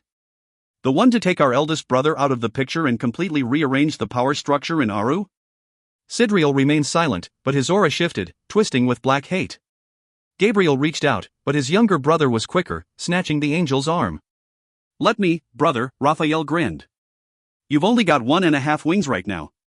I'm in better shape to make sure our friend enters his rehabilitation with a calm and centered demeanor. The pair vanished in a flash and Gabriel turned to his eldest brother. Aru. We need to get there. Not yet. The sword vanished from his hand, and the ancient angel turned to face the small crystal box on the striped cushion of a chair. No. Uriel shrieked, throwing herself over it protectively. You can't. Mika, don't do it. It's not right, Yuri. You know it's not, he said gently, crouching down to look directly into her face. She sobbed. You don't know. Every waking moment I see the look on Marix's face as I left him. I turned my back on my life partner, on my child, and for what? Empty, meaningless rules, and philosophies I never fully believed in. I walked away from the most important parts of my life, too afraid to stand alone as an angel of order in favor of the rebels. She looked up at them all, very human tears streaming down her face. I know you all think I desperately want a child to replace Haka, but this box isn't for me, it's for Aru. I want every angel in Aru to feel the joy I once had. I made a terrible choice and lost all I held dear. This box can heal Aru and maybe allow me to finally forgive myself. The eldest cupped Uriel's cheek, his eyes full of sympathy. I recognize the hand that went into the making of this box, and I can assure you that every being it creates will be a twisted monster. Maybe not at first, but it will happen. I agree that things must change in Aru, but this isn't the way to do it. There will be no quick fix for our problems, and no easy redemption for you, Yuri. You are the angel of prophecies. Surely you see this yourself? She nodded, and with one last glance, handed the box over with shaking hands. I request pilgrimage, my brother. Gregory crushed the box, raining a cascade of sand upon the blood-stained carpet. First, we must bring peace to Aru, my sister, and then you shall be granted your pilgrimage. 28. Gone. It was all gone. I'd managed to sneak through the demon lands using the edges of the elven forests as cover as I made my way home, but there was no more home. For nearly 700 years I'd owned this dwelling, and now all that remained was a smoldering pile of wood, melted metal, and rock. Portions were so hot that they were pools of lava, bubbling red with a cooling, blackened crust. I could feel the fury in the destruction, and my stomach lurched. Where could I hide? There had to be somewhere to hide.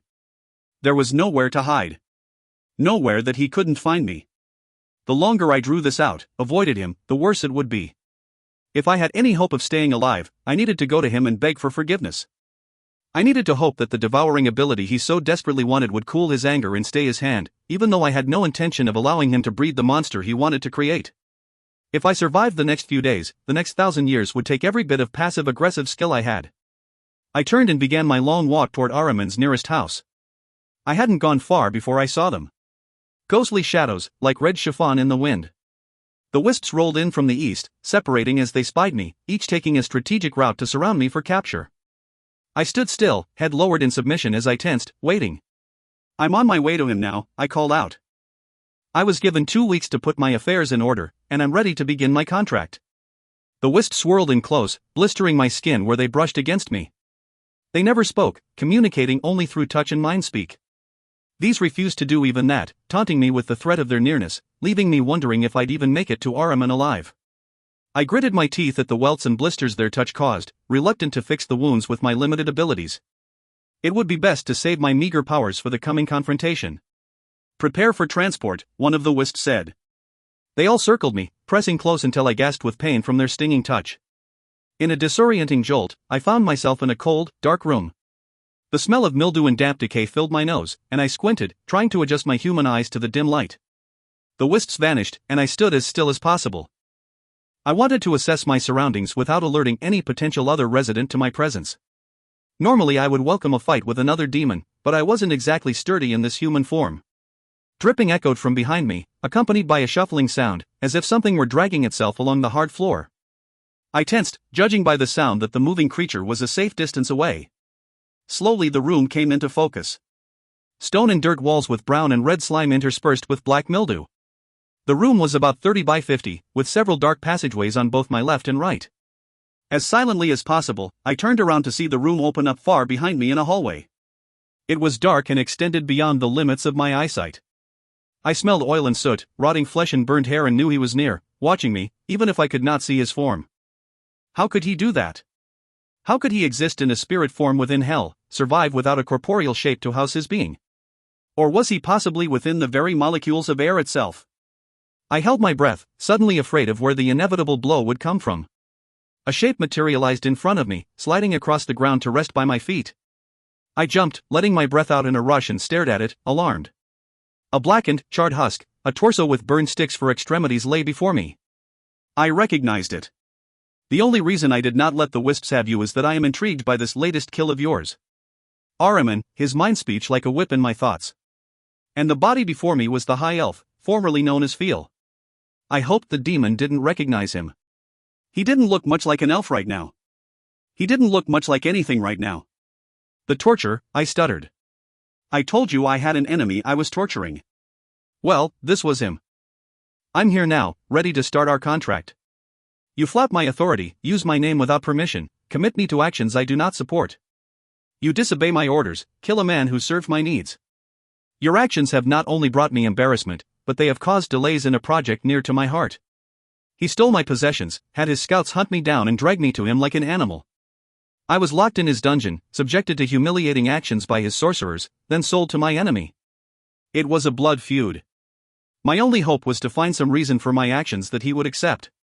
Revenge, torture, a feud. Surely he would mitigate my punishment for such understandable motives. Still Ahriman did not appear, his voice in my mind the only indication of his presence. Although I admire such a dedication to vengeance, I cannot allow your disrespectful actions to go unpunished. My heart raced. I was absolutely aware of how close to death I was. I know why you want my devouring ability, and I'm honored to be able to contribute to such a project. I will proudly take my punishment and only hope that you still consider my skills worthy of your offspring. I felt him hesitate, actually felt a slight shift in his anger. What do you know about my intentions, imp? I knew my next words would mean the difference between life and death. Pride. The whole war with the angels had been over stubborn pride. Not just on our part either. The angels had more than their fair share of that sin. I may not have much pride, but the ancients all seem to. I just needed to stir it up within Ahriman, to direct his anger and murderous impulses to something other than me. You are ancient and powerful. You could have all of hell with the wave of a talon, but you don't want that. Vengeance is what you want. We are not so different in our passions. I destroy an elf lord who insulted me, and you seek to destroy the angels that took away everything you held dear, who cast you into hell to rot for all eternity. Fuck them. As I said, I'm proud to contribute to anything that causes the angels pain and suffering. Let me live, and I'll help you create the offspring you desire. He needed me. He needed my devouring ability. I'd deal with the fact that I had no intention of giving it to him later. Right now, I just wanted to live through the night. You assume I cannot replace you? Millions of years I have waited. A few 100,000 more are of no consequence. But they were. I knew he was impatient, that he'd waited long enough. Each century that went by saw him falling further from the angel he used to be. It had to eat away at his soul to know what banishment had done to him. I know, Ancient One.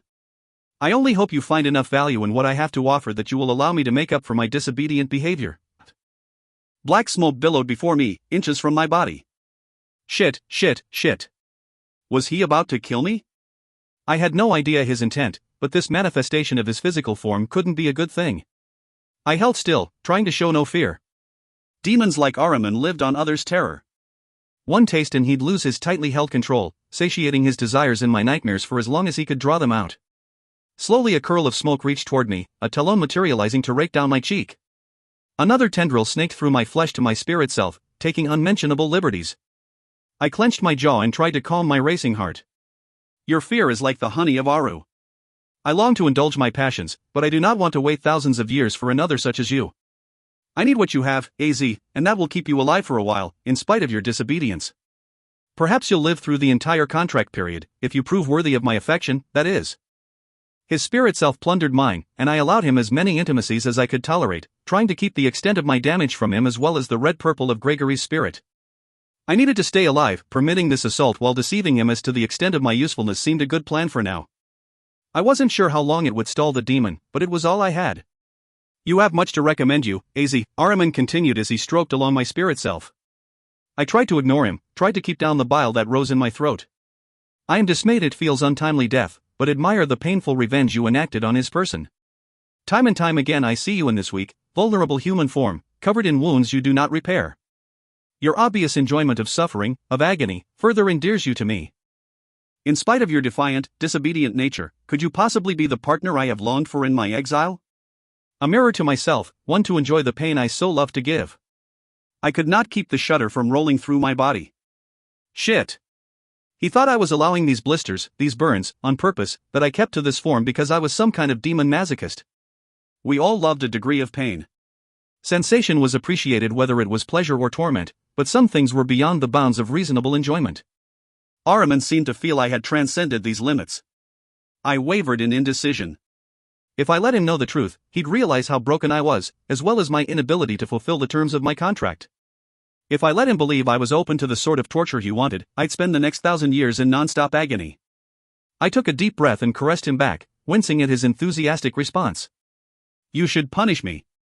Prove to me you are worthy of my respect, force me to obey. I didn't have to ask twice. The demon coalesced into a more solid shape, gripping the edge of my spirit self with his own. With claws, he raked my physical being, tearing strips of skin until they hung in tatters from my arms and chest. The blisters and burns from the whist sizzled with acid from his touch, and I felt every coherent thought sink under a drowning wall of pain.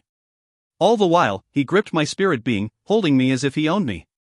He might think so, think the contract gave my body and soul to him, but there would always be a secret part he could never touch. I hid a portion of myself safely away along with the angel spirit networked through me. He could have the rest, but never this tiny bit, and never my angel.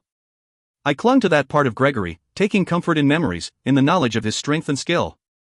I could survive this, I could endure, and the thought of my angel would be my rock to keep me steady throughout it all. By the time Ahriman was finished with his fun, half my skin lay shredded on the floor, blood falling in rivulets from the torn flesh. I panted in agony, uncertain how I'd managed to stay upright throughout the entire experience. Yes, AZ, I think I will keep you alive and by my side. You'll be a lovely addition to my household, my new favorite toy. It seems there are many more benefits to this contract than I ever would have thought. He vanished in a slick puff of smoke. I collapsed to the dirty floor, holding as still as I could in the pool of my own flesh and blood. Reaching deep inside myself to the broken sections, I pulled on the thick energy that surrounded me and tried to convert my form, to recreate my entire body anew. I'd been doing this since I was a mere century old. It was like breathing to me, but my broken spirit rebelled, sending a very different spear of pain through me. Come on, I urged myself. I'd managed to convert into flame to kill feel, created this human form afterward. Why could I not do it now? Had I re-injured the healing portions of myself when I turned to flame in the forest? Was I just not sufficiently angry or desperate to force my damaged powers into action? Or perhaps the waves of pain tearing through me were too much of a distraction. Unable to recreate my form, I set about repairing my injuries. It was a slow process, but I was pleased to feel blood vessels knit together, new pink skin creep along the open wounds. I was grateful that this skill had returned, that at least I no longer had to exist with wounds for days or weeks at a time and worry that they'd never close or heal. If I could just stall Ahriman, hold off any attempts at breeding by steering him to other, more enjoyable, activities, then maybe by the time he got around to it I'd be recovered enough to give him some of the traits he wanted. I just needed to hang on. 29. I'd never make it. 2 weeks in Ahriman's dungeon, enduring his affections, and my repair abilities were at full. All this non-stop fixing of my physical form had accelerated the recovery of those skills. I still had a long way to go, though. I was able to convert small sections of myself, but I could not hold more than a moderate amount of energy, and I was afraid to shift from this fragile human form. It had its flaws, but it was my connection to those I loved, and it was preferable to pond scum or a lizard. Ahriman delighted in his new toy, visiting me as often as 3 times a day. The flaying of my skin had progressed to broken bones, removal of extremities, and now evisceration. For the second time in a matter of hours, I lay twisted unnaturally on dirt wet with my own fluids, a rope of intestine inches from my face. I'd never make it. At this rate, I wouldn't keep my sanity for more than a few more days. At first there had been breaks between his visits, time to explore the windowless connecting rooms I called my dungeon. I wasn't restrained, wasn't locked in, but I could never seem to find my way out of the labyrinth of moldy dirt and stone. I would walk for hours, trying to map out the rooms in my head, but beyond all laws of physics, I always returned here. The whole place was like an Escher print, up and down, left or right, I always came back to the same room. There had been others down here. I'd found the source of the shuffling sound, a demon so damaged he was unable to speak, crawling in mindless circles on the floor. The next day he was gone, replaced with another in even worse condition. I was the healthiest being here, and that wasn't saying much. Drawing a ragged breath into repaired lungs, I grabbed the dried, dirty chunks of my gut spread out before me and stuffed them back in, forcing myself to create an entirely new midsection and digestive tract. There were some things I didn't want to risk fixing, and torn colon sections were one of them. I'd had a visit from one of my household earlier in the week and forced myself to appear healthy and sane as I spoke with Snip. I couldn't have Dar and Letha know the extent of what I was going through. I needed them where they were, doing what they were doing, and I didn't want to risk them in Ahriman's presence. I'd been worried about Snip the entire time he was in the dungeon, afraid that he'd be torn apart in front of me in some new game of Ahriman's, but the demon seemed to realize this was business and did no more than watch my low with covetous eyes, occasionally sending a black smear of oily smoke along the lesser demon's exoskeleton. Snip had treated the ancient demon with nervous respect, understanding the need for careful speech and guarded information sharing in his presence. From what I'd gleaned, Letha had quickly brought Klee on board to the Elven Alliance. They'd already shut their trapgate, and some of their humans were planning to resettle to the new territories, while the rest were happily remaining free in their current kingdom. Alwyn was following suit. Dar struggled with Wythyn, having to employ considerable force in his diplomatic relations.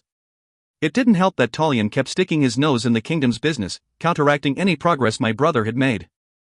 Rattle was making a horrible mess of Lee, but that was to be expected. Ah well, 2 out of 4 fractious elven kingdoms was more than a little imp could hope for.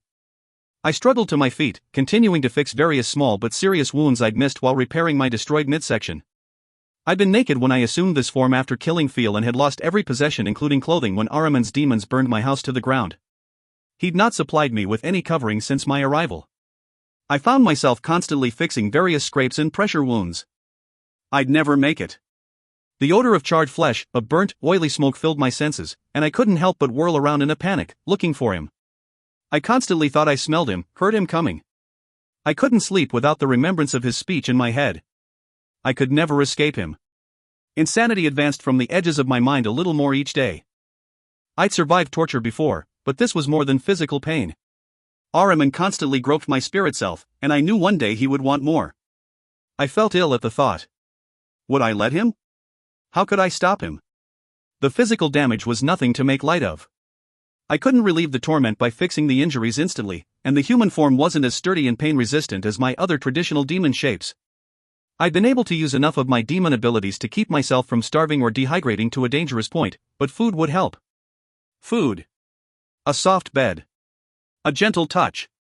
I closed my eyes, shivering in the dark chill of the dungeon, and imagined Wyatt's warm hands on me, the smell of him as I nuzzled his naked chest, the way his sun-kissed blonde hair felt as my fingers roamed through it. I saw his kind blue eyes in my memory, concerned, full of love and care. And my angel. He'd be furious over this mess I'd gotten myself into. Absolutely livid. I imagined him shaking me, smacking my back against some hard surface as he always did. Then he'd crush me to him, soothing my ragged spirit self with his own. His power would burn against me in welcome warmth, reminding me of how very ancient he was, how very strong. I was safe with him, the other half of my whole. He'd merge himself slightly with me, teasing and tempting, maybe kissing me as he'd done only twice before, his teeth-sharp points of pleasure on my lips and tongue. I can't do this. Can't. I needed to get out of here, get some kind of break from the nonstop agony, from the despair and dread I felt every time Ahriman touched me. At the thought of him, I shuddered, every inch of skin rising in goosebumps. Again that too familiar odor filled my nose, dark and slick, burning and rotting. I gagged, collapsing in dry heaves as I saw a curl of black smoke rise from the floor to fill the space a few feet from where I retched. Was he really here? He'd just left, and I was exhausted from his recent affections, worn and sore from fixing injuries that grew worse each time he visited. It was hard for me to tell if he'd come back for more, or if I was once again hallucinating. I constantly smelled him, felt him, even when he wasn't near. Please let it be my imagination, please let this just be a nightmare I can wake from. The black smoke formed an upright shape, eyes glowing like coals. Again I tried to empty the non-existent contents of my stomach. I saw the slash of a mouth on his face twist up with a glint of yellowed fangs just as his foot hit my midsection, flipping me over onto my belly. At least I'd stopped gagging. I tried to curl tight into a defensive ball, to protect the core of my body that I'd just repaired. The demon countered by kicking my back repeatedly, one impact cracking my tailbone. I find I cannot stay away. My favorite toy, my consort. You constantly occupy my thoughts. I am only at peace when I am with you. His words burned through my pain, and I realized in horror that this would only get worse. How much more could I take? Would it become nonstop, so that I would be unable to even have the time to fix myself? I envisioned endless torture. 1,000 years of suffering with no respite. Ahriman tired of kicking me and picked me up by my hair, one hand going to my neck as he held me upright, my feet dangling above the ground. Maybe he'd kill me in his enthusiasm. The prospect was beginning to sound very appealing. Blood ran down my neck from his sharp talons. His breath smelled like a rotted corpse as he pulled me close to bite down on my shoulder. My collarbone snapped, and he chewed, gnawing muscle and tendon and bone. I couldn't feel that arm. I wanted to fight him off, to kick and punch him, but it was all I could do to fend off his assault upon my spirit being, trying to frantically to keep my secrets from him. I can't do this. I hadn't realized I'd said the words out loud until I saw Ahriman raise his head from my shoulder, orange-red eyes inches from my own. What can you not do, my darling? I froze. Anything I said would just make it worse. As if sensing my indecision, the demon pushed himself slightly into my spirit being, joining in a line of white. I recoiled, feeling none of the ecstasy I'd felt when Gregory had done the same. Stop that. I don't know where I got the strength, but I pushed him back. You can feel me up all you want, but that's as far as it goes. How could my voice be so strong and steady when all I wanted to do was curl into a ball and disappear, to cry away every memory of this horror? Ahriman chuckled, and pushed in again, holding me firmly in place. He was the stronger demon, and all my panicked attempts to expel him were ineffective. But I want so much more than just to feel you up, more than to bring sweet torment to the flesh you wear. You are my consort, AZ, and I find I must renegotiate our contract. His spirit self had pinned me, holding me immobile, so I did the only thing I could. I slugged him in the face with the one functioning arm. The demon wasn't completely solid, and my knuckles sank slightly into the clingy smoke before crunching against something hard. My fist exploded in pain, and I knew I'd broken my hand as surely as I'd broke whatever passed for a face on this demon.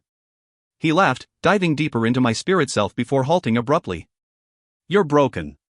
His words were furious, and I felt an icy chill seep through me.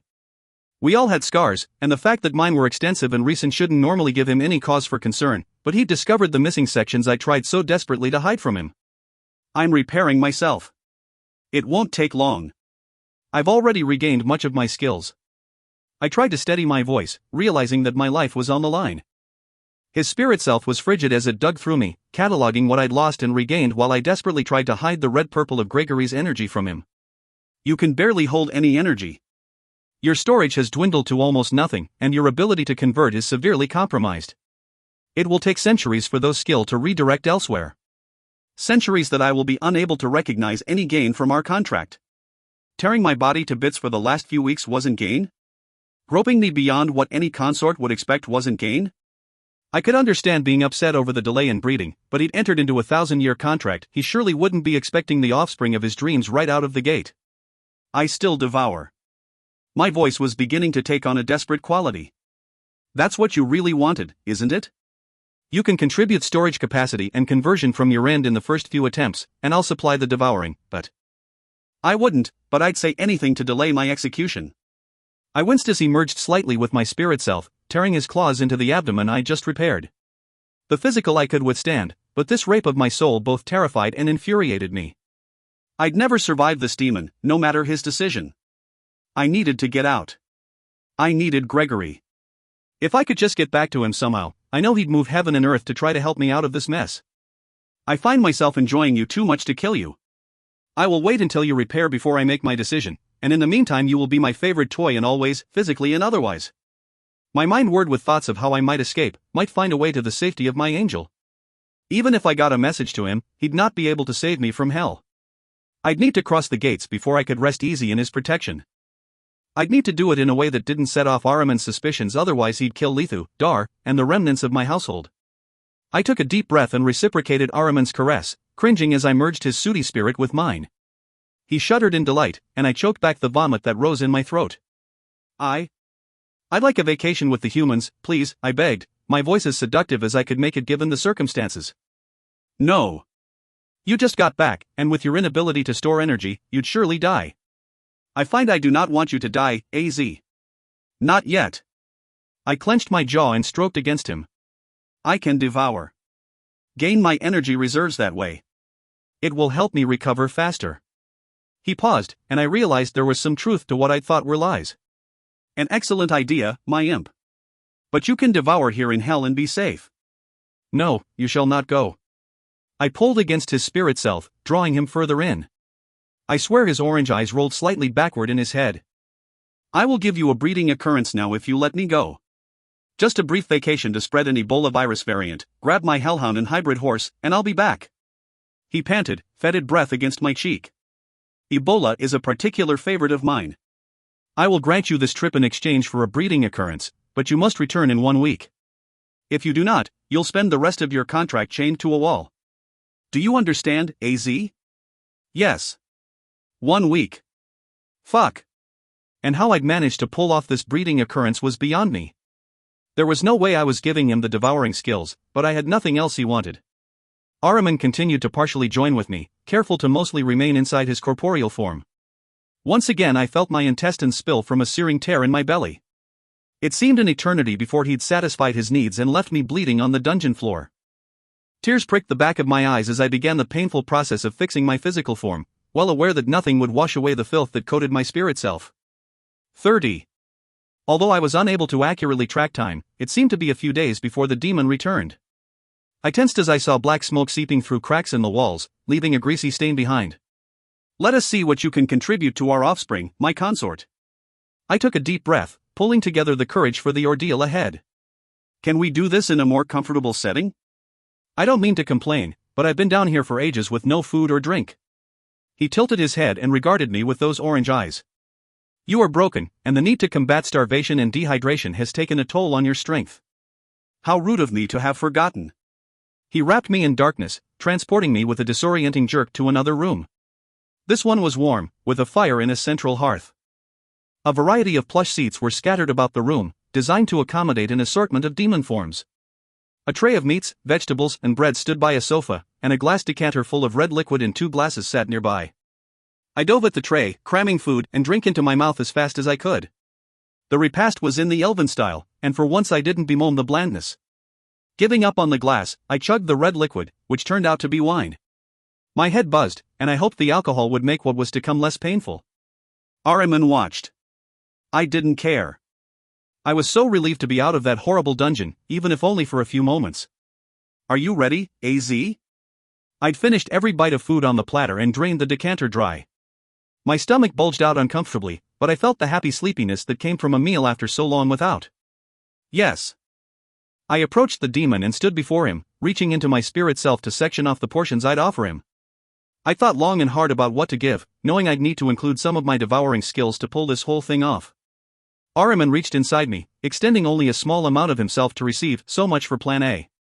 I'd hoped he'd risk enough contact to attempt to seize and devour him, but even when he was joining his spirit self with mine, he'd always been careful to hold the majority of himself a safe distance away. If he'd been weak, I could have spooled him in with a touch, but an ancient demon like Ahriman wouldn't devour easily. I'd need to be able to grab and hold at least 70% of his spirit self to have a chance at taking him in. I held forth my contribution, and he took it, retracting fully into his corporeal form as I tried to appear relaxed and casual. I'd never procreated before, my one practice attempt resulting in the death of my tutor. What happened now? Can I go? His semi-solid shape pulsed, sending out a puff of gray. Yes. 1 week, AZ. I couldn't help but bolt for the door, slowing to a more respectable pace as I reached a series of hallways leading out of the building. The sunshine blinded me, hitting eyes so used to the dark, and I realized that I was in Eresh, close to the angelic gate that linked hell with Seattle. I picked up my pace, panic creeping along the edge of my mind. How long would it take Ahriman to realize I'd given him crap, that his formation wouldn't be able to devour so much as a bacterium? I saw the gate ahead and couldn't stop myself from breaking into a run. Just a few more yards. Shaking as I reached the passageway, I reached out a hand to activate the gate I'd used several times before. My hand hit the shimmering rift and passed right through. What the fuck? I tried my other hand, a foot. I threw myself through the gate, only to land flat on the gravel just beyond it. I couldn't go through, couldn't activate it. I'd been able to activate gates since I was a few centuries old. What had happened? Frantic, I looked around, trying to find another demon to open it. You. Yeah, you with the slime-covered legs. Can you activate the gate? The demon slid over to me, leaving a trail of green behind him. Of course I can. Are you a low or something? I winced. Imp wasn't an especially high demon, and this wasn't the first time I'd been mistaken for a low, but it still stung. I clamped my arm to my side to hide Ahriman's consort mark and nodded. You're lucky. The demon swiveled a many-eyed face toward the shimmer. This is the only one still open. All the other gates are closed. No, it couldn't be. For 2.5 million years the gates had never been closed. Had Gregory gotten my message? What was going on in Aru? I felt even more anxious to get back, especially since this gate might not remain open much longer. I can pay you. I'll owe you a favor. The demon's seeping eyes swept down my naked human form. Okay. Who are you? Zolans. He'd be pissed that I'd used his name, but since he was an imp too, it was somewhat believable. I'd have to remember to make it up to him sometime. The round shape before me extended a damp protuberance toward the gate, and it glowed, opening to reveal the Seattle Street. Relief flooded me, and my limbs felt weak. One step, and I'd be safe. Then I'd have 1 week to figure out what to do. I walked forward and smashed against a hard surface, bouncing back to sprawl on the rock pathway. The slime demon burbled out what must have been laughter. You've been banished. Sucks to be you. And you still owe me a favor. He slid away, and I stared up at the sky in shock. Banished? I hadn't realized the full implications of what I'd asked Gregory to do when he'd broken our binding and sent me to hell. It wasn't that I couldn't activate the gates, I couldn't use them at all. I was stuck here. Damned to hell forever. Numb, I stood and brushed the gravel dust from my skin. There was nowhere I could go that Ahriman wouldn't find me. No elf would risk his kingdom to protect me, and other ancient demons wouldn't care. I was his toy to do with whatever he wanted for 1,000 years.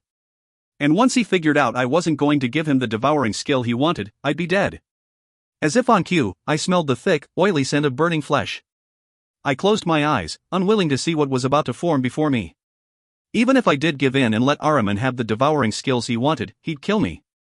As soon as he achieved his desired offspring, and tired of playing with me, I'd be dead. And I was willing to bet it would be far sooner than in 1,000 years. I felt the air chill with a sharp bite of frost, the smell of burning flesh intensifying. I was dead either way. The best I could do at this point was ensure that Aru was safe from his plans for the time being, and that my household was safely out of his grasp. The thick smoke choked me, burning through my lungs as I breathed. Wyatt. Amber. Niala. Candy. Michelle. Boomer, Diablo, Piper, and Vegas. Dar and Lethu. And Gregory. I love you all. Claws brushed against my arms and something sharp pierced my side. I bit my tongue, trying not to cry out in pain. Az, you are an imp of disobedience and trickery. Shall we go home and try this again? Otherwise there will be no vacations for you. I had no idea why he was so restrained. I'd expected violence, fury, my body a smear across the pavement of Eresh. Instead, he was giving me a chance to try again. I steeled my resolve. I'd give him nothing more. Yes. I will try again. It would only delay the inevitable, but I found I really didn't want to die, and another hour was better than nothing. He gathered me in a suffocating embrace of black. I opened my eyes to the dark damp of the dungeon. This wasn't my home. It would never be my home, although it was likely to be my grave. 31. For some odd reason, it took Ahriman a few days before he approached me to try again. I wasn't sure if he needed a recovery period, or there was other business he needed to attend to. During that time, I paced the damp dungeon, practicing holding energy within me and converting my form. I was recovering my abilities. Too bad I wouldn't have the time to fully regain them. I cringed when I smelled Ahriman's familiar smell, watching his smoke form coalesce in the dim light. Just as he became vaguely solid, a furred lump crashed from his arms to the floor. I stared into Dar's one red eye, the other swollen shut, his snout covered in blood. I would have had the succubus join us, but she is well protected at the moment. Fucking Wythyn elves. Dar's voice was slurred, but the one good I was fierce with anger. Yes. Shame their leader is dead. He had his uses. It was then I noticed the silver collar around Dar's neck. No wonder he was so physically damaged. He wasn't able to fix any injuries with that damned thing on him. Let him go. I strode toward Ahriman, clenching my fists. We had a deal. You don't touch my household. Any discipline of them goes through me. We did have a deal, AZ. But you neglected to disclose your damaged state, and you've been duplicitous in our very first breeding attempt. Breach of contract, my dear. All bets are off. I halted, staring down at Dar as my blood ran cold. I'll give you what you want. I'd risk Dar's life enough all for demons, humans and angels he didn't care about. Gregory refused to kill me up on Devil's Paw, but he wouldn't hesitate to take out the monster I'd be forced to create. Would he and the other angels prevail? They were ancient and powerful, but so was Ahriman, and if he had not just one, but a small army of devouring spirits, Aru would fall. But with my brother before me, I couldn't choose otherwise, even with the entirety of creation at stake. Don't you dare give this fucker anything. Dar snarled. Ahriman kicked him in the side, launching him to land at my feet. He coughed, and chunks of bloody flesh sprayed my legs.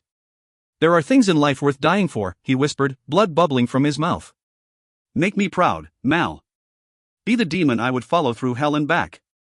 My eyes stung, Dar blurring as I looked down at him. We were going to die. We were both going to die. Fuck you, Ahriman. I won't give you shit. In a flash I was pinned against the damp wall, glowing silver restraints pinning my wrists to the stone.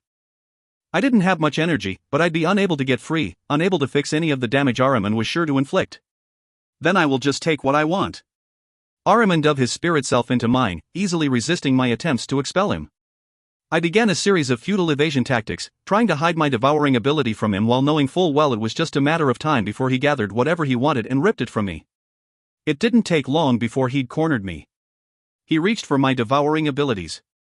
I closed my eyes and felt the red-purple within me, the angel spirit I'd stolen from Gregory, leap forward, blocking him.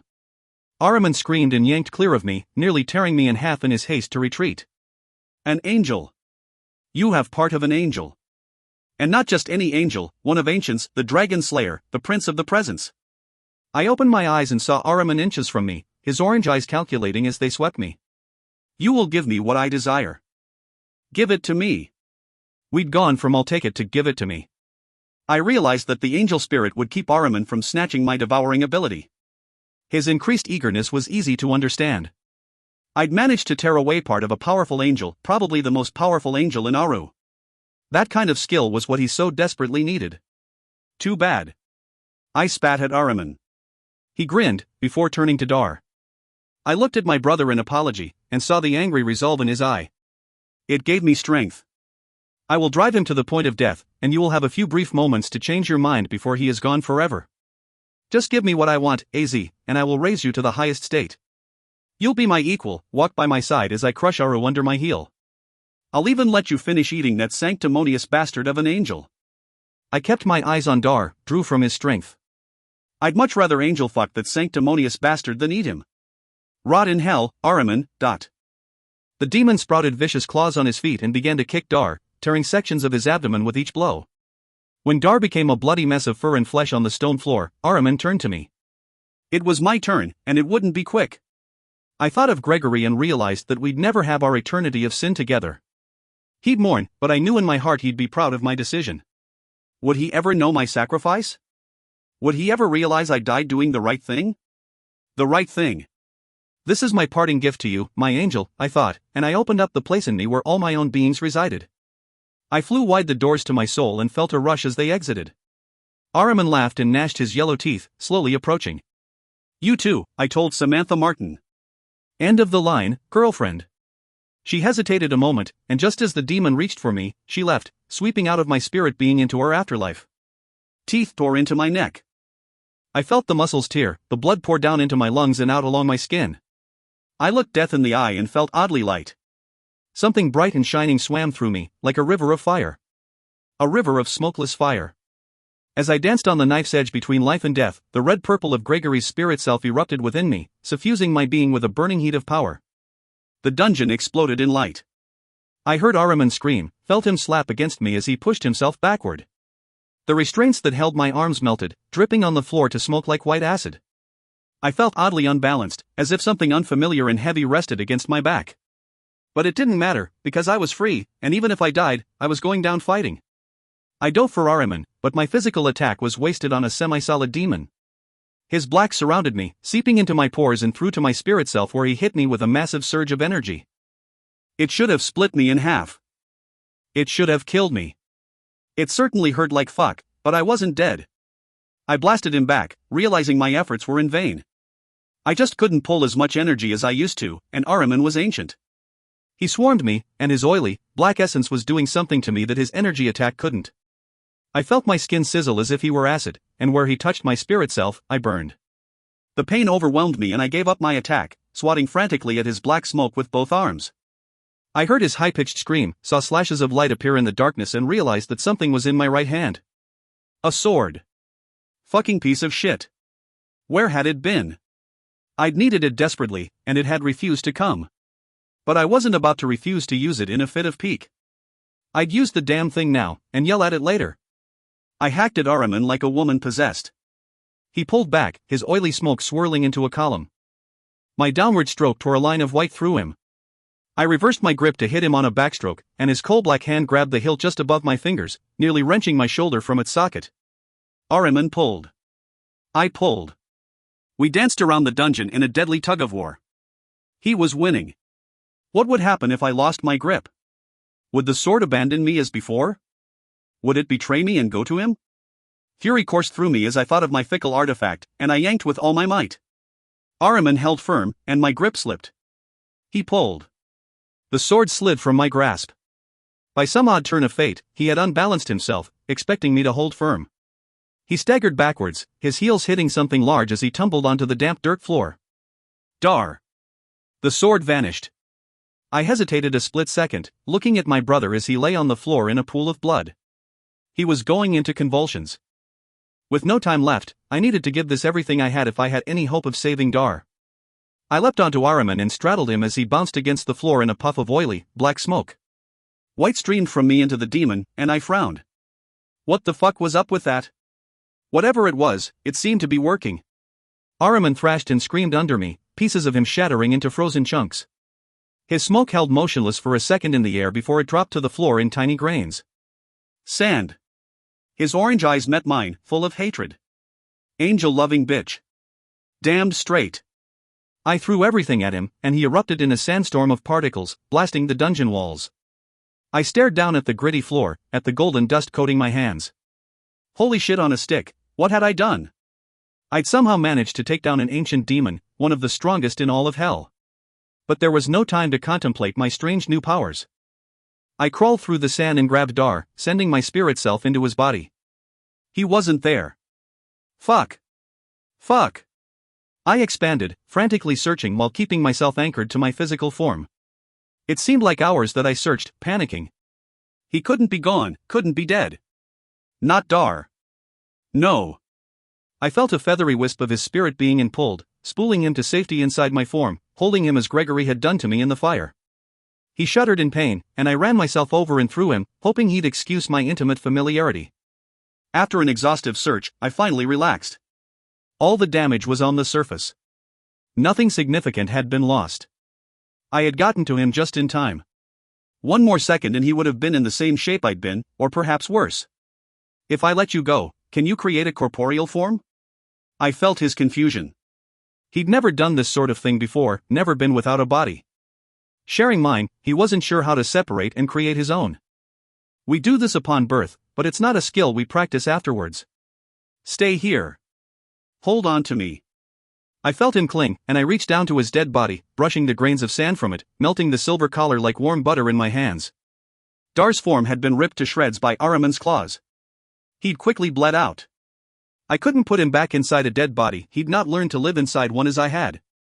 I reached down and ran my hands over the gray fur, staring as the flesh knitted beneath my fingers.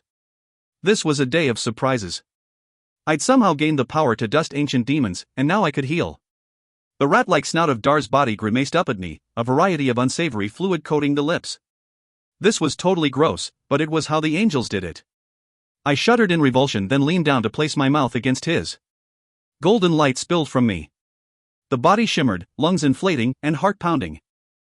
In you go, I told Dar, snatching him and tossing him into the body. I sensed his panic, and then he grabbed hold, clinging to his rat form with all his might. I pulled my mouth away, spitting in an attempt to rid my mouth of the horrible taste, and I watched. And hoped.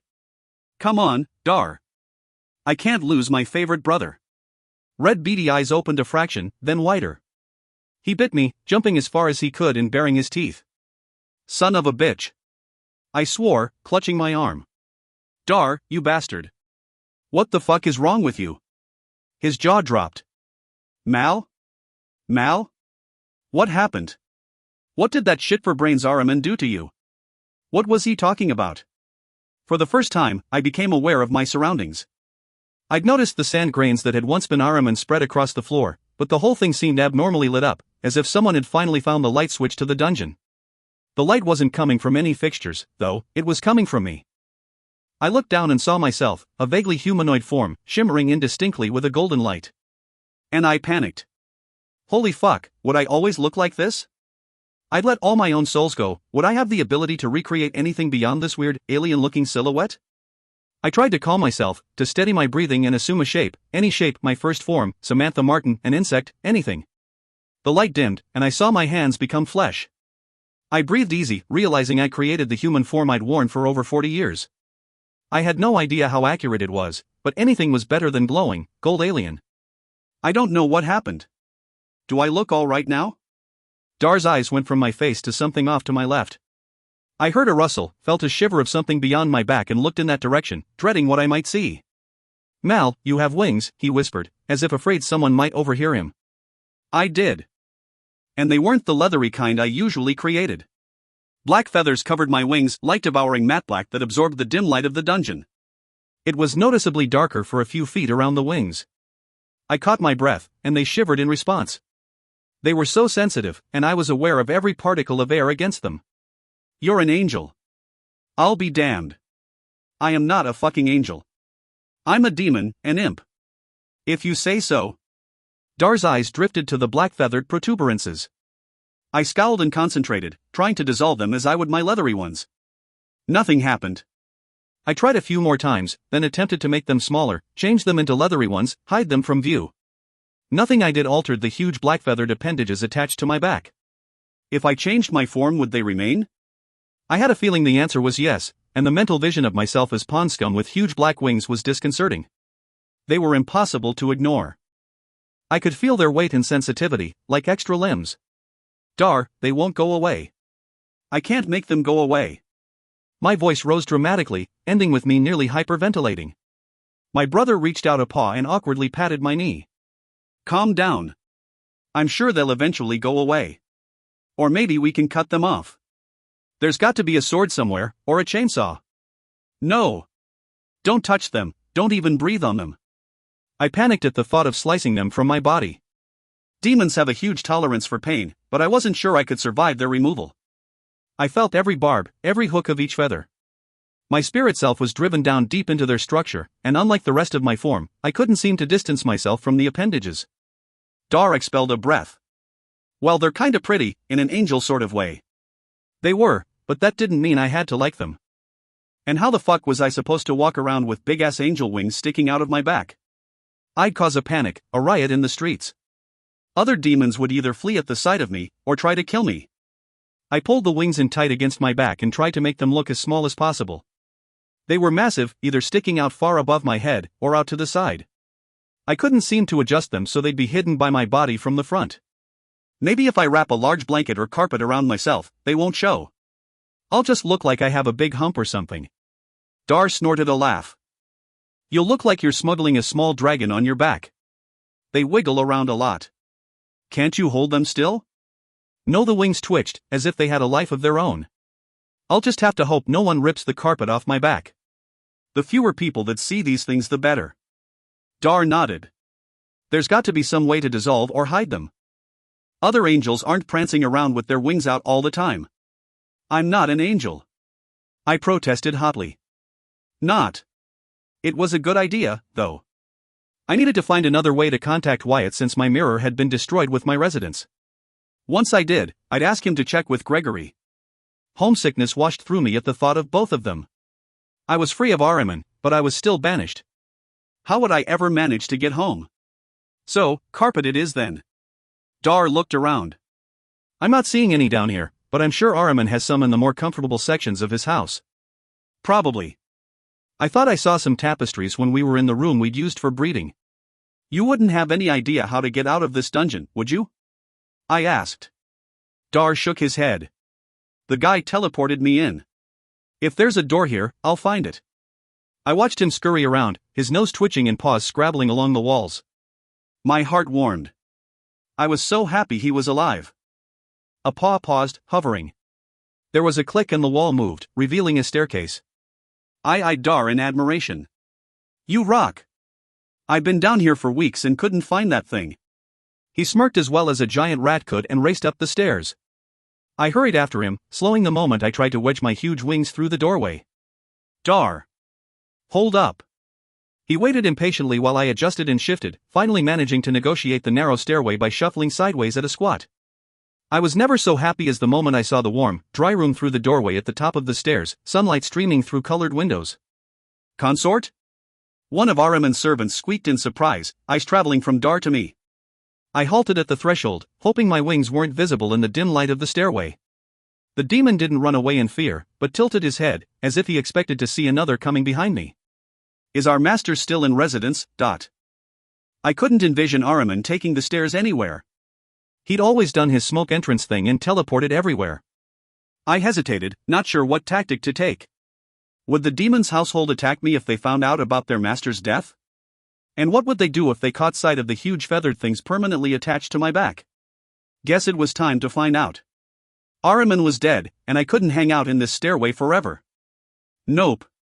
I'm afraid there's been an early termination of the contract. Ahriman and I have parted ways. I stepped into the open and felt my wings spread out to their full length, flexing after the cramped confines of the passageway.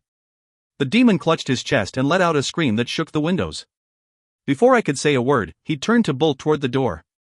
Dar got there first. Oh no you don't. The demon skidded to a halt, his eyes darting between my brother and myself. I don't want to hurt you. I know I look terrifying right now, but I really don't want to hurt any of you. I've killed Ahriman, but I have nothing against any of the members of his household. The demon shuddered as he glanced at my wings, then his eyes traveled to my hair. I reached up, feeling the familiar tingle of a feathered barrette. No fucking way. After all I'd been through, all the times I'd needed this thing and it had refused to appear? Now it shows up, after I've been through some of the most painful, gut-wrenching moments of my short life. Now it shows up. I ripped the barrette out of my hair and threw it against the wall where it stuck like a ninja star. It hadn't been there when I'd needed it, and now it wanted back in my life like some dickhead boyfriend crawling back with apologies? Go fuck yourself, I shouted at the thing. Ahriman's servant stared at me with shocked eyes, no doubt thinking my words were meant for him. Not you. You're fine, it's the sword I'm pissed at. Dar raised an eyebrow. I knew I sounded like I'd gone over the edge, cursing an inanimate object. I didn't care. Iblis, the servant squeaked. I humbly beg that you accept us into your household. We can promise you loyalty as well as all the talents and skills we possess. Shit. Ahriman had to have nearly 2,000 in his household, what with all his residences and alliances. How the fuck was I supposed to afford to keep them all? I couldn't pitch them out on the streets. Probably 30% would quickly find a new household, but the others wouldn't live past the end of the week. There's no way I could provide for them, though. My home was a melted blob, and I was broke. Or was I? I looked around at the ornate chairs, the bone and flesh decor, the elven tapestries on the walls, embellished with bloodstains. I wasn't broke, I was rich. Filthy, stinking, rich. Petition either my steward or my second, I indicated Dar. I don't want to just go accepting any old demon into my household. They can decide which of you are worthy. I have more important things to do. Dar choked back a laugh. He knew I was a complete pushover when it came to household petitions. Every one of them would make the cut, even the lowest of lows. The servant bowed and I waved him off with instructions to compile and present me with an inventory of all my new properties and items. I knew half of it would be stolen before it ever hit the balance sheet. That's just how things happened in hell. Nice save, Mal, Dar commented, examining a crystal bowl filled with wood chips. Hey, check this out. They're chopped up bits of an ant. I looked into the bowl with morbid curiosity. Ants were tree creatures not native to hell. Ahriman got around, and he seemed to have a fascination with saving body parts of his victims. I was just glad I hadn't wound up as chair upholstery or part of a staircase banister. But I could contemplate psychotic decorating ideas later. Right now there were more pressing things on my mind. So, I'm assuming things aren't going well in Wythyn if they bundled you up and sold you out to Ahriman. Dar grimaced, turning reluctantly away from the bowl event. Wythyn still rebels. Klee will agree to the alliance as long as everyone leaves them alone. Ciel and Tanliel are besties, practically one kingdom at this point. Alwyn wants some assurances of military protection since they suffered the most in the war with Wythyn and don't trust them to hold to any sort of peace. What about Lee? Dar compressed his lips and shook his head. They ran Rattle out on a pike after 12 hours. I sent him back in with some reinforcements and he's still there. Last I heard, he was desecrating their holy statues with added, inappropriately placed genitals, and demanding all their songs feature the mighty hero Rattle the Repulsive in it. Better news than I had thought, given Rattle's questionable skills. I heard Klee was on board with the humans gaining their freedom. Has there been any significant resistance from the other elves? Dar looked grim. I was saving the worst for last. Talion has gone back on his word to free the humans. Once he realized how powerless you were under Ahriman's thumb, he changed his mind.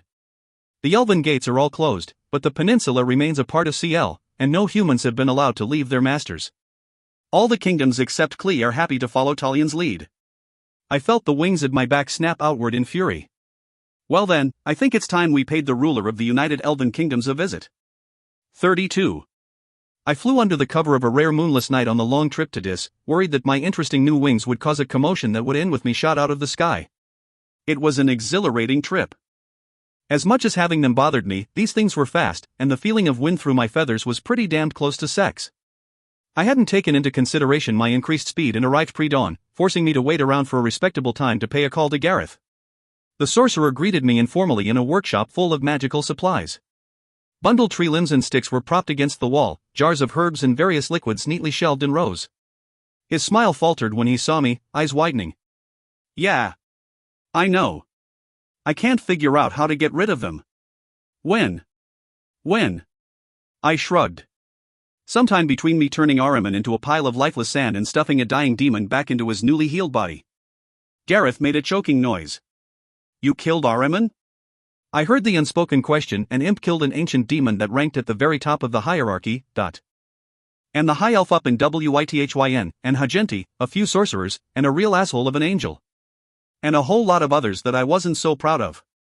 But my past was my past, and my future was hopefully before me. It was time to make my mark, both here and in Aru, if I could ever manage to get out of hell, that is. I heard about what you tried to do for us humans. I appreciate your efforts, although they don't seem to have made any difference in the end. Gareth approached to shake my hand with his left, his eyes darting occasionally to my wings, as if he couldn't help himself. His right hand was bandaged, half hidden beneath a long sleeve. I was surprised he remembered the handshake I'd taught him. Don't you worry. I'm not through with those elves yet. His eyes swept my naked, human form with unconcealed doubt. I can't see how an imp could be of any further help. I grinned. You should never underestimate an imp. The sorcerer nodded, clearly not believing me, and ran a tired hand over his stubbled chin. What did you do to your hand? I gestured toward the bandages. He held up the hand and carefully unwrapped it to reveal blackened, twisted fingers. Ammonia nitrate and puffretch sap. I grimaced in sympathy. Wish I had a curative scroll, but they're pretty scarce right now, with the war and all. Times like this I wouldn't mind having an elf around. Or an angel. Before he could protest, I reached out to grab the mangled hand, a stream of gold light pouring from me. His hand lit up in a blazing glow while he watched, perplexed. After a few seconds, I retracted the energy and was pleased to see his hand strong and tan, the skin smooth and free of age spots. Crap.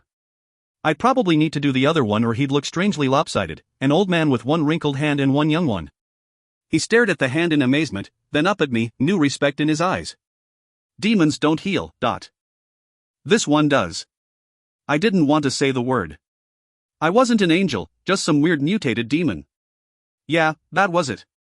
A sorcerer with one hand is a sorcerer without a career, he said slowly. Please tell me how I can repay this gift.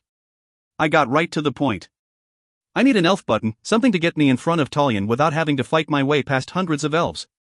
A look of regret came over his face. The city and palace are warded, locked down tight. Talion is not about to be surprised at breakfast, he's learned from what he did to feel. Damn. A relay device? I asked hopefully. He shook his head.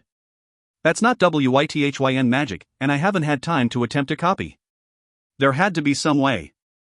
I couldn't fly in without setting off all sorts of alarms, and I didn't want Talion to go into hiding while his elves slowed me down with an endless stream of attacks. Wait, I've got an idea. The sorcerer walked through a door at the rear of the room, partially hidden behind a tower of baskets. He was gone only a few moments before he returned, thrusting an amulet into one hand and a bundle of fabric into another. Clothes, he said, pointing to the bundle. As delectable as that human body is, you should probably cover at least a portion of it. Dirty old man. I grinned, and his eyes twinkled in response. He was right, and I was getting a bit tired of being naked all the time. Human flesh was susceptible to nicks, cuts, and bruises unless protected. The elves wouldn't care, but I'd have more of a commanding presence if I were clothed. This, he indicated the amulet, allows for an hour of enhanced non-detection. Invisibility? I turned the amulet over in my hand to admire the glyphs engraved on the back. No, enhanced non-detection. It's not the normal look away or no see spell, and it does more than hide you from sight. It allows you to travel in an interdimensional rift. No one can see you, smell you, or sense you in any way. Magical detection spells don't register it either. That was huge. Some of the sneakiest magic leaked enough of its own special energy signature and set off alarms. The flight wards? You can fly in undetected, but you only have an hour. It may not be enough.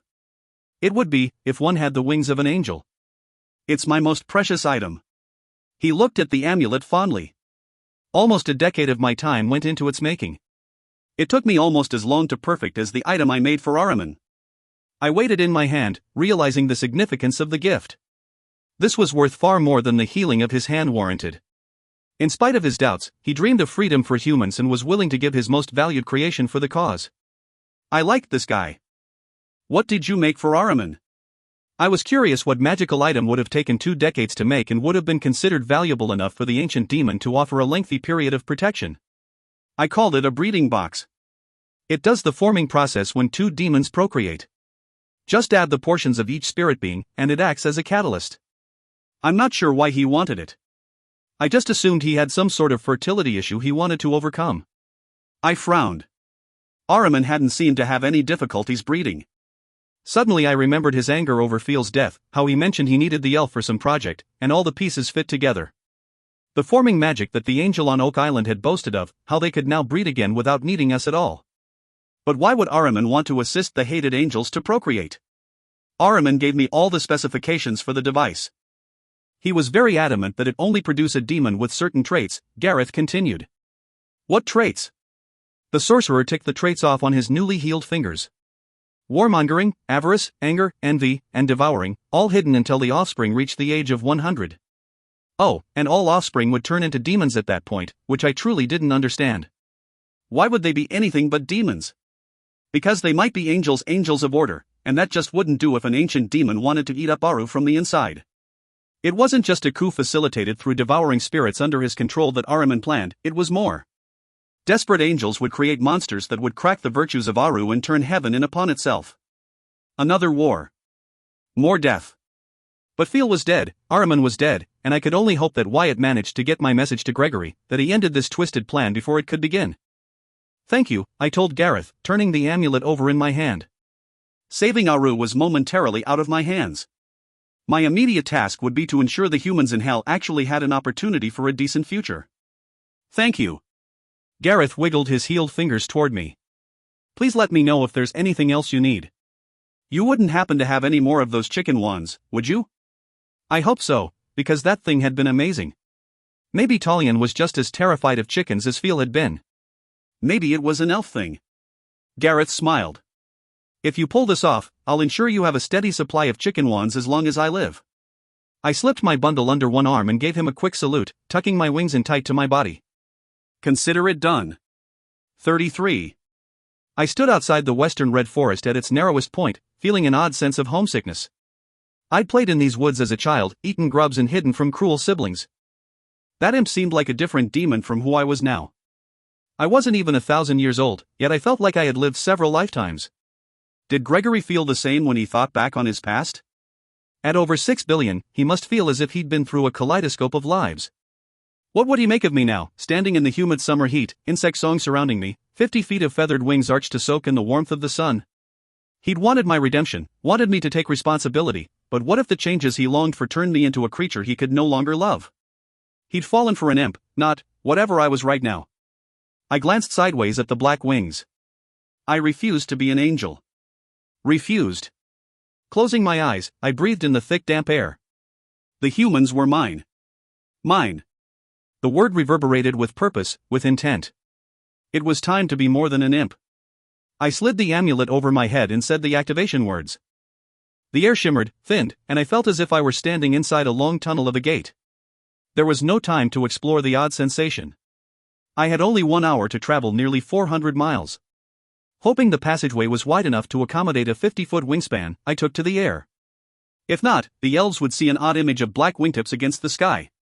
Which would probably just look like a bird if I stayed high enough. The incredible power of my new wings propelled me forward faster than I'd ever flown. I loved the demon ones I used to form, but these. It was like driving a Formula One race car after thinking your souped-up Charger rocked the world. The cold air bit at my sensitive feathers, tearing my eyes and stinging exposed skin, the heat of summer falling before the chill of speed. Trees far beneath blurred, but even with my odd new abilities, I still worried my time would run out. The air began to shimmer and thicken as I dove for the center of CL's capital, near the palace gates. A crowd was gathered there, and I hesitated a fraction of a second, realizing I'd probably be detected by the time I landed, destroying any chance at surprise. Sure enough, I felt the protection of the amulet give way just as I raced in for landing, trying desperately to hit the ground with enough time to hide before I was truly visible. No such luck. The ward shrieked when I was 10 feet from the ground. Worse, my hot approach was completely beyond my ability to control. I'd only had these wings a few days, and I hadn't quite figured them out yet, especially under speed. The crowd screamed and scattered as I slammed into the ground, tumbling and digging a trench in the cobblestone street before I came to a stop by crashing into a fruit vendor's cart. Yep, no matter what had happened, I was still an imp. I scrambled to my feet, shoving apples aside and shaking grapes from my huge wings. The guards surrounding me with knocked arrows lowered their bows to look at me, mouths agape. Where's Talion? I demanded. The guards continued to stare. I heard the clink of arrows hitting the ground, a murmur from the crowd. A young elf reached out his hand toward one of my wings, and his mother yanked it back with a quick whisper about manners. Did they know? How could they know? Surely these elves had seen winged demons before. Some of us did feathers, although it was always considered a weak affectation. Yeah, they were big, and they were black, but it's not like I was an angel. I really wished people would stop calling me that. Just as I was beginning to ask them in simple tones to take me to their leader, I heard him. I heard the stomp of the guards, saw the crowd parting to let them through, heard his ringing, scornful tones. So the imp has slipped her leash. Shall I call the pound? The guards that arrived first through the crowd came to an abrupt halt as they saw me, causing a mini traffic jam behind them that must have irritated Talion to no end. You think to invade my kingdom, to deliver more threats? You have no leverage, imp. You're not the Iblis, not a demon of any stature. You're just a plaything of the powerful, a low with no household to speak of, no money, no property. You're. He'd pushed his way past the shocked guards to see me. Say it, you pansy-ass elf boy. He didn't. Instead, he took off at a run, and I sprinted after him. Everyone parted to make way for me, some of them bowing as if I were royalty, others dropping to their knees. Running with huge wings isn't easy. I pulled them tight against my back, trying to streamline my profile and reduce the wind resistance as I ran. Tullian was fast, as all elves were, but the crowd didn't part for him, and he found himself shoving people aside to make his way, slowing him down considerably. Everyone was too busy staring at me to exercise any respect for their ruler. He could run, but he couldn't hide, and eventually I'd find him. With the crowds, the elf couldn't find a decent exit, and I finally cornered him, the stone palace wall at his back and sides, a large market table in front of him. Ahriman is going to kill you for this. His voice was high and thin with desperation. I jumped with both feet to land on the table, crouched like a gargoyle with my wings trailing behind. Tullian trembled, meeting my eyes, and once again I wondered what exactly I looked like. I'd need to find a mirror and figure out why everyone was suddenly so shocked with my appearance. It couldn't just be the wings, could it? They were just big feathered things sticking out of my back. There had to be something else about me that was different. Not unless he can return from the dead. Now, I'm not ruling it out, he was a pretty powerful demon. But I'm thinking it's not going to happen. I jumped off the other side of the table and slowly edged toward the high elf, stalking him like the predator I was. At least that hadn't changed. I halted a few feet from Tullian and stared him down. To his credit, he lifted his chin, and in spite of his trembling, managed a fairly good sneer. Showtime. I'd killed Ahriman. Everyone was staring at me as if I were the baddest thing to walk the surface of hell. Time to live up to my very recently acquired reputation. I leaned toward Tullian and let anger take over. I let myself glow and smiled at him with as much cruelty as I could muster.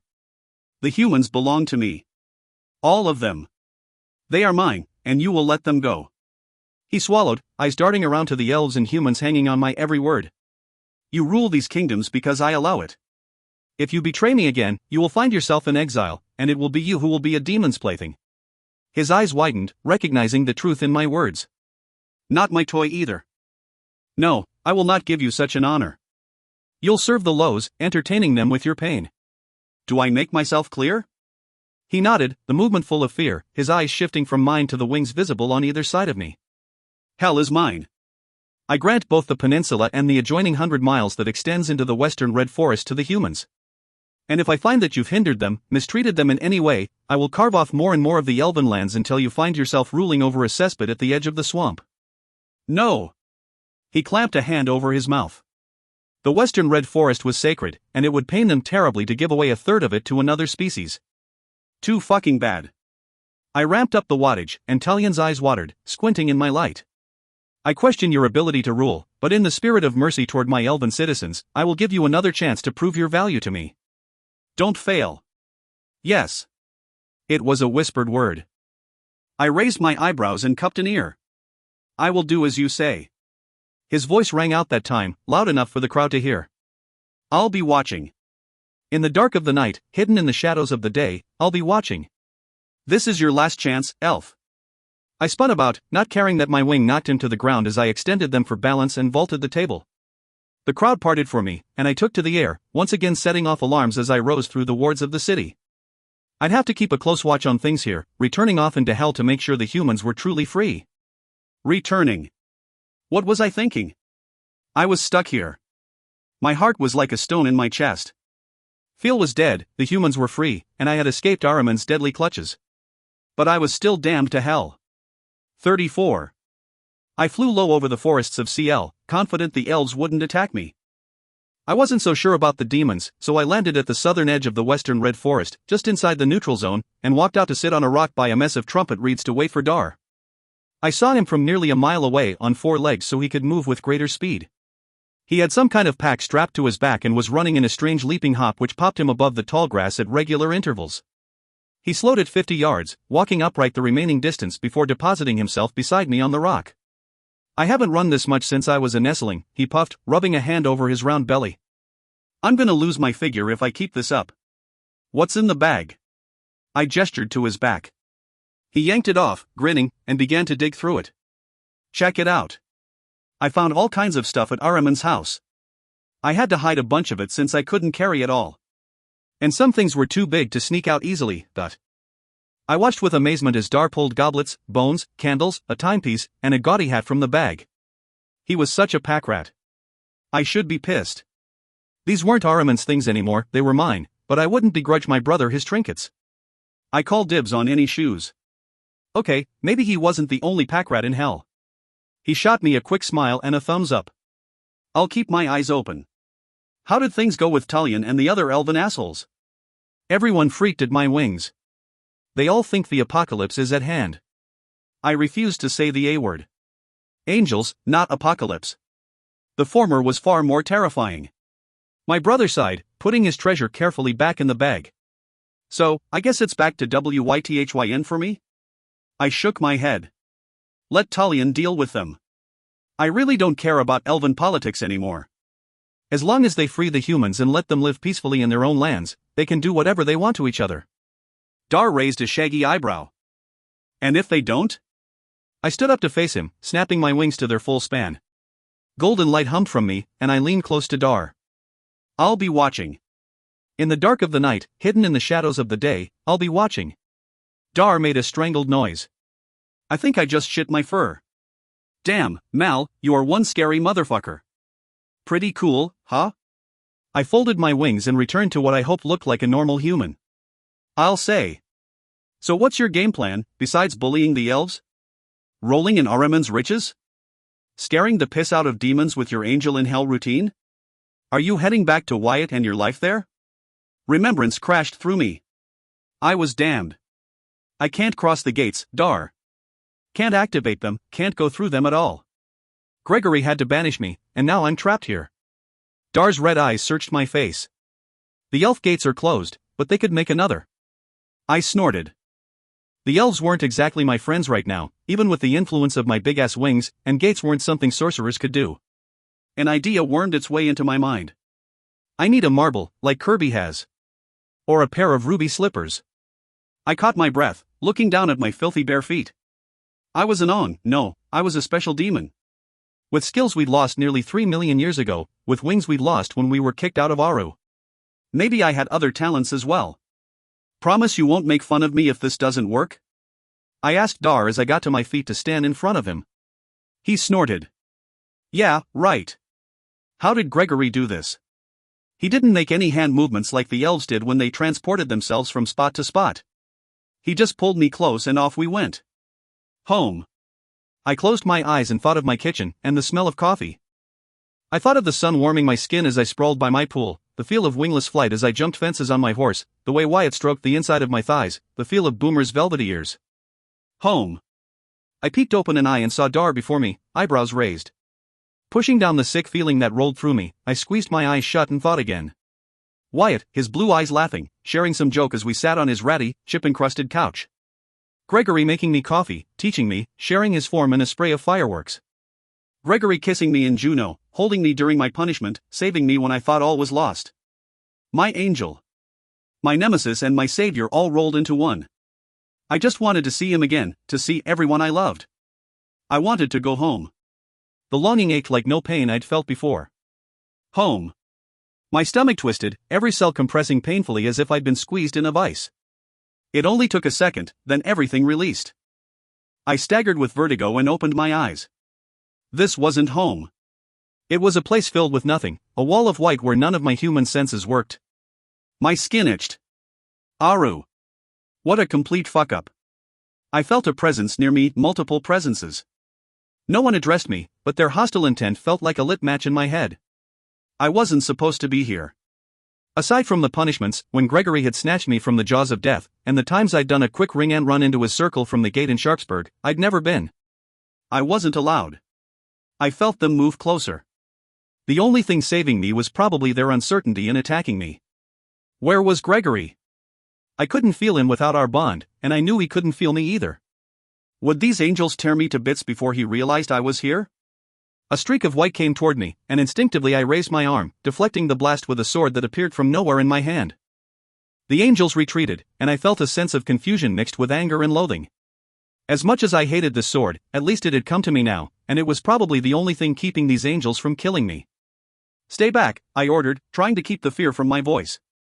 My wings flared, and I did a quick sweep with the sword. I wasn't the least bit skilled in fighting with this weapon, but I figured I could hack down a few angels if I needed to. They jumped back as one, giving me space. I felt them murmur, like 1,000 voices at once, and knew I didn't have much time. Where was the exit? There had to be a way out somewhere? "I want to see." My voice trailed off as I realized I had no idea what Gregory's real name was. He'd never told me. I'd never asked. He was always just Gregory to me. Or asshole. "I want to see my angel." Which sounded an awful lot like "I want to see my mommy." Fuck. I was so dead. Their murmurs increased, and I felt them edging forward, testing me. They surrounded me, and I spun around like a top, keeping my sword in front and pointed to where I sensed one coming closer than the rest of the group. The crowd parted like water, and one came forward, shimmering into corporeal form as he approached. Gregory, with all of his wings revealed and open. I felt a wave of relief, even if he did have his sword in hand, but as he approached, I saw beneath his corporeal form, to the battered spirit inside. "What the fuck happened to you?" "Shit, you look worse than I do." He ignored my questions, his eyes moving from the sword of the Iblis up to my face where his gaze halted as he searched my eyes with his. Didn't he recognize me? How could he not recognize me? I looked the same, looked like Samantha Martin, didn't I?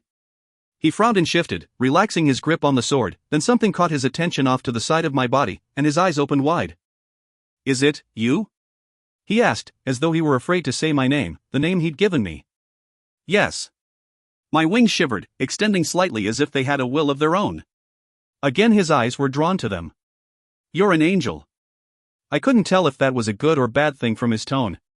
Not that it mattered, I wasn't an angel. No, absolutely not.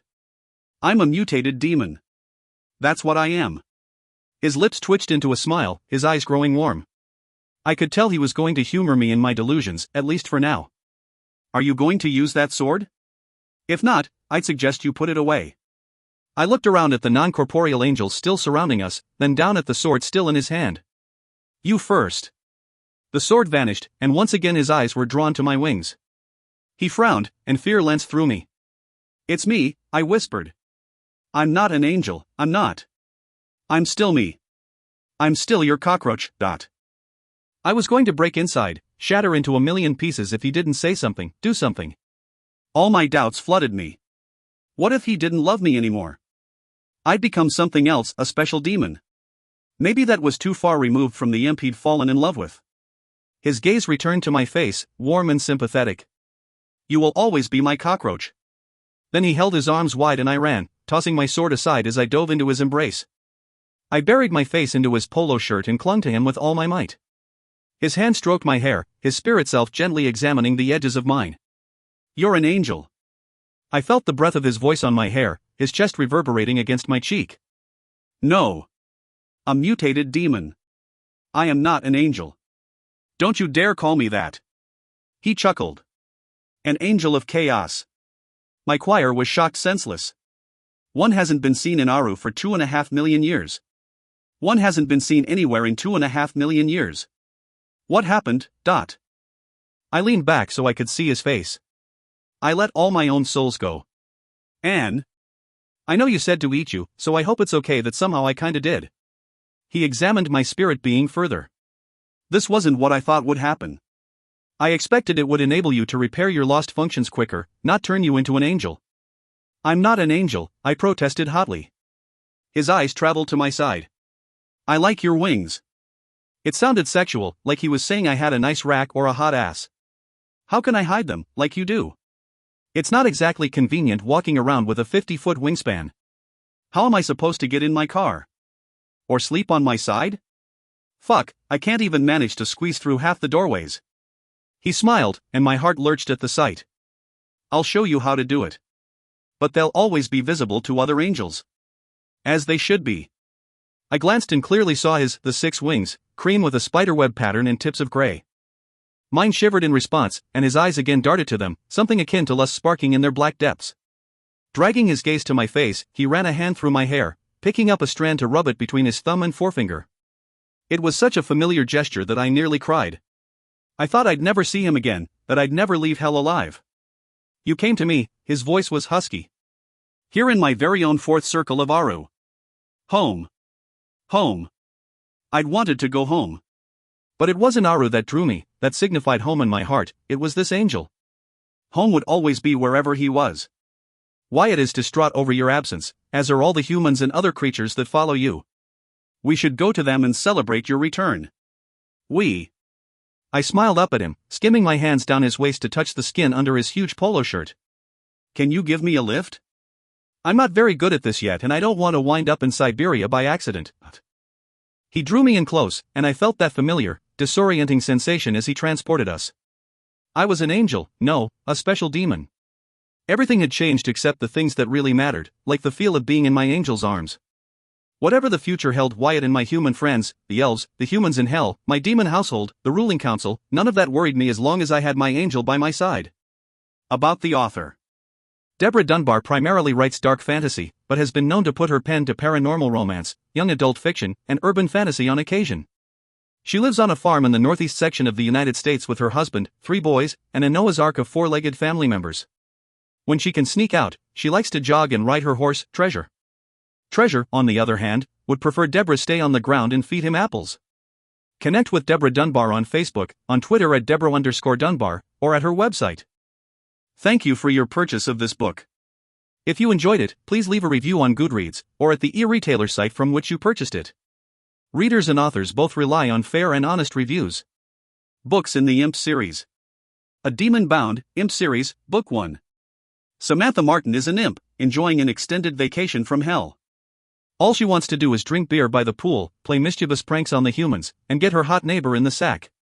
It's a relaxing break from her infernal home, as long as she manages to avoid the angels, who won't hesitate to execute her on sight. But when her naughty hellhound lands her in trouble with the local werewolf pack, Sam is blackmailed into helping track and catch a killer. The steps she must take to appease the werewolves will put her right in the crosshairs of the angels. And with angels, there is no second chance. Satan's Sword, Imp Series, Book 2. Samantha Martin is an imp, bound by an angel who allows her to live among the humans, as long as she follows his rules. It's not easy for an imp to follow the rules, especially when Sam's brother, Dar, finds himself in hot water. He needs her help to retrieve an artifact from the vampires, or the powerful demon he owes a favor to will enslave and torture him for centuries. It should be a simple courier job, but with demons nothing is simple. Sam reluctantly attempts to help her brother, trying not to antagonize the vampires or the demon gunning for him, all while chafing to comply with the restrictions her angel has placed on her as a bound demon. Elven Blood, Imp Series, Book 3. Sam may be the Iblis, but she is also an imp with a price on her head. The powerful demon, Hagenti, won't rest until she's dragged back to hell for punishment. Sam knows she can't face Hagenti and win, so when an elf lord offers to eliminate the demon in return for her help, Sam jumps at the chance. It's a simple job, find and retrieve a half-breed monster dead or alive. But finding this demon/elf hybrid isn't proving easy and time is running out. Devil's PAW, Imp Series, Book 4. For once no one wants to kill Samantha Martin.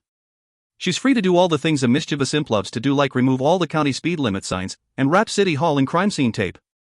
Her only worry beyond organizing the delivery of her boyfriend's birthday present is writing those pesky 495 reports for the ruling council of angels. But imps can never stay out of trouble for long. Demon corpses have been found drained of all energy, their spirit selves ripped clean from their bodies. Sam's angel, Gregory, considers her a prime suspect, so when an angel is discovered dead in the same manner, he drags her to Seattle and Juneau to try to clear her name. The race is on to find the murderer before Sam's secret is exposed and she's blamed for the deaths. But is the devouring spirit really the killer, or is there more to the deaths than either Sam or Gregory suspect? IMP Forsaken, Imp Series, Book 5. Sam is banished to hell, the bond with her angel, Gregory, broken. 6 elven kingdoms are battling for supremacy, and she's broken and injured in the middle of the most hostile one. Shooting the top off a royal throne, committing fraud in the completion of a contract, and threatening a high lord hasn't endeared her to the elves, either. If she wants to free the enslaved humans they hold, she'll need to find a way to help unite their kingdoms. But elves aren't the only problem facing Sam. The ancient demon, Ahriman, is holding her to the terms and conditions of the breeding contract she signed, and 1,000 years under his claw is looking to be the most terrifying thing in all of hell. IMP, Imp Series, Prequel Novella. Demon young are cruel, especially to little imps like AZ. No matter where she hides, even deep in the swamplands, her siblings eventually find her and hurt her, ripping off her scales and slicing her wings. Many demons don't live to adulthood. Only the strong survive. And the clever. Survival isn't looking probable for AZ, with eldest brother, Paquet, determined to rip her to shreds at every opportunity. When her other brother, Dar, proposes a trip through the angelic gates into the land of the humans, she jumps at the chance. Finally, a fun adventure safe from Paquet's cruelty and attacks. Or maybe not. In No Man's Land, an Imp World novel, release date, January 2014. Kelly's family has beaten her nearly to death, yanked her fangs and discarded her in West Virginia, a buffer zone between two contentious vampire families. It's impossible for a vampire to survive in exile, especially without fangs. Desperate, Kelly will do anything to convince her family to take her back. Jack's werewolf pack calls West Virginia their territory. They keep it that way by killing every vampire that crosses the border from either side. When she finds a vampire abandoned and dying, she throws caution to the winds and nurses her back to health. Now Jack's in the difficult position of keeping Kelly safe from her own pack until the vampire is allowed back into her family. But the vampire factions are on the warpath, and the werewolf territories are smack in the middle. Both Jack and Kelly must make allies of old enemies to protect what's theirs and to carve out a family that's more than blood. Stolen Souls, an Imp World novel, release date, March 2014. Nyala is dog-sitting for Satan. It's a sweet gig for a girl who, up until recently, had been a slave to the elves in hell. The house is amazing, she's got the key to the Corvette, and although Boomer is a hellhound, he's also a lovable, slobbery companion. When a newly interred corpse vanishes, followed by a series of grisly murders, Nyala can't help but wonder if Boomer's odd diet has taken a deadly turn. Could the dog be to blame, or is there a more sinister creature on the loose? Nyala must stop who is behind it all before more die, and before the county puts Boomer on death row. Watch for more Imp series and Imp World novels in 2014. Table of Contents.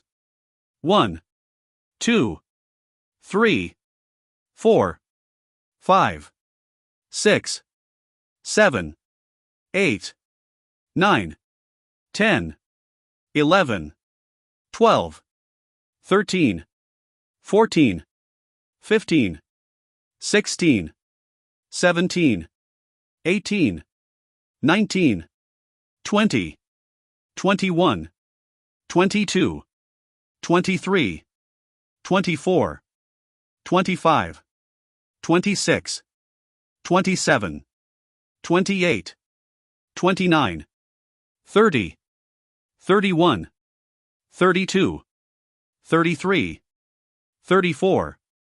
About the author. Books in the Imp series.